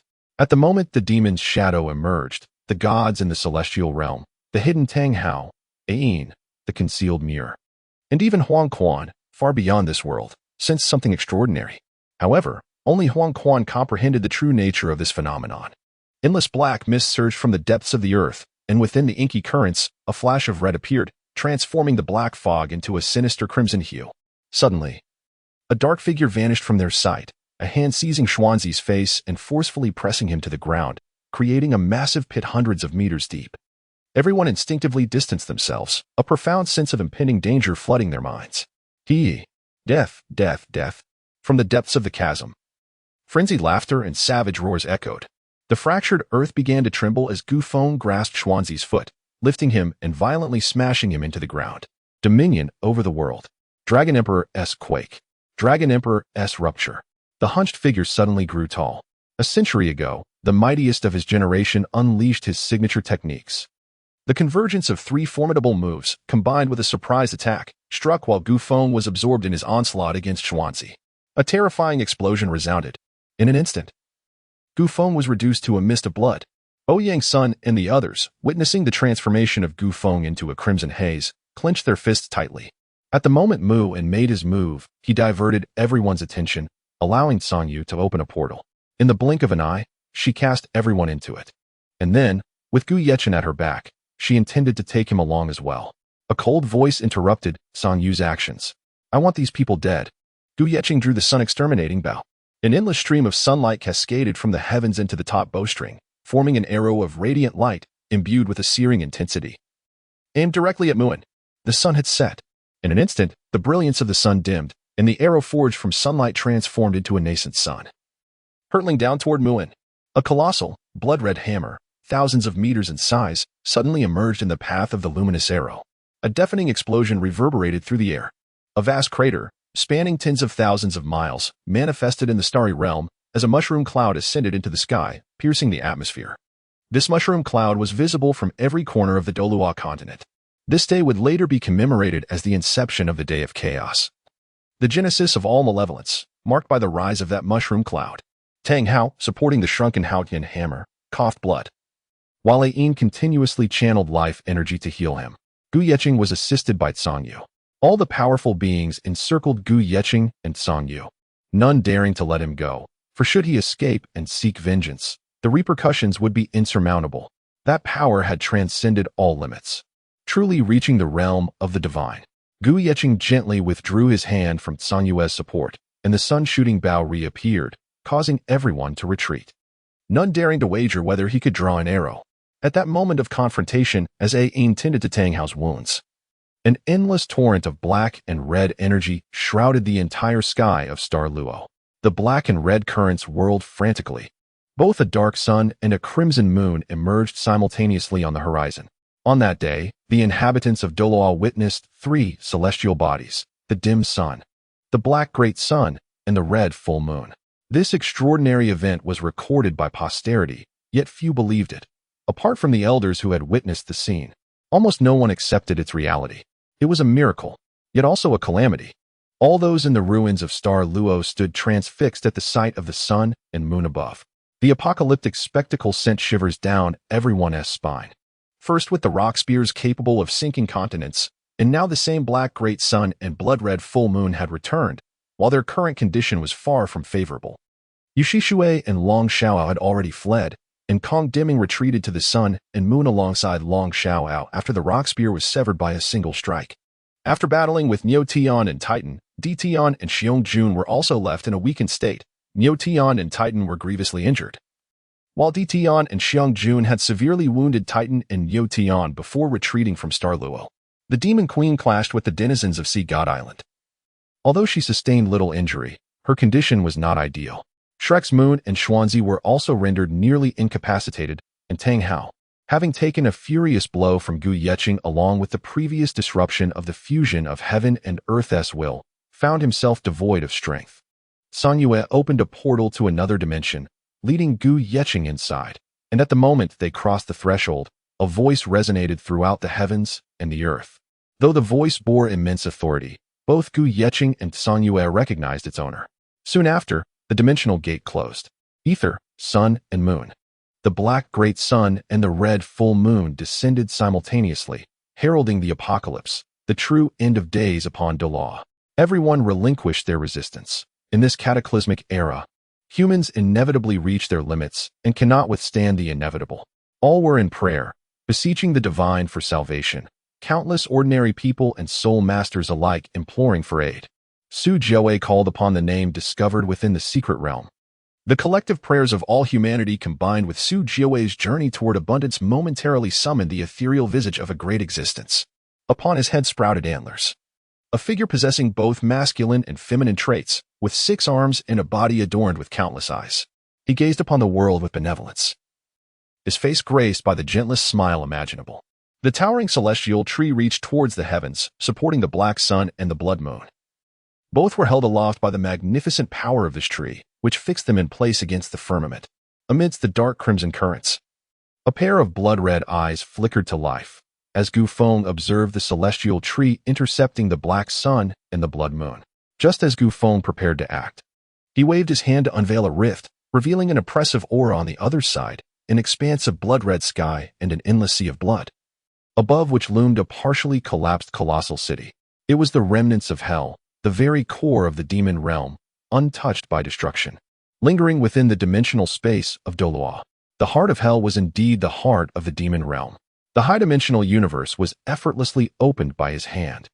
He cast Gu Feng into it. A roar echoed throughout the cosmos before he vanished from this world. The apothecary. Subsequently, the rift sealed.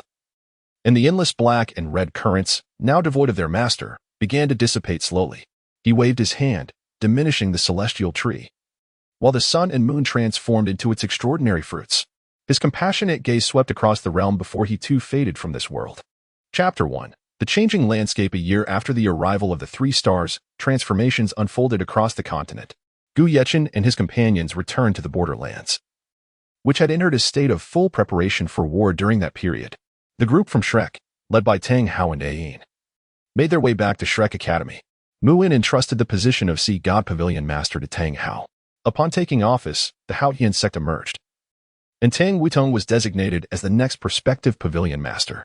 The young man from Haotian Sect, Tang Wujia, who had ignited the fuse a year prior, also joined Shrek.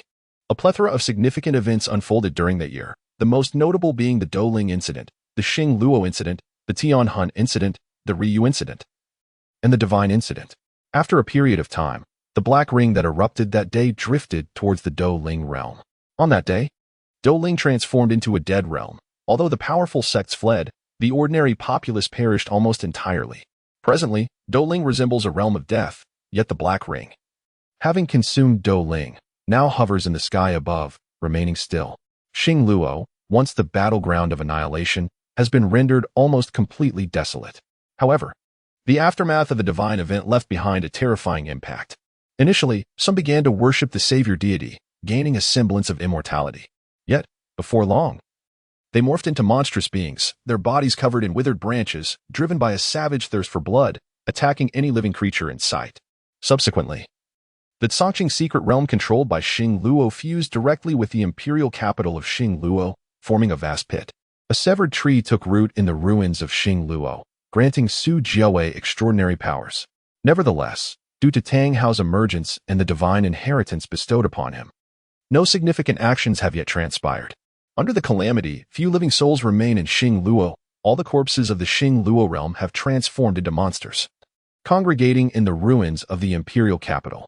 The Tianhan realm fares better, albeit in a state of chaos. Douling and Xing Luo present extreme dangers. However, for ordinary people, the threat is lessened, as they have largely perished. Suddenly, a half-human, half-demon entity emerged within Tianhan. These discovered demons are bloodthirsty, lacking in soul power, yet possessing remarkable speed, strength, and physical resilience. They even disguise themselves as humans to prey upon the living. The demons pose a significant threat to humanity. Under the leadership of the Body Sect, a demon-catching alliance was formed with several sections. Although large-scale incidents of demons devouring humans have diminished, they continue to occur sporadically, with those demons that consume humans awakening diverse abilities. The threat from that quarter is currently of utmost urgency.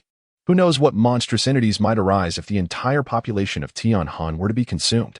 The Ryu realm has divided into 2 factions, one led by the Crown Prince and Yushishui's Holy Spirit Church, allied with the evil emperor. The other is Muir, the very individual who instigated the cataclysm, re-emerging after a period of silence. The boundless sea of blood has spread from the shores of Ryu, extending beyond the borders of Mingdu. The soul-mentor legion of the sun and moon has been engulfed, with the blood sea absorbing all nourishment, halting just outside the capital. Mir's injuries remain unhealed, as the power of the void is not easily borne. In the wake of this upheaval, the Crown Prince has allied with the Holy Spirit Sect to ascend to power, while Jing Hongqian, from the Mingda Hall, along with the smiling Hongqian, has vanished from the capital.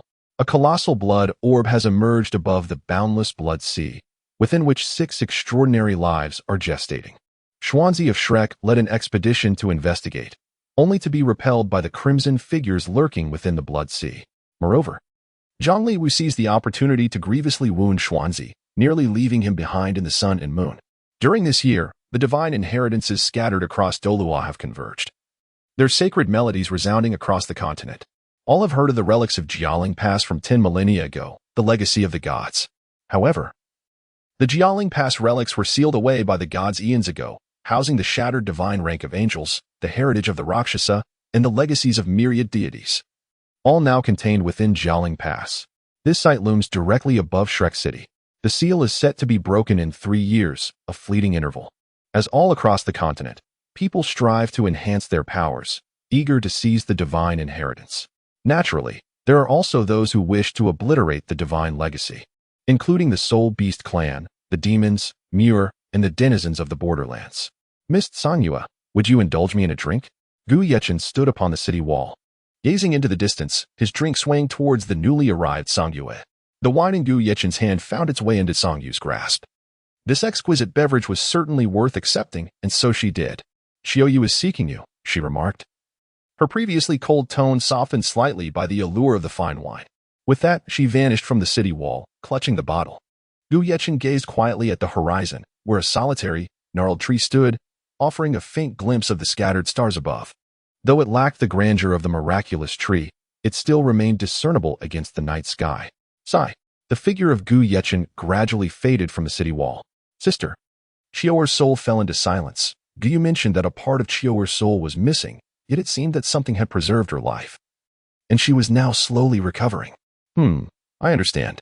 Are you planning to go out? Indeed. Gu has returned to the Star Doe. The continent is currently unstable. As the ruler of the soul beasts, she must seek a path for them. That is her mission. Be careful. Take this. I am not entirely certain about this item, but I can assure you it complements your abilities quite well, especially with your recovery over the past year.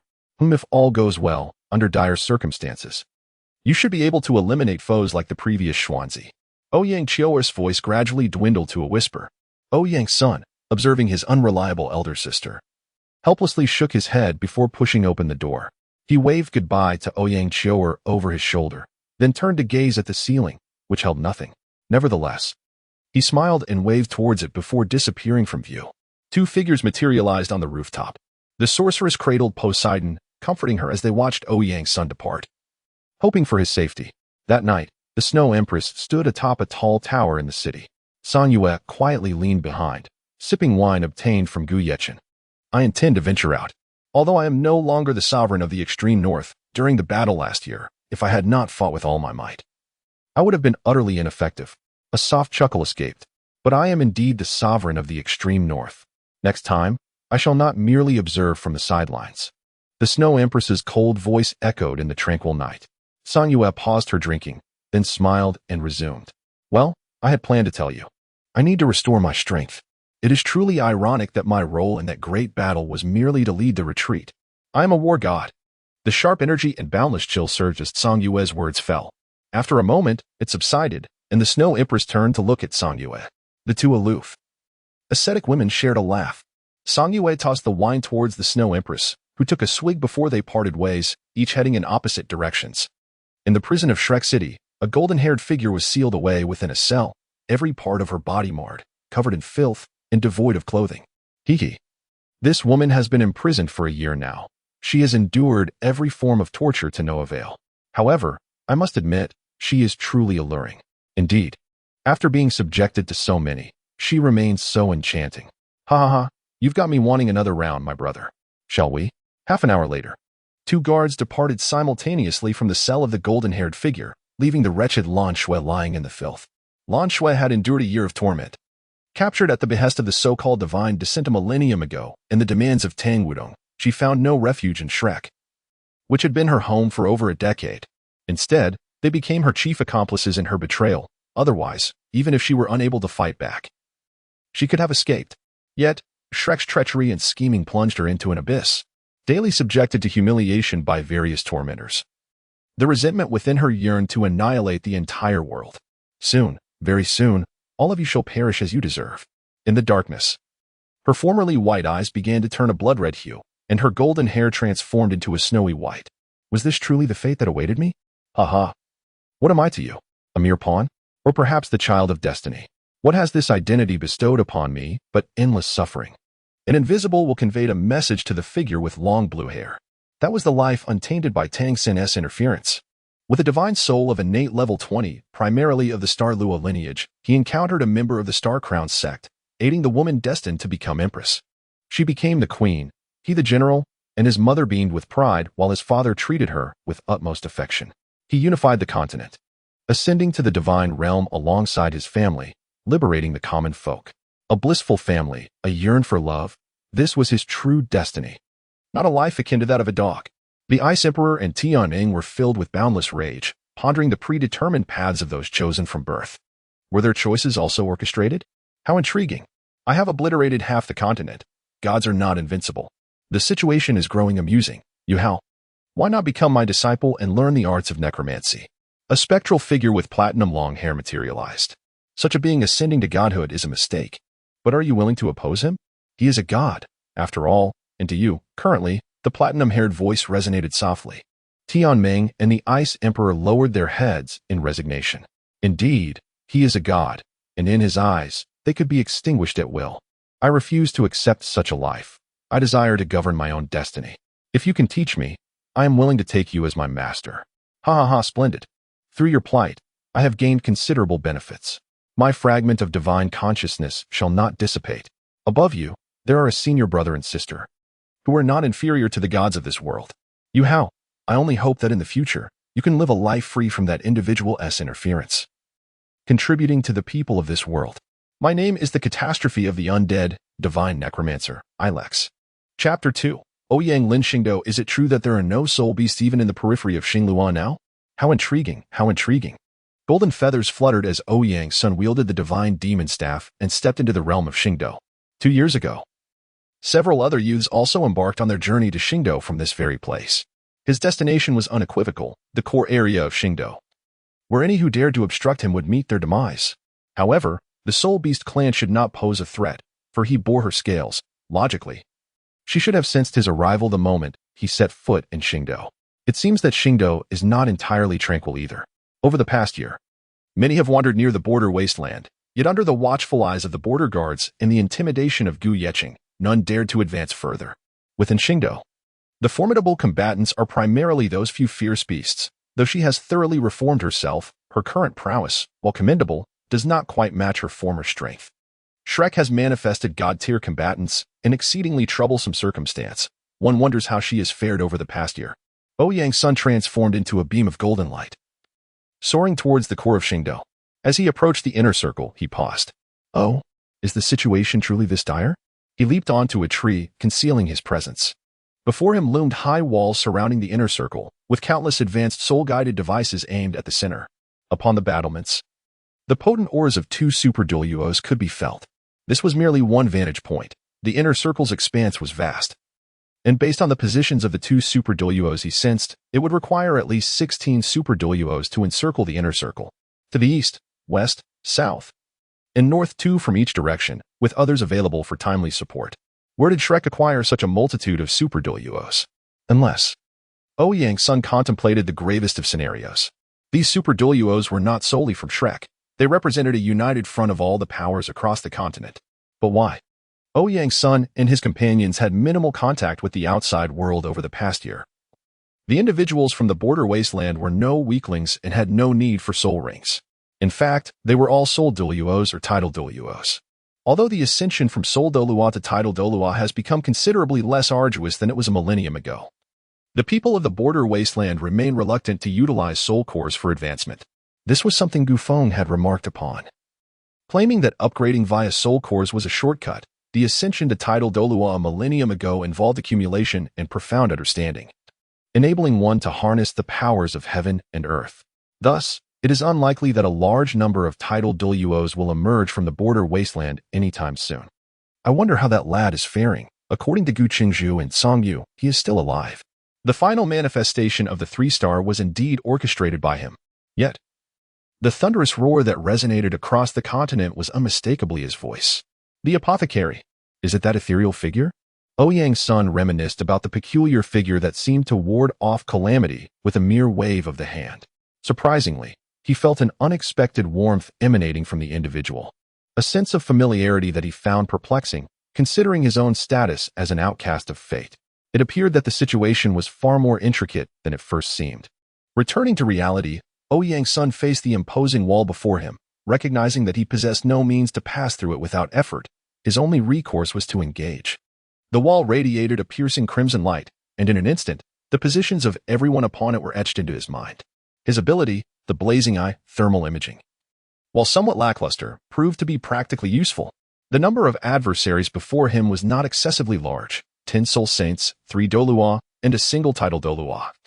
With the Super Douluo absent from this locale, the greater concern for him lay with the 2 Super Douluo. Dealing with the title Douluo was merely a matter of time. However, time was of the essence, as delaying until the Super Douluo from the opposing side could lend support would render his efforts futile, potentially depriving him of future opportunities. As Ouyang's son pondered, golden feathers danced upon the trees, while white tufts of fur cascaded from the treetops. Suddenly, a red scarf, emanating 7 distinct hues of light, soared towards his neck. What was this? The special weapon his elder sister had researched? Ah, the Shiyu satin ribbon? It possessed 7 powers, yet only 5 were presently apparent. 7 diamonds, each embodying a distinct ability. The red diamond, a special weapon, a spear forged from the essence of fire and poison, capable of infinite division.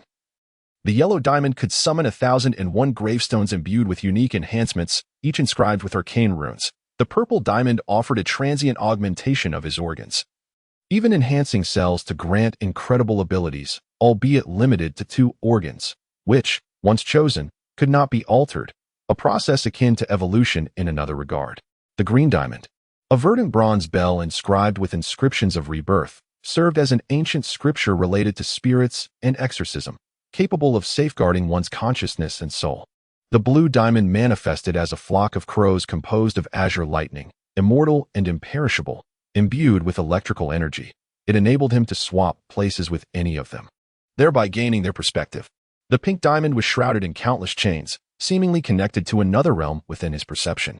The black diamond, dull and devoid of light, appeared to lack any immediate radiance, yet he sensed that its inherent power was the most formidable of all. As Ouyang's son absorbed the information conveyed by the Shiyu satin ribbon, his mind momentarily faltered. Could this be the creation of his sister, that fool? No. It was not her invention. Rather, she had fashioned her own ribbon based on this extraordinary artifact. It seemed that a plethora of supernatural entities were emerging. Along with such weapons, he wondered if even more unique armaments awaited discovery. For a fleeting moment, Ouyang's son's crimson eyes dimmed, but in the next instant, his divine demon staff radiated with a resplendent golden light. The Shiyu satin ribbon? Though possessing formidable abilities, the divine demon staff is not to be underestimated. In fact, it surpasses in offensive prowess. The feathered silk requires a cool-down period after each use, yet it currently presents an ideal solution for his infiltration. Blue diamonds, purple diamonds. Purple diamonds, the Ziwei Emperor Star, enhanced blood, shadows. From the void emerged a multitude of blue crows, alighting upon the towering trees. The golden light emanating from the divine demon staff grew increasingly blinding as Ouyang's son wielded it like a colossal axe, sending golden rays skyward and cleaving a several-meter-wide breach in the city wall. Ouyang's son's shadow solidified into his form, and amidst the chaos, the blue crows surged toward the gap. The purple shadow exuded nobility as Ouyang's son stealthily concealed himself. Ziwei Emperor Star, Qitian. The purple shadow grew to a staggering height of hundreds of meters, brandishing a dark purple divine demon staff. This shadow could unleash all of his offensive capabilities and was indestructible. Its only limitation was its tether to his location. It could not stray far and required his direct control. Additionally, the shadow could not employ the abilities of the feathered silk, nor some of the enhancement states. However, Qitian was an exception, as it too constituted an offensive capability. Ziwei Emperor Star, 6 Paths of Reincarnation Cannon. The staff in the shadow Ouyang Sun's grasp morphed into a Gatling form. He had previously contemplated that he lacked particularly terrifying attacks. His goal was to establish firepower suppression, as all issues stemmed from the inadequacies of the parties involved. Moreover, the God Hunter was indeed capable of slaying deities, but was currently hindered by insufficient ability. The individuals atop the city wall reacted with surprising swiftness, yet they were caught off guard by a premeditated assault. The outcome was already predetermined. The 6 Paths of Reincarnation Cannon unleashed a barrage, blasting the city wall open before the titled and super Douluo could react to the breach. Hundreds of blue crows surged toward the gaping chasm. Upon witnessing this spectacle, everyone understood the gravity of the situation, fervently attempting to intercept the blue crows, yet ultimately, a few managed to slip through. The moment the blue crows entered, the purple shadow vanished instantaneously. The titled investigators found nothing upon their search. Yet they sensed the complexity of the matter. A speed-oriented soul saint dashed toward Shrek, unbeknownst to Ouyang Sunday. His figure materialized alongside the blue crows. Subsequently, the Emperor of Heaven appeared, casting a deep glance at Ouyang Sunday. Alas, let us proceed. The Master awaits your arrival. Chapter 3, Bluefield Jade, Ouyang Sun. The Mask of the Mad God. Dition led Ouyang Sun towards the Lake of Life, where Ouyang Sun observed numerous soul beasts tending to their wounds along the way. A shallow green lake materialized before him, enveloped in a thick mist that represented the essence of the universe. The life force above the lake was particularly potent. The water shimmered in shades of green, while a figure with flowing green hair tirelessly healed a portion of the soul beasts by the lakeside. In the center of the lake lay a small island, more accurately described as a diminutive patch of land occupying a position on the water's surface. An ancient tree, adorned with a deep blue hue, swayed gently, beneath which a few figures gathered. A muscular man, standing 2 meters tall, exuded a sharp aura. A statuesque woman with purple hair, towering at 1.80 meters, sported dragon horns atop her head. Her deep purple eyes and a tail emerging from her spine swaying gracefully in the air. A robust man with crimson hair had blood streaming from one side of his body, continuously regulating his breathing to mend his injuries. An elderly man, shrouded in shadow beside the tree, squinted his eyes, giving the impression of scheming, occasionally glancing at the figure atop the ancient tree. A delicate, androgynous man stood behind the red-haired warrior, assisting in his recovery, his ethereal presence seemingly on the verge of vanishing if one did not observe closely. A porcelain-skinned doll clad in a white dress slumbered peacefully beneath the ancient tree, her blue hair interspersed with strands of white, a faint royal insignia appearing on her forehead. Upon Dition and Ouyang Sun's arrival, all eyes turned towards the masked Ouyang Sun, sensing a threat emanating from his form, which barely met the threshold of 100,000-year soul beast. You have come, a voice called, as Ouyang Sun gazed up towards the top of the ancient tree. A silver figure descended from the branches, landing gracefully before Ouyang Sun, rendering the surrounding scene seemingly non-existent. The silver figure embraced Ouyang Sun, undisturbed by the ferocious beasts around them. The changes of the past year had been monumental. The fate of the soul beasts rested solely upon their master. Yet, their master was but a child in the eyes of these ancient beings, despite her formidable strength and noble lineage. Moreover, she had undergone a rebirth, striving to forge a future for them. Born into adversity, she had not fully healed from her wounds, subsequently facing the upheaval of the entire continent. Their master was burdened with great sorrow. Ouyang Sun's mask concealed all expressions, revealing only his fierce crimson eyes, which softened as he sensed the girl in his embrace. The brilliant red glow in his gaze dimmed slightly. He extended his hands gently to comfort the leader of the Soul Beast clan, recognizing the shared experiences between them. He resolved to return to Sea God Island with Poseidon, the Sea Witch, and his sister. Where is their home? She intends to lead the Soul Beast clan to carve out a path in this world. Essentially, their fates are identical. They have both been forsaken by the divine. Yet, what about him? They too have long been abandoned by the gods, have they not? The island of the sea god, which now shows disdain for the current sea god. Does it still retain its essence? They yearn for the former deity rather than the so-called sea god of today. Long time no see. A hoarse voice emerged from beneath the mask. Ouyang Sun's mask betrayed no expression. Why do you wear a mask? Do you not reached out from her embrace? Yearning to glimpse the visage of her beloved boy beneath the mask, Ouyang Sun did not hinder her gesture. He stood still as a statue, allowing her to explore. Her delicate hands caressed the mask, where slender, blood-red tendrils writhed incessantly. Gyuna's hand recoiled sharply, her graceful figure retreating. The surrounding beasts gathered their energy, poised to confront any sudden developments. "Who are you?" she inquired coldly, aiming her silver dragon spear at the figure before her. The mask once again adhered to Ouyang Sun's face, his crimson eyes emanating a blood-red glow. He placed one hand upon his forehead, a maniacal grin appearing on the mask. Who am I?" "Ah, yes, who indeed? Oh, I've remembered. My name is Lan Tianyu, but now I am called Ouyang Sun." "Thank you. If not for your performance, I would have been at a loss for what to do. What I initially thought would be a headache has turned out quite well." The divine demon staff plunged into the ground as Ouyang Sun perched atop it, golden feathers radiating a dazzling light. A frenzied smile surfaced on the mask, and his scarlet eyes continuously emitted a crimson glow. Waves of energy surged from his being, stirring everything around him.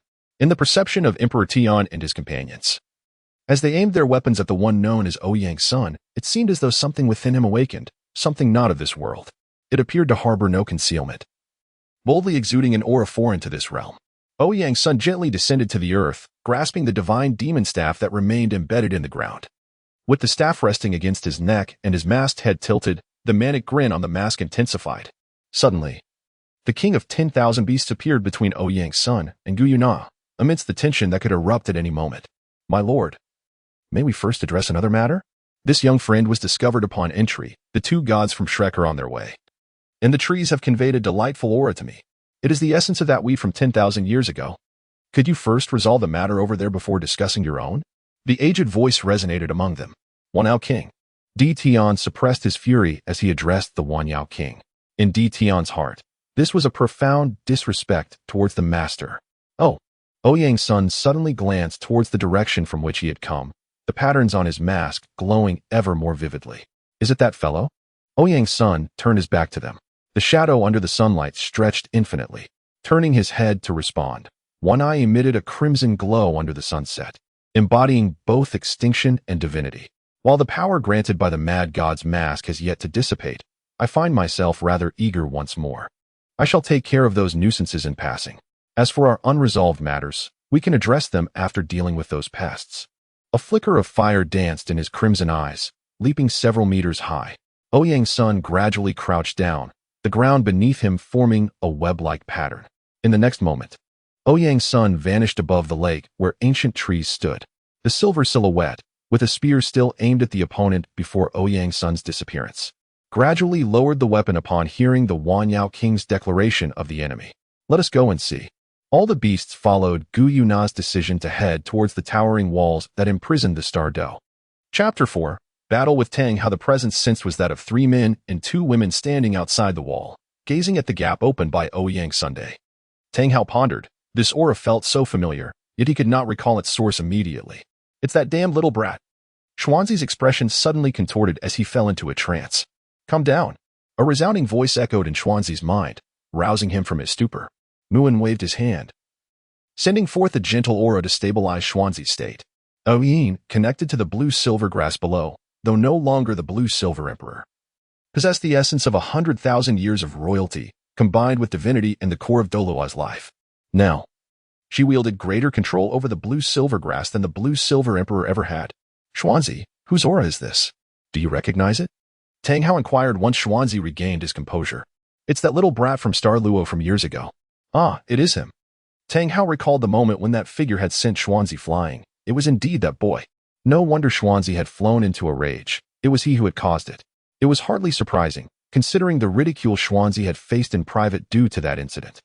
"Grandfather, grandmother, what are you worried about? Not everyone possesses the power to annihilate the continent like those 2 monsters." The playful voice chimed in their ears. Tang Wutong, in the presence of familiar faces, was merely a child who had yet to grow up. Though, in truth, she was indeed a child at heart.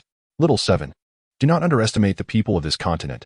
Let's not even mention those 2 world-destroying beings. The black ring of dueling is not easily resolved, and the laughing red dust of the sun and moon is not significantly inferior to your father's youth.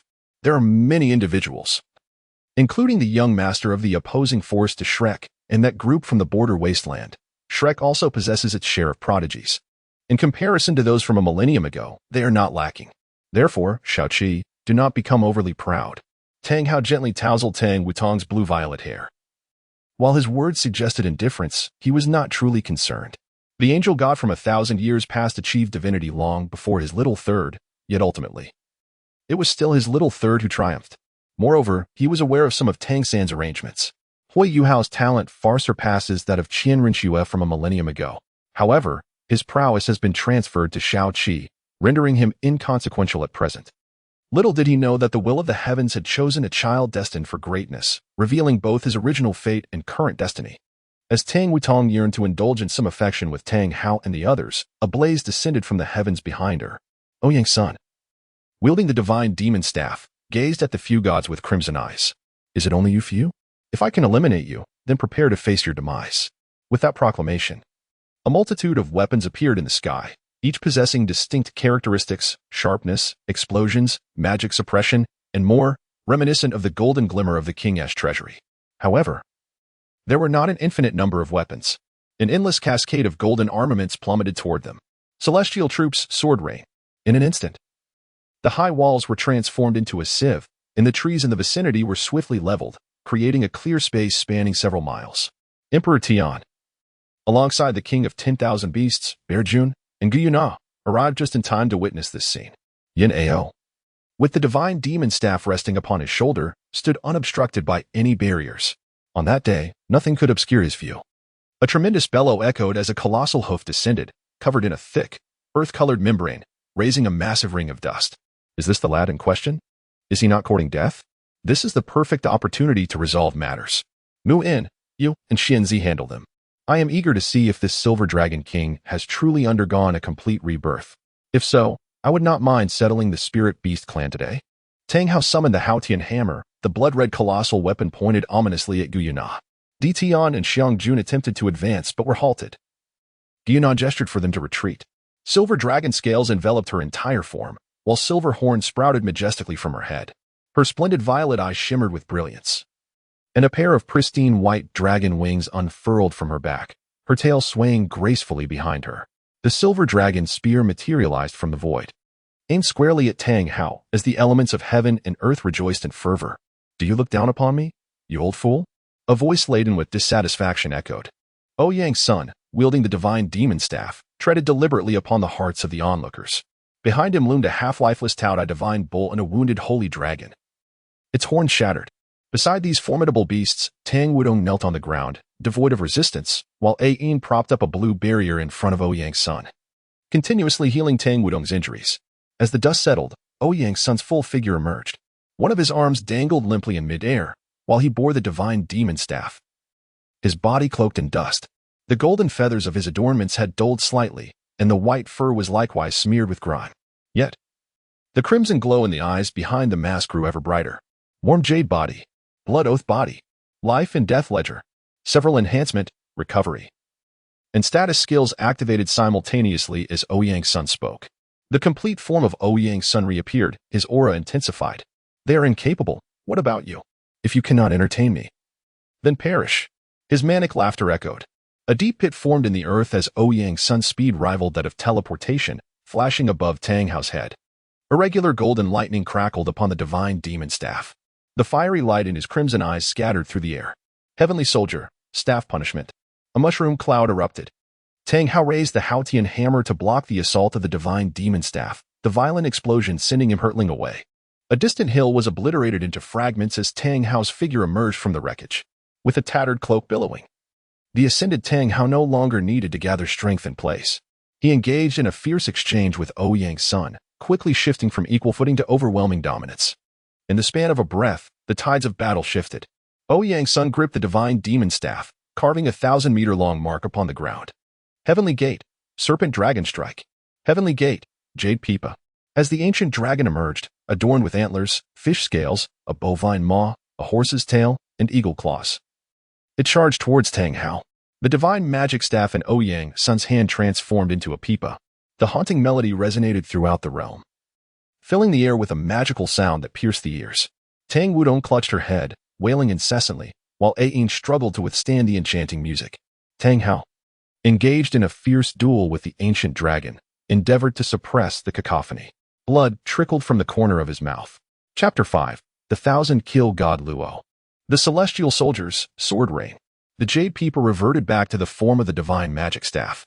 Ouyang's son, wielding the staff, pointed it at Tang Hao, unleashing a torrential downpour of golden light from the heavens, akin to cascading raindrops.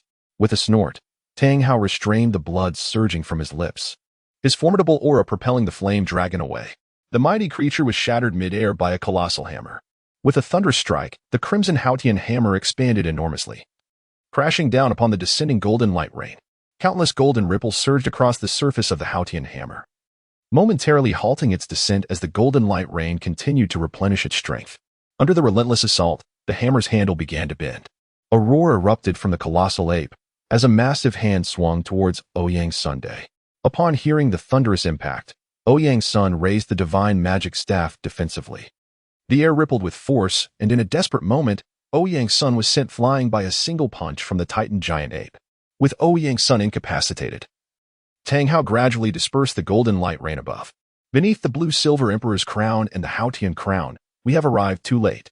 Dark clouds gathered in the sky, and a deep azure dragon shadow danced in the air. The Tianqing bull python, no, it should now be called the Tianqing divine dragon, had transformed into a dragon with Tang San's aid. Otherwise, during the Star Luo incident, these two traitors would have been vanquished by Di Tian and Xiong Jun the moment they beheld the largest traitor among the spirit beasts. Di Tian and Xiong Jun's eyes blazed with fury. However, Gyuna intervened, her silver-white spear poised before them. Even though those two traitors had become the lackeys of the gods, they were confident in their ability to eliminate them, provided no deities intervened.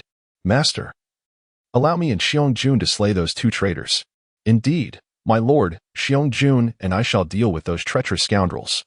Gyuna merely shook her head gently, uttering not a single word, her silver spear showing no inclination to lower.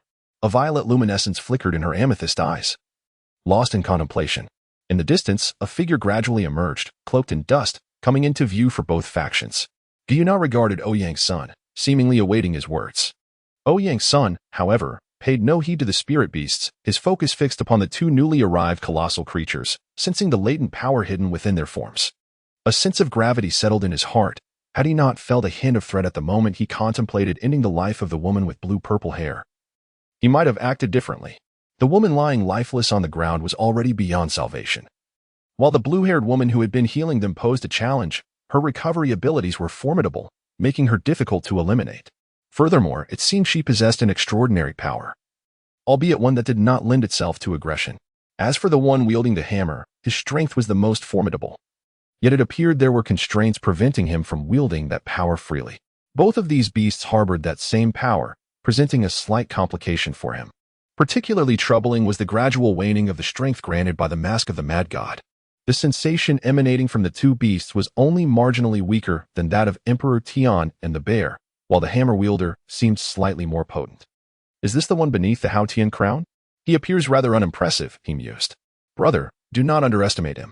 The Titan great ape, dismissive, prepared to retort when he was abruptly propelled into the mountains by a swift blow. The stick, radiating a peculiar aura, retracted rapidly. Tang Hao and Niu Tian's pupils constricted. The stick was capable of extension and retraction. A blue glow surged towards the Titan, whose carelessness allowed him to be wounded. Yet he swiftly recovered, as if nothing had transpired. Ouyang's son brandished the demon god's staff, which glimmered with a crimson brilliance. Then I shall have to resort to that, he declared, rotating the staff to embed it into the ground. Ouyang's son leaped atop the staff, his body gradually lifting away, suspended in the air above it. The staff incessantly drew upon the earth's mighty essence. The eyes behind Ouyang's son's mask blazed with an intensified scarlet light. The crimson radiance shot skyward, followed by a resonant declaration. Let us commence the second round. Scum, I hope you do not perish here. Otherwise, I shall be deprived of a few toys. As Ouyang's son's words faded into the air, a brilliant crimson light abruptly retreated into his eyes. A colossal statue of the thousand-handed Buddha rose majestically behind him. Towering 1,000 meters high, the statue shimmered in dark gold, its eyes firmly closed, while a myriad of hands manifested behind its form. Tang Hao, Niu Tian and Titan gazed in astonishment at this bizarre apparition, sensing an enigmatic force emanating from it, but they could not discern its nature. Originally, Douluo did not encompass concepts of deities or demons, but Gu Feng's descent into darkness introduced the notion of malevolence for the first time. Now, Ouyang's son had conjured the first Buddha, though this was not the benevolent figure of legend. A massive hammer stirred a tempest as lightning from the heavens rained down upon the statue's crown. Titan unleashed a swirling orb of crimson energy from his mouth. 3 formidable attacks surged toward Ouyang without hesitation. Though they remained oblivious to the true essence of the entity before them, their singular aim was clear: to thwart its advance. The battlefield offered no room for reason. The sole purpose was to vanquish the foe and secure survival. The so-called grand competition resembled mere childish play. For who amongst them would wait to exchange threats in the midst of battle? Who had ever witnessed a fight where one allowed the opponent to gather their strength for a grand move, unless one was unable to flee or sustain damage? Who would dare to take a hit? After all, not everyone was like that young man Gu Feng from the previous year or the enigmatic woman with purple hair. As the impending attacks were about to descend upon Ouyang's son, the Buddha opened its eyes. The golden visage now bore a pair of ominous crimson eyes, embodying both sanctity and malevolence, a fusion of deity and demon. The combined assaults of one man and 2 beasts were instantaneously halted by the mysterious statue. Ouyang's son gracefully descended to the ground, stepping forward with the god-demon staff embedded in the earth. Tilting his head, he rested the staff upon his shoulder, its white fluff swirling in the air. Now then, my comrades, shall we continue? With these words, the statue's hands began to move. While most of its arms remained ethereal, a small portion commenced their actions. Heavenly chaos, jade pipa. Heavenly soldiers, sword thrust. Heavenly soldiers, sword rain. Heavenly gates, crimson ling. Various weapons materialized within the statue's grasp, unleashing a relentless barrage upon them. Staffs, guns, blades, swords, halberds, spears, crimson lings, rings, pipa, and flutes. The cacophony of violent explosions uprooted the surrounding trees, leaving the 3 severely injured. Ayin hastily summoned the power of the blue-silver emperor to heal their wounds. A terrifying energy coalesced behind the statue, its spectral form dimming. Yet, as the statue began to vanish, a massive Gatling gun emerged within its grasp. 1,000-kill divine Luo. 6 pads of reincarnation cannon. This amalgamation materialized into what had been whispered about in Gu Feng's past life online, Namo Gatling Bodhisattva. The fragments of chaos. I shall send you to the cycle of rebirth. Chapter 6. The Hunter's Strike. When Tang Hao and his companions beheld the Gatling gun, their pupils constricted sharply. The relentless roar of gunfire erupted as the figure wielded the Gatling, mercilessly aiming at Tang Hao and the others. A barrage of bullets rained down upon them. Yet in an instant, the blue-silver grass surged, and countless massive blue vines coalesced to form a colossal blue barrier. This barrier splintered under the relentless assault of bullets.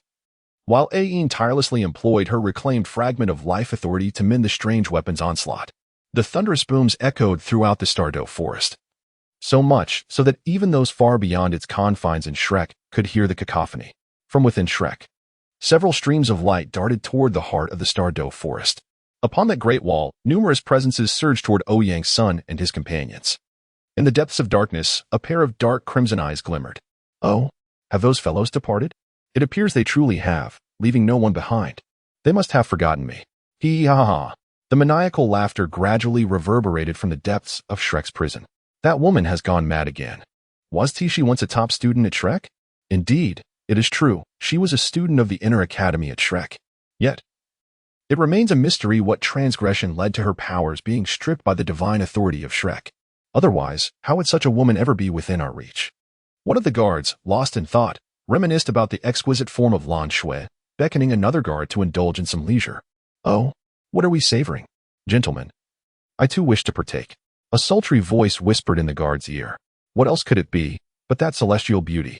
The guard, momentarily bewildered, continued to utter lewd remarks, seemingly invigorated by the prospect of tormenting an utterly defenseless paragon of beauty. Finally, realization dawned upon him. It was merely the 2 of them guarding this prison, so whose alluring voice was that? A figure, devoid of any garments, quietly observed him from behind. While his companion lay lifeless, the hairs on his neck stood on end. The guard recoiled, a sense of impending doom swelling in his heart. I am sorry. Before he could utter another word, he witnessed the final scene of his life, gazing upon his own lifeless form. In the heart of Shrek City, dark flames ignited. As the students of Shrek tirelessly endeavored to extinguish this inky inferno, oblivious to the mesmerizing figure stealthily making her way toward the Inner Academy. Brother Hao, though my attack may indeed lack strength, possessing a fragment of life's core authority renders this assault ineffective against us. This must be his final gamble. Once his last strike ceases, weep. Before Ayin could finish her sentence, she spat forth a mouthful of blood. She had been backlashed. The ancient golden tree is in distress. How could this be possible? Lan Shui gazed at the slowly darkening golden tree, her dark red eyes flickering with a hint of madness.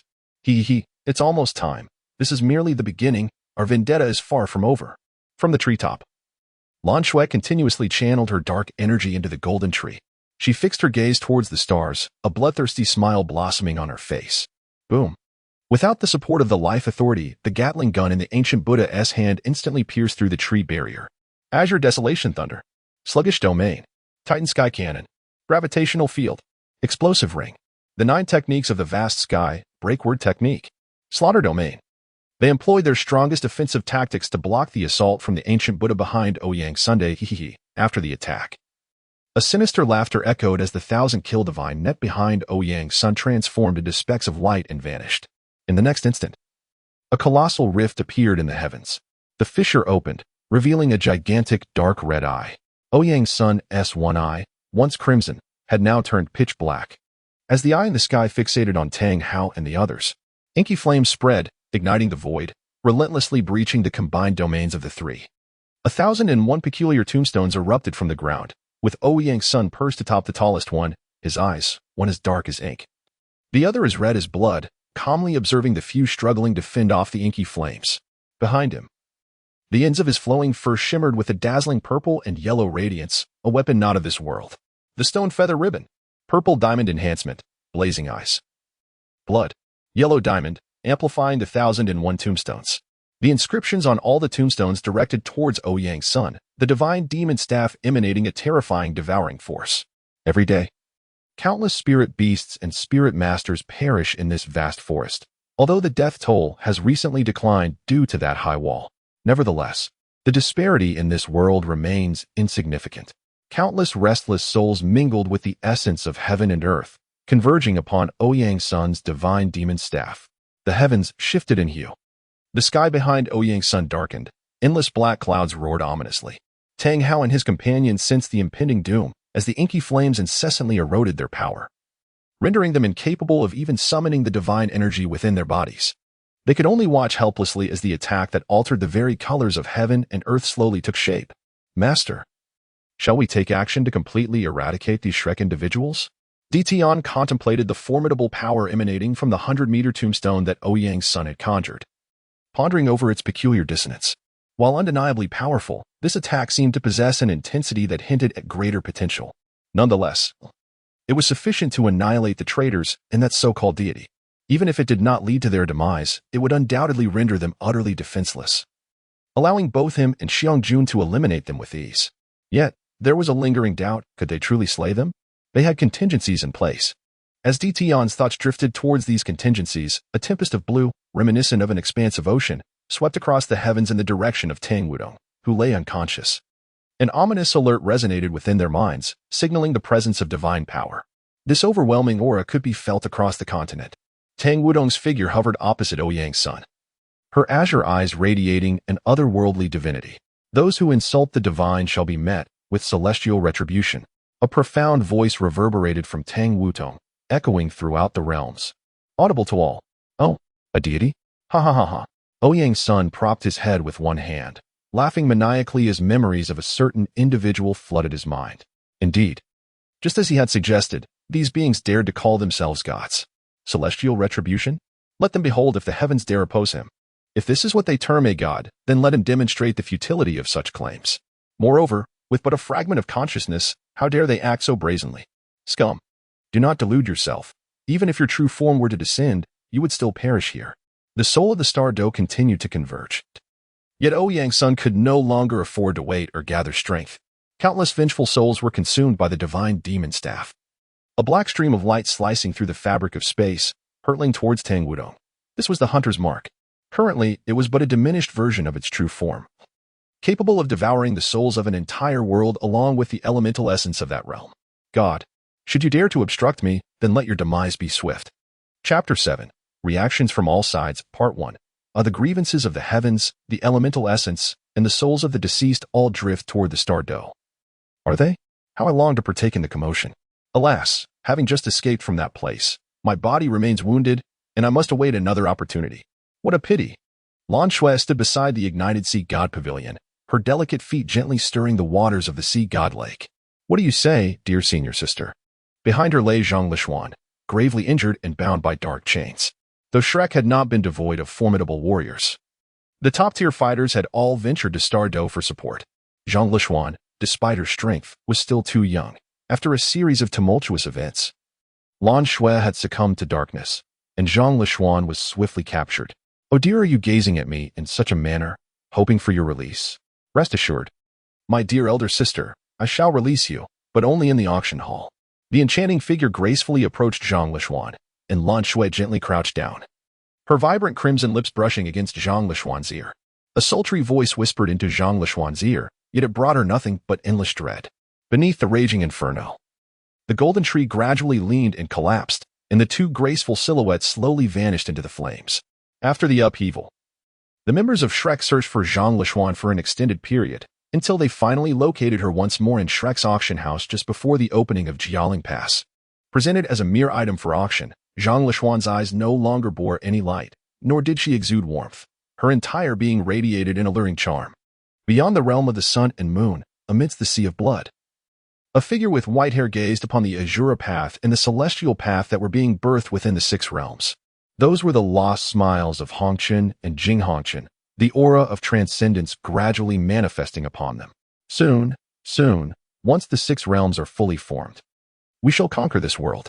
Dream, I shall use all the vitality of this world to resurrect you. We shall remain together, I promise. The white-haired Muir observed the slumbering Meng Hongchen within the crystal, her soul incomplete. Yet he was not without means to fully resurrect Meng Hongchen. He employed the secret art of Karankea from his past life, crafting the six realms, and then intended to use this world as a sacrifice to unleash the forbidden technique of Karankea. Within the secret realm of the Sun and Moon Palace, there existed a miniature world, suffused with an aura of destruction. The martial souls of the Sun and Moon royal family were among the finest inheritances throughout the Douluo continent. The Sun, the Moon, and the purple Huang destroying heaven dragon. The human form could not withstand the Sun martial soul, which is why it often appeared rather ostentatious, while the Moon martial soul required sacrifice.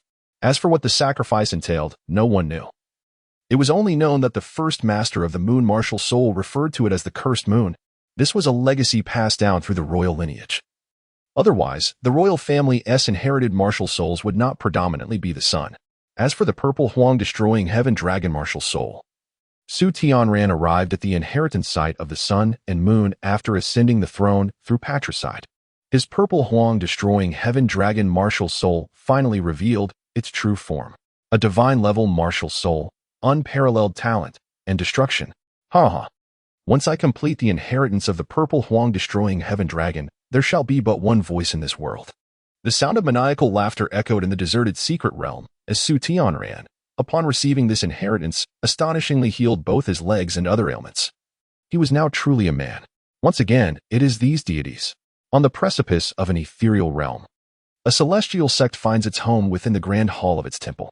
In this sacred sanctuary, the leaders of the sect convened, contemplating how to confront the demons concealed by the celestial souls.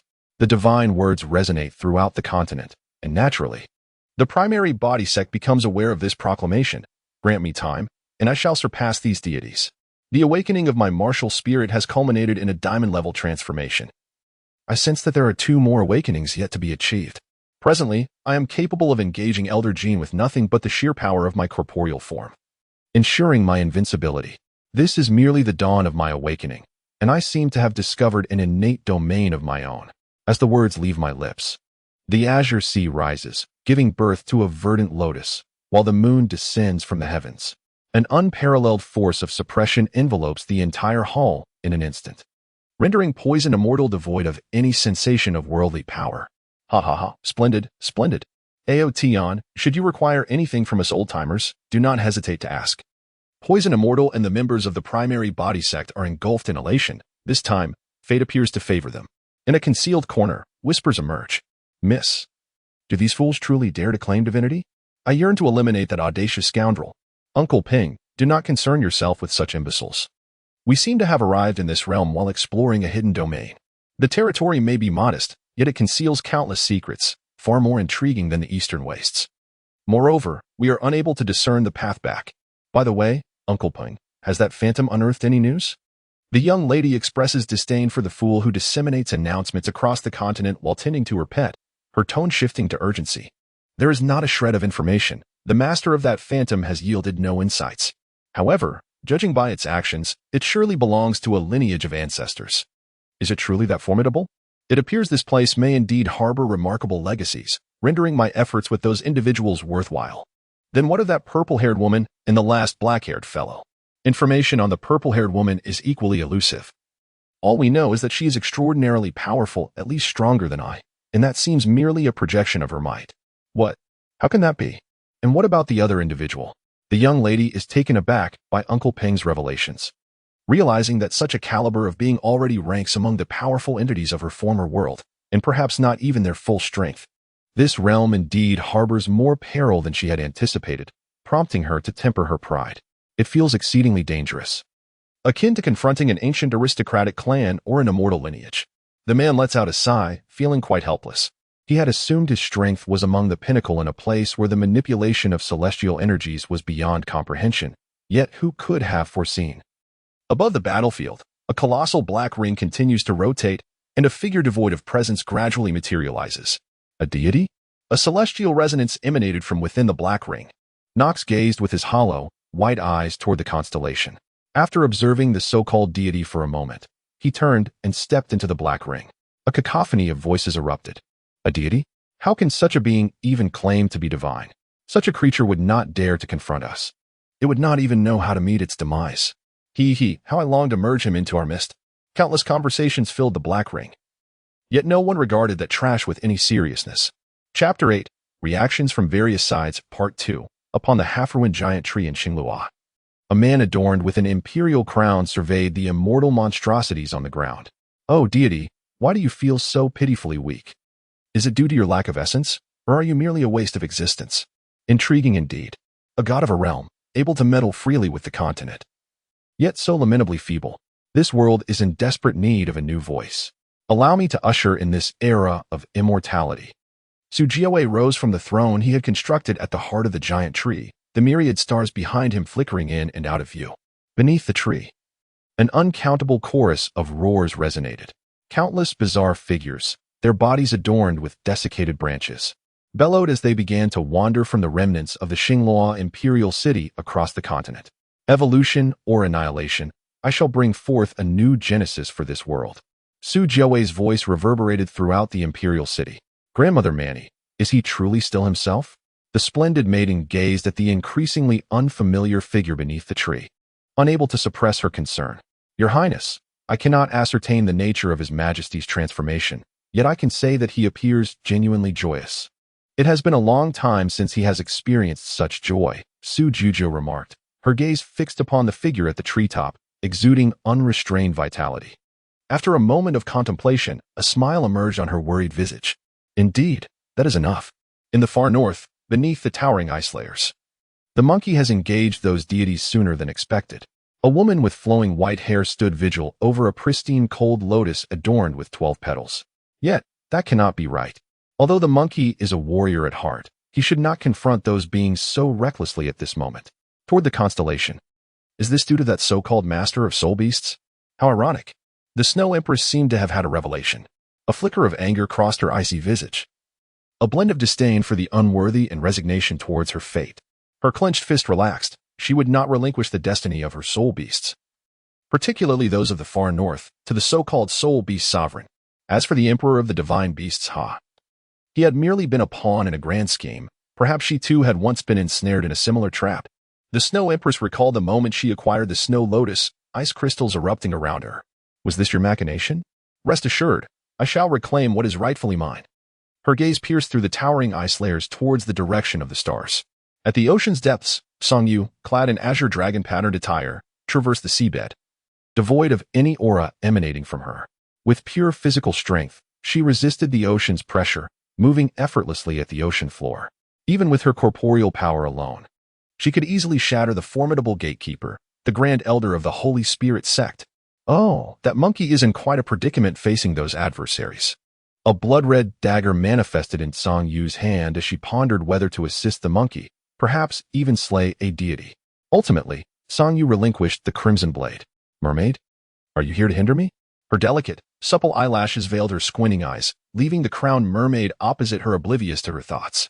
Before her, the silhouette of a mermaid emerged from the depths, prompting memories of the orders bestowed upon them by their sea deity. She sensed a lethal threat emanating from Tsanyu. Recalling the new sea deity's various actions, a long sigh escaped her lips. Do not misunderstand. Our merfolk serve the old sea god, not that entity from the stars. I have come merely to invite you to our realm, for we possess something that resonates with your aura. Intriguing, lead the way. I am eager to discover what it is. In the depths of the demon whale sea a millennium ago, a colossal demon whale rushed into the abyss. Mother, mother. It is the human who killed father long ago. The demon whale transformed into a girl, cradling a beautiful woman, tears streaming down her face as she mourned her father. The exquisite woman gently consoled the weeping girl, her face awash with endless tenderness. Yet, as she gazed toward the stars, an unyielding hatred flickered in her eyes. She despised. Yet she knew that to that individual, she was merely a larger ant, despite being no less formidable than her husband had been millennia ago. Buddha's child, I promise you. I shall avenge your father. The choked voice of Lan Fozi echoed intermittently through the depths of the sea, reaching the ears of the sorceress queen. No, please, Mama. We cannot defeat that person. I do not wish to lose you again. Upon hearing these words, a hint of tenderness appeared in the sorceress queen's eyes. She contemplated speaking, but ultimately chose to gently comfort her distressed daughter instead. Let us discuss that matter later, she decided, casting a final glance towards the constellation-studded sky. She then turned her gaze to the place where her husband had lingered for countless millennia. In that location, a magnificent green crystal radiated a soft, verdant glow. This luminescence not only alleviated the side effects of her rapid advancement, but also continually fortified her physique. Opposite the green crystal lay a purple crystal, exuding an aura of destruction. This violet gem relentlessly obliterated everything in its vicinity, yet under the influence of the green crystal, all was restored to its former state. She had initially intended to summon her daughter to cultivate alongside her in that sanctuary, but given her daughter's current condition, she decided against it. Very well. We shall wait until you are feeling better, she resolved. Tang-san, that day will not be far off. The sorceress queen mused silently, her pale lavender eyes emanating a profound green light from one and a rich black light from the other, a fleeting moment of divine essence shimmering and then vanishing. Humph. A god? Gu Yechen stood upon the wall of the border wasteland, his bow drawn taut, poised to release an arrow towards the deity. He was eager to witness whether this god could withstand his shot. A delicate hand gently pressed against Gu Yechen's, halting his draw. We must believe in those children, just as we believe in our own. As Qianqiu spoke, her eyes glistened with unshed tears. Although they all now understood that Gu Feng was not dead, the whereabouts of Gu Feng remained a mystery. That day, they had merely witnessed a phantom escorting him away from Douluo. Gu Yechen embraced Qianqiu. Rest assured, we shall certainly locate that boy. He reassured his beloved while simultaneously comforting himself. Yet, a resolute glimmer shone in his eyes. He was determined to find their child. And those who dared obstruct his path would face his wrath. The hunter's divine sniper. Due to Ouyang's son's current limitations in strength and the insufficient time to gather power, the hunter's divine sniper, having absorbed the energies of half a city of starry spirits, surged towards Tang Wudong. Tang Wudong's pupils dilated in shock as the super artifact, the sea god's trident, was hurled skyward. The heavens were a brilliant blue, and the boundless light of the sea god shielded against the diminished version of the hunter's divine sniper. Are you prepared to accept divine retribution, blasphemer? Chapter 9. The Descent of the Gods, the Sea God, the Arrival of Demons, the Demon Lord. A smile gradually vanished from Ouyang's son's mask. This was troublesome. That fellow had actually left such a contingency on Douluo. A phantom figure emerged in Tang Wudong's mind, a projection of Tang San's divine consciousness, infused with his inherent power. Augmented by the super artifact, the sea god's trident, at this moment he was undeniably among the foremost forces on Douluo continent. Tang San wielded the sea god's trident. As the vast sea transformed into a curtain of rain, water piercing through stone, especially when this water was empowered by Tang San's divine might. Monkey Sun, full of abundance. In an instant, Ouyang's sun exploded, and subsequently, 20,000 tiny Ouyang suns leaped among the towering gravestones. Tang San was momentarily bewildered, but quickly regained his composure. He had never encountered such a survival tactic before. He contemplated unleashing the vast power stored within the sea god's trident to clear the area. However, a year had passed in Douluo, and the barriers of Liuxing had significantly restored. Now he could only faintly sense the presence of his true self. If he ignited this strand of divine consciousness and his true self was willing to pay a price, in conjunction with several other divine rulers, he could momentarily coalesce a doppelganger. He understood his true self, barring any unforeseen circumstances. It would have already contacted the other divine rulers by the time this strand of divine consciousness manifested. Once his doppelganger descended, all unforeseen factors not scripted in his plan could be dealt with. A fierce glint flashed in Tang San's eyes as he prepared to act once more. A powerful aura locked onto him. Gu Yuna, brandishing a dragon spear, spread her dragon wings, with the elements of heaven and earth coalescing behind her. Oh, is the Silver Dragon King intent on engaging me in battle? Can your current state withstand my might? Although Tang San expressed such sentiments, he ultimately refrained from taking action. No one could ascertain whether the Silver Dragon King possessed a contingency plan, should his fragment of consciousness be extinguished before the arrival of his avatar. He would be compelled to wait for the peculiar barrier to dissipate to eliminate these uncertainties. The diminutive Ouyang's son was apprehended by the arriving members of Shrek while Tang San and Gu Yuna stood in confrontation. The shrunken Ouyang's son appeared to have lost his formidable combat prowess, and those who approached were all formidable Shrek warriors. After a brief struggle, they managed to capture all of Ouyang's Sunday. In their perception, those 20,000 Ouyang sons were all the true body or fragments thereof. After the Shrek members arrived, Ditian and Xiangjun retreated behind Gu Yuna. Their top-tier combatants were significantly outnumbered by Shrek. However, this was the core of the Stardo forest. If a confrontation ensued, they could indeed detain all the Shrek members, though the price would be too steep for them to bear. Silver Dragon King. How about we each take a step back? Let us withdraw and advise the Academy and Haotian Sect not to encroach upon the core region any further. First, let us stabilize this mother dragon. Once my true body is prepared, the ultimate victor will still be me. No one knew what thoughts coursed through Tang San's mind. Yet Gu Yuna's eyes gleamed with determination upon hearing his words. She was tempted. Although she could unleash her divine strength one more time, it would cost her life. She was not yet ready to perish. The weakness of the dragon god had been passed down to her, or else, had she and the Golden Dragon King remained, they would have surely fallen in the divine realm. Yet, the 5 great divine kings would have been considerably diminished. Hiki. After Tang San suggested a mutual retreat, a chorus of innocent laughter echoed throughout the vicinity. Did you truly believe you had secured victory? The 20,000 diminutive Ouyang sons voiced in unison with childlike tones. The scene was bizarre, as 2 myriad Ouyang sons echoed the same words with identical strange smiles. Eliminate him. The command resonated within the hearts of the Shrek members. Gu Yuna glanced at Tang San, as if to speak, then turned her gaze to the beasts behind her, and finally cast a look at Ouyang's son, standing alongside Ditian and the others. Hee. The laughter erupted once more as the Shrek members unleashed their might, obliterating all Ouyang's sons. Only when the last Ouyang son was vanquished did the eerie laughter finally cease. After the final Ouyang son's demise, the expressions of the Shrek members turned solemn. Tang San's countenance darkened as well.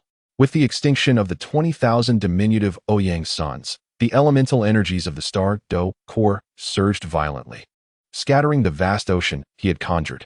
God, you dare presume to claim such a title? Silver Dragon King, our collaboration has come to an end. And so too have we. Ha ha ha ha. That lad was indeed correct. He maintained clarity from the very beginning. However, it matters little now. Divine Fragment, come forth. The divine demonic staff struck towards Tang San. The trident deflected the staff, sending Tang San crashing into the earth. His fragment of divine consciousness was exceedingly ethereal. While Mu En, Tang Hao, and the members of Shrek stood protectively before it. Celestial soldier, sword thrust. A golden stream of light shot forth from the divine demonic staff, momentarily breaching the defenses of the crowd and piercing through Tang San's fragment of consciousness. Just as the golden light was about to strike Tang San, a smile graced his lips. The heavens shifted in hue. The sky across the continent transformed into a vibrant blue. The ocean rejoiced, and a figure descended, empowered by the 5 divine kings. 8 pristine wings, deep blue armor, the sea god trident soared towards the arriving man, whose oceanic presence locked onto Ouyang's son and Gu Yuna, as well as those foreign to this land. Father, little 7 misses you dearly. Upon seeing the man, Tang Wutong dove into his embrace like a bird returning to its nest. Tang San gently ruffled Tang Wutong's hair, soothing her messy locks. Little 7, wait here for father. I shall join you once I resolve this matter. A blaring alarm echoed in Ouyang Sun's mind. How could they possibly fight now? This was utterly hopeless. It was akin to a balanced contest, yet one had activated a cheat. How could they contend? In the depths of the sea, Sung Yuan sheathed her blood-red longsword, a portal taking shape before her. The sun and moon Esmir radiated an eerie smile. As an immense blood-red sun emerged from a boundless sea of blood, the spirit of combat, Nox, re-emerged from the black ring, endless whispers resonating within the spirit of combat. Su Jiawei from Star Luo paused momentarily, but upon sensing the aura of the sea god, he felt compelled to laugh aloud. Such divine slayers could not bring him down. My lady, shall I eliminate him? Old Ping, your powers have yet to be restored in this land. Should you dispose of this avatar, you too shall face dissolution. Will you not? The elder gazed silently at the girl, uttering no further words. Beneath the towering ice layers, the Snow Emperor, the Demon King of the Magic Whale Sea, and Su Tianran from the Sun and Moon's secret realm simultaneously felt an overwhelming sense of powerlessness. They were all beings of Douluo. This divine might inherently suppress them. Yet given time, even gods were not invincible. Now, accept the divine retribution, you who insult the divine. The sound of space tearing echoed in the ears of everyone on the continent. Suddenly, a gaping maw opened behind Tang San. His inky black eyes, coupled with hair that cascaded down his back in a deep shade of blue, created an eerie visage. Clad in nothing, his muscles emanated a faint, dark glow. A flicker of crimson flashed in his obsidian eyes. Tang San's doppelganger sensed the ominous presence behind him, yet he found himself utterly immobilized, gripped by a terrifying force the moment that figure emerged. A hand slowly reached out, seizing Tang San's head, and together, he was drawn into the rift. The fissure sealed shut, and in an instant, the divine power vanished completely. The deity, which had set off alarm bells in countless hearts, disappeared without leaving a trace. The onlookers at the Star Doe felt the looming dread emanating from that rift. Even after the passage of a year, most present still recognized that ominous figure. Chapter 10. The disappearing stars. As Gu Feng appeared, the overwhelming divine might of Tang San vanished into thin air, along with his doppelganger, who possessed half of his power, sent into the mortal realm by the gods. In that fleeting moment, the onlookers beheld a glimpse of a world cloaked in crimson. The skies, awash with blood-red hues, cast a sinister pall over the lifeless city beneath. Derelict structures loomed, exuding a putrid aura that lingered in the air. Through the fissure, Ouyang Sun and his companions seemed to witness the formidable force of time itself. A colossal beast soared from the sea of blood, its aura ascending to the heavens, only to be met by a gray tempest that transformed into a sword, severing the creature's head. Countless battles and an inexhaustible thirst for blood characterized this world, where one must either possess strength or meet a grim demise. From Gu Feng's sudden descent, it was evident that he ranked among the strongest in that realm. Yet, an unexpected turn of events had transpired. Ouyang Sun pondered while perched upon the divine demon staff, his lifeless eyes reflecting the decay and desolation that hung in the air. Even the ether he had wielded previously seemed to have undergone a transformation. Under the enhancement of the purple extreme star, his fiery gaze discerned a wisp of gray energy slowly descending at the site where the fissure had closed. An alarm rang in his mind, and the heightened perception granted by the purple extreme star urged him to flee, as his blazing eyes burned with forewarning. What manner of creature invokes such a sense of peril? Rising to his feet, Ouyang Sun recognized that when Gu Feng had taken the foolish deity, all had been ensnared in this place. In that brief moment, a surge of discontent washed over him. Departing without resolution felt unsatisfactory. His crimson eyes turned towards the members of Shrek, and he tightened his grip on the divine demon's staff. Before they could react, he aimed the staff at the weakest among them, a woman identified as Tang Wudong, the daughter of the sea god, Tang San. A golden ray pierced through the air, penetrating Tang Wudong's chest, obliterating her heart and evaporating flesh and blood. Her eyes gradually dulled, and she plummeted from the sky. Ouyang Sun regarded her descent with a flicker of surprise. She had not succumbed entirely. There remained a faint breath of life within her. Glancing at the stunned onlookers, he realized there was no time for him to deliver a final blow. After battling that foolish god for so long, his own state was dire. With a lingering gaze at the Shrek members, the blood-red Haotian hammer descended upon him. Diana gestured towards Ouyang Sun's position but ultimately refrained from action. As the blood-red giant hammer was about to crash down, Ouyang Sun caught sight of her movement, a mocking smile spreading across his masked visage. Is this what one calls a partner? However, he never intended to entrust his safety to the hands of these beasts from the very beginning. Awaken, Calamity Buddha Ape. Return to source. As the colossal hammer descended, Ouyang Sun's figure transformed into motes of light, vanishing before the crowd. Tang Hao, having absorbed a portion of the will of Douluo, unleashed a surge of spiritual energy. There was not even a trace of Ouyang Sun's presence. He had entirely disappeared from this location. Ouyang, clinging to the core of life amidst its backlash, sustained Tang Wutong's last breath. How? I will take Shaoqi back to Haoyan's Sect and find a way to stabilize her life, Ouyang declared, then hurriedly led Tang Wutong toward the heavenly soul realm. The domain of slaughter enveloped Emperor Tian and his companions. Darkness descended, colliding with the blood-red domain of slaughter, creating an extreme abyss of darkness. The clash of two ultimate realms unfolded. Tang Hao cast a murderous gaze upon Emperor Tian and the so-called Soul Beast Sovereign, the Mother Dragon. What, do you think our Soul Beast clan is easy to bully? Emperor Tian, stop prattling and let us eliminate this brat together. 5 fissures appeared in the sky, the space sliced open by an intensely sharp aura, as 5 claw marks surged toward Tang Hao at the moment Xiong Jun spoke. Rending Sky Claw. Xiong Jun in battle was far from his usual foolish demeanor. As a member of the Dark Gold Terrorclaw clan, he was a born warrior. The bloodline of the Baiman granted them unparalleled combat talent. A colorful aura coalesced in Emperor Tian's hand, a power bestowed by the Dragon God. It allowed him to momentarily transcend the divine level on the continent. Dragon God Claw. The colorful Dragon Claw followed the Rending Sky Claw, ready to strike and eliminate him immediately. Otherwise, a retaliatory strike at their limits would pose a grave danger. 6 black and 3 red soul rings shattered simultaneously. An immense amount of soul power converging into Tang Hao's Haoyan Hammer. Exploding Ring, Great Sumeru Hammer. At the moment of collision between the 3 assaults, a grayish aura erupted. The 3 attacks, surpassing their limits, were entirely engulfed by that grayish energy. An overwhelming threat flickered in the hearts of all present. Emperor Tian tore through space, desperately fleeing towards the life lake among the stars with the soul beasts. Tang Hao, utilizing the remaining force of the exploding ring, forcibly rent the space, guiding the Shrek members away from this place. As for the members of the Alliance, he could not concern himself with them. After absorbing the 3 assaults, the gray energy seemed to have gathered sufficient power. A wave of energy surged, heading towards the approaching titled Douluos and Soul Douluos, as well as the frantically retreating Emperor Tian and Tang Hao. All those swept by that wave found themselves immobilized, an unfathomable aura coalescing around them.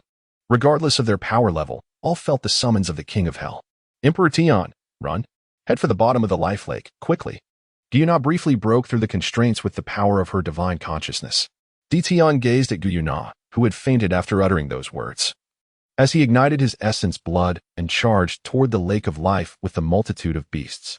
The divine power residing within Tang Hao erupted, forcibly shattering the mysterious force that had imprisoned him. In this fleeting moment of confinement, his sense of crisis intensified. Lacking the spatial talents of Tian's Black Dragon, he knew he could not outrun him, though he had often escaped in such a manner a millennium ago, accompanied by the members of Shrek Academy. He squeezed the divine power from within, desperately striving to break through toward the Stardow forest. However, the others in the Stardow and most of the soul beasts were not as fortunate. A gray luminescence emanated from the turbulent currents, spreading outward. In every place where life was confined, all that breathed was reduced to ashes: trees, soul beasts, soil, and humans, along with the vital essence of the universe. All were stripped of their life force. Men, beasts, and vegetation dissipated into ethereal smoke. The land transformed into a pallid gray in an instant, exuding an ominous aura. As the vital energy was entirely expelled from this realm, over half of the Stardow forest vanished from the land that had existed for countless years. This place became a true forbidden zone, the Stardow Forbidden Land, also known as the Ruined Forbidden Land, later recognized as the most perilous of the various forbidden areas in Douluo. Here, nothing remained but an insatiable force of consumption, devouring everything that dared to enter. Chapter 11. The unusual Huoyu Hao on the outskirts of the Stardow. The figure of Ouyang Sun quietly emerged after that wave had obliterated much of the forest. At this moment, Ouyang Sun seemed to have shed his previous arrogance, reverting to the gentle demeanor he once possessed. I believe I have come to understand what you meant earlier, though it is indeed ironic. You wish to create a world that separates the extraordinary from the ordinary. Yet you are the one who has caused the greatest destruction. Over half of the Stardow has fallen, after countless millennia of evolution. The Stardow has now been erased from the continent due to your actions. Leaning against a tree that had escaped annihilation, Ouyang Sun spoke to the sky. Perhaps sharing with Gufeng, or perhaps merely engaging in soliloquy, who could say? He himself could not articulate the reason. Perhaps it was the sheer powerlessness he felt upon witnessing the scene, natural disasters, calamities wrought by humanity, or perhaps a blend of both. A year prior, similar catastrophes had occurred. Yet they had remained untouched by the hand of fate, as miraculous forces had intervened to halt both disasters. Now, having personally experienced this calamity, Ouyang's son found himself ensnared in a web of confusion. The divine staff rested upon his shoulder as he vanished into the horizon, swallowed by the setting sun. At the heart of the celestial sphere, an ancient tree that had existed since the dawn of the stars stood motionless. It resisted the encroaching grayness, gradually transforming into ashes, expending its final reserves of energy to shield the soul beasts beneath its boughs. Emperor Tian, Guyuna, Xiangjun, the king of all demons, the spirit of demons. By ZG, and those formidable soul beasts that had arrived here over 100,000 years ago. Emperor Tian, let us depart. Harnessing the ancient tree's waning strength to leave this place, Guyuna implored, gazing at the stoic Emperor Tian. She had never witnessed him in such silence. And neither did Xiangjun and the others utter a word. All were enshrouded in sorrow, save for her. She had been in slumber while Emperor Tian and his companions had inhabited this realm for countless millennia. This was their home. Indeed, my lord, let us go. Emperor Tian transformed into a colossal black dragon, his resounding roar echoing through this impending forbidden zone. A solitary tear fell from his immense golden-slit eye. Though whether it was shed for the soul beast of the forest or for their homeland remained uncertain. Perhaps it was for both. Suddenly, Hui Yuhao clutched his chest. A powerful palpitation coursing through him as he gazed toward the direction of Star Do on the Douluo continent, sensing that something significant had transpired there. Yuhao. Do not dwell on it too much. Knowing our previous fate, we still face a formidable enemy, another remarked. Indeed, Yuhao, the insect known as Tianming speaks truth. That being who manipulates our destinies has already ascended to godhood for millennia. Who knows what traps he has laid upon the continent? All we are aware of are Shrek, Haotian Sect, and Sea God Island. We cannot be certain if he has left hidden machinations in the shadows, another added. What we must focus on now is to strengthen ourselves, to become powerful enough that no one can interfere with our fates. A verdant little scorpion deftly flicked away a plump, white insect. Soon after, a melodious female voice resonated in Hui Yuhao's ears. Following the intervention of the will of heaven and earth, Hui Yuhao reaped numerous benefits. His innate deficiencies were rectified, and the hidden injuries within his body were purged. With the assistance of the heavens, and amid the tumultuous upheaval of this world, his martial soul underwent a transformation, evolving into a talent. His soul rings shattered, their immense energy continuously sanctifying him. Under the baptism of the million-year-old heavenly dream ice silkworm, the 400,000 years of the Ice Emperor, and the divine soul ring of Ilex, he now resembled a walking beast of ferocity. With the joint support of Ilex and the Ice Emperor, Hui Yuhao began to grasp this newfound power, now capable of contending with ordinary 10,000-year soul beasts. This assertion came from the Ice Emperor herself. And the greatest boon bestowed upon him was the removal of Tang San's hidden influence from his being. Moreover, his spiritual eye seemed to undergo a transformation, currently in a state of gestation, the specifics of which would only be revealed once it fully matured. The three companions accompanying Hui Yuhao also experienced considerable advantages. Primarily, the heavenly dream and the Ice Emperor received new corporeal forms, their talents of the highest caliber, albeit their cultivation had been entirely devoted to Hui Yuhao. Ilex, too, solidified his divine consciousness. In the realm of mortals, he could now be deemed invincible, barring unforeseen circumstances. Yuhao, this continent appears to be a new realm. The will of heaven and earth has ultimately delivered you here before falling into slumber. There must be something here to aid in your ascent. This world has undergone profound changes. You must grow swiftly, for even as the child of destiny, you risk being swept away by the currents of fate. Furthermore, significant events have indeed transpired on Douluo continent. As Ilex spoke, he stepped into an open space, turning his back to Hui Yuhao, gazing towards the direction of Douluo continent. He seemed to ponder whether to disclose certain truths to Hui Yuhao, a silence enveloping the two of them. The heavenly dream and the Ice Emperor exchanged glances. Unable to comprehend their exchange, their powers had long since waned, rendering them incapable of sensing the terrifying aura that Ilex perceived. They could not fathom the chilling sensation that gripped Hui Yuhao. They were not the children of destiny. The two little beasts, bewildered, could not decipher the unspoken understanding between the master and disciple. Master, I recognize your intentions are for my benefit, yet I yearn to know what has transpired. If I cannot even confront what has already occurred, how shall I face the future? Although Wei Yuhao did not finish his thought, Ilex understood all too well. Master. Ilex waved his hand, releasing a long sigh. Alas, Yuhao, two significant events have unfolded on Douluo continent, one of which pertains to your adversary. Upon hearing this, a surge of unnamed rage welled up in Hui Yuhao's eyes. Tang-san, the origin of all misfortunes. Hui Yuhao calmed his anger until he was completely serene. A glimmer of jade light flashing across him. At that moment, his spiritual eye was fully developed. However, he sensed that he was unable to utilize it just yet, as it required a certain opportunity. Teacher, please continue. I yearn to understand what truly transpired on the continent. Ilex regarded Hui Yuhao, who had managed to master his emotions entirely, with a glint of admiration. The specifics elude me as well. Yet, I am aware of the joyous upheaval in the heavens. Tang-san ascended to godhood in Douluo, claiming dominion over the ocean. I have witnessed the chronicles of your Douluo. Perhaps he still possesses the celestial authority once held by the angel god, who was defeated millennia ago, as well as that of the Rakshasa god. Even if he does not, his very presence can exert influence. When he descended, the heavens rejoiced. However, at the instant of his arrival, the jubilation ceased, replaced by a mournful wail. Ilex paused momentarily. Then, with uncertainty flickering in the eyes of the two beasts and one human, he uttered a conjecture that left them astounded. Though I do not know the precise events, such a change in the natural order can only signify one thing. Tang-san perished upon his descent. Chapter 12. Among Mortals, Part 1. Wei Yuhao's mind was engulfed in a flurry of questions, stunned into silence by Ilex's revelation. Both Tianming and the Ice Emperor were equally taken aback. They had already been shocked to learn of a deity descending to the mortal realm. But the news of a god's demise shattered their worldview. The divine battle from a millennium ago had been vast in scale and prolonged, and at that time, the three had merely recently attained their divinity. To be candid, during that epoch, the three newly ascended gods did not instill great fear in the extreme north. The Snow Emperor could contend with them with the aid of the extreme north, though the outcome remained uncertain.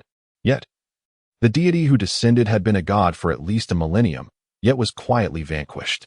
Although this world had undergone significant transformations from what they once knew, the thought of a deity, once a symbol of immortality, perishing on the continent left both beasts in a state of bewilderment. Big Worm, Little Scorpion. Do not dwell too much on this. So-called gods are merely individuals of a higher caliber, Ilex remarked. He recalled a year prior. An entity with antlers and eyes adorning its arms, embodying both masculine and feminine traits. At least in your world, gods are merely stronger beings. True divinity belongs to the phantom that saved this continent. Ilex gazed skyward, where an intangible barrier manifested before his eyes, as colorful regions absorbed the elemental essence of Douluo continent. Such beings are hardly worthy of the title god. Big brother, what are you doing? Why do you always wear a mask? A little girl skipped joyfully to the base of a grand tree, calling out to Ouyang's son who resided atop its branches. With his crimson eyes barely opening, Ouyang's son cast a glance at the half-meter-tall child. Just a little girl, he muttered, vanishing from sight. Hey, big brother. Where did you go? Do you not like Yaya? The girl's voice quivered, and mist filled her eyes. No one likes Yaya. They say she is a child without a father. Does even big brother not like Yaya? Her voice dwindled, and tears began to stream down her cheeks. A hand descended upon her head.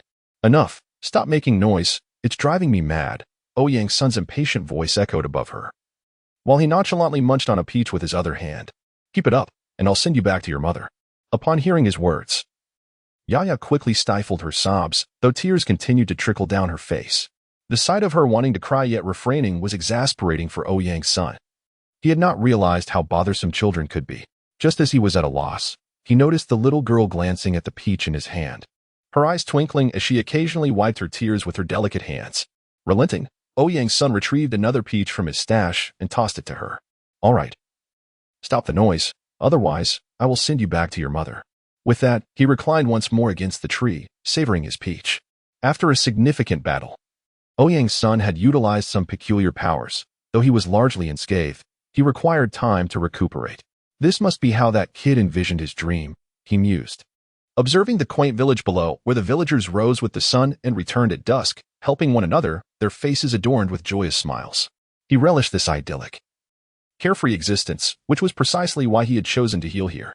This place is quite pleasant. Except, he glanced down at the little girl, now resting beneath the tree after finishing her peach. A flicker of helplessness crossed his crimson eyes, intertwined with a tenderness he had not recognized within himself. Now I believe I understand your thoughts, but alas, you are no longer on this continent. Sighing, Ouyang's son shielded his eyes from the sun's rays. Big brother.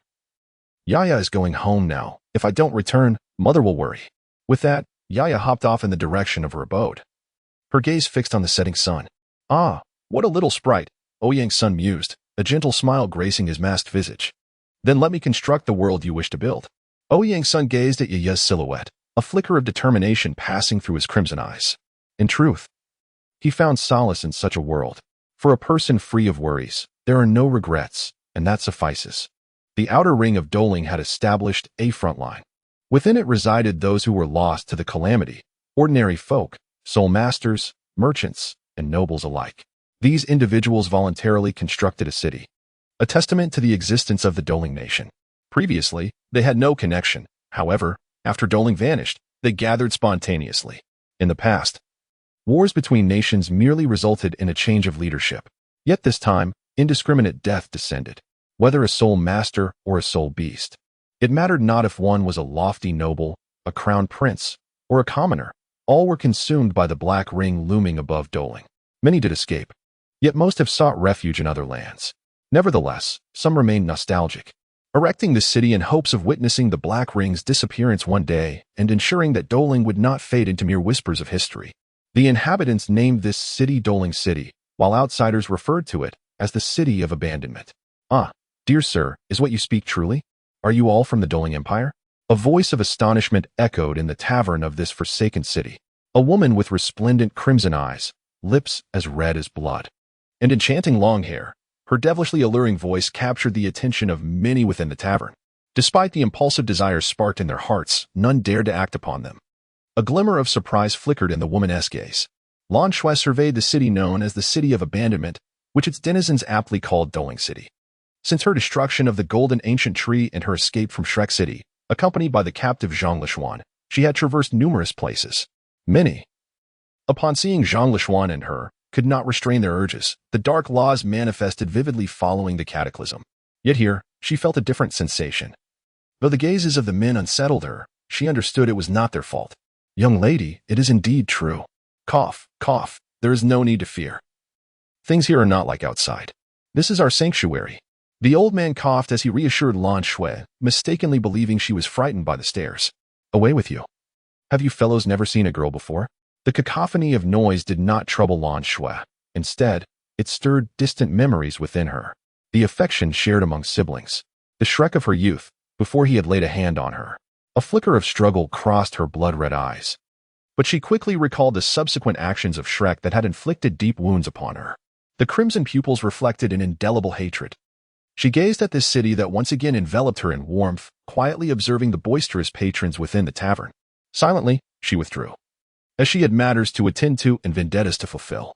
Perhaps, once she accomplished her objectives, this place could also become a suitable abode. Lan Shui contemplated her future, a fleeting softness gracing her features. Chapter 13, Mortal Realm, Part 2. In the imperial city of Tianhan, the weary Long Outyin and his companions entered the royal domain. This time, they had failed to capture the leaders of the demons and had instead been ensnared by lesser fiends. Although they suffered no casualties, they found themselves in quite a predicament. Vina led Long Outyin to meet her father, the emperor of the Tianhan Empire, before they retreated to a street owned by her family for respite. Brother, don't overthink it. This is not your fault, Vina said, observing the troubled expression on Long Outyin's face. Two large figures embraced his arms in comfort. Startled by Vina's sudden gesture, Long Outyin's expression remained unchanged. Yet the keen-eyed Vina noticed the flush of his earlobes, her understanding that her man was shy. A smile blossomed on her face, captivating Long Outyin as they proceeded to the noodle shop run by his parents. Before entering the establishment, Long Outyin called out, "Mom, Dad, I'm back." Outyin's back. How did it go this time? Was it smooth? His parents inquired as they prepared noodles for the customers. You and Vina should rest for a while. A gentle voice emanated from the noodle shop, where Long Outyin's mother was skillfully preparing noodles while his father lent her a helping hand. After gently comforting Vina for a moment, he proceeded to the kitchen to assist his parents. He had been brought back to the sect by the poison that could not kill him, and their family ran a modest noodle shop in the Tianhun Empire. Though each day was exhausting, they found joy in their labor. Once he awakened his true form, his parents were summoned to the imperial city. Yet they had grown accustomed to their lives as humble vendors. Unable to remain idle, Long Outyin ultimately sought assistance from the sect leader. With the joint support of the emperor and the sect leader, this street transformed into a gathering place for the families of the sect members, becoming a second home for them. The sect represented the aspirations they fought for, and it served as a sanctuary for their souls. In the afternoon, after their labors concluded, Long Outyin rested in the courtyard. He observed Vina engaged in conversation with his parents, their faces radiant with a joy he had not witnessed in a long time. The warmth of the people around him eased the burden of his recent setbacks, and he whispered his heartfelt desire for this moment to last indefinitely. Outyin, come here. Vina beckoned him with a wave of her arm, and upon seeing her, a smile blossomed on Long Outyin's face. The low-rise buildings around him evoked a sense of modernity. This was Mingdu, the place they once called home. Dream, this is where you lived for over a decade. This time is my final visit. He recalled how she always sought refuge here whenever she felt downcast, and he fondly remembered bringing her a bowl of plain noodles. He never understood the appeal of plain noodles, yet he found himself gradually growing accustomed to them as he watched her enjoy them. Muir had concealed his whereabouts to arrive in Mingdu, where he was now fervently sought after by the upper echelons. However, in a world predominantly inhabited by mortals, those in power did not anticipate that he would mingle among the common folk, returning to the places he and Dream had frequented. Ah, it's you, young man. An elderly woman greeted him from the doorway. Where is that little girl, Dream? Have you two had a quarrel? Young man, Dream is a wonderful girl, she continued. Though I may not understand what kind of life you all desire, I can see clearly that her greatest wish is simply to live a peaceful life with you. She let it slip during our chats, you know. Oh dear, old age makes one prone to rambling. Don't take it too seriously. The elderly woman, upon finishing her words, hastily waved her hand, as if she had inadvertently let slip a secret. After she spoke, a solitary tear glistened at the corner of Mir's eye. A trail of sorrow coursed down his cheek, the drop landing with a delicate sound upon the ground. It had been an eternity since he had shed tears. He had not wept when the princess married, nor when Karankea fell, and he had remained dry-eyed when hope for the princess's revival was extinguished. He had long believed that his well of tears had run dry, yet here he was, weeping anew. How curious it is that I can still cry. This gentle whisper echoed in the air as Mir's figure faded from this once familiar place. Young man, come in and have a bowl of noodles before you leave. Go comfort that little girl, Ming. The old woman reappeared, holding a bowl of clear water noodles, a dish often savored by Ming. As Mir's spirit brushed past, catching sight of the bowl, fresh tears streamed down his face once more. Truly, I have fallen so low that I weep for such things. A deep, resonant laughter echoed across the horizon, capturing the attention of the celestial bodies, but the mirth faded as swiftly as it came. Above the boundless sea of blood, Muir gazed into the infinite crimson expanse before turning his sight towards the old woman. It seemed as though he transcended space to look upon her. Thank you, but alas, it is too late. Red lanterns were hung, draping the city in a crimson hue. Another year had passed, a creation of that young lad. Yet this year, he would not return. Upon the city wall, Gu Yecheng stared into the distance, hoping to catch a glimpse of that boy from his memories. Since that morning, he had leaned against the wall, and as the sun dipped low, Qianqiu quietly observed Gu Yecheng, who had always borne his burdens alone. How fortunate it was to have met him. Qianqiu gently rested Gu Yecheng's head upon her lap. Darling, what brings you here? Why aren't you celebrating with cheer and posy? Gu Yecheng suddenly sat up. He embraced Qian Shoyue, pulling her into his warm embrace. She quietly nestled against him, savoring the tranquility of the moment. Yecheng, let us return home for the new year. If the little one were here, he would already be speaking of us. He would likely say, today is New Year's. Do not be preoccupied. Let us discuss matters after today. You have been tirelessly working day in and day out. Take this time to rest and rejuvenate. And then, he would discreetly urge us to return home, taking it upon himself to manage those affairs.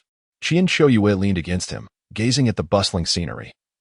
Softly reminiscing about the past, Gu Yecheng tightened his grip on Qian Shoyue's arm, gazing up at the luminous moon ascending in the sky. That lad will be just fine. After all, he is the one most afraid of death. Hell, an endless expanse of crimson sky and boundless blood-red ocean. A dilapidated city hovers above this sea of blood. A hoarse voice reverberates through this shattered realm. I seem to have forgotten something of great importance. Subsequently, tumultuous gray currents surged through the sky, as countless colossal beasts plunged into the depths of the Blood Sea. This monster, which arrived a millennium ago, always erupts into chaos at this time. Inhabitants of that city typically reside peacefully, yet at this time, turmoil erupts. Those fortunate enough to survive the Great War are dwindling in number. Chapter 14. Rising Tides. After the descent of the sea god, Douluo fell into a peculiar tranquility. The immortal beasts that once roamed freely in Xingluo have vanished without a trace. Following this, the emperor of Xingluo also disappeared, with no one knowing his whereabouts. Now, only a princess remains to uphold the royal lineage. The boundless sea of blood has ceased its expansion, and the bloodthirsty monsters birthed from its depths have retreated into the abyss. Whispers circulate that even more terrifying creatures have emerged from the depths of the Blood Sea, with all the bloodthirsty beasts flocking to worship this monstrosity. Though its existence remains shrouded in mystery, a colossal wave once surged across the seas, lasting several days before tranquility returned. The events in the deep ocean remain unknown.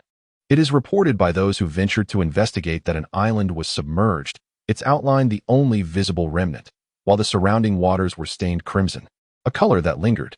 In the far north, an unusual snowfall has begun, rendering those from beyond its borders too fearful to enter. Even ice attribute soul masters are unable to approach, as the temperatures have plummeted below freezing. Within the snow, ethereal figures can be faintly discerned, reminiscent of the titanic snow demons of the extreme north, yet none dare to verify this. The black ring of the Douluo Empire continues to revolve. Yet the eerie sounds that once accompanied it have ceased, as if their source has departed. Nevertheless, the ring persists in its celestial dance, and those who ventured inside to investigate have never returned. The evil spirit forest has taken on an even more sinister aspect. It appears to have transformed entirely into a haven of malevolence. Ordinary soul masters who venture within soon emerge as evil soul masters, while those who remain unchanged suffer from significant memory loss, often succumbing to unexplained death within a month.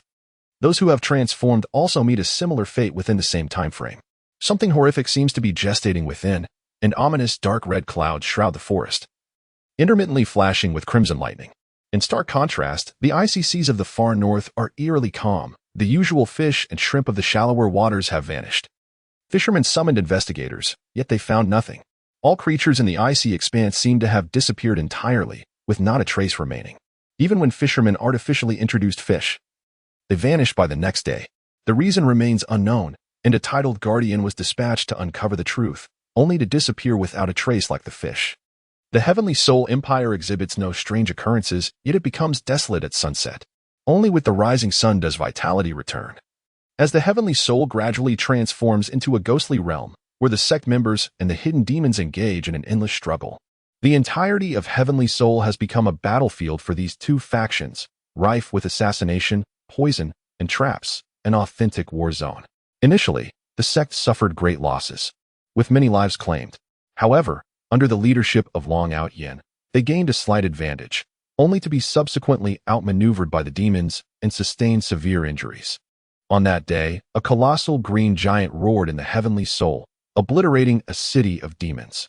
Perhaps not all inhabitants of that city were demons, but who truly cares?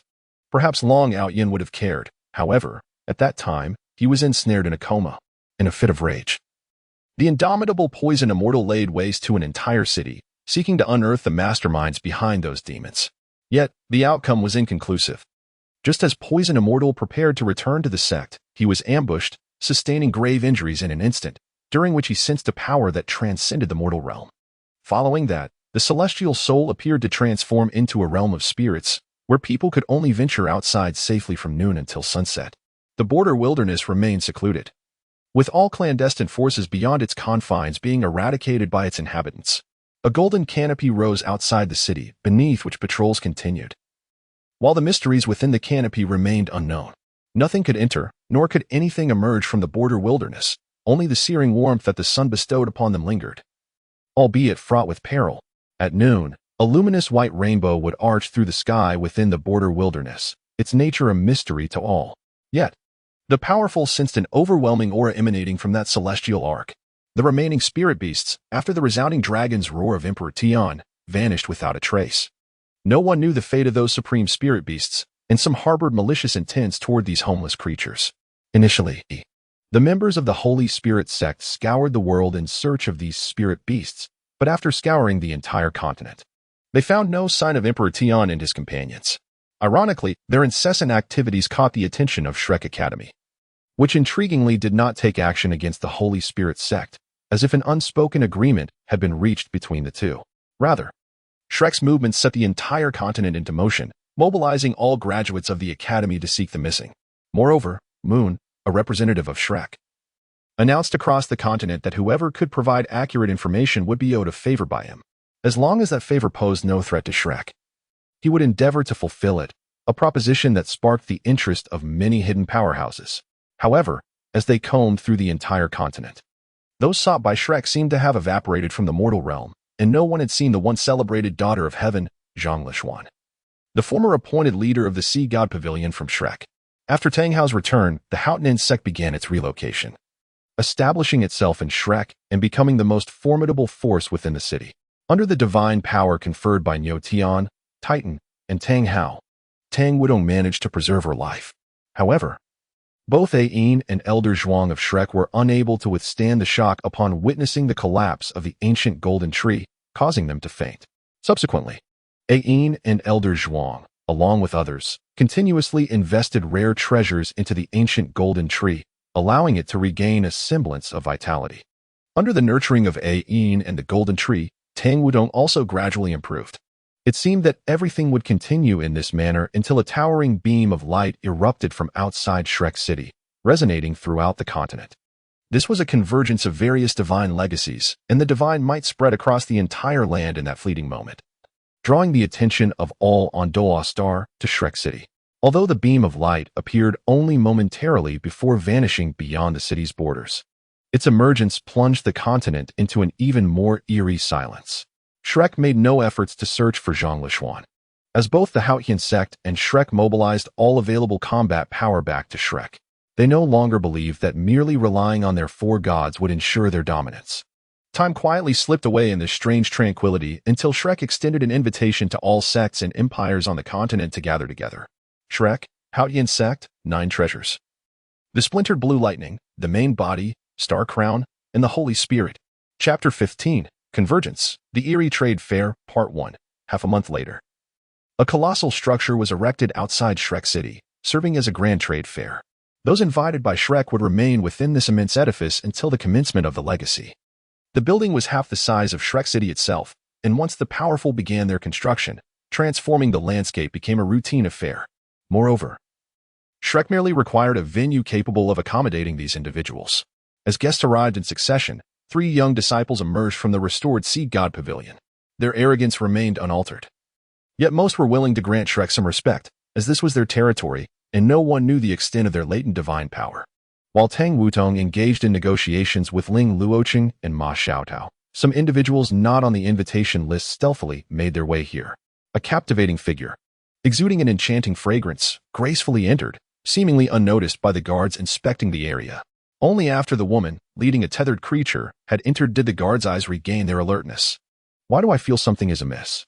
One titled title holder mused, observing the seemingly unremarkable entrance, yet sensing an underlying unease.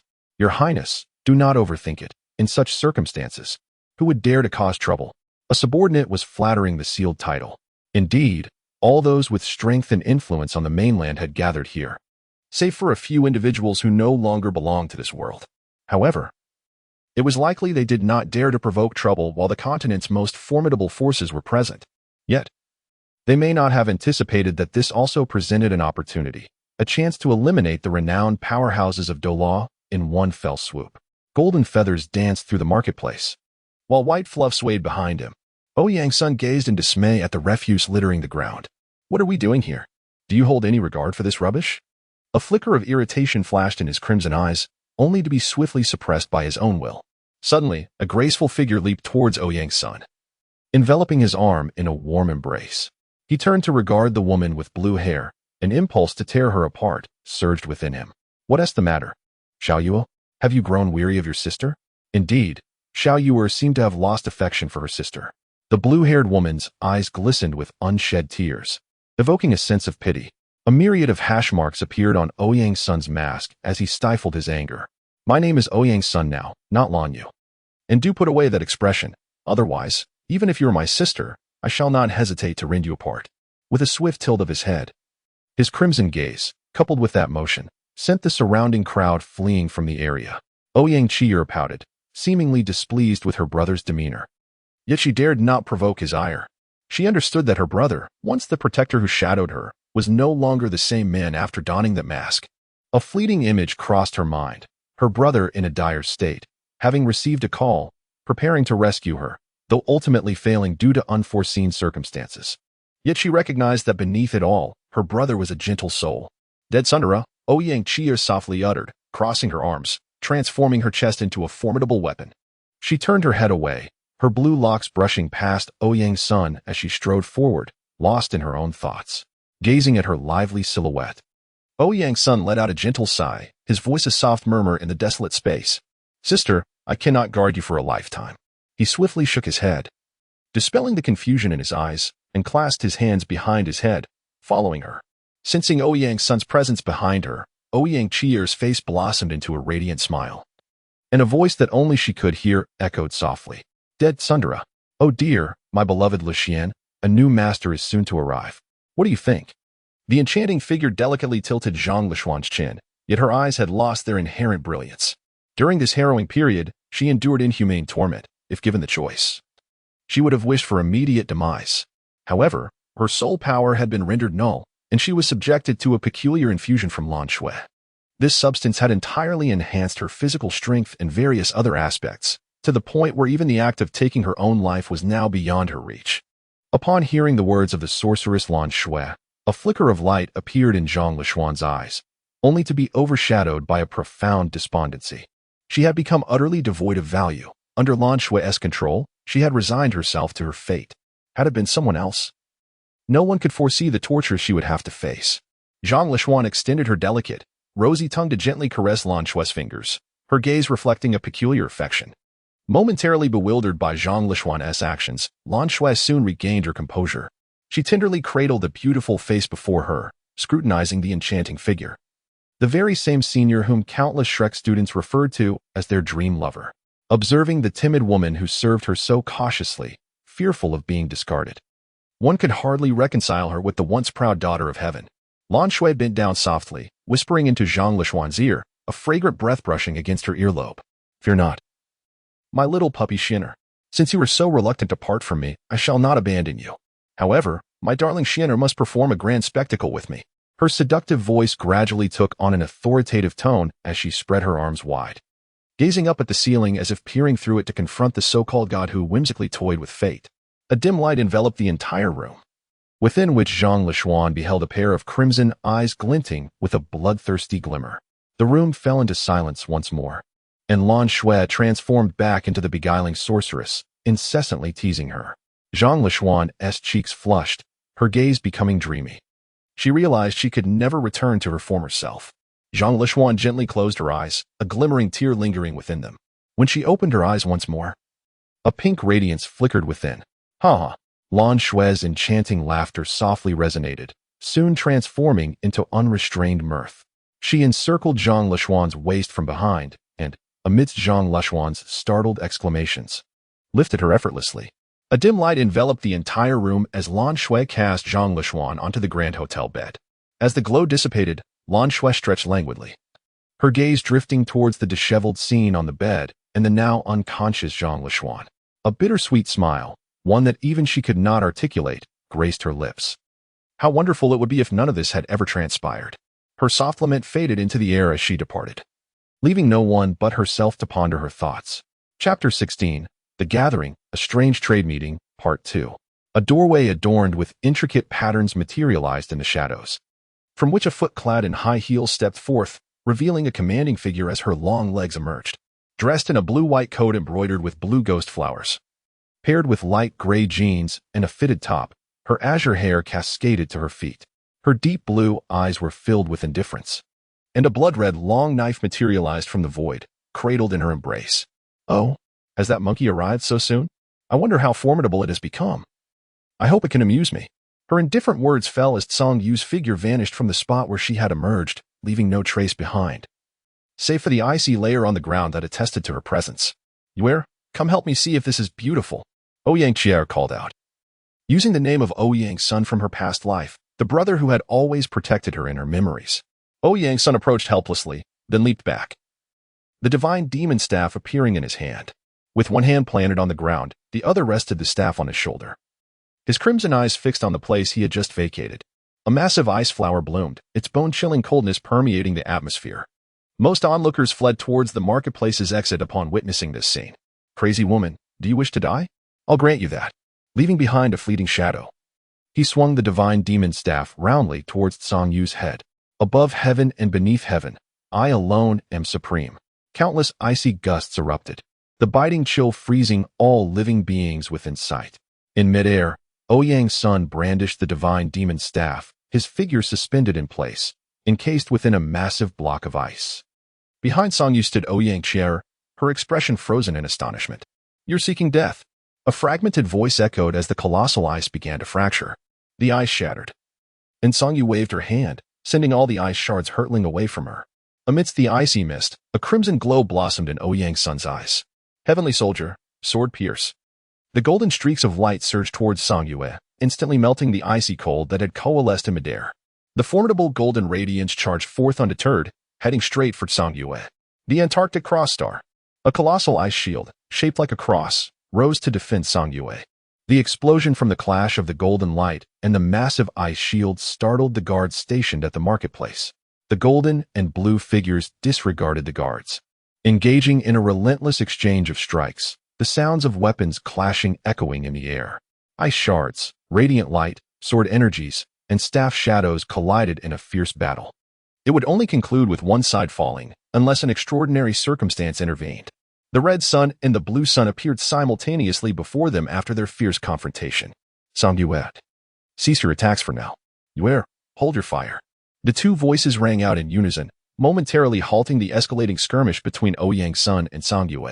In a vast chamber, the four gathered after departing from the marketplace.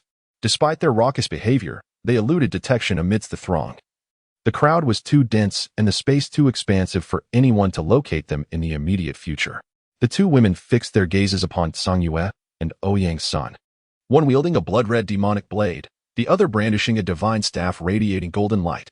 The crimson glow flickered incessantly in Ouyang's son's eyes, while Song Yue's gaze turned an icy blue. Enough, both of you. The two women exclaimed in unison. Yue, this is not a battleground. Let us remain calm. Song Yue, there will be ample opportunities to spar with Ouyang's son later. Do not act recklessly at this moment. Shui Di and Ouyang Qier exchanged knowing glances. A shared sense of helplessness reflected in their eyes. Ouyang's son, donning the mask of the berserker, was a battle maniac, while Song Yue was undeniably a combat enthusiast. As her pastimes revolved around drinking and fighting, their encounters inevitably led to conflict, and even if Song Yue refrained from engaging, a clash would still ensue.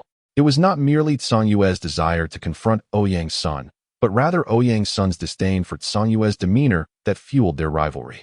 In the desolate borderlands, they had frequently clashed. Had it not been for their presence, the duo would surely have been besieged by Shrek's forces, perhaps even more. As they contemplated this, both women frowned and directed a barrage of exasperation at Song Yue and Ouyang's Sunday. In the shadows, a figure observed the aftermath of the earlier battle between Ouyang's son and Song Yue. As the crowd gathered at the marketplace, the silhouette gradually receded into the obscurity. Ashen strands of hair brushed lightly, transforming the shadows into a pallid hue. The decaying aura was discovered the following day, prompting the Sea God Pavilion to seal off the area due to its peculiar essence. Once Ouyang's son and Song Yue, along with their companions, vanished, a hollow, raspy voice echoed slowly, proclaiming, "Death is the ultimate destination."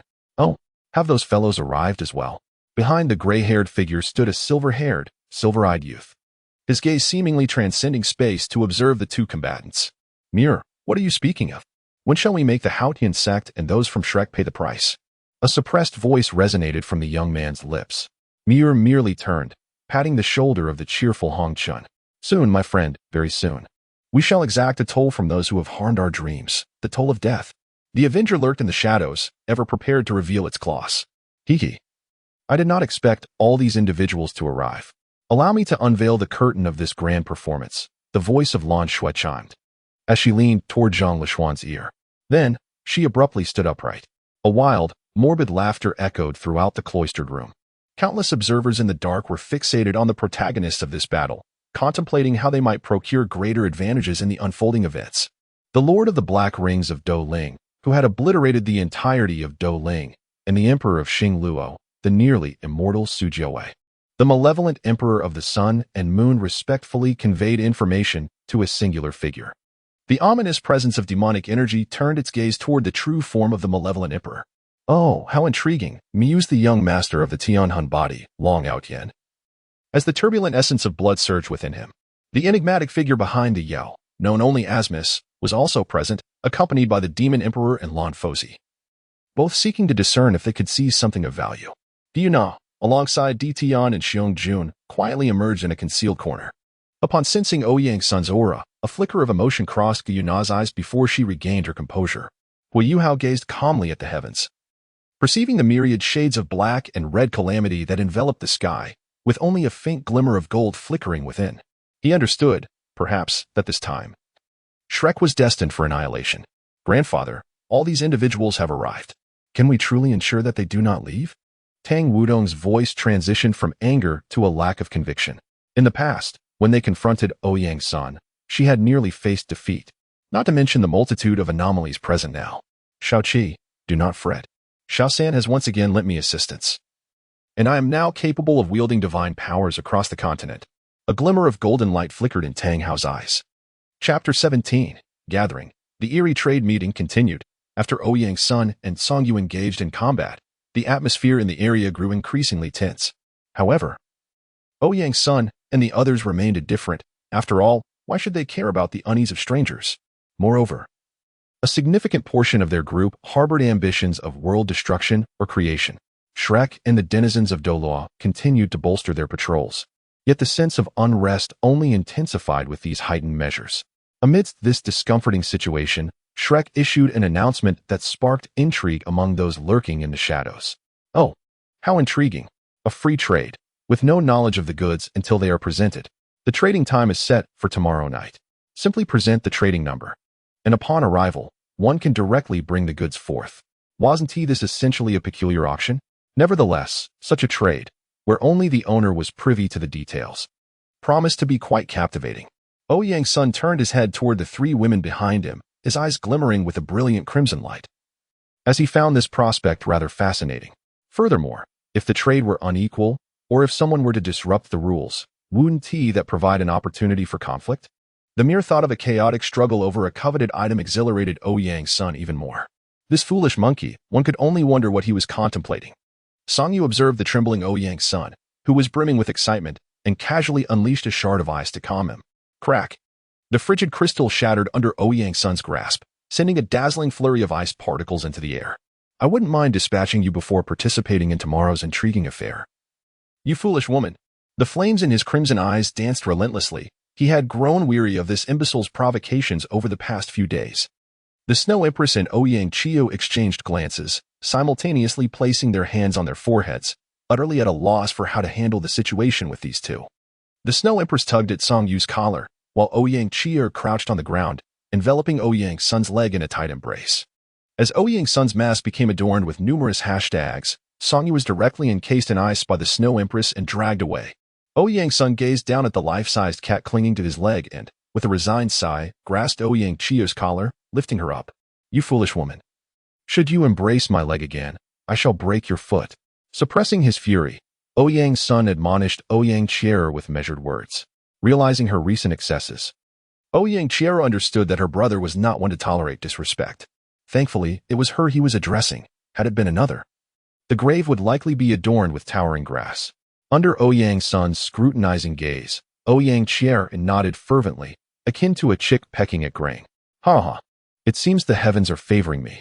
Upon returning to her abode, Lan Shui whimsically shielded the area and erupted into laughter, then turned to Zhang Lishuan, who greeted her with utmost respect in a maid outfit. A subtle smile graced her lips as she glided towards Zhang Lishuan with an elegant gait. Gently lifting Zhang Lishuan's chin with her delicate fingers, the warmth of Lan Shui's breath caused Zhang Lishuan's ears to redden rapidly. "What is this? My little Lishuan does not wish to fulfill her master's desires?" Or are you still preoccupied with those Shrek miscreants? Her alluring voice turned icy in an instant, her enchanting gaze radiating a chill potent enough to annihilate the world. Zhang Lishuan trembled at the palpable coldness, feeling like a mere woman, slightly stronger than the average. Overwhelmed by the terrifying aura and frigid intensity, she broke into a sweat, teetering on the brink of despair. Lan Shui retracted her formidable chill and suffocating presence. Observing Zhang Lishuan, who resembled a marionette left in disarray, collapsed on the ground. Reclining on her bed, Lan Shui rhythmically tapped her fingers along the edge, watching Zhang Lishuan, who was gasping for breath. Her eyes bore a hollow expression, seemingly lost in contemplation. When she turned her gaze back to Zhang Lishuan, the latter's delicate demeanor ignited a tempest of resentment within her. With a subtle beckon of her finger, she summoned Zhang Lishuan closer. Upon seeing this, Zhang Lishuan shivered. Recalling Lan Shui's ailing state from days prior, a lingering ache still evident beneath her. Noticing Lan Shui's growing impatience, Zhang Lishuan inhaled deeply. Remembering lines from a novel she had encountered long ago, she gently lowered herself to the ground, gradually crawling to Lan Shui's feet, eliciting a look of astonishment from her. Zhang Lishuan lifted her head to meet Lan Shui's gaze, cradling her delicate foot with both hands, softly rubbing her cheek against Lan Shui's calf. Tempting words flowed from Zhang Lishuan's crimson lips. Master, Lishuan feels no pain. May today be a reprieve for me? Despite the shame gnawing at her heart, she uttered phrases she had read in the novel, though she had never completed it, unaware of the potential consequences of her actions. She believed such pleas had merit in the story. Suddenly, Lan Shui's breathing quickened.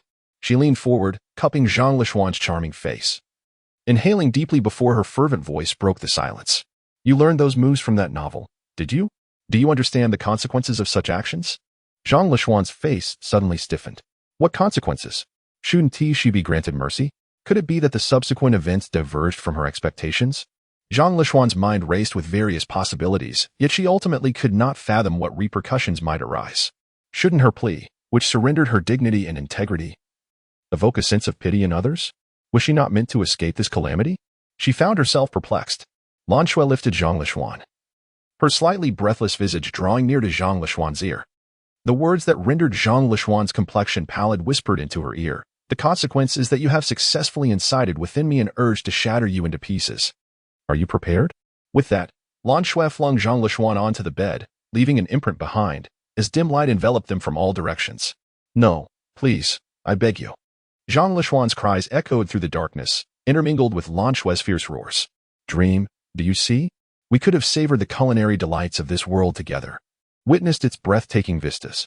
Though you slumber now, I shall guide you to behold the wonders of this realm, after I ensure that those hypocritical individuals, along with the one who has lulled you into sleep, pay their dues. Muir opened the hotel's floor-to-ceiling window, placing the crystal of frozen dreams before it, recounting to Dream Hongshan the sights and experiences of recent days. Even though she could not hear him now, Muir gently narrated the beauty of the world. No one paid attention to his unusual behavior. In that moment, Muir gathered all the splendor of existence, gentleness, patience, sunshine.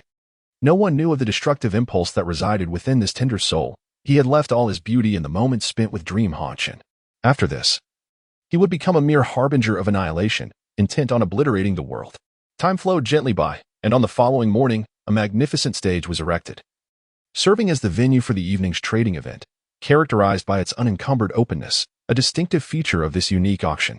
Chapter 18. The commencement of the trading event. Upon the grand stage, countless iron cages were draped with black cloth that possessed shielding capabilities.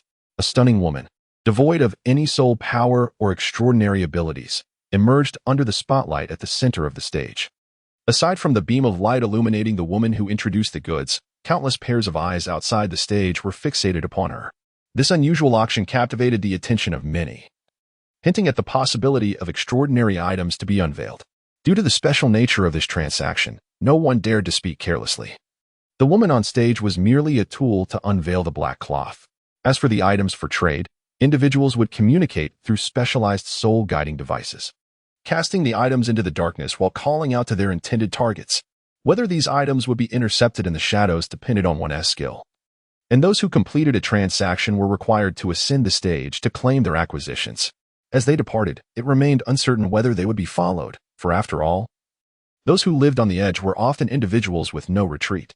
The woman on stage maneuvered a cart, delivering one of the goods into the light.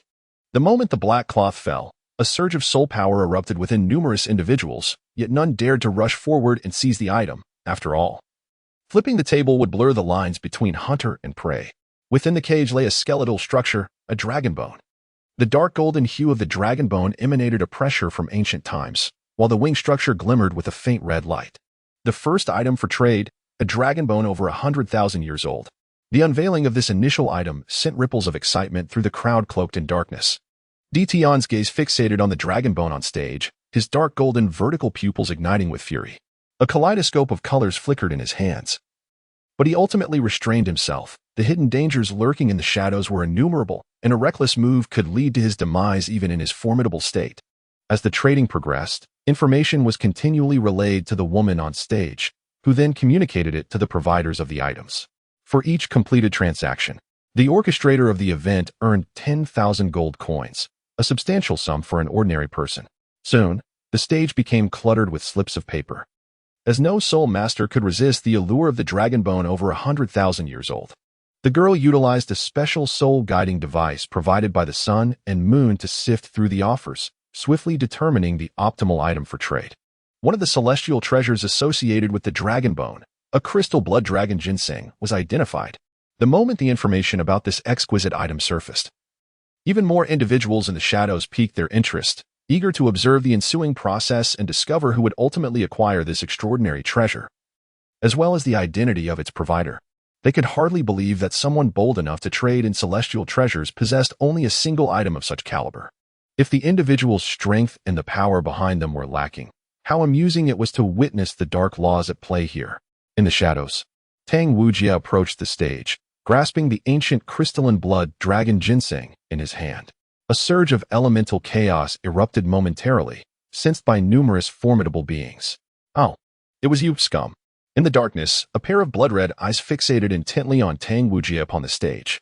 Muir observed quietly, contemplating the individual responsible for this unfolding scene. Anger ignited within him, yet the time was not ripe for action. The demise of one alone would not quell his long-repressed fury. He sought to ensure that this world would share in the burial. Tang Wujia, he would personally crush him. That presence belongs to that fellow. I wonder if he still possesses the world-ending abilities he once did. I truly wish to test that. Flames danced in his crimson eyes as Ouyang's sun gazed toward the source of the elemental upheaval in the darkness. Currently, on this continent, only two beings could incite such elemental disturbances. One was the world destroyer, and the other, an entity not quite human, but rather a beast. Monkey, when the time comes, I shall take the lead. It has been far too long since I have sparred with a strong opponent. My blood is already boiling. A chill surged through the darkness toward Ouyang's sun as Tsang Yue conveyed her intentions to him in her own manner, asserting that she had her sights set on that individual. Should he dare to intervene, he would bear the consequences. Ouyang Chier and the Snow Empress each grasped Ouyang's sun and Tsang Yue, for it would not do for them to be ambushed by hidden adversaries before chaos erupted above.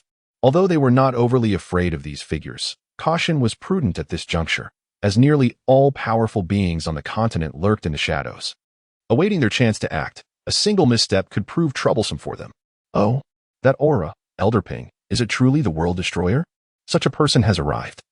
It seems the opportunity to seize an advantage is slipping away. However, should I wish to depart, they shall not hinder me. The woman in the green attire inquired of the elder behind her, and upon receiving his affirmative response, she paused for a moment. Then, her confident voice resonated through the darkness. This was the tide of this world, as one not of this realm. She was eager to discover just how far she could progress. She yearns to lead an era, even if the majority of people in this world fall short of those in her original realm. Nevertheless, there do exist formidable beings, such as that enigmatic individual who engaged in combat with the wretched deity just days ago. Although that deity is indeed contemptible, the woman in azure is acutely aware that she is currently incapable of delivering a fatal blow. At best, she could inflict significant injury at a cost. However, aside from Ouyang's son and a few others, no one knows that Tang San's avatar was vanquished by Gu Feng. After all, tearing through the barriers of reality to obliterate Tang San's avatar left behind a trace of gray ether, annihilating the entire Stardo and transforming it into a forbidden zone. Such individuals are exceedingly perilous, and Ouyang's son and his companions dare not speak lightly of them. Who knows if the evidently anomalous Gu Feng might tear through space to confront them. They certainly do not believe they could withstand such an encounter. Humph. Do these fools truly think us easy prey? It seems our prolonged silence has allowed the world to forget that Shrek and the Houtnan sect earned their titles through sheer might. Tang Hao's commanding voice resonated through the darkness. Although he had failed to detain Ouyang's son in Stardo and had been forced to retreat in disarray, he now wielded divine power. He was confident he could restrain that monkey named Ouyang's son. But the figure that had swiftly dispatched the third avatar sent a shiver down his spine. That adversary was simply insurmountable, even in his estimation. 5 peak divine kings joining forces would likely result in mutual destruction. Yet, if Ouyang's son were privy to Tang Hao's foolish thoughts, he might well succumb to laughter. Tang San's avatar likely only possessed the strength of a secondary deity in this realm, perhaps at the primary level. Even a fully realized inferior god would not be particularly formidable. At least, Ouyang's son and his peers were dismissive of those deities. Although they understood that without employing certain strategies, they might find themselves at the mercy of those gods. Nevertheless, this did not prevent them from regarding those inferior deities with contempt. Ayin gazed at the imposing Tang Hao and gently encircled his sturdy waist from behind, performed draping over his back. Chapter 19. The transaction in progress. The crystal blood dragon ginseng was grasped by Tang Wujie as he turned his gaze toward a certain direction in the darkness, where the members of the Houtian sect were situated. He subtly nodded toward the crowd below, and a few individuals caught his gesture, unable to suppress a hint of mockery. Do they truly think everyone is a fool? Tang Wujie is not a fool. He simply possesses an inexplicable confidence in Tang Hao and his companions. However, this confidence also contributes to the enigmatic demise of Tang San, a matter that Tang Hao and his group have chosen not to disclose. Instead, they publicly assert that Tang San's avatar descended to the lower realms, its divine power exhausted, claiming that the calamity in Stardo was orchestrated by him. Otherwise, Shrek would have lacked the standing to summon all the forces of the continent. Not everyone is inclined to believe such proclamations. The crystal blood dragon ginseng was tossed into the darkness. In the shadows, a hint of dark green emerged as a small hand reached for the ginseng, vanishing into that direction. The moment the dark green faded, a golden streak surged towards that spot, followed by an arrival of extreme cold, revealing the magnificent crystal ginseng. Yet, they were a moment too late. The immortal poison had already prepared for retreat when it made its move. Ouyang's son and Sungyu focused intently on that direction, refraining from further action. It was not yet the opportune moment. A colossal flame erupted into the sky, encircled by the green poisonous gas around the immortal poison, forming a protective barrier. The darkness was briefly illuminated as Muir, cloaked and concealing his appearance, unleashed an unending torrent of flames directed at the immortal poison. He intended to utilize the crystal ginseng to enhance the blood sea, albeit marginally. Yet, such a transaction was unnecessary. Initially, they merely held the advantage. Sustaining it was paramount. Did they truly believe him to be made of mere clay? A gigantic green behemoth broke through the wall of fire, its massive fist aimed at Muir. Muir's eyes, hidden beneath his hood, remained unfazed as a colossal figure of a fire element Buddha rose behind him. Fire element, the immovable king. The Buddha grasped the immortal poison's arm with one hand while the other formed a pattern of the other shore flower. With a swift motion, he struck the immortal poison's body, a golden light flashing as the crystal blood dragon ginseng fell from the immortal poison's grasp. Lan Shui transformed into a beam of light, seizing the crystal blood dragon ginseng with unparalleled speed before swiftly disappearing into the darkness. Those lurking in the shadows, hoping to seize an opportunity, were left stunned. Who could have anticipated such a swift individual playing the same deceitful game? The immortal poison's fury reverberated throughout the trading grounds, its crimson eyes fixated on Muir. A soft chuckle escaped Muir's lips. Ha, worthless. Flames engulfed Muir's entire being, incinerating everything, and his figure vanished from sight. The immortal poison, having suffered a silent loss, yearned to obliterate the venue. However, it ultimately lacked the strength to do so without fear. Returning to its normal size, the immortal poison faded into the darkness. The crystal blood dragon ginseng was gently tossed into the air by Lan Shui, falling repeatedly as her gaze remained fixed on an iron cage on the stage. Lost in thought. Oh well, after accompanying me for so long, it would be less amusing if it were truly snatched back by Shrek. Lan Shui's crimson lips parted to emit a sound only she could faintly perceive, yet even her true thoughts seemed beyond her own articulation. Countless dim streams of light intricately wove peculiar patterns within the enveloping darkness. In the subsequent transactions, she refrained from causing any disturbances until the myriad of patterns converged, forming a protective array that encircled the entire stage. With a slow exhalation, she mused, this should suffice. A hint of fatigue washed over her. Establishing such an extensive defensive formation demanded considerable effort. Had she foreseen this, she would have ensured her physical conditioning beforehand. Moving forward, she would indeed need to engage in some exercise. Lan Shui caressed her alluring red lips, her gaze fixed upon the stage. Her utterances ambiguous as to whether they were directed at herself or others. Her attention shifted to the crystal blood dragon ginseng in her grasp, her eyes reflecting an unseen shimmer. Ouyang Sun's piercing gaze seemed to discern something amiss. The silk ribbon of Shiyu activated, the purple and blue diamonds simultaneously igniting. This location was indeed most suitable for these two diamonds. With the enhancement of the purple extreme star, his eyes, augmented by the blazing light, caught sight of the faint, flowing darkness. Although he could not ascertain the nature of that fleeting glow, the situation appeared increasingly intriguing. The divine staff plunged into the ground, and Ouyang Sun crouched atop it, silently observing the unfolding events, eager to determine who would emerge as the hunter and who was the prey. His anticipation was palpable. So that's it, the light element, yet not the light of salvation, rather the light of annihilation. Curiously, this light of destruction seems to protect the stage. Is there something of great significance above? Mere sense the shift in elemental energies. After all, his peak strength was that of a demigod, an entity of 6 elemental essences. He had even briefly attained true divine power. The fluctuations of the light element could not escape his scrutiny. Allow me to add my own touch, he resolved. A mysterious glint danced in Muir's eyes as he summoned the primal earth element, which surged from his hands, infiltrating the stage and concealing itself beneath 100 meters of earth. No one was aware of Muir's actions, who would casually observe the depths of the ground. Such strange fluctuations. Is it merely my imagination, or has someone made a move? An elderly voice softly resonated, despite its gentle tone. The elderly man's whisper reached the ears of the woman in azure robes. What troubles you, Elder Peng? Have you discovered something? The elder shook his head, indicating uncertainty. He merely sensed a slight disturbance, but could not pinpoint any irregularities. The woman in azure turned her gaze to Elder Peng and then back to the stage, a perplexing smile blossoming upon her face. Elder Peng, do not underestimate these individuals. They are likely not from this world, much like us. It would be prudent to exercise caution. A cerulean glow surged in her eyes, and a lotus mark manifested upon her forehead. Indeed, how intriguing. I almost overlooked it. The woman noticed the unusual aspects, yet she refrained from taking action, as her hands wielded no particularly concealed techniques. Any rash move could lead to complications. Following the initial exchange of dragon bones, the trading event continued several times, yet nothing more precious than the dragon bones had emerged thus far. After Tang Wujie took the stage, a multitude of titled protectors from the Haotian Sect shielded him as he secured the dragon bones into his soul guide, then confidently strode into the shadows. After all, this location was perilously close to Shrek and the Haotian Sect, and they were uncertain about confronting so many titled Haotian hammers simultaneously.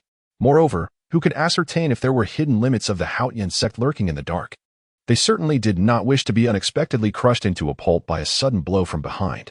As for Ouyang Sun, Muir, Nox, and the enigmatic woman in the shadows, alongside Lan Shui, they were merely biding their time. It was not yet the moment to act decisively. The woman on stage presented an iron cage once more. As the black cloth was lifted, the atmosphere turned exceedingly peculiar, prompting unsettling thoughts to arise in many hearts. Inside the iron cage were 2 bound individuals, specifically, 2 dragon maidens. Golden and silver scales adorned their concealed areas, captured by humans. The dragon maidens were on the brink of their mating season. This transaction involved 2 dragon maidens, poised to interheat after 100 millennia. This prospect was undeniably enticing. Yet the curse afflicting the dragon maidens deterred many. Such beings could indeed be fatal. Chapter 20. The Dragon Maidens and the Angels. The moment the golden and silver dragon maidens appeared, a whirlwind of emotion surged: greed, shock, fear, and sympathy. How fascinating that this was the case. It was best for Shrek and the Haotian Sect to refrain from interference, for that curse was deadly to anyone who dared to engage. Tang Hao remarked to the restless Yin Xiaojia and Tang Wujie, declaring that this was a veritable hot potato beneficial. Yet one must possess the means to enjoy it. Observing the waning spirit of Tang Wujie, Tang Hao held a certain optimism for the lad. Noting the unwavering gaze fixed upon the dragon maidens, Tang Hao, with a calm demeanor, wiped away non-existent cold sweat as he contemplated the exquisite nature of the dragon maidens. Yet, the reality remained. One could only engage with them if they were willing to risk their life. he subtly shared a little-known secret with Tang Wujie and the others. The curse of the Dragon Maidens was no trifling matter. Previously, a second-tier deity had captured a Dragon Maiden, and after forcibly consummating with her, he was cursed. The crowd, intrigued, yearned to know the outcome. While the tales of the Dragon Maiden's curse were legendary, surely even a deity could withstand it, or so they thought. However, Tang Hao's subsequent words sent a collective shiver down their spines, filled with horror and dread. After being cursed, that second-tier deity killed the Dragon Maiden, for to him, it was merely a fleeting dalliance. He was a deity, and thus held the Dragon Maiden in high regard. Subsequent events unfolded in a peculiar manner. After the deity vanquished the Dragon Maiden, an inexplicable longing arose within him for her enchanting form, prompting a desire to capture more like her for his own companionship. Yet, in the fleeting moment of his departure from the divine realm, a black hole materialized abruptly before him, devoid of any forewarning, and thus, the deity met an unimaginable demise. As Tang Hao recounted this tale, a palpable fear etched itself upon his visage. After all, curses can often defy reason. He further elaborated, stating that the deity's lineage was abruptly severed, for the Dragon Maiden's curse was precisely to ensure the termination of his legacy. The deity's divine essence remained trapped within the black hole, yet no one dared to retrieve it, not even the God King. Ain released her grasp from Tang Hao's waist, and the two turned their gaze towards the two Dragon Maidens upon the stage, their eyes revealing an indescribable complexity. Tang Wujie intended to voice his thoughts, but upon witnessing the expressions of Tang Hao and Ain, he could only let out a resigned sigh. Master, these are the leaders of the Dragon Maiden clan. They are the Golden and Silver Dragon Maidens. Should we intervene? A spark of excitement illuminated Di Tian's countenance. The Dragon Maiden clan was renowned for their formidable prowess, and their unique energies held multifaceted potentials. Yet, as this thought crossed his mind, Di Tian's expression shifted to one of complexity. Among their pure-blooded dragon clan, only the three of them remained ZG, along with the Silver Dragon King. This was the curse of the former Golden and Silver Dragon Maidens. Most of ZG's kin were of mixed blood, not the pure-blooded Hell Dragons. She was a rare exception, a throwback to a lineage that had not appeared in hundreds of thousands of years. Gu Yuna observed the alluring and captivating figures twisting on stage, lost in contemplation. Just as Di Tian prepared to inquire further, Gu Yuna's voice resonated forth. However, the architects of the current plight of the Dragon Maiden clan are, in fact, our dragon kin. They will not assist us. Upon hearing this, Di Tian opened his mouth to refute, but found himself at a loss for words. The animosity between the Dragon Maiden clan and their dragon lineage was indeed a mortal enmity, one that could only end in death. A sigh escaped him as he gazed at the Golden and Silver Dragon Maidens, who appeared more like commodities than beings, his expression imbued with an indefinable sense of desolation. Countless onlookers below yearned for the two Dragon Maidens on stage, yet none were willing to offer anything of value in exchange. The curse of the Dragon Maidens was nearly insurmountable. The principles behind it remained a mystery, and no one could ascertain whether they could endure its effects. No one was willing to wager their life for the chance of a Dragon Maiden's fortune. A delicate hand tightly clasped Gu Yuchen's palm.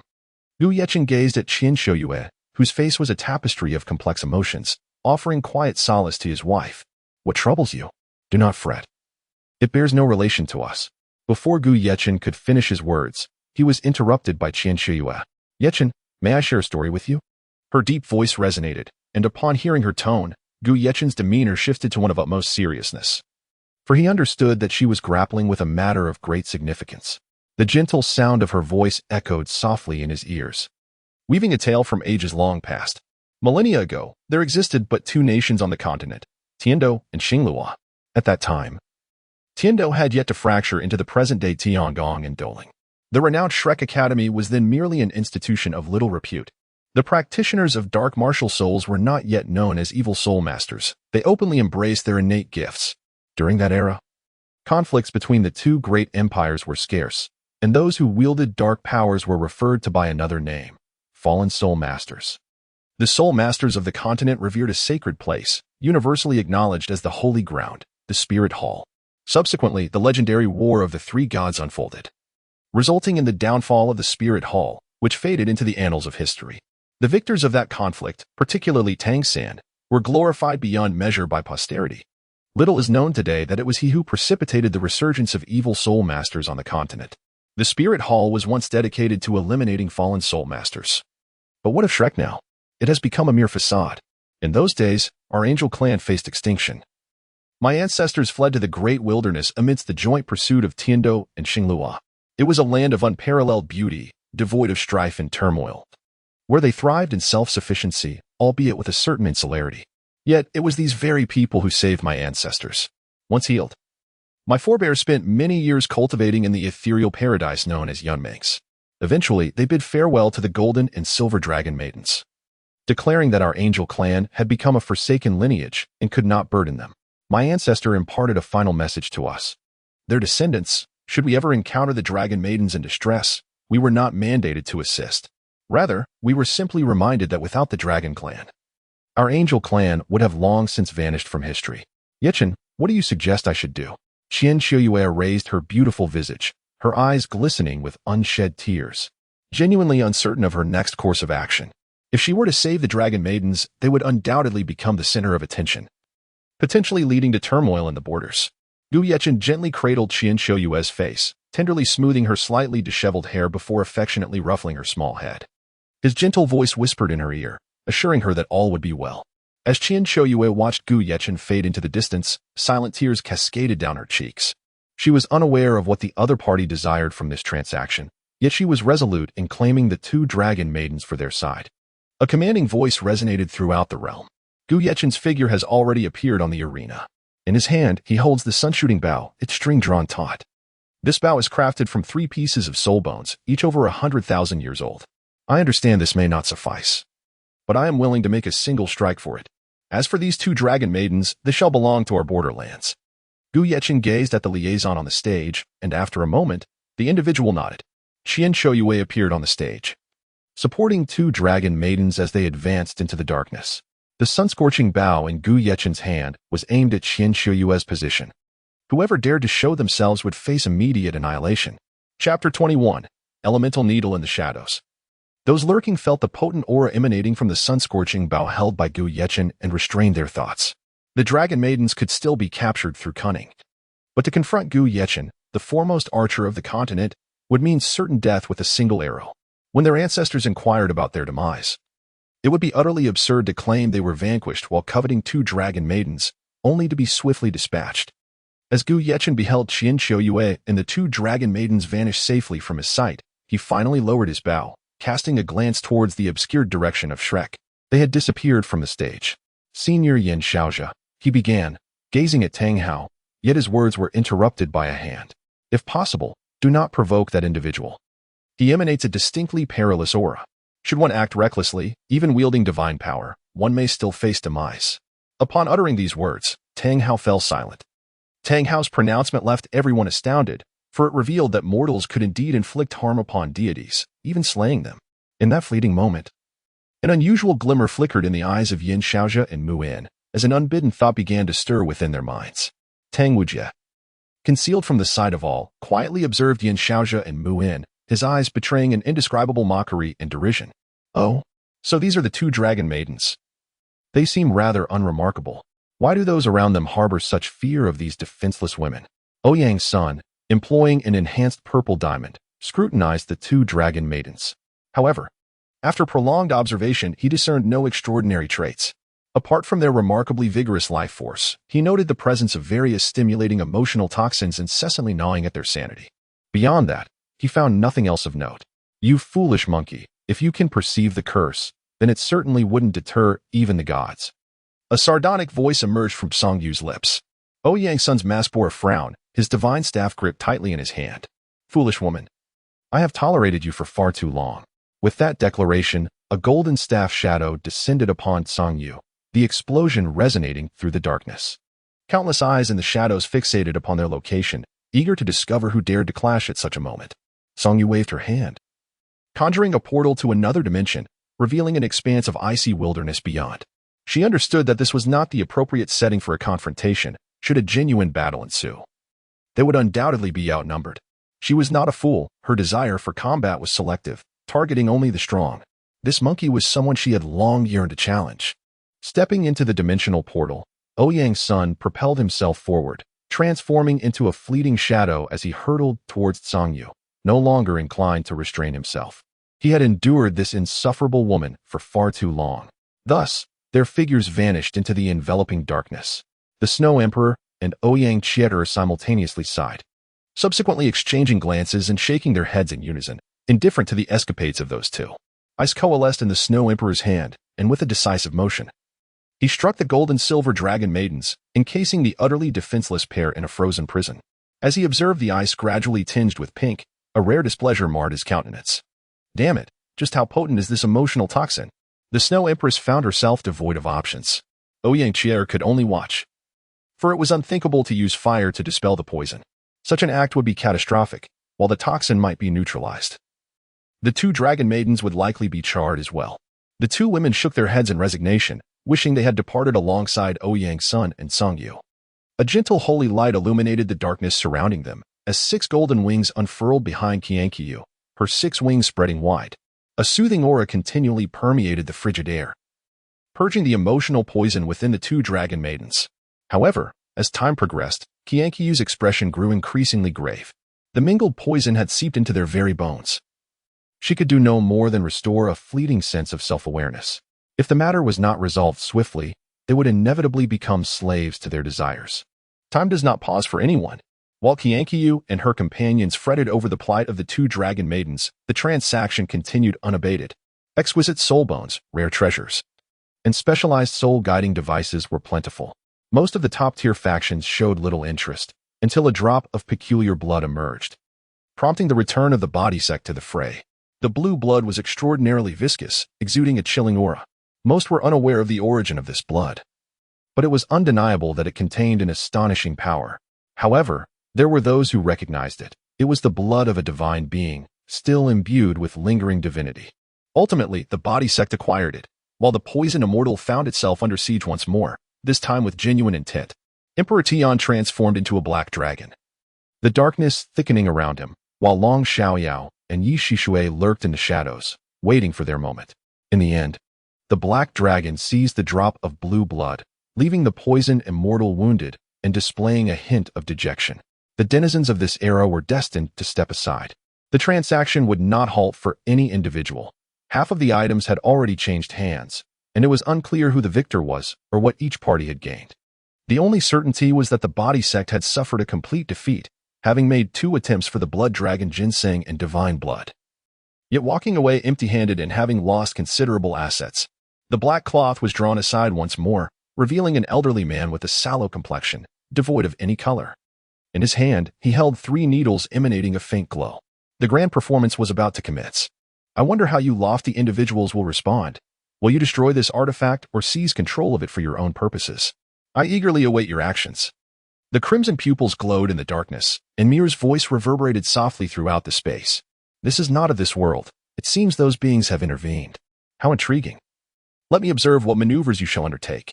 The woman clad in azure felt the unique vibrations coursing through the needle. It was not the essence of this world.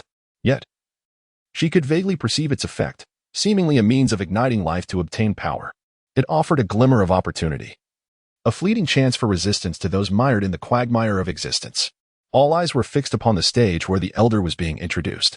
Until he finished speaking, none believed that this needle could bestow powers surpassing that of ordinary soul masters upon common folk. The elder surveyed the surrounding darkness, oppression, and the devastation of families torn apart, the echoes of a life fraught with tribulations resonating within him. He recalled the words of the white-haired man who had spoken to him. The purpose of the elemental needle was to awaken the elements within their bodies. However, the price demanded was their very lives. For those who had just come of age, it would likely leave them with but a year to live. As for those like him, teetering on the brink of the grave, merely a quarter of an hour remained. He yearned for vengeance, a reckoning against the lofty soul masters. The elemental needle pierced the elder's wrist. In the shadows, all eyes were glued to his actions, mockery evident. The lowly should kneel and beg, not indulge in fanciful delusions. The elder's anguished roar resonated across the stage, and soon he collapsed upon it. Laughter erupted from the darkness. The wind, strong and fierce, began to swirl. A tornado rising upon the stage, ensnaring a young man in its embrace.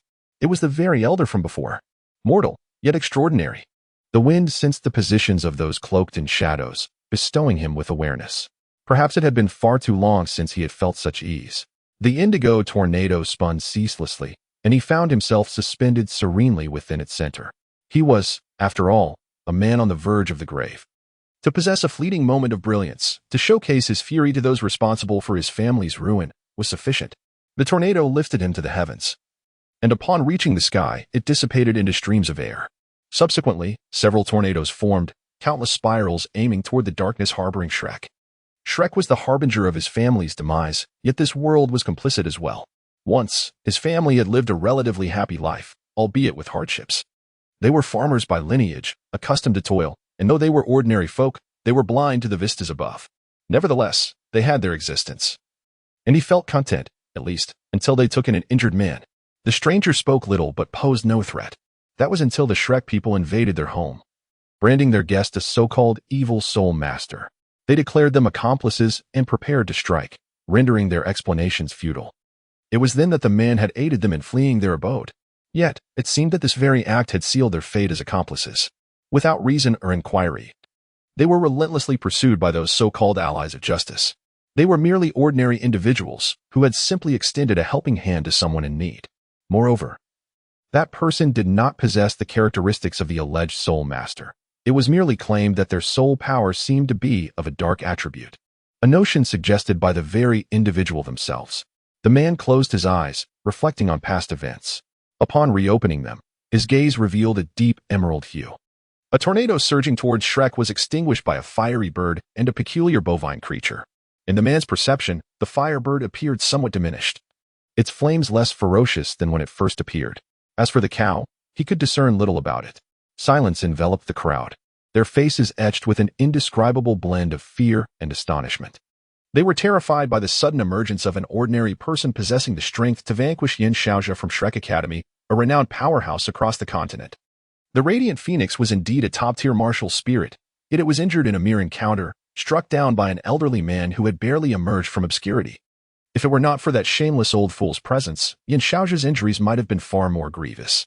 All the influential forces on the continent were well aware that Xuanzi was that shameless old man who bullied the weak with his age.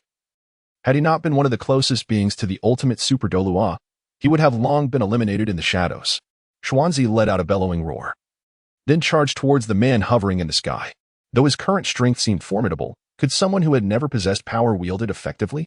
Many already knew the answer. No, they could not. Thus, no one was afraid of the figure above.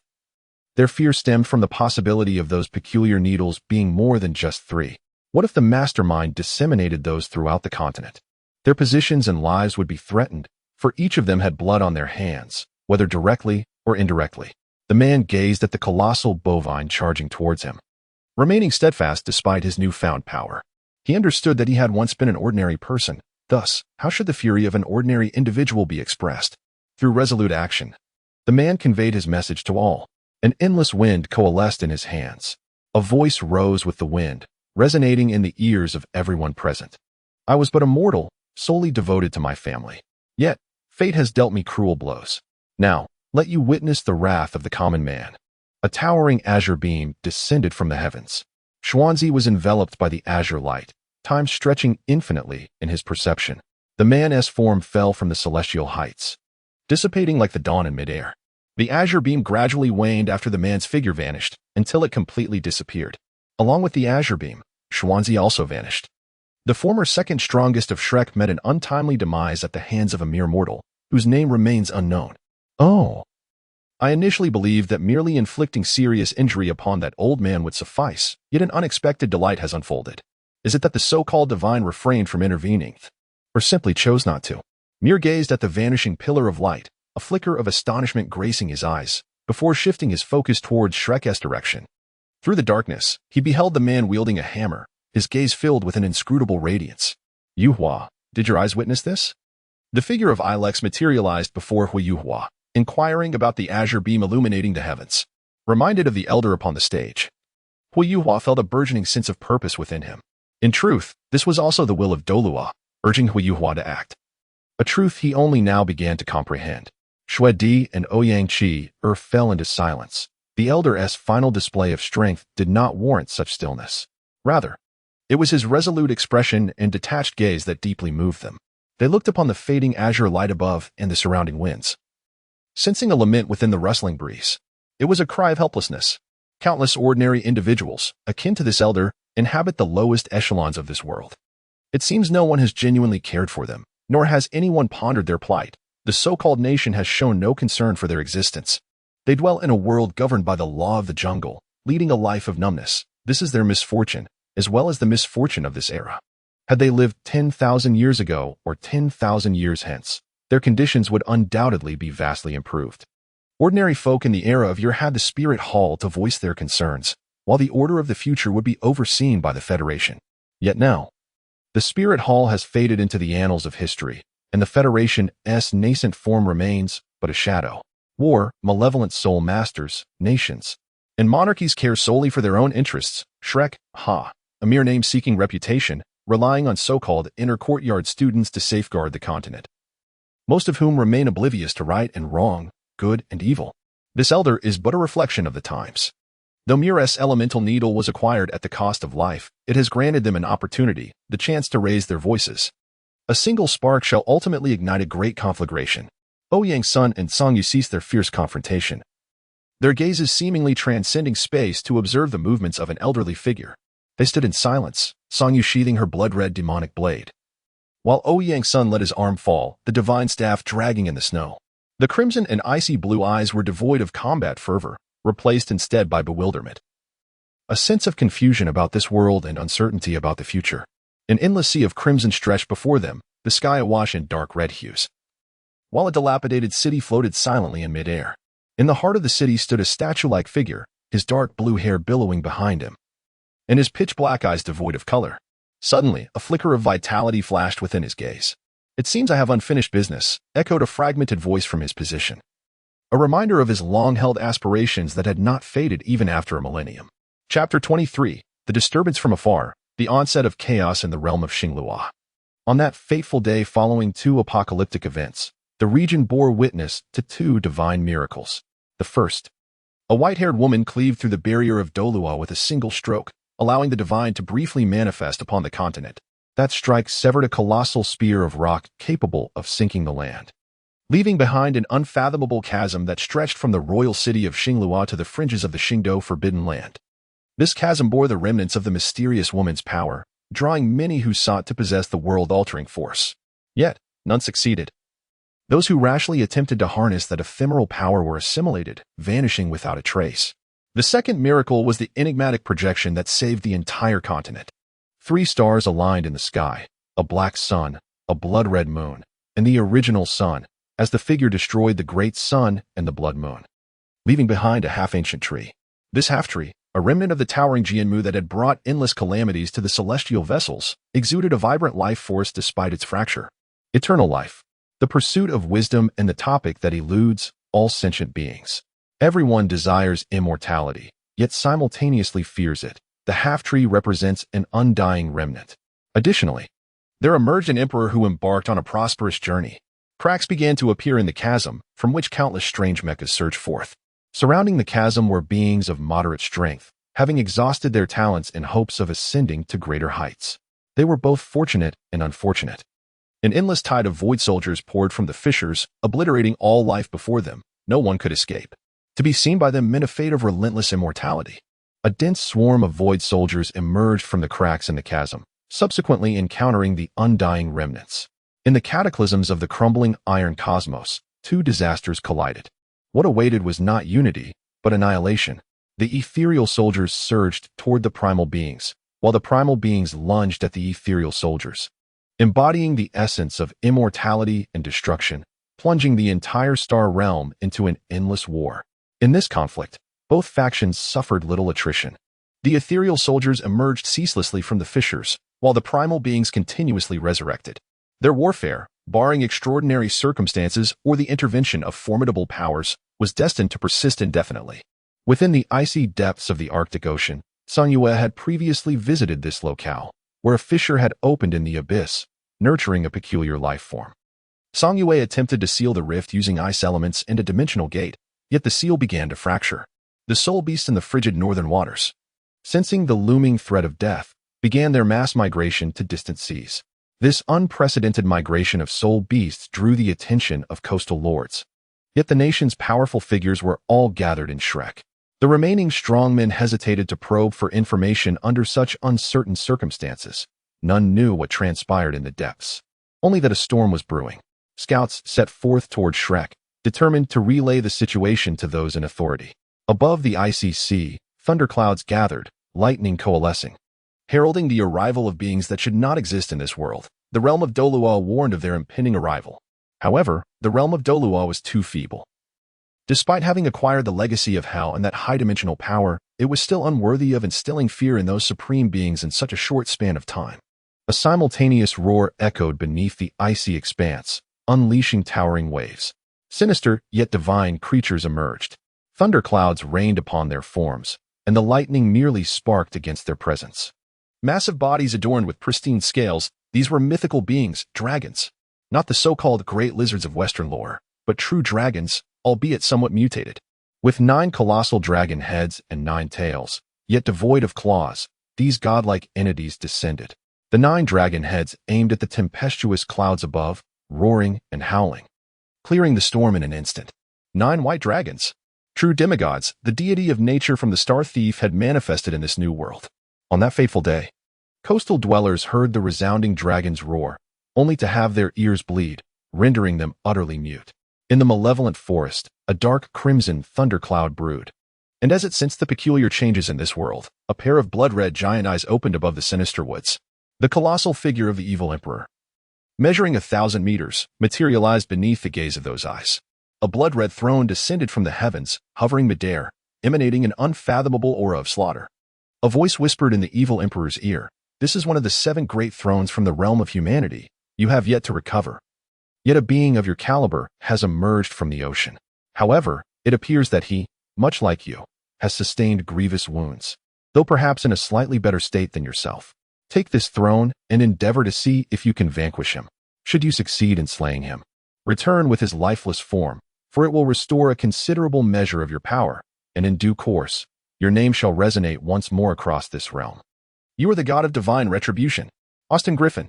The evil emperor listened attentively to the directives of the god of divine retribution as the throne diminished in size, and he transformed, setting forth towards the icy ocean. In a world resplendent with color, the priest who had been observing the Douluo barrier noted its weakening. The current barrier could no longer prevent the gods from descending to the mortal realm. The priest established contact with the 5 divine kings through a unique method. In the heart of the divine realm, for the first time, the 5 divine kings did not engage in discord, destruction. I propose that we all descend simultaneously. Douluo Star is the foundation of the divine realm, and it underwent a sudden transformation over a decade ago. Tang San paused momentarily before articulating the reason that had left them in contemplation regarding their descent. The flow of time on Douluo Star has now aligned with that of the divine realm, which signifies that Douluo Star can fully endure our might. You must comprehend the implications of this. Should Douluo remain outside the control of the divine realm, it will inevitably give rise to a divine king, one that belongs to Douluo.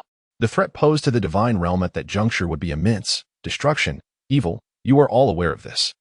Tang San revealed all that he understood. Douluo Star had utterly escaped their dominion. He too required assistance, and fortuitously, the divine realm housed several allies, 4 divine kings, along with a few others of comparable strength. Tang San's gaze penetrated deeply towards Douluo Star. This time, he intended to cleanse Douluo Star of all anomalies. If the Child of Destiny dared to defy him, he would not hesitate to seek a new Child of Destiny. Meanwhile, the distant upheaval had not yet reached the ears of the Shrek crew. After all, following the transaction of the elemental needle, Tang Hao employed the divine power at his disposal to shield their location, ensuring that no unforeseen events would unfold. This barrier functioned similarly to a protective enchantment, albeit with a special purpose, simultaneously preventing the flow of news in and out. Thus, the changes occurring across the continent remained unknown to those within, save for those not belonging to this world. Muir, the returning Ouyang's son, Song Yu, Lan Shui, Ouyang Chi'er, the enigmatic woman in green, along with Su Jiawei, and the true leaders of the continent, Gu Yechen and Gu Yuna, all perceived something different at that moment. However, it was too late. The ensuing transaction was nearing its conclusion, and they hoped the situation was not as dire as they sensed. The group suppressed their impulses as the trade gradually approached its climax, filled with complex emotions. Chapter 24. The battle commences. The final items on stage were illuminated as the black cloth was pulled away, plunging the venue into silence. All members of Shrek rose to their feet, their eyes filled with indescribable shock and fury. They gazed at the figure on stage, where the myriad facets of human existence unfolded. Some felt sympathy, others derision, some sneered, others slandered, while a few desired possession and others sought destruction. On stage, Zhang Lishuan, clad in a cool, translucent green garment, revealed her fair skin, partially obscured. Bound in a tortoise-shell-like restraint, with a mask and blindfold, one foot dangled in midair, connected to an iron cage. Her hands were shackled behind her, and her current state bore no resemblance to the serene moon fairy she once was. Nevertheless, the crowd recognized her as Zhang Lishuan, the former designated master of Shrek's Sea God Pavilion. Senior sister, how could this be? It's impossible for senior sister to end up like this. Ma Xiaotao stood up in a fury, flames igniting around her, and fiery wings emerged from her back. I shall handle this. An overwhelming pressure forced Ma Xiaotao to the ground as anger surged in Tang Hao's eyes. The faces of Shrek and Haoyan Sect were utterly disgraced. The former missing designated master had been treated as an object in this continental auction, regardless of the forces behind this act. He vowed to eradicate them along with their backing, for he could not quell the hatred in his heart otherwise. Clearly, the transaction could no longer proceed. In an instant, the realm of slaughter enveloped the area, and endless light dispelled the surrounding darkness. Muin and Yin Xiaozhi simultaneously manifested their martial souls. From the shadows, everyone revealed themselves in that place. Oh dear, are you in a rush? Or does Shrek and Haoyan Sect intend to disrupt the rules? Lan Shui gazed with a gentle smile at the three individuals suspended in midair, her alluring voice suddenly turning frigid. Ouyang Sun tightened his grip on the divine demon staff, while Tsang Yu crossed her arms, the blood-red demonic blade faintly visible within her embrace. Ouyang Qi'er cheerfully clung to Ouyang Sun's free arm, and despite his disdainful glance, she tossed her head, causing a small azure orb of light to appear in the hand of the Snow Empress. The six-winged seraph unfurled his wings behind Qianqiu, wielding a luminous sword as Gu Yechen stood resolutely, an imposing aura emanating from him. Mir leaned lightly against a height, clapping his hands, his gaze fixated on Tang Wujing. A frenzied smile gracing his face, flames rising from his palms. Behind the woman clad in green, a pair of emerald wings emerged, exuding an air of unparalleled nobility. While an elder silently observed the gathering from behind her, Nox occupied a position beneath the stage, having been present before these individuals dispelled the darkness. She sensed the impending turmoil and realized there was no time to squander. Rules. I am the embodiment of rules. The realm of slaughter surged, and upon seeing Lan Shui, he comprehended the unfolding events, once again, these outsiders. This time, he vowed to eradicate them. The blood-red Haoyan Sect transformed into a mountain, targeting Lan Shui and Zhang Lishuan with a crushing descent. Once Zhang Lishuan perished, they possessed myriad ways to conceal this scandal. No, please. Ma Xiaodao's eyes darkened. Within the academy, Zhang Lishuan had treated her with kindness. Witnessing the moment Zhang Lishuan was about to meet her demise, malevolent flames consumed the remnants of her sanity, giving birth to the ultimate darkness, the Dark Phoenix. A pure essence of shadow materialized before all, and a puppet appeared behind her, whisking Ma Xiaotao away before the Shrek individuals could react. Holy Spirit Sect, you seek death. A roar emanated from within the body of the radiant phoenix as it pursued the puppet. Muin was obstructed by another colossal puppet and the dark sacred dragon. Humph! Tang Hao snorted coldly, channeling divine power. Both Yu Shishui and Long Xiaoao sensed an imminent threat, employing their life-saving techniques to escape simultaneously. 6 Elemental Turbulence. Upon seeing Tang Wujing once more, Mir could no longer contain himself, cursed the grand scheme. His singular desire was to rend that individual to pieces. Flames, water, earth, lightning, trees. In metal, 6 elemental streams converged and surged toward Tang Wujing. The specter of death loomed in Tang Wujing's heart at a crucial moment. The Titan transformed into a Titan great ape and bore the brunt of the strike. A top-tier powerhouse beneath the divine level sustained severe injury without invoking divine power. Colorful dragon claws erupted from behind the Titan, striking down upon its head. Dragon God Claw. The starry sky had vanished. Those who survived were evolved soul beasts. He no longer needed to assume the mantle of the beast god. Now, he solely desired to eliminate those heinous perpetrators responsible for this chaos. Titan and Yo Tian were among them. This is the original realm, where for an extended period, the continent's foremost powerhouse, the golden-eyed Black Dragon King, Emperor Tian, reigned supreme. The azure-hued divine dragon unleashed a thunderous strike, sustaining injuries while intercepting the blow. Yet it ultimately saved Titan. The fabric of space was torn asunder, 5 claw marks rending the sky, descending upon the fortunate Titan who narrowly escaped calamity. The sky-rending claw. Bear King also took action. Only a few beasts remained from the Dark Gold Terrorclaw clan, and as their leader, he was determined to avenge this grievance. Blue golden vines transformed into a barrier, absorbing the impact of the attack, as a Yin's figure emerged beside Neo Tian and Titan. Emperor Tian, Bear King, and Muir formed a triangular encirclement around them. Gu Yuna intercepted Shrek's reinforcements, for the hatred harbored by Emperor Tian and his companions must be unleashed by themselves, while Gu Yuna's role was to provide support. The Silver Dragon Spear and the Golden Dragon Spear appeared in her hands. Emperor Tian's colossal dragon form morphed into human shape, adorned with dragon horns, wings, and dark golden slit pupils brimming with fury. In his grasp lay a golden long knife. Known as the Dragon Clan's Dragon Slayer. What do you wish to approach? Have you sought permission from my mother? The humiliation you scoundrels inflicted upon me will be repaid in kind. Clad in black battle armor and wielding 2 black lightsabers, Lan Shui unfurled her obsidian wings, confronting Tang Hao. Above the stage, a black formation shielded Zhang Lishuan. The woman on stage removed Zhang Lishuan's blindfold, intending to lower her down.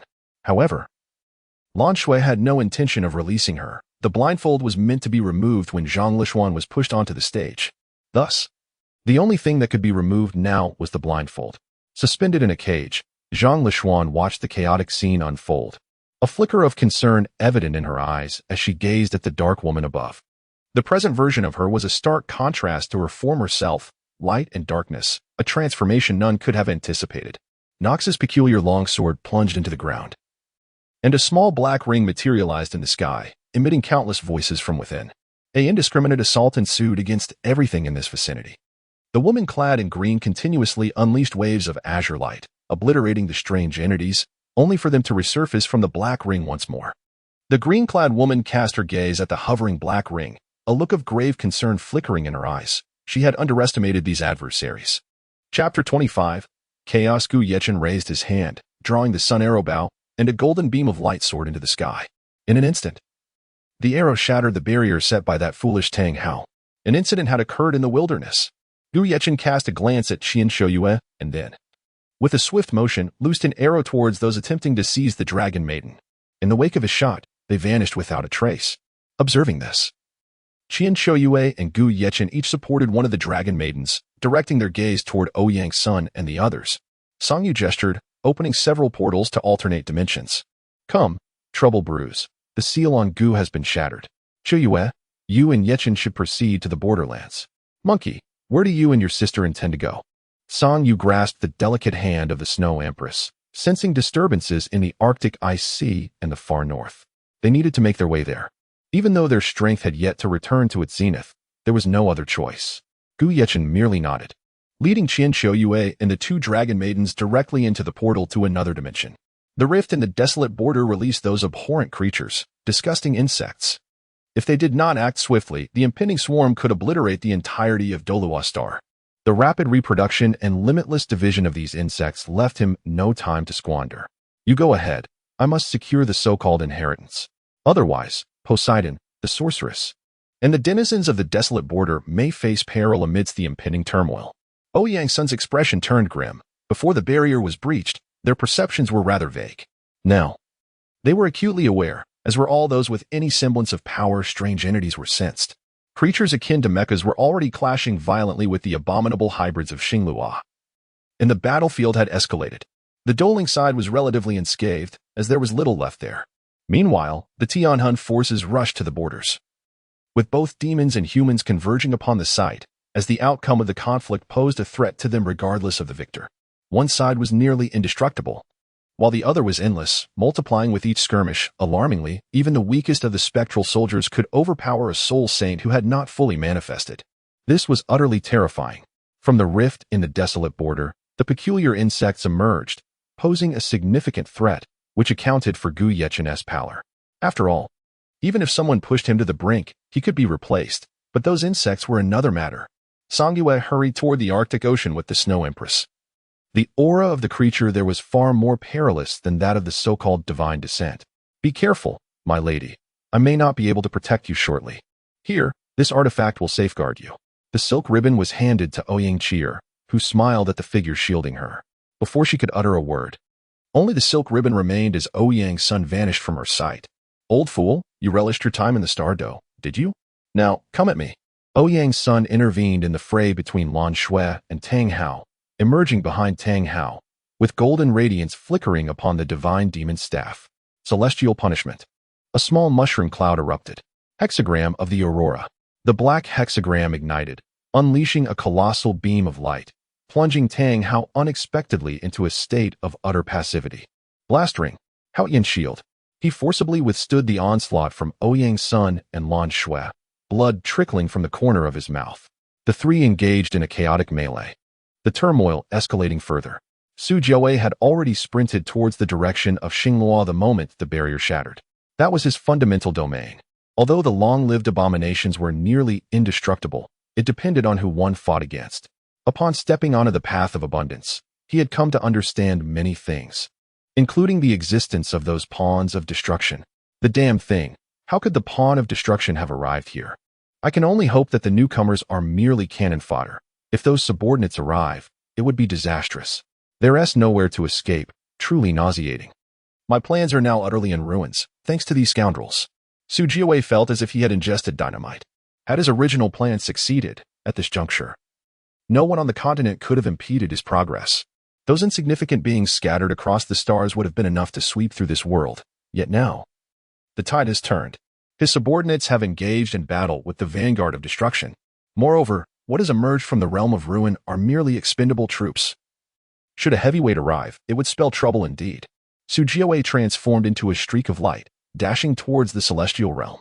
Ouyang Cheer and the others who had not yet engaged observed from a distance. As the conflict unfolded, a crackling distortion appeared in the sky. That was the forsaken Jialing Pass.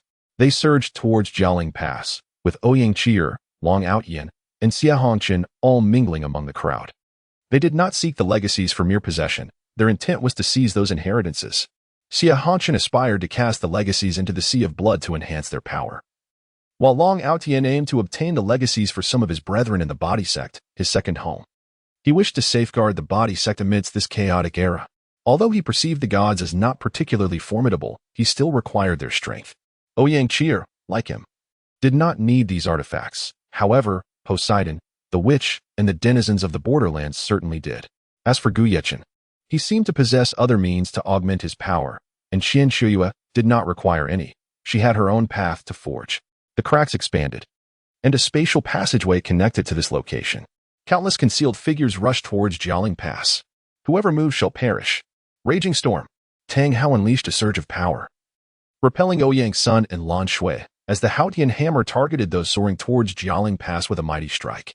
Ouyang Cheer recklessly charged towards Jialing Pass. Believing her brother could withstand the onslaught, they must acquire a portion of the divine legacies, for they could not perpetually protect those of utmost importance. Old man, do you truly underestimate me? Qi Tian.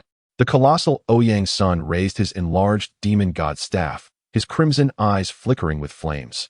As he aimed the staff down at Tang Hao, choosing not to intercept Tang Hao's attack, he could not thwart it. To be precise, the timing was not right. His sole purpose was to eliminate this fool. Tang Hao would either need to redirect his attack to defend himself or wager his life against the lives of others. He was betting that this fellow valued his own life more. Moreover, his sister is certainly no mere ornament, even in his absence. She has proven capable of standing on her own. After Ouyang's son exerted his full strength, Lan Shui deftly extricated herself from the battlefield. She harbored a strong desire to eliminate the one wielding the hammer, yet more pressing matters demanded her attention. Her enigmatic gaze settled upon the still intact stage, and she exhaled softly in relief. Let us first ensure your safety, she declared, releasing Zhang Lishuan, who had been suspended, with no time to free her from her bindings. Scooping up the bound Zhang Lishuan, Lan Shui unfurled her black wings, intending to depart. Leave if you must, but relinquish the light element. A voice echoed, as a venomous serpent launched its attack from the shadows. A colossal earthen dragon erupted from beneath the stage, engulfing Lan Shui. Damn it, as expected from the light. It moves with such swiftness. Mir's expression darkened as a massive fist struck at him during his moment of distraction. He extended his hand to intercept the Titan's crushing blow, but was sent flying by the force of the strike. Chapter 26. The Age of Turmoil. I have truly shown you leniency, you gorilla. he roared. Unmoving king. A towering flame giant rose, wielding a golden greatsword. Its surface clad in stone armor. Lightning and fire entwined around the massive blade as great trees sprouted beneath the Titan's feet, while torrents of water and colossal vines coiled around its form. The greatsword was aimed at the Titan's head, descending with lethal intent. Roar. Titan Sky Cannon. Gravitational field. The accumulated earth elements broke free from their constraints, and the concentrated energy waves surged toward the oncoming greatsword, crackling with lightning and fire. A mushroom cloud erupted at the collision. Erming. The violent explosion momentarily distracted Neo-Tian. So concerned for him, why not join him in the afterlife, traitor? Black Dragon Sword. 10,000 dragon flames. The massive black sword was enveloped in thick, dark flames. Neo-Tian recognized the source. It was the Dragon Clan's innate ability, the indomitable fire. Slow field. Azure Silence Thunder. The cerulean lightning coalesced in Neo-Tian's hands as a claw of electricity lunged toward the approaching black dragon sword. Dark Domain. An expanse of boundless darkness enveloped Neo-Tian's slow field, causing Tian's presence to vanish within the shadows. Colorful radiance ignited behind Neo-Tian. Dragon God Claw. The 9-color dragon claws targeted Neo-Tian's vital point. He wished for the demise of these traitors. In the extreme North Sea, the evil emperor appeared in midair, accompanied by a blood-red throne. A formidable psychic force stirred monstrous waves, and beneath the sea, 9 pairs of golden eyes flickered to life. Legendary creatures awakened. The white dragon breached the water surface, manifesting upon the ocean. An overwhelming divine might press down upon the evil emperor, bending his waist momentarily. The blood-red throne exuded an aura of death and slaughter. The throne of judgment and carnage. The throne transformed into blood-red armor and 2 crimson long swords. And the evil emperor's eyes were filled with fury. Damn it! I care not what you are, daring to humiliate me. You shall perish. The blood-red sword light surged with spiritual power, striking towards the divine-like entity. An ice sword cleaved through the blood-red sword light. What did the evil emperor intend by invading my northern realm? Did he seek war against me? Simultaneously, the Snow Empress, Songyue, and the Sea Princess appeared. The Sea Princess and the Snow Empress intercepted the evil emperor, while Songyue faced the 9-headed white dragon, for she too required the power of the nature deity. Her strength was still far from restored, and the white dragon had yet to regain its full might. Defeating it could allow her to rapidly return to her former pinnacle. The chaotic continent stirred. She was not at her strongest now, hence she needed to subdue the white dragon. The blood-red demon sword emerged. Heaven and earth, only I reign supreme. The frigid ice sealed this expanse, forcing the 9-headed white dragon away from the sea, its 9 heads roaring menacingly at Songyue. It sensed a threat, however. Should it consume the entity before it, its authority and power could be nearly restored. After all, it was a deity governing nature. Lightning, tempest, rain, flames, and toxic gas. The 9 dragon heads unleashed their disparate powers, violently charging towards Songyue. Ice, space, and blood-red lotuses adorned the sky and sea, the frigid aura palpable from afar. Damn it, can such a monster truly be slain? Has that esteemed one overestimated my abilities? The evil emperor confronted the Snow Empress and the Sea Princess. Feeling the tumultuous battlefield resonating from afar, his expression darkened. Such monsters seemed plentiful on this continent. The evil emperor squinted, his blood-red armor and dual swords emanating an aura of judgment. This was the 7 great thrones of the divine seal in Douluo. These would be classified at the very least as super-divine artifacts. The Snow Empress and the Sea Princess fixed their gazes intently upon the evil emperor. Previously, they could only force him to flee, but now the outcome was uncertain. After all, the Snow Empress had yet to recover her peak. And while the Sea Princess had remained at her zenith, she was inherently no match for the evil emperor. Spiritual domain. Imperious cold sky. Snow dance, shining sun. Sireness voice. Recreation. Snow dance, shining sun. A cerulean spiritual domain surged with colossal waves, 2 snow-white suns appearing in the sky as the 3 domains collided, raising towering tidal waves. Imperial sword. Ice extreme peerless. The evil eye gazed intently. The 100-foot ice sword collided with the white radiance. The ice sword shattered, fragments flying in all directions. While the evil eye's power diminished significantly, its residual force surging towards the Snow Empress. Oceanic power. The Sea Princess summoned a staff, harnessing the ocean's power to deflect the remnants of the malevolent eye's influence.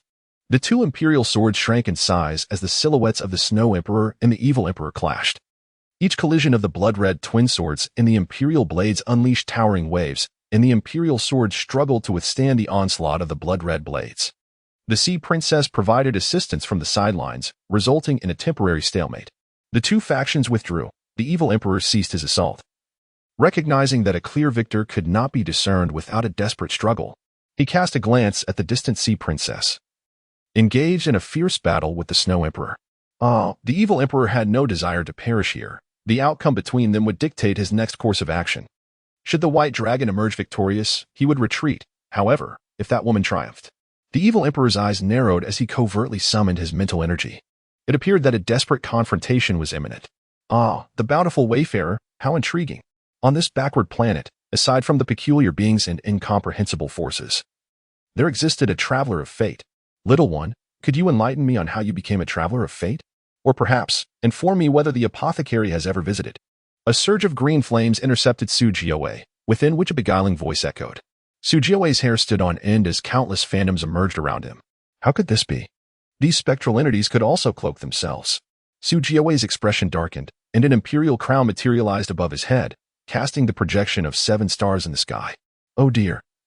Little one, do you truly believe that having embarked on the bountiful path, you can disregard my words? It is only my benevolence that prevents me from contesting with you. Had those other beings been here, you would have been reduced to ashes. A teasing tone emanated from the green flames. When did the Lord of Annihilation ever display such kindness? What you have arrived with is merely a powerless projection, is it not? Otherwise, you would have simply subdued me. Am I not correct? The Lord of Annihilation. Su Jiawei sneered coldly, his gaze fixed upon the floating flames not far away. Silence ensued, followed by maniacal laughter. Ha. How amusing. Can you withstand the blessing of destruction? Annihilate him. A somber voice resounded from the flames. Gradually, the flames began to dissipate, and the phantoms charged fearlessly towards Su Jiawei. The 7-star projection in the sky descended with radiant light, obliterating the phantoms that approached him.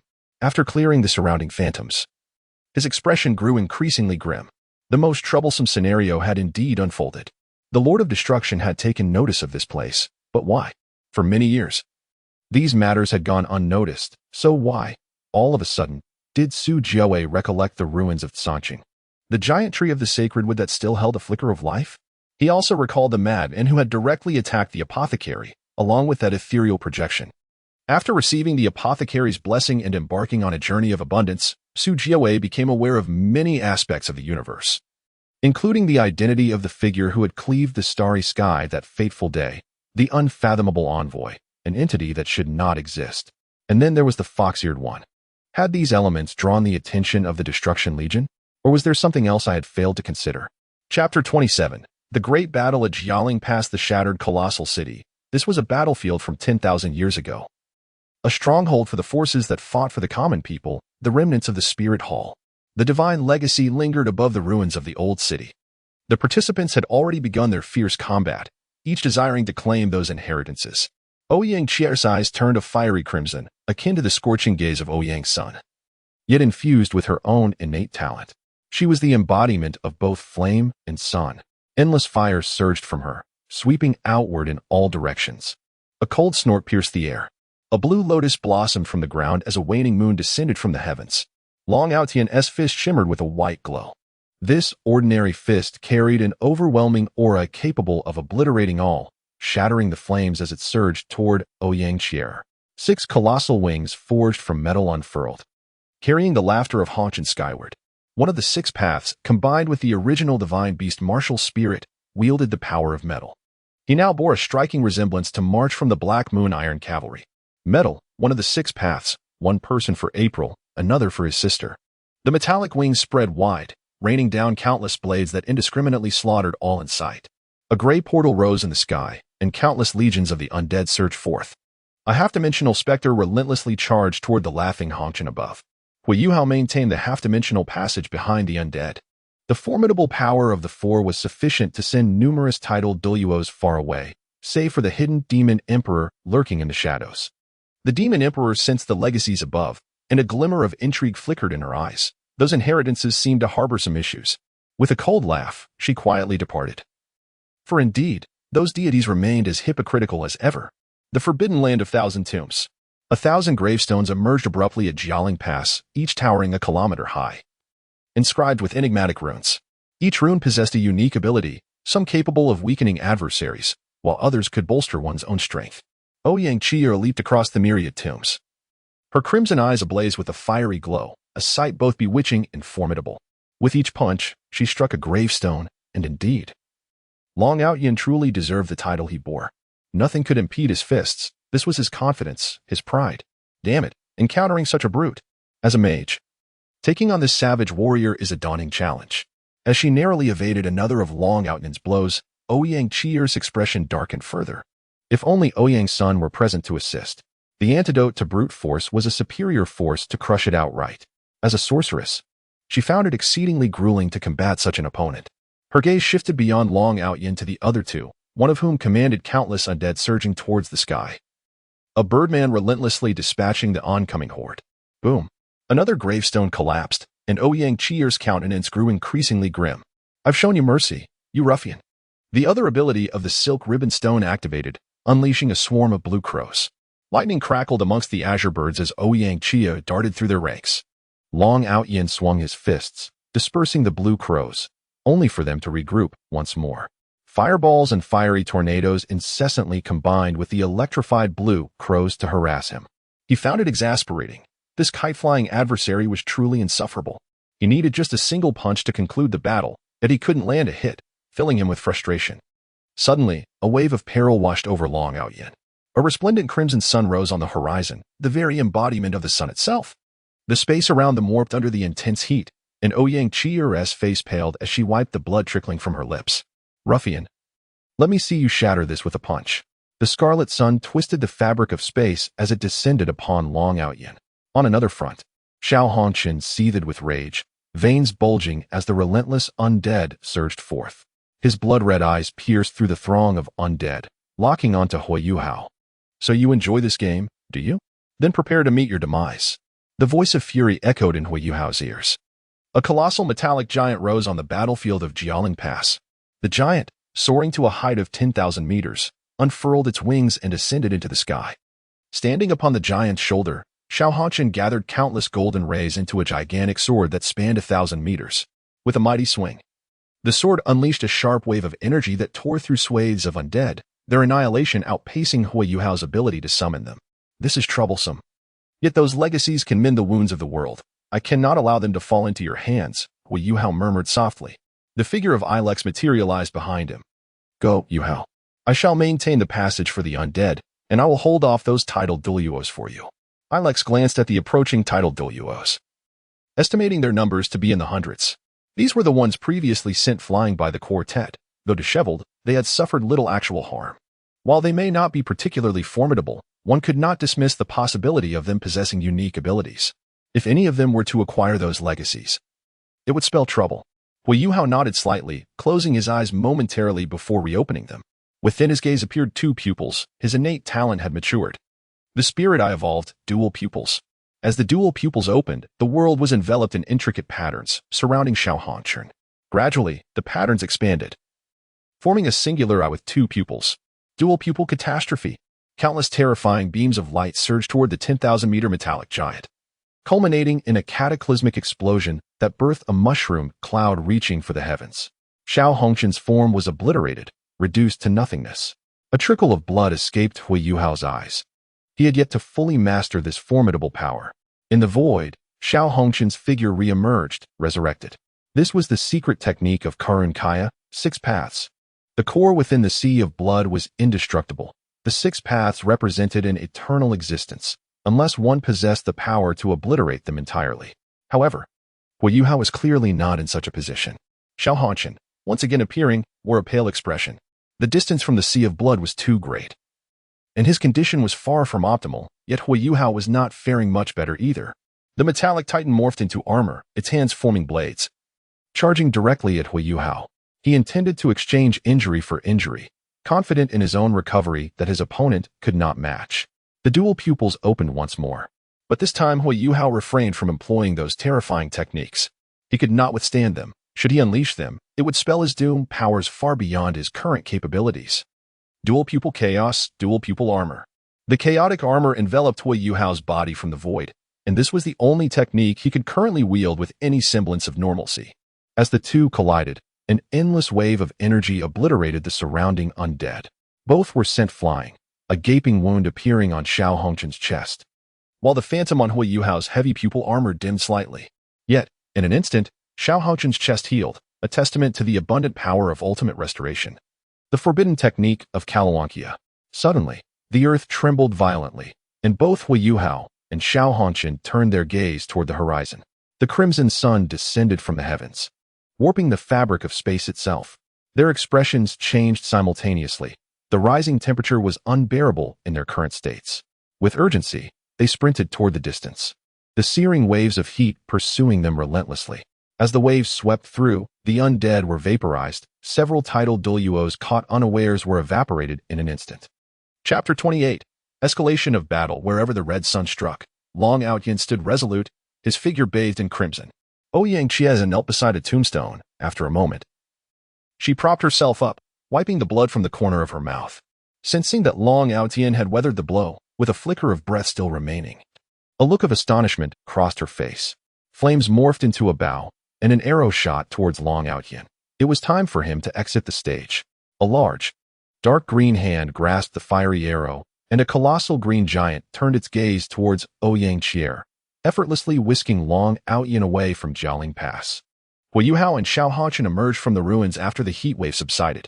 One bore a heavy pupil armor that had become ethereal and faint, while the other's injuries were healing at a sluggish pace.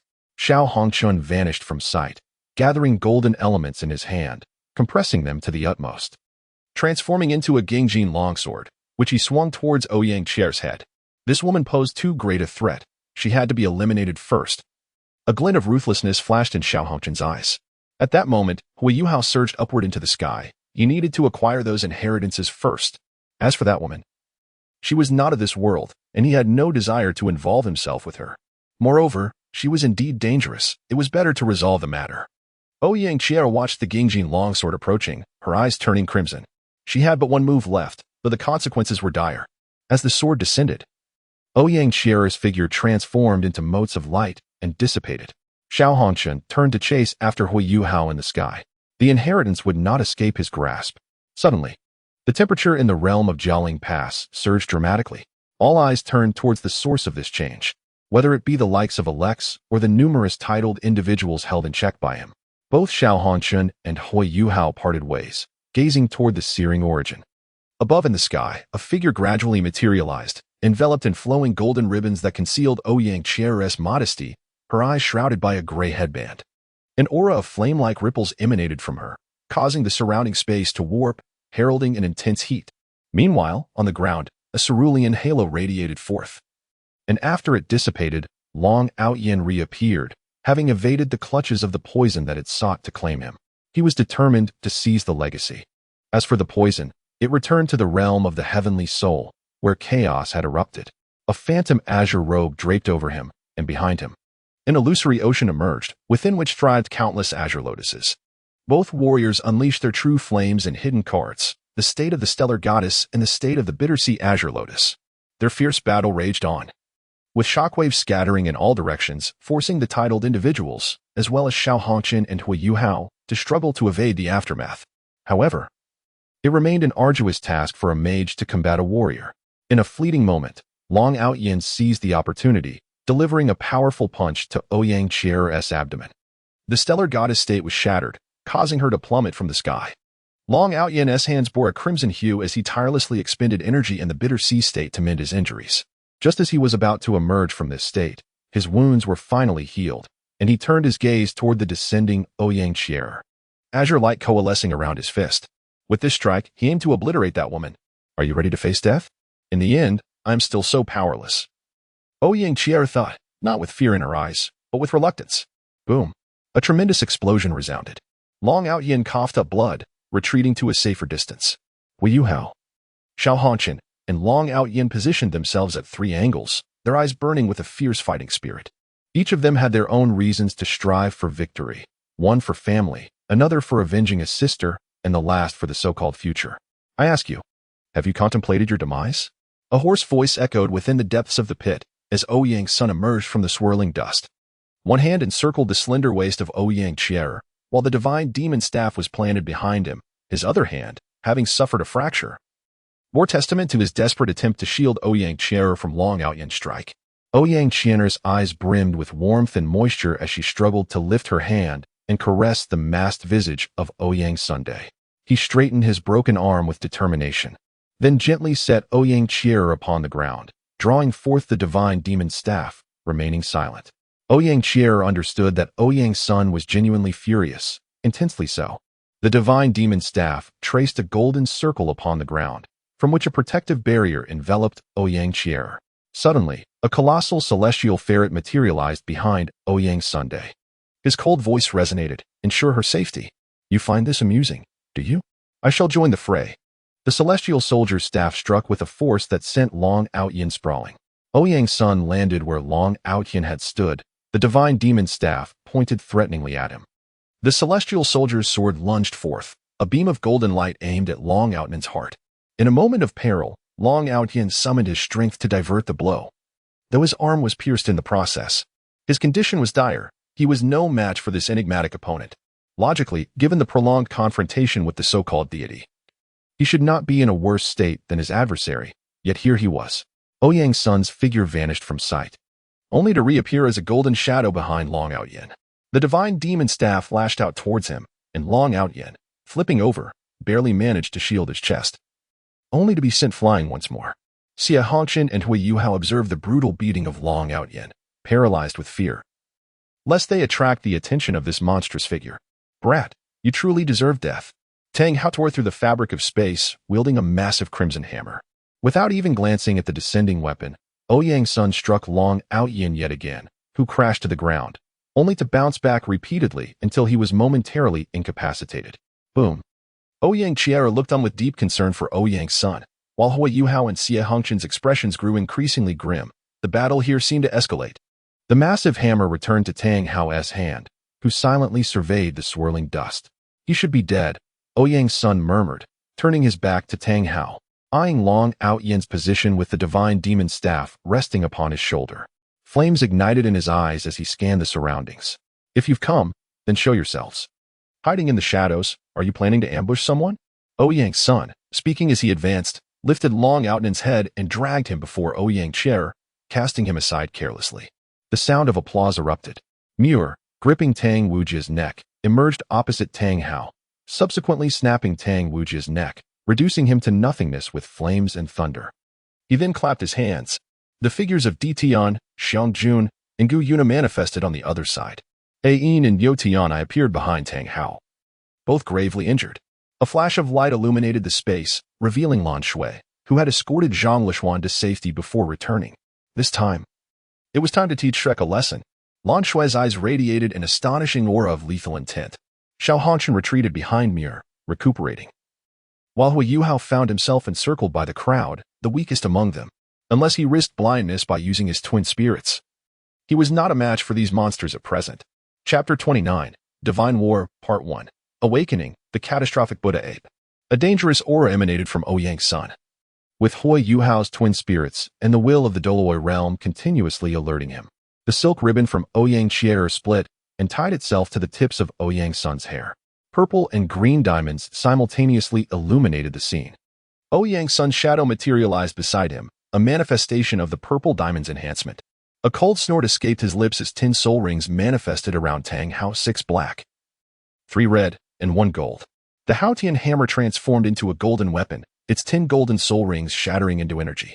This energy surged into Tang Hao, elevating his aura beyond the critical threshold of Douluo, reaching another level, as the Haotian hammer morphed into a massive black-red sword. The realm of slaughter coalesced upon the giant sword, which exuded a bloody atmosphere of carnage. Lan Shui ascended, an array of light converging upon her from the heavens. The light coalesced into a colossal dragon of light, the spirit of the light element. Upon the emergence of the golden light dragon, it let out a pained roar. And in an instant, its eyes turned pitch black, its body shifting from pure gold to an abyssal shade.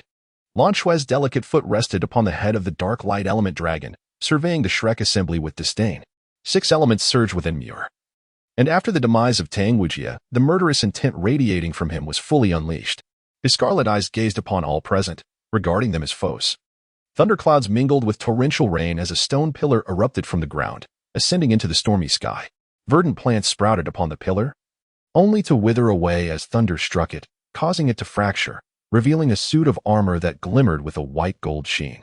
This bore the essence of a demigod. Mira once again harnessed the 6 elements to forge the White Emperor star armor, capable of unleashing semi-divine prowess, albeit not as formidable as a true demigod. The armor enveloped Mira, manifesting both divine and demonic essences upon him, a fusion of the semi-divine sanctity and a destructive malevolence.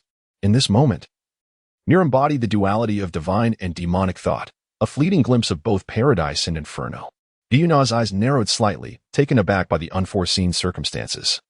It appeared that all those present had tapped into extraordinary abilities, rendering her own efforts seemingly inadequate. A flicker of struggle crossed her face as she turned her gaze towards Ouyang's son, recalling the debts incurred during the Douluo auctions, where both Ouyang's son and Gu Feng owed her a favor. Yet now, she pondered the relevance of that favor.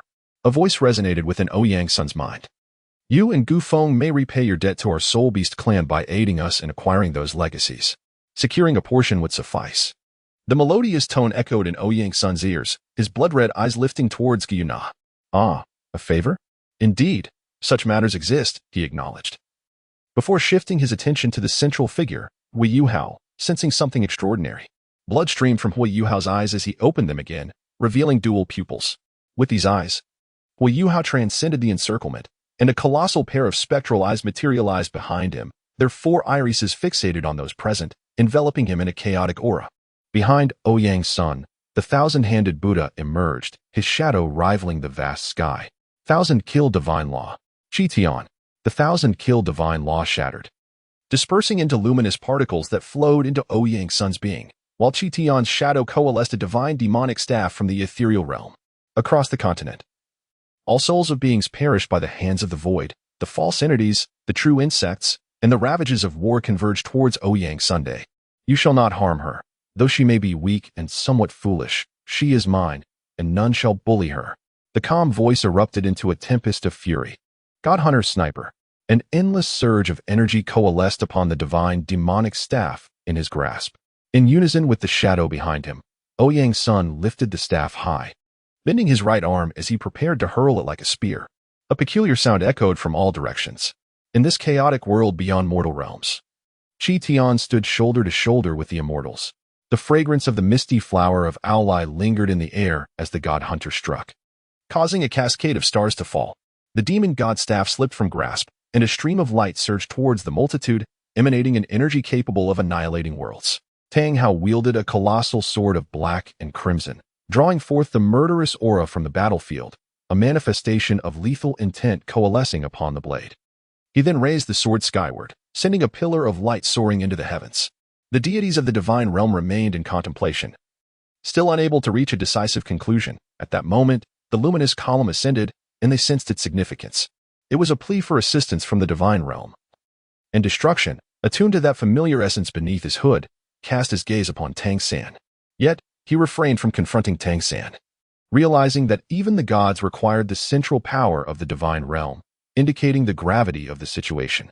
Destruction, who had previously been at odds with Tang San, found himself compelled to set aside personal grievances. The central divine realm transmitted energy to Tang Hao, transforming the appearance of the black and crimson sword.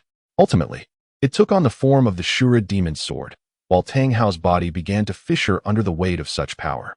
Unable to withstand it as the magic sword materialized, the Shura blood sword, the immense Shura demon sword, cleaved towards all present.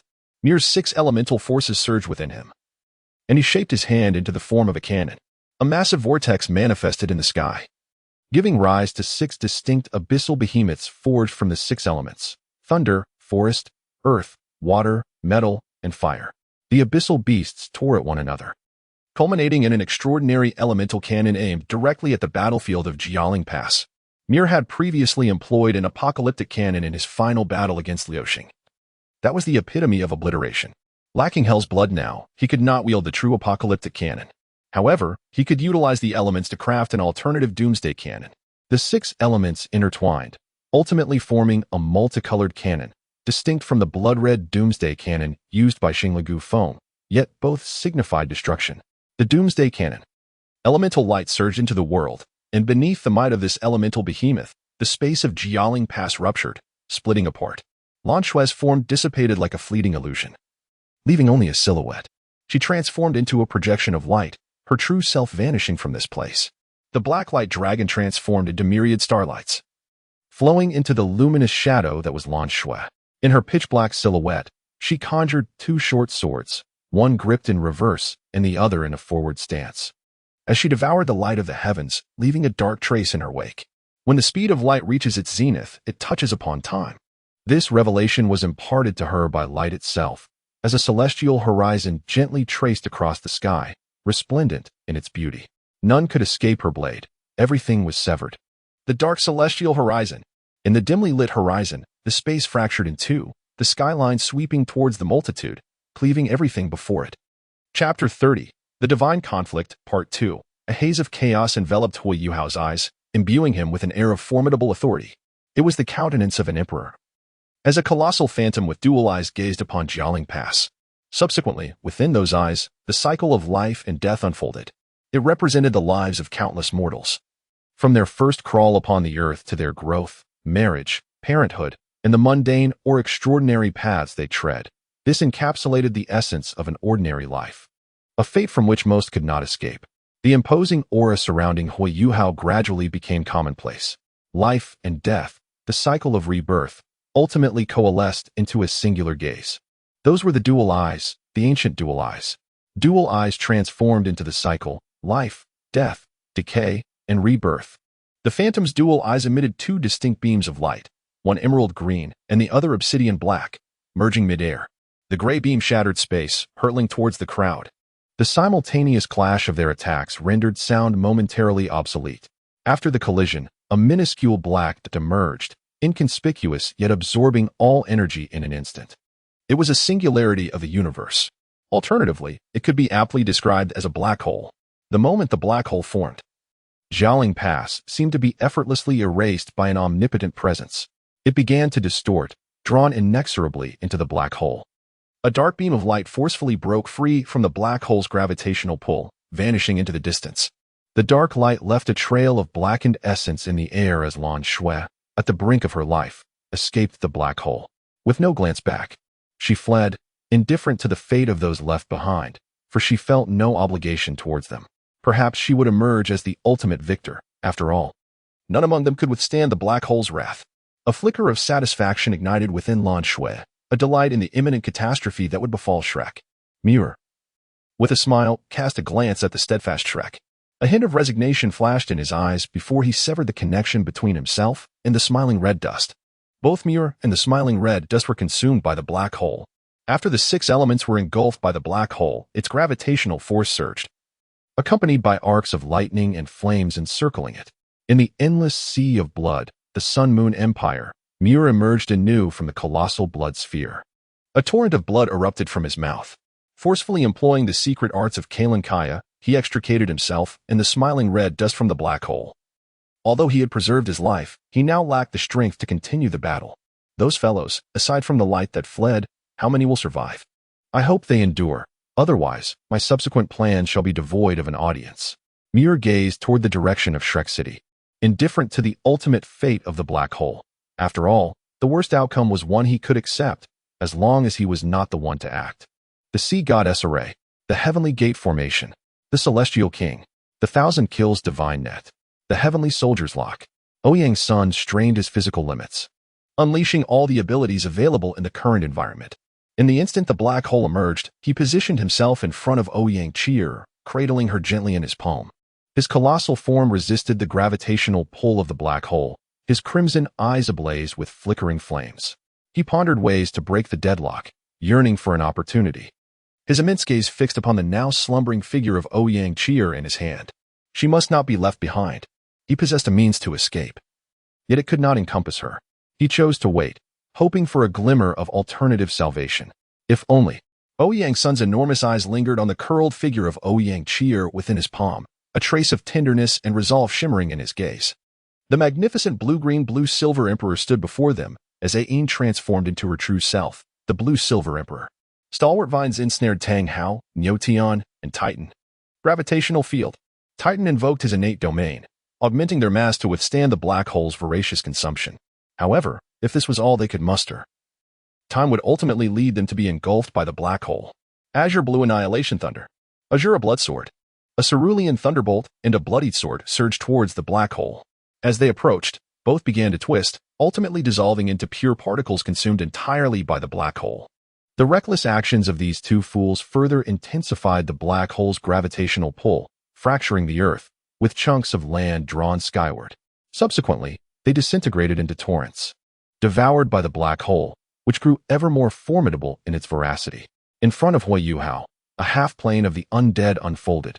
However, the passage to this realm was distorted by the black hole's insatiable appetite. Blood tears streamed incessantly from his eyes. The chaotic aura provided him some respite against the black hole's pull, yet this was not a sustainable solution. He could not endure for long.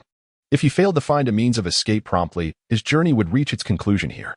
Memories of his life flooded his mind. In contemporary terms, it could be described as a fleeting glance, signifying the imminent demise of someone. Born in the Duke of the White Tiger's estate, with an uncaring father and a mother who departed in his childhood, he had always believed that the perpetrators were those within the Duke's household.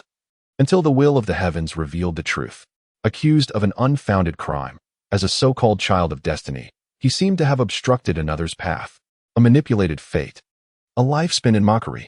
Anger flickered in his eyes, and the intensity of his hatred jolted him to awareness. His forehead split open, revealing an illusory vertical pupil, intricately etched with myriad patterns. Within this pupil resided a peculiar eye, its iris a pristine white.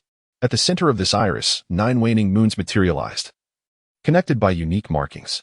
The river of fate in the Douluo realm materialized, and Huiyuhao's form began to become ethereal. Just as he was about to escape the black hole's grasp through the awakening of his third eye, time in the Douluo universe came to a standstill. A great presence cast its gaze upon him. A being beyond the script, this is not your reason to touch the narrative. A figure surged against the current of time. Intent on erasing this variable from existence, their script had no room for them. Ah ha ha ha ha. In-game, you remain ever the charlatan. This is the final remnant of the territory shattered by that fellow long ago. It cannot be erased, or else the amusement is lost. An indescribable shadow intercepted the great figure within the river of time. Countless masks aimed at the indistinct form, one smiling mask meeting the ephemeral visage with unwavering gaze. This is a moment worth commemorating. Remember the stir of fate. As the light flickered, all those embarking on their destined paths within the universe felt a mechanical voice resonate within their hearts. Remember the stir of fate. Celebrate the birth of demigods. The gaze of the ethereal being passed over Aha in Endgame, focusing on the realm of hell within the Douluo universe. Oh, is that fellow still alive? Ah, how delightful that is. Aha's figure departed from the echoes of the floating words, casting aside the end, and journeyed towards the Douluo universe. Chapter 31. The Divine War, Part 3. In the boundless sea of stars, the gazes of those entities fixated upon this peculiar realm, which was both fragile as dust and possessed the formidable might of a celestial deity. The bountiful aberration has manifested. The celestial vessel commands the extermination of the aberration. A unique centaur-like being issued orders to the celestial vessel. The upper half resembled a warrior, while the lower half was that of a horse, dragging a flaming chariot behind it.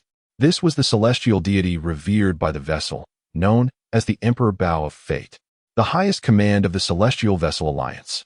A decree was dispatched to each celestial vessel, yet the majority had pressing matters of their own. At present, only a few vessels were able to mobilize forces.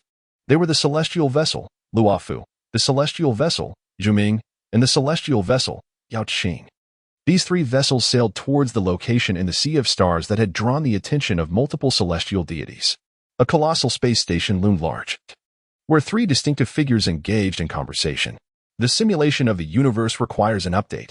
In my research with Yuan Mei, we have uncovered another conflict comparable to the crusade against the Insect Emperor. However, gathering this data proves challenging, as the Star Core has currently fled to Penacony. A figure approximately 1 meter tall gazed at a robot, letting out a resigned sigh. They had stumbled upon a remarkable discovery, yet lacked the data to extrapolate or substantiate it. One may quietly observe the black tower figure pacing back and forth, seemingly indifferent to whether this new cosmic information could be completed. She sat calmly to the side, gently swaying her wanti in her hand. Just as the three found themselves at a loss, a voice resonated through the ears of every fate traveler, including them. The Black Tower figure momentarily froze, disconnecting abruptly, while Ruan-mei stood up in surprise, leaving only the calm demeanor of Suasi Mu unchanged. A commanding voice emanated from the space station. "Come, Suasi. Ruan-mei, let us proceed to that location." On Azure Star, a figure clad in blue and purple attire suddenly rose, activating the space station's connecting passage and subsequently raising several shields around Azure Star. The Black Tower hurried towards the passage. Within the space station, a spatial door materialized beside Ruan-mei and Suasi Mu. A figure dressed similarly in blue and purple emerged. The three borrowed a spacecraft from the station master, Ista, and set off towards the Douluo universe. At the immortal vessel Luofu, General's Manor, the martial ceremony had recently concluded. Returning, Yao Qing's Feixiao had been cured of her lunar madness by the former leader of the Buli clan, Hui Lei, General Huayan of Zhuming, General Jingyuan of Luofu. Along with her, received an appointment from the Marshal of the Alliance. They were to head to that location to resolve the issue of abundance, and if necessary, the Imperial Bao would also take action. Feixiao paced back and forth in the General's manor, her gaze drifting toward the distance, revealing a hint of concern. Jingyuan and Huayan exchanged glances, a silent understanding passing between them. It seemed that since their recent encounter with Feixiao, they had noticed a change in her demeanor. Once carefree, she now occasionally found herself lost in thought, staring into the distance. Suddenly, Jing Yuan's eyes widened. He looked toward the location indicated by the Marshal and the Imperial Bao. Feixiao's contemplative gaze was directed towards the same place mentioned by the Marshal. Jing Yuan stepped forward quietly, stabilizing Feixiao. Surely, the general had some insight into the whereabouts discussed by the Marshal. Could she share any details? A rare heaviness graced Jing Yuan's countenance. Indeed, the majority of the celestial deities were fixated upon that particular location. A single misstep could spell doom for Luofu, Yao Qing, and Zhu Ming. Feixiao recognized that her own mindset was askew. She could not portray such emotions before the valiant soldiers. Taking a deep breath to recalibrate her state of mind, she deliberated for a moment before divulging to Jingyuan and Huayan the unexpected events regarding her sojourn in Douluo and her return to Yao Qing. The expressions on their faces darkened as they absorbed Feixiao's intelligence. After contemplating the information presented, Jingyuan thoughtfully analyzed their course of action. This meant that the realm known as Douluo harbored some remnants of Sangqing. Furthermore, there were those peculiar entities Feixiao mentioned, as well as a demon lord on par with the celestial deities. Jingyuan inquired further of Feixiao, seeking precise details to formulate a reasonable strategy. Feixiao merely nodded in quiet affirmation. With her confirmation, Jingyuan paced back and forth, articulating his thoughts to both of them. "Oh, I hadn't anticipated such a place existed. What is this, Huanlong? Are you incapable of subduing that locale? It's quite surprising that you would seek my assistance to venture into that backward land." The towering figure gazed at the grotesque green flame before him, his destruction legion poised for action. "Oh dear, Fenfeng. Do not tell me you're uninterested in witnessing the world of beings rivaling the celestial deities." A sultry voice emerged from the verdant flames, which morphed into the form of a female fox, none other than the illustrious Miss Tingyun of the Minghua Merchant Guild. "Of course I'm intrigued, after all. Such beings are akin to Lord Nanak." A fervor ignited on Fenfeng's face, his voice resonating throughout the vicinity as he prepared to depart. Beneath his feet, the planet began to fracture into innumerable crevices, and once they departed, it shattered into cosmic dust. Huanlong and Fenfeng rode upon the head of the doomsday beast, leading the destruction legion towards the Douluo universe, leaving devastation in their wake, indiscriminately annihilating all that lay in their path, both living and inanimate. Oh dear. Being compelled to work overtime is indeed a nuisance. A voluptuous woman draped in a purple coat reclined on a sofa, savoring tea as she gazed into the starry expanse, her eyes reflecting the vexation of her enforced labor.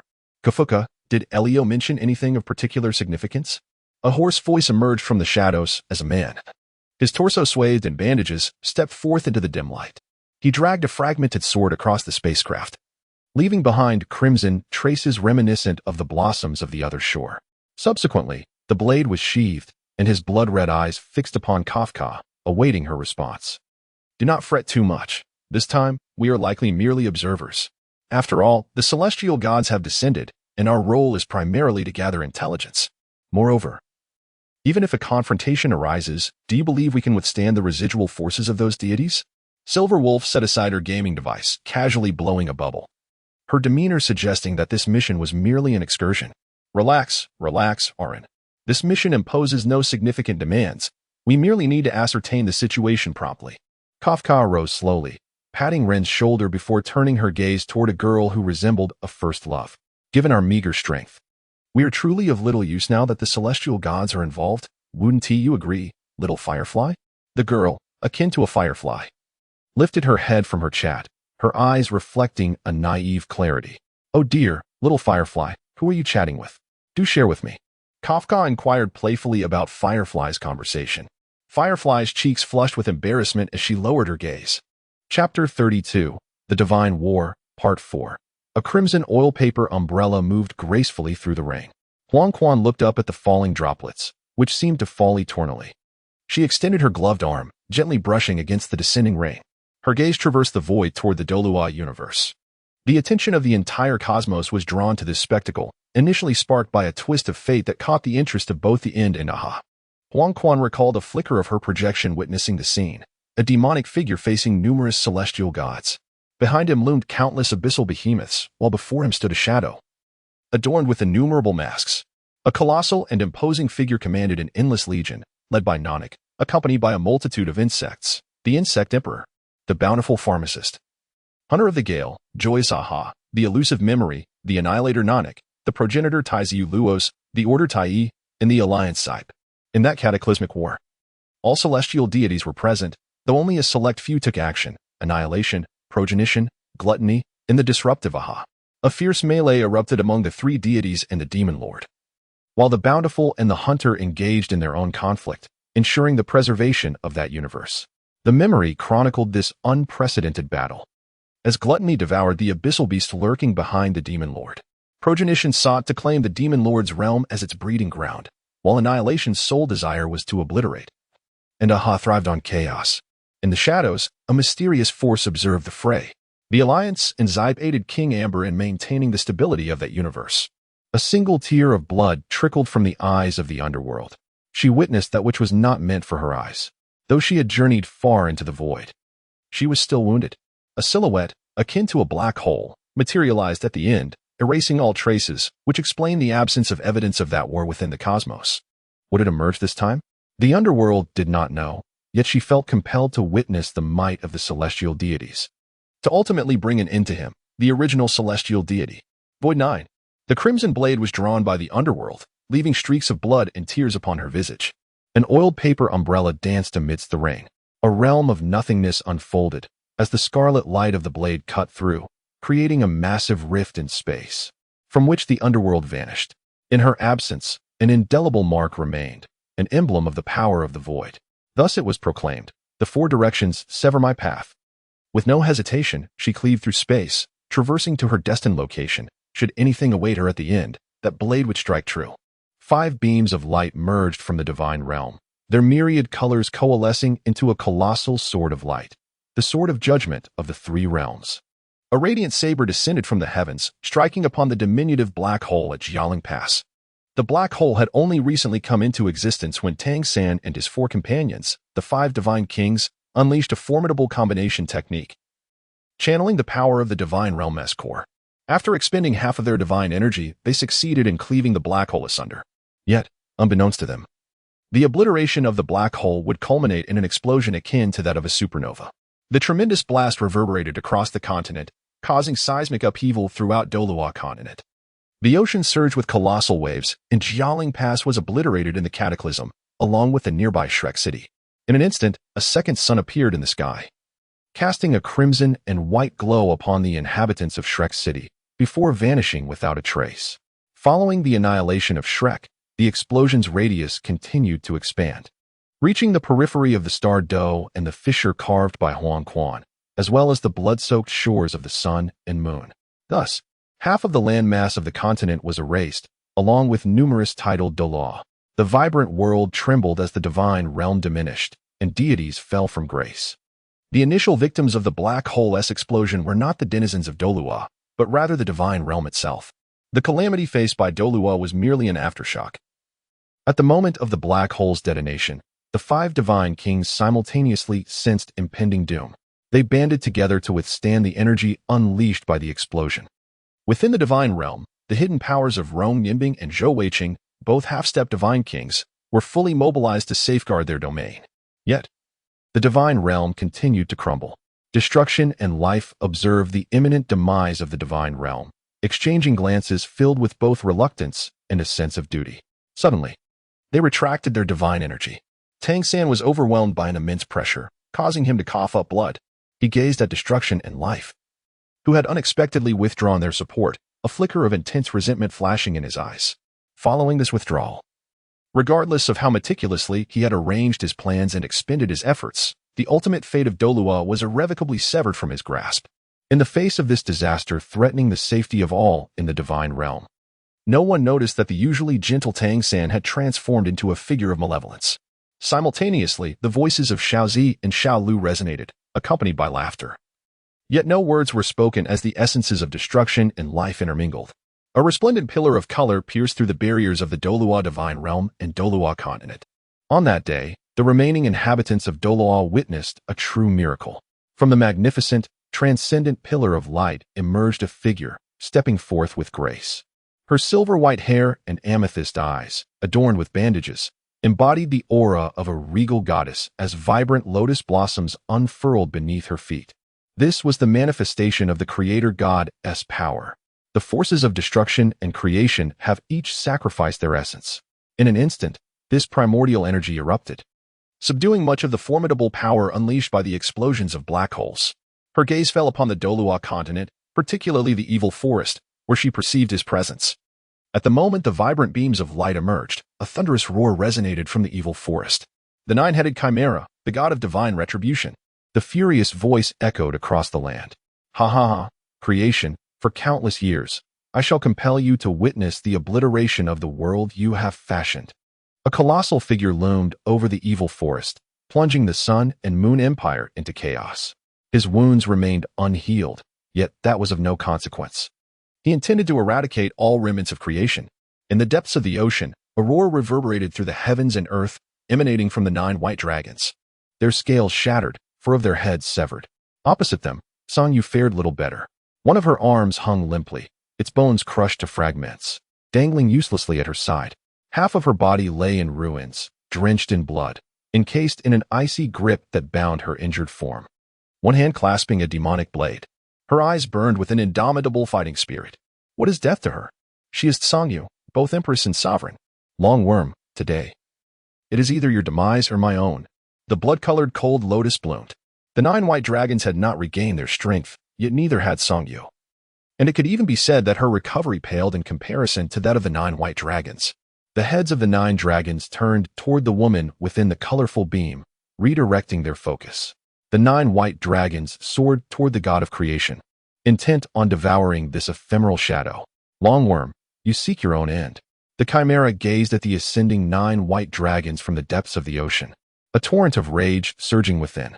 The chimera spread its wings and flew toward the 9 white dragons. The immense ice dragon pursued Song Yu, chasing after the 9 white dragons. As Lone had proclaimed, today, it is either your death or my fall. Where do you think you can flee?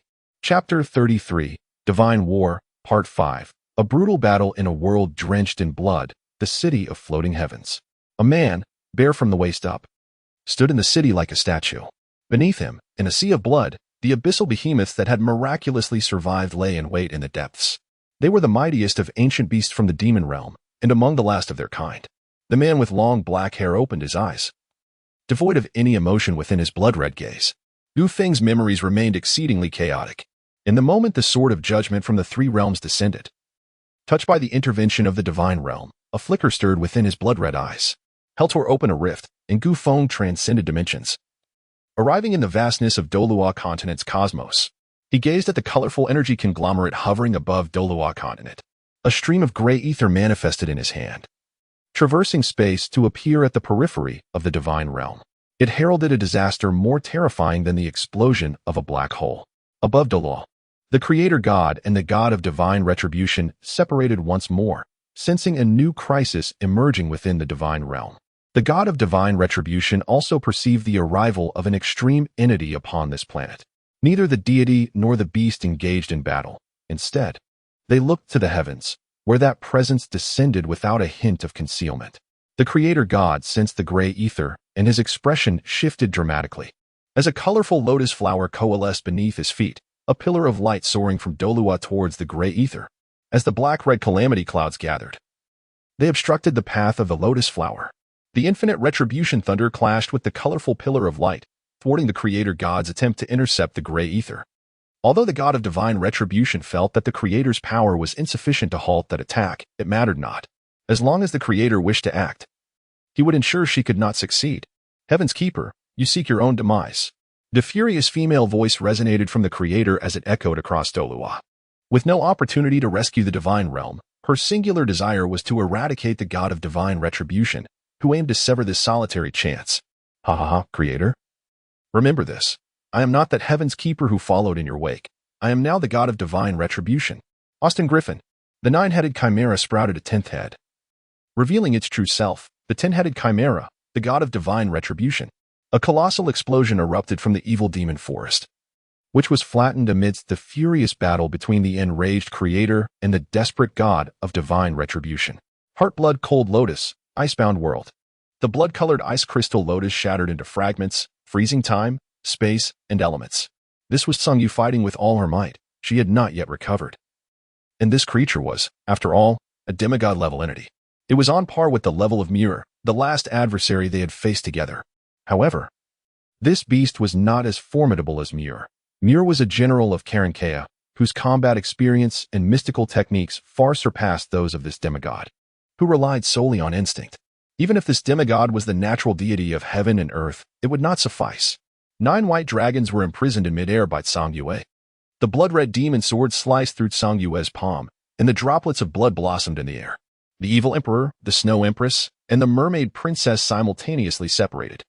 The snow empress bore irremediable wounds, and her pristine white gown teetered on the brink of destruction, embodying a haunting beauty of ruin and defeat. The scales on the mermaid princess's tail fell away, her lower half drenched in blood, her vitality waning. They were already outmatched by the evil emperor, and one was in the midst of recultivation while the other, due to peculiar circumstances, could not draw upon the ocean's power. The evil emperor was not without his own afflictions. The armor born of slaughter and judgment was forcibly torn apart by the empress's imperial sword, though both blades remained intact. The aura of slaughter had diminished significantly. He was, after all, not a warrior, but a mage, unlike the Snow Empress who excelled in both martial and magical prowess. The essence of his evil eye was fragile. Their clan's strength lay in mental power, yet this was the extreme northern ice sea, and the mermaid was not significantly weaker in that regard. Had it not been for the throne of slaughter and judgment, he would scarcely have gained any advantage over the two women, though he too was suffering. The torn armor bore the mark of a jade hand S-strike, imperial palm, great cold, no snow. The ultimate ice element tore through the protection of slaughter and judgment, freezing his essence, yet due to the nature of this pseudo-super artifact, his injuries were not as grave as theirs. Next, the evil emperor stowed away the throne of slaughter and judgment. His most formidable means were not limited to these. A colossal single eye emerged above the icy sea, adorned with 108 tentacles, each 1,000 meters in length. This was his true form, the tyrant of the evil eye. A super beast of 690,000 years. A ring of blue light coalesced around the single eye, a manifestation of spirit compressed to its zenith. This peak of mental energy distorted space and time, temporal light.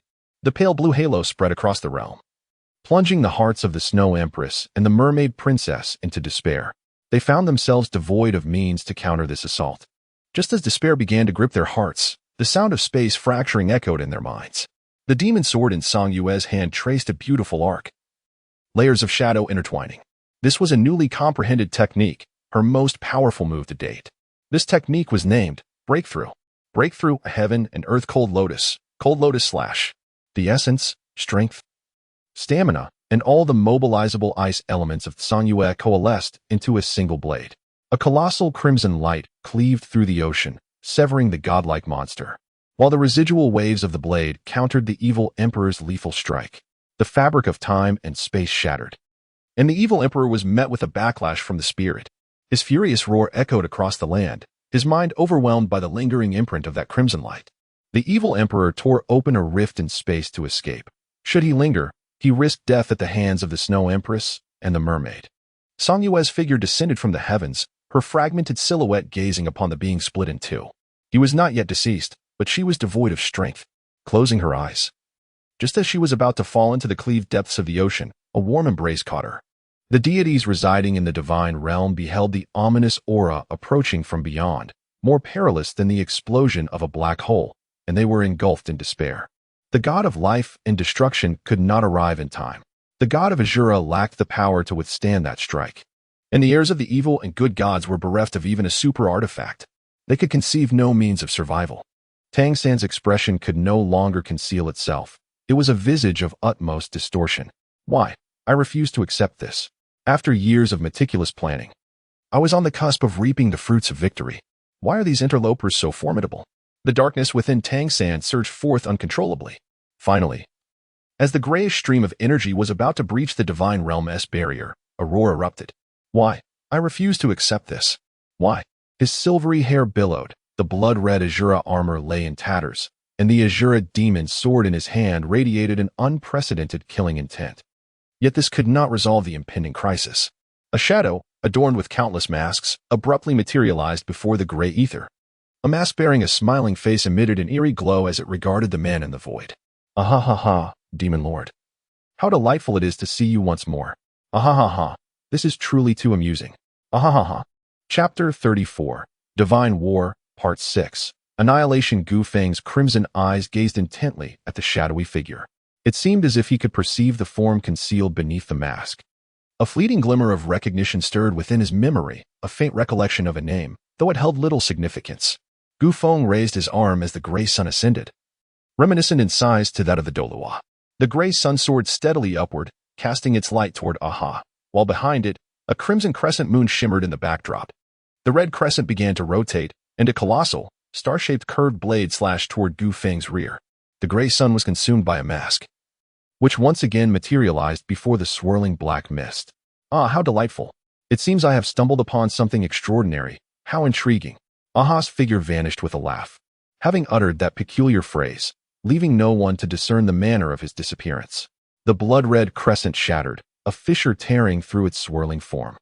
After the rift split the crescent, it gradually widened, revealing a female silhouette connected to a strange entity that emerged before the chasm. The upper half of the woman was human, while her lower half consisted of pink tendrils, extending deep into the rift. She embraced herself with both arms, her eyes narrowed, and an enigmatic smile adorned her face, captivating all living beings to delve deeper into the mystery. Behind Gu Feng, a void tore open, revealing a blood-red fragment of the world in the emptiness. The denizens of the divine realm, along with all inhabitants of the Douluo continent, sensed impending calamity. The sanguine realm surged forth, as countless ancient beasts were compelled to soar from the blood sea. Enormous, boundless creatures clashed violently, while a colossal, tumor-like cannon, rivaling the true sun, materialized. Its barrel was aimed at the fissure from which a feminine figure emerged. A deep crimson energy beam cascaded forth, engulfing the woman's silhouette in a terrifying wash of red light, a trace of energy spilling over into the divine realm. Half of a divine plateau was utterly obliterated by this genuine might, a force far beyond the capabilities of these feeble gods. More energy cascaded down towards the divine realm and the Douluo continent, plunging all into despair. Lan Shui lay in Zhang Lishuan's embrace, gazing at the impending blood-red descent upon the continent. Gently, she rose, embraced Zhang Lishuan, and then grasped her hand, awaiting their fate. Ouyang Sun's frenzied mask shattered as he knelt, cradling Ouyang Qi'er, who opened her eyes and, with great effort, raised her hand to tenderly caress his face. They exchanged no words, only gazing deeply into each other's eyes. Summoning his last ounce of strength, Ouyang Sun rose, lifting Ouyang Qi'er to rest against his shoulder. Together they watched the final twilight. Muir, after a long absence, retrieved the ice coffin of Meng Hongchun. As the coffin opened, the figure within appeared vibrant and full of life, death seemingly absent from her being. Muir gently arranged Meng Hongchun's hair, then held her close, sitting softly on the path through the blood sea of sun and moon. Observing the colorful clouds in the sky, he understood that they were mere remnants of energy collisions, misunderstood by the uninformed as beautiful auroras. He envied those mortals, blissfully ignorant of their demise. Perhaps such an end was not so bad after all. The Snow Empress and the mermaid returned with Song Yu to the far north. Amidst the colossal ancient ice trees and the resplendent palace, the Snow Empress found herself back at the place where she had first encountered Song Yu. Song Yu propped herself up, grasping the blood-red demon blade, which now emitted no more crimson light, resting quietly in her hand. The demon blade was planted into the palace floor as Song Yu pointed towards the magnificent aurora in the sky. She recognized it was not an aurora at all, but rather a terrifying entity rendered beautiful by the distance. It had been a long time since she had seen an aurora. Empress of Snow, I am truly happy to know you. In the end, accompany me to witness the aurora once more, her delicate voice echoed. A smile blossomed on the Snow Empress's face as she slowly approached Song Yu, resting her head gently on her shoulder. The two ethereal beings, embodiments of ice and snow, leaned against one another, gazing at the final aurora. At the palace entrance, a mermaid beheld the two ice and snow sovereigns leaning together. Suddenly struck by an epiphany, summoning a flute into her hands, she began to play a gentle melody. If one wishes to escape the mortal realm, then wait for the rain to fall. Admiring the fireworks released by the deities, I pause momentarily, allowing my desolate spirit to sprout anew. As I embark once more, I shall not fear.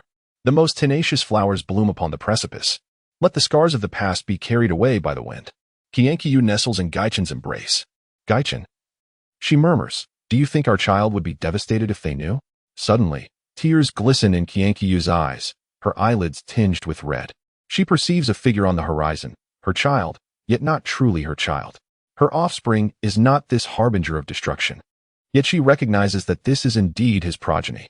Gu Yechen uttered no words to suggest that he was not their child. He had never deceived her, not even in the final moments of his life, for he could not bear to mislead this kind-hearted angel, even if it were a lie born of goodwill. He lacked the heart to utter it. In those last moments, witnessing his child accompany her into the afterlife felt rather comforting. Did it not? Gu Yechen pondered deeply, his gaze finally resting upon the tear-streaked face of Qian Shouyue. In his eyes, an indelible tenderness shone through. He gently wiped away the tears that had fallen upon her cheeks, enveloping her in a quiet embrace, his hands soothingly gliding through her golden locks. Behind him lay the desolate wilderness he had tirelessly cultivated, while before him stood the enchanting figure with whom he wished to share a lifetime. Furthermore, there would remain traces of their existence in this world, bearing witness to their passage, which was already a profound blessing. I can only hope that in the next life we shall meet once more, he murmured. In the eyes of Gu Yechen and Qian Shouyue lies an endless affection, though they remain oblivious to each other's feelings. The joys and sorrows of the mortal realm are, in truth, vastly diverse.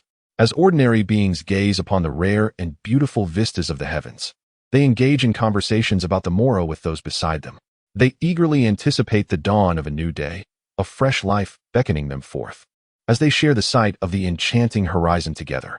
This embodies their hopes and aspirations for the future, sustaining them through each day. It is this ethereal beauty of the world that momentarily alleviates their daily toil. Yet, no one informs them that this resplendent panorama is but the final elegy of this world. The common folk, blissfully ignorant, accompany this world into oblivion. And perhaps that is not so bad after all. For those in high positions, the experiences of joy and sorrow differ greatly. Some perceive the illusions of the world, transcending life and death, quietly waiting alongside their most cherished ones for the waning rays of the setting sun.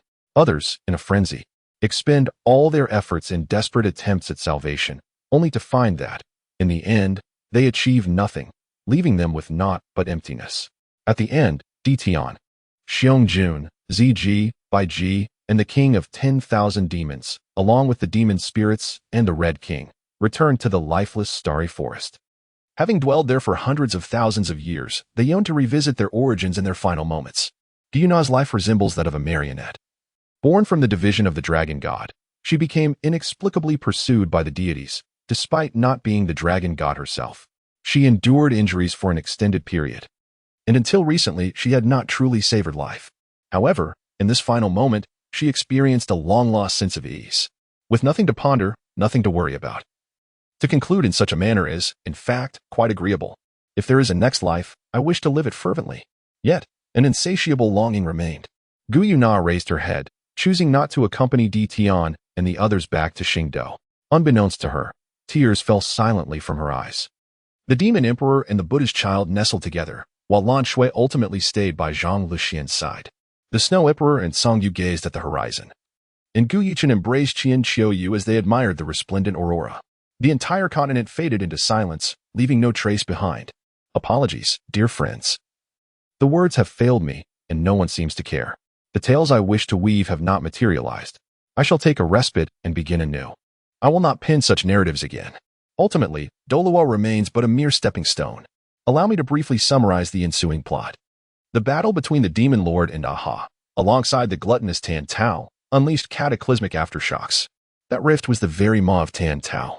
As the Demon Lord clashed with Tan Tao, Aha merely observed the spectacle. The apothecary in the end also made their entrance. Subsequently, a mysterious figure revealed to the wise Demon Lord that the key lay upon the devastated continent. The scholar, in pursuit of truth, sought the means to uncover it, though it was not within his destined powers. In a bid to preserve this moment in memory, the memory actively assisted. Together, memory and the scholar sought out the apothecary in the end. The powers of the apothecary in the end combined to retrieve the entire Douluo universe from the brink of annihilation, pulling it back just before its destruction. Then, destruction manifested. Intent on obliterating all. Aha, seeking amusement, intervened, delivering a severe blow to destruction amidst their clash. Soon after, the hunter sensed the apothecary's presence, unleashing a cascade of luminous meteors from the endless beyond. In that moment, the guardian, determined to protect his fate, intercepted the hunter's arrows. As the apothecary vanished upon restoring Douluo, the end beheld the fate-altering Hui Yuhao, casting him into the hands of the Star Core hunter, Elio. After the end departed with Hui Yuhao, the battlefield created by Hai was shattered by the conflict between the Demon Lord and Tan Tao. Hai had consumed Tai, expanding all of Hai's fateful paths, yet required a modicum of order to be maintained. Aha realized the situation was escalating uncontrollably, if left unchecked. The universe might face dire consequences. However, the god of amusement paid little heed, allowing chaos to reign. Destruction fixated on Aha, subsequently joining the fray against Tan Tao and the Demon Lord. The Guardian intervened, bestowing a hammer upon each of the three combatants. While the Amber Chronicle updated 3 epics in an instant, the company soon detected anomalies. Shadjin, Topaz, Emerald, and Diamond approached this universe with intent. As events unfolded, the scale expanded, impacting other realms. The Guardian, the Apothecary, Tan Tao, Hai, the Hunter, and Destruction all engaged in battle. In this celestial conflict, Memory, the Scholar, and Aha stabilized the battlefield, preventing further spread of chaos. In the end, only the Demon Lord sustained injury, though his recovery was swift and his power formidable. He was not a star god, merely possessing the strength akin to that of a star god, much like the chaotic ancient beasts of the ancient era and the heroes of the Amber Kingdom. Ultimately, the Demon Lord merged light and ether, forging a new power. Chapter 1. The foreshadowing of the battle between Gufeng and Lan Shui. The ethereal force instilled a sense of vigilance among the myriad celestial deities. Subsequently, this force invoked 9, heralding its arrival, an embodiment of the void that, despite its seemingly immobile nature, moved in accordance with its own destiny, akin to a self-creation. Nearly all celestial deities gathered for this momentous event. They were all drawn into the realm of the void. Ultimately, the memories of the Demon Lord awakened, and Gufeng gazed upon the battlefield where the celestial deities had lost their memories, recalling the words spoken to him by Lu Xing in that pivotal moment. Thus, a transcendent transformation occurred, culminating in the birth of a new celestial deity, who bore the name Hope. As for how it came to be Hope, I shall not elaborate. I leave it to the imagination of those who reach this point. Thus concludes the Divine War arc. The Killing arc unfolds concurrently with the Divine War. The narrative commences with the End and the Pharmacist. The End and the Pharmacist successfully brought Douluo back, subsequently leading to the abduction of Hui Yuhao. Tang witnessed the true might of the divine. His burgeoning ambition soon drew the attention of the Envoy of Abundance. Tang ascended to become the Harbinger of Abundance. Simultaneously, his overwhelming greed and jealousy intensified, especially with nearly all the star gods present. The insatiable gaze of the glutton also fell upon Tang. He became the glutton's harbinger, not an envoy, but a dual-path traveler of his own design. This unique dual-path status dramatically augmented Tang's strength, elevating him to a level comparable to the weaker envoys, making him one of the strongest among those below the envoy rank. Soon after, those who dared to confront the divine war re-emerged. The immortal vessel detected the envoy of abundance, and with Tang San nearby, it mistakenly regarded him as a follower of the pharmacist. Tang San then became a pawn in the envoy of abundance's scheme, drawing the ire of the immortal vessel. Subsequently, a catastrophic battle ensued in the divine realm, tainted by the influence of abundance. The three immortal vessels engaged in conflict with the corrupted divine realm. The overwhelming might of the gods, who were inherently spiritual entities akin to the Son of Ages, made them formidable foes, yet difficult to vanquish. Augmented by the pharmacist's abundance, they became increasingly resilient. The immortal vessel found itself ensnared in the divine realm. The forces of the Destruction Legion, including the elusive illusion and the Burning Wind, arrived. Witnessing the battlefield of the star gods, Burning Wind contemplated the annihilation of Douluo star.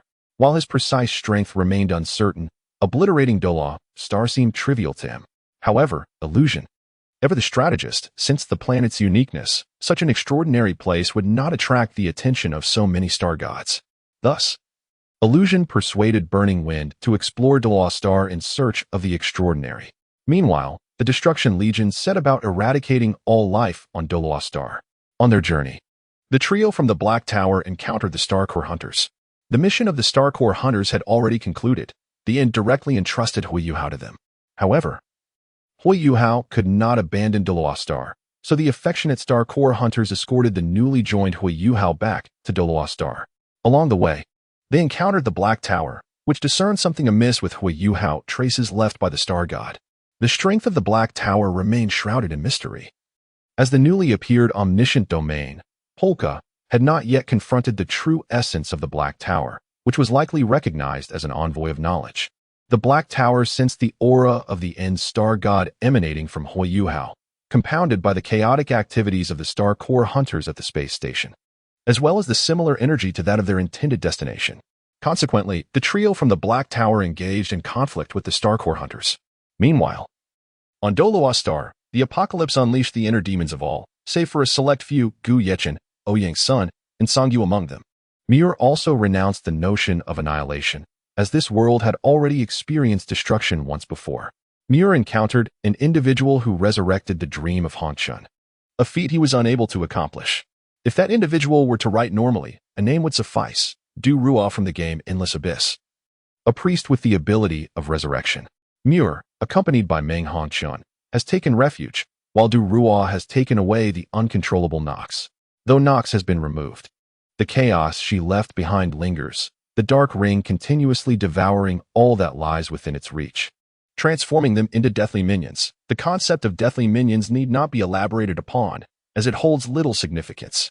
In other regions, strife abounds. Mortals in this era are regarded as lesser than swine or dogs, their plight ignored by all. It resembles the dark turmoil often depicted in fantastical literature, where the lower classes are treated merely as fodder for the affluent, akin to how, in Douluo, these individuals serve as instruments of catharsis. Subsequently, Songyu and Ouyang's son established the VV Academy and put a stop to the carnage. These individuals grew stronger amidst the cataclysm, restoring their powers through revival, and systematically vanquished the majority of the instigators. The slaughter arc culminated in the relentless campaigns led by Songyu and Ouyang Sunday. In the final chapter, the Douluo continent reverted to its pre-apocalyptic state, though it necessitated their firm governance. Gu Yeqing, Qianqiu, Gu Yuna, and Di Tian, who joined the fray during the slaughter arc, maintained order. As they grappled with their burdens, hope descended. The ascendant demon lord, incapable of slaying, as the celestial powers were unaware of his true might, engineered a transformation of hell, creating a new realm where all exceptional beings from Douluo were cast into the abyss. Ultimately, the demon lord confronted the divine realm, and when the bounty herald arrived, he fled, for Lan was indeed one to take action. Destruction shielded Finfeng and Huanhong, while the Star Core Hunter and the Black Tower trio were at an impasse. With the Star Core Hunter's mission concluded, he returned to Pinaconi alongside the newly recruited Hui Yuhao, where further endeavors awaited: recruitment of new talents, Sunday Go. The Black Tower also acquired the intelligence and data they sought, returning to the space station to develop a new universe. On the celestial vessel, Fei Xiao and the ascendant demon lord exchanged glances. Ultimately, they became mere passers-by, she as a general, not a virtuous wife and mother, which constituted her most cherished memories. He, a star god and also a demon lord, placed his hopes upon Fei Xiao, retreating to hell and vanishing from the view of the crumbling iron cosmos. He transformed into a lost star god, eternally watching over Fei Xiao, the general. Until Fei Xiao's life reached its end, hope re-emerged, claiming her soul and intertwining it with a fragment of his essence.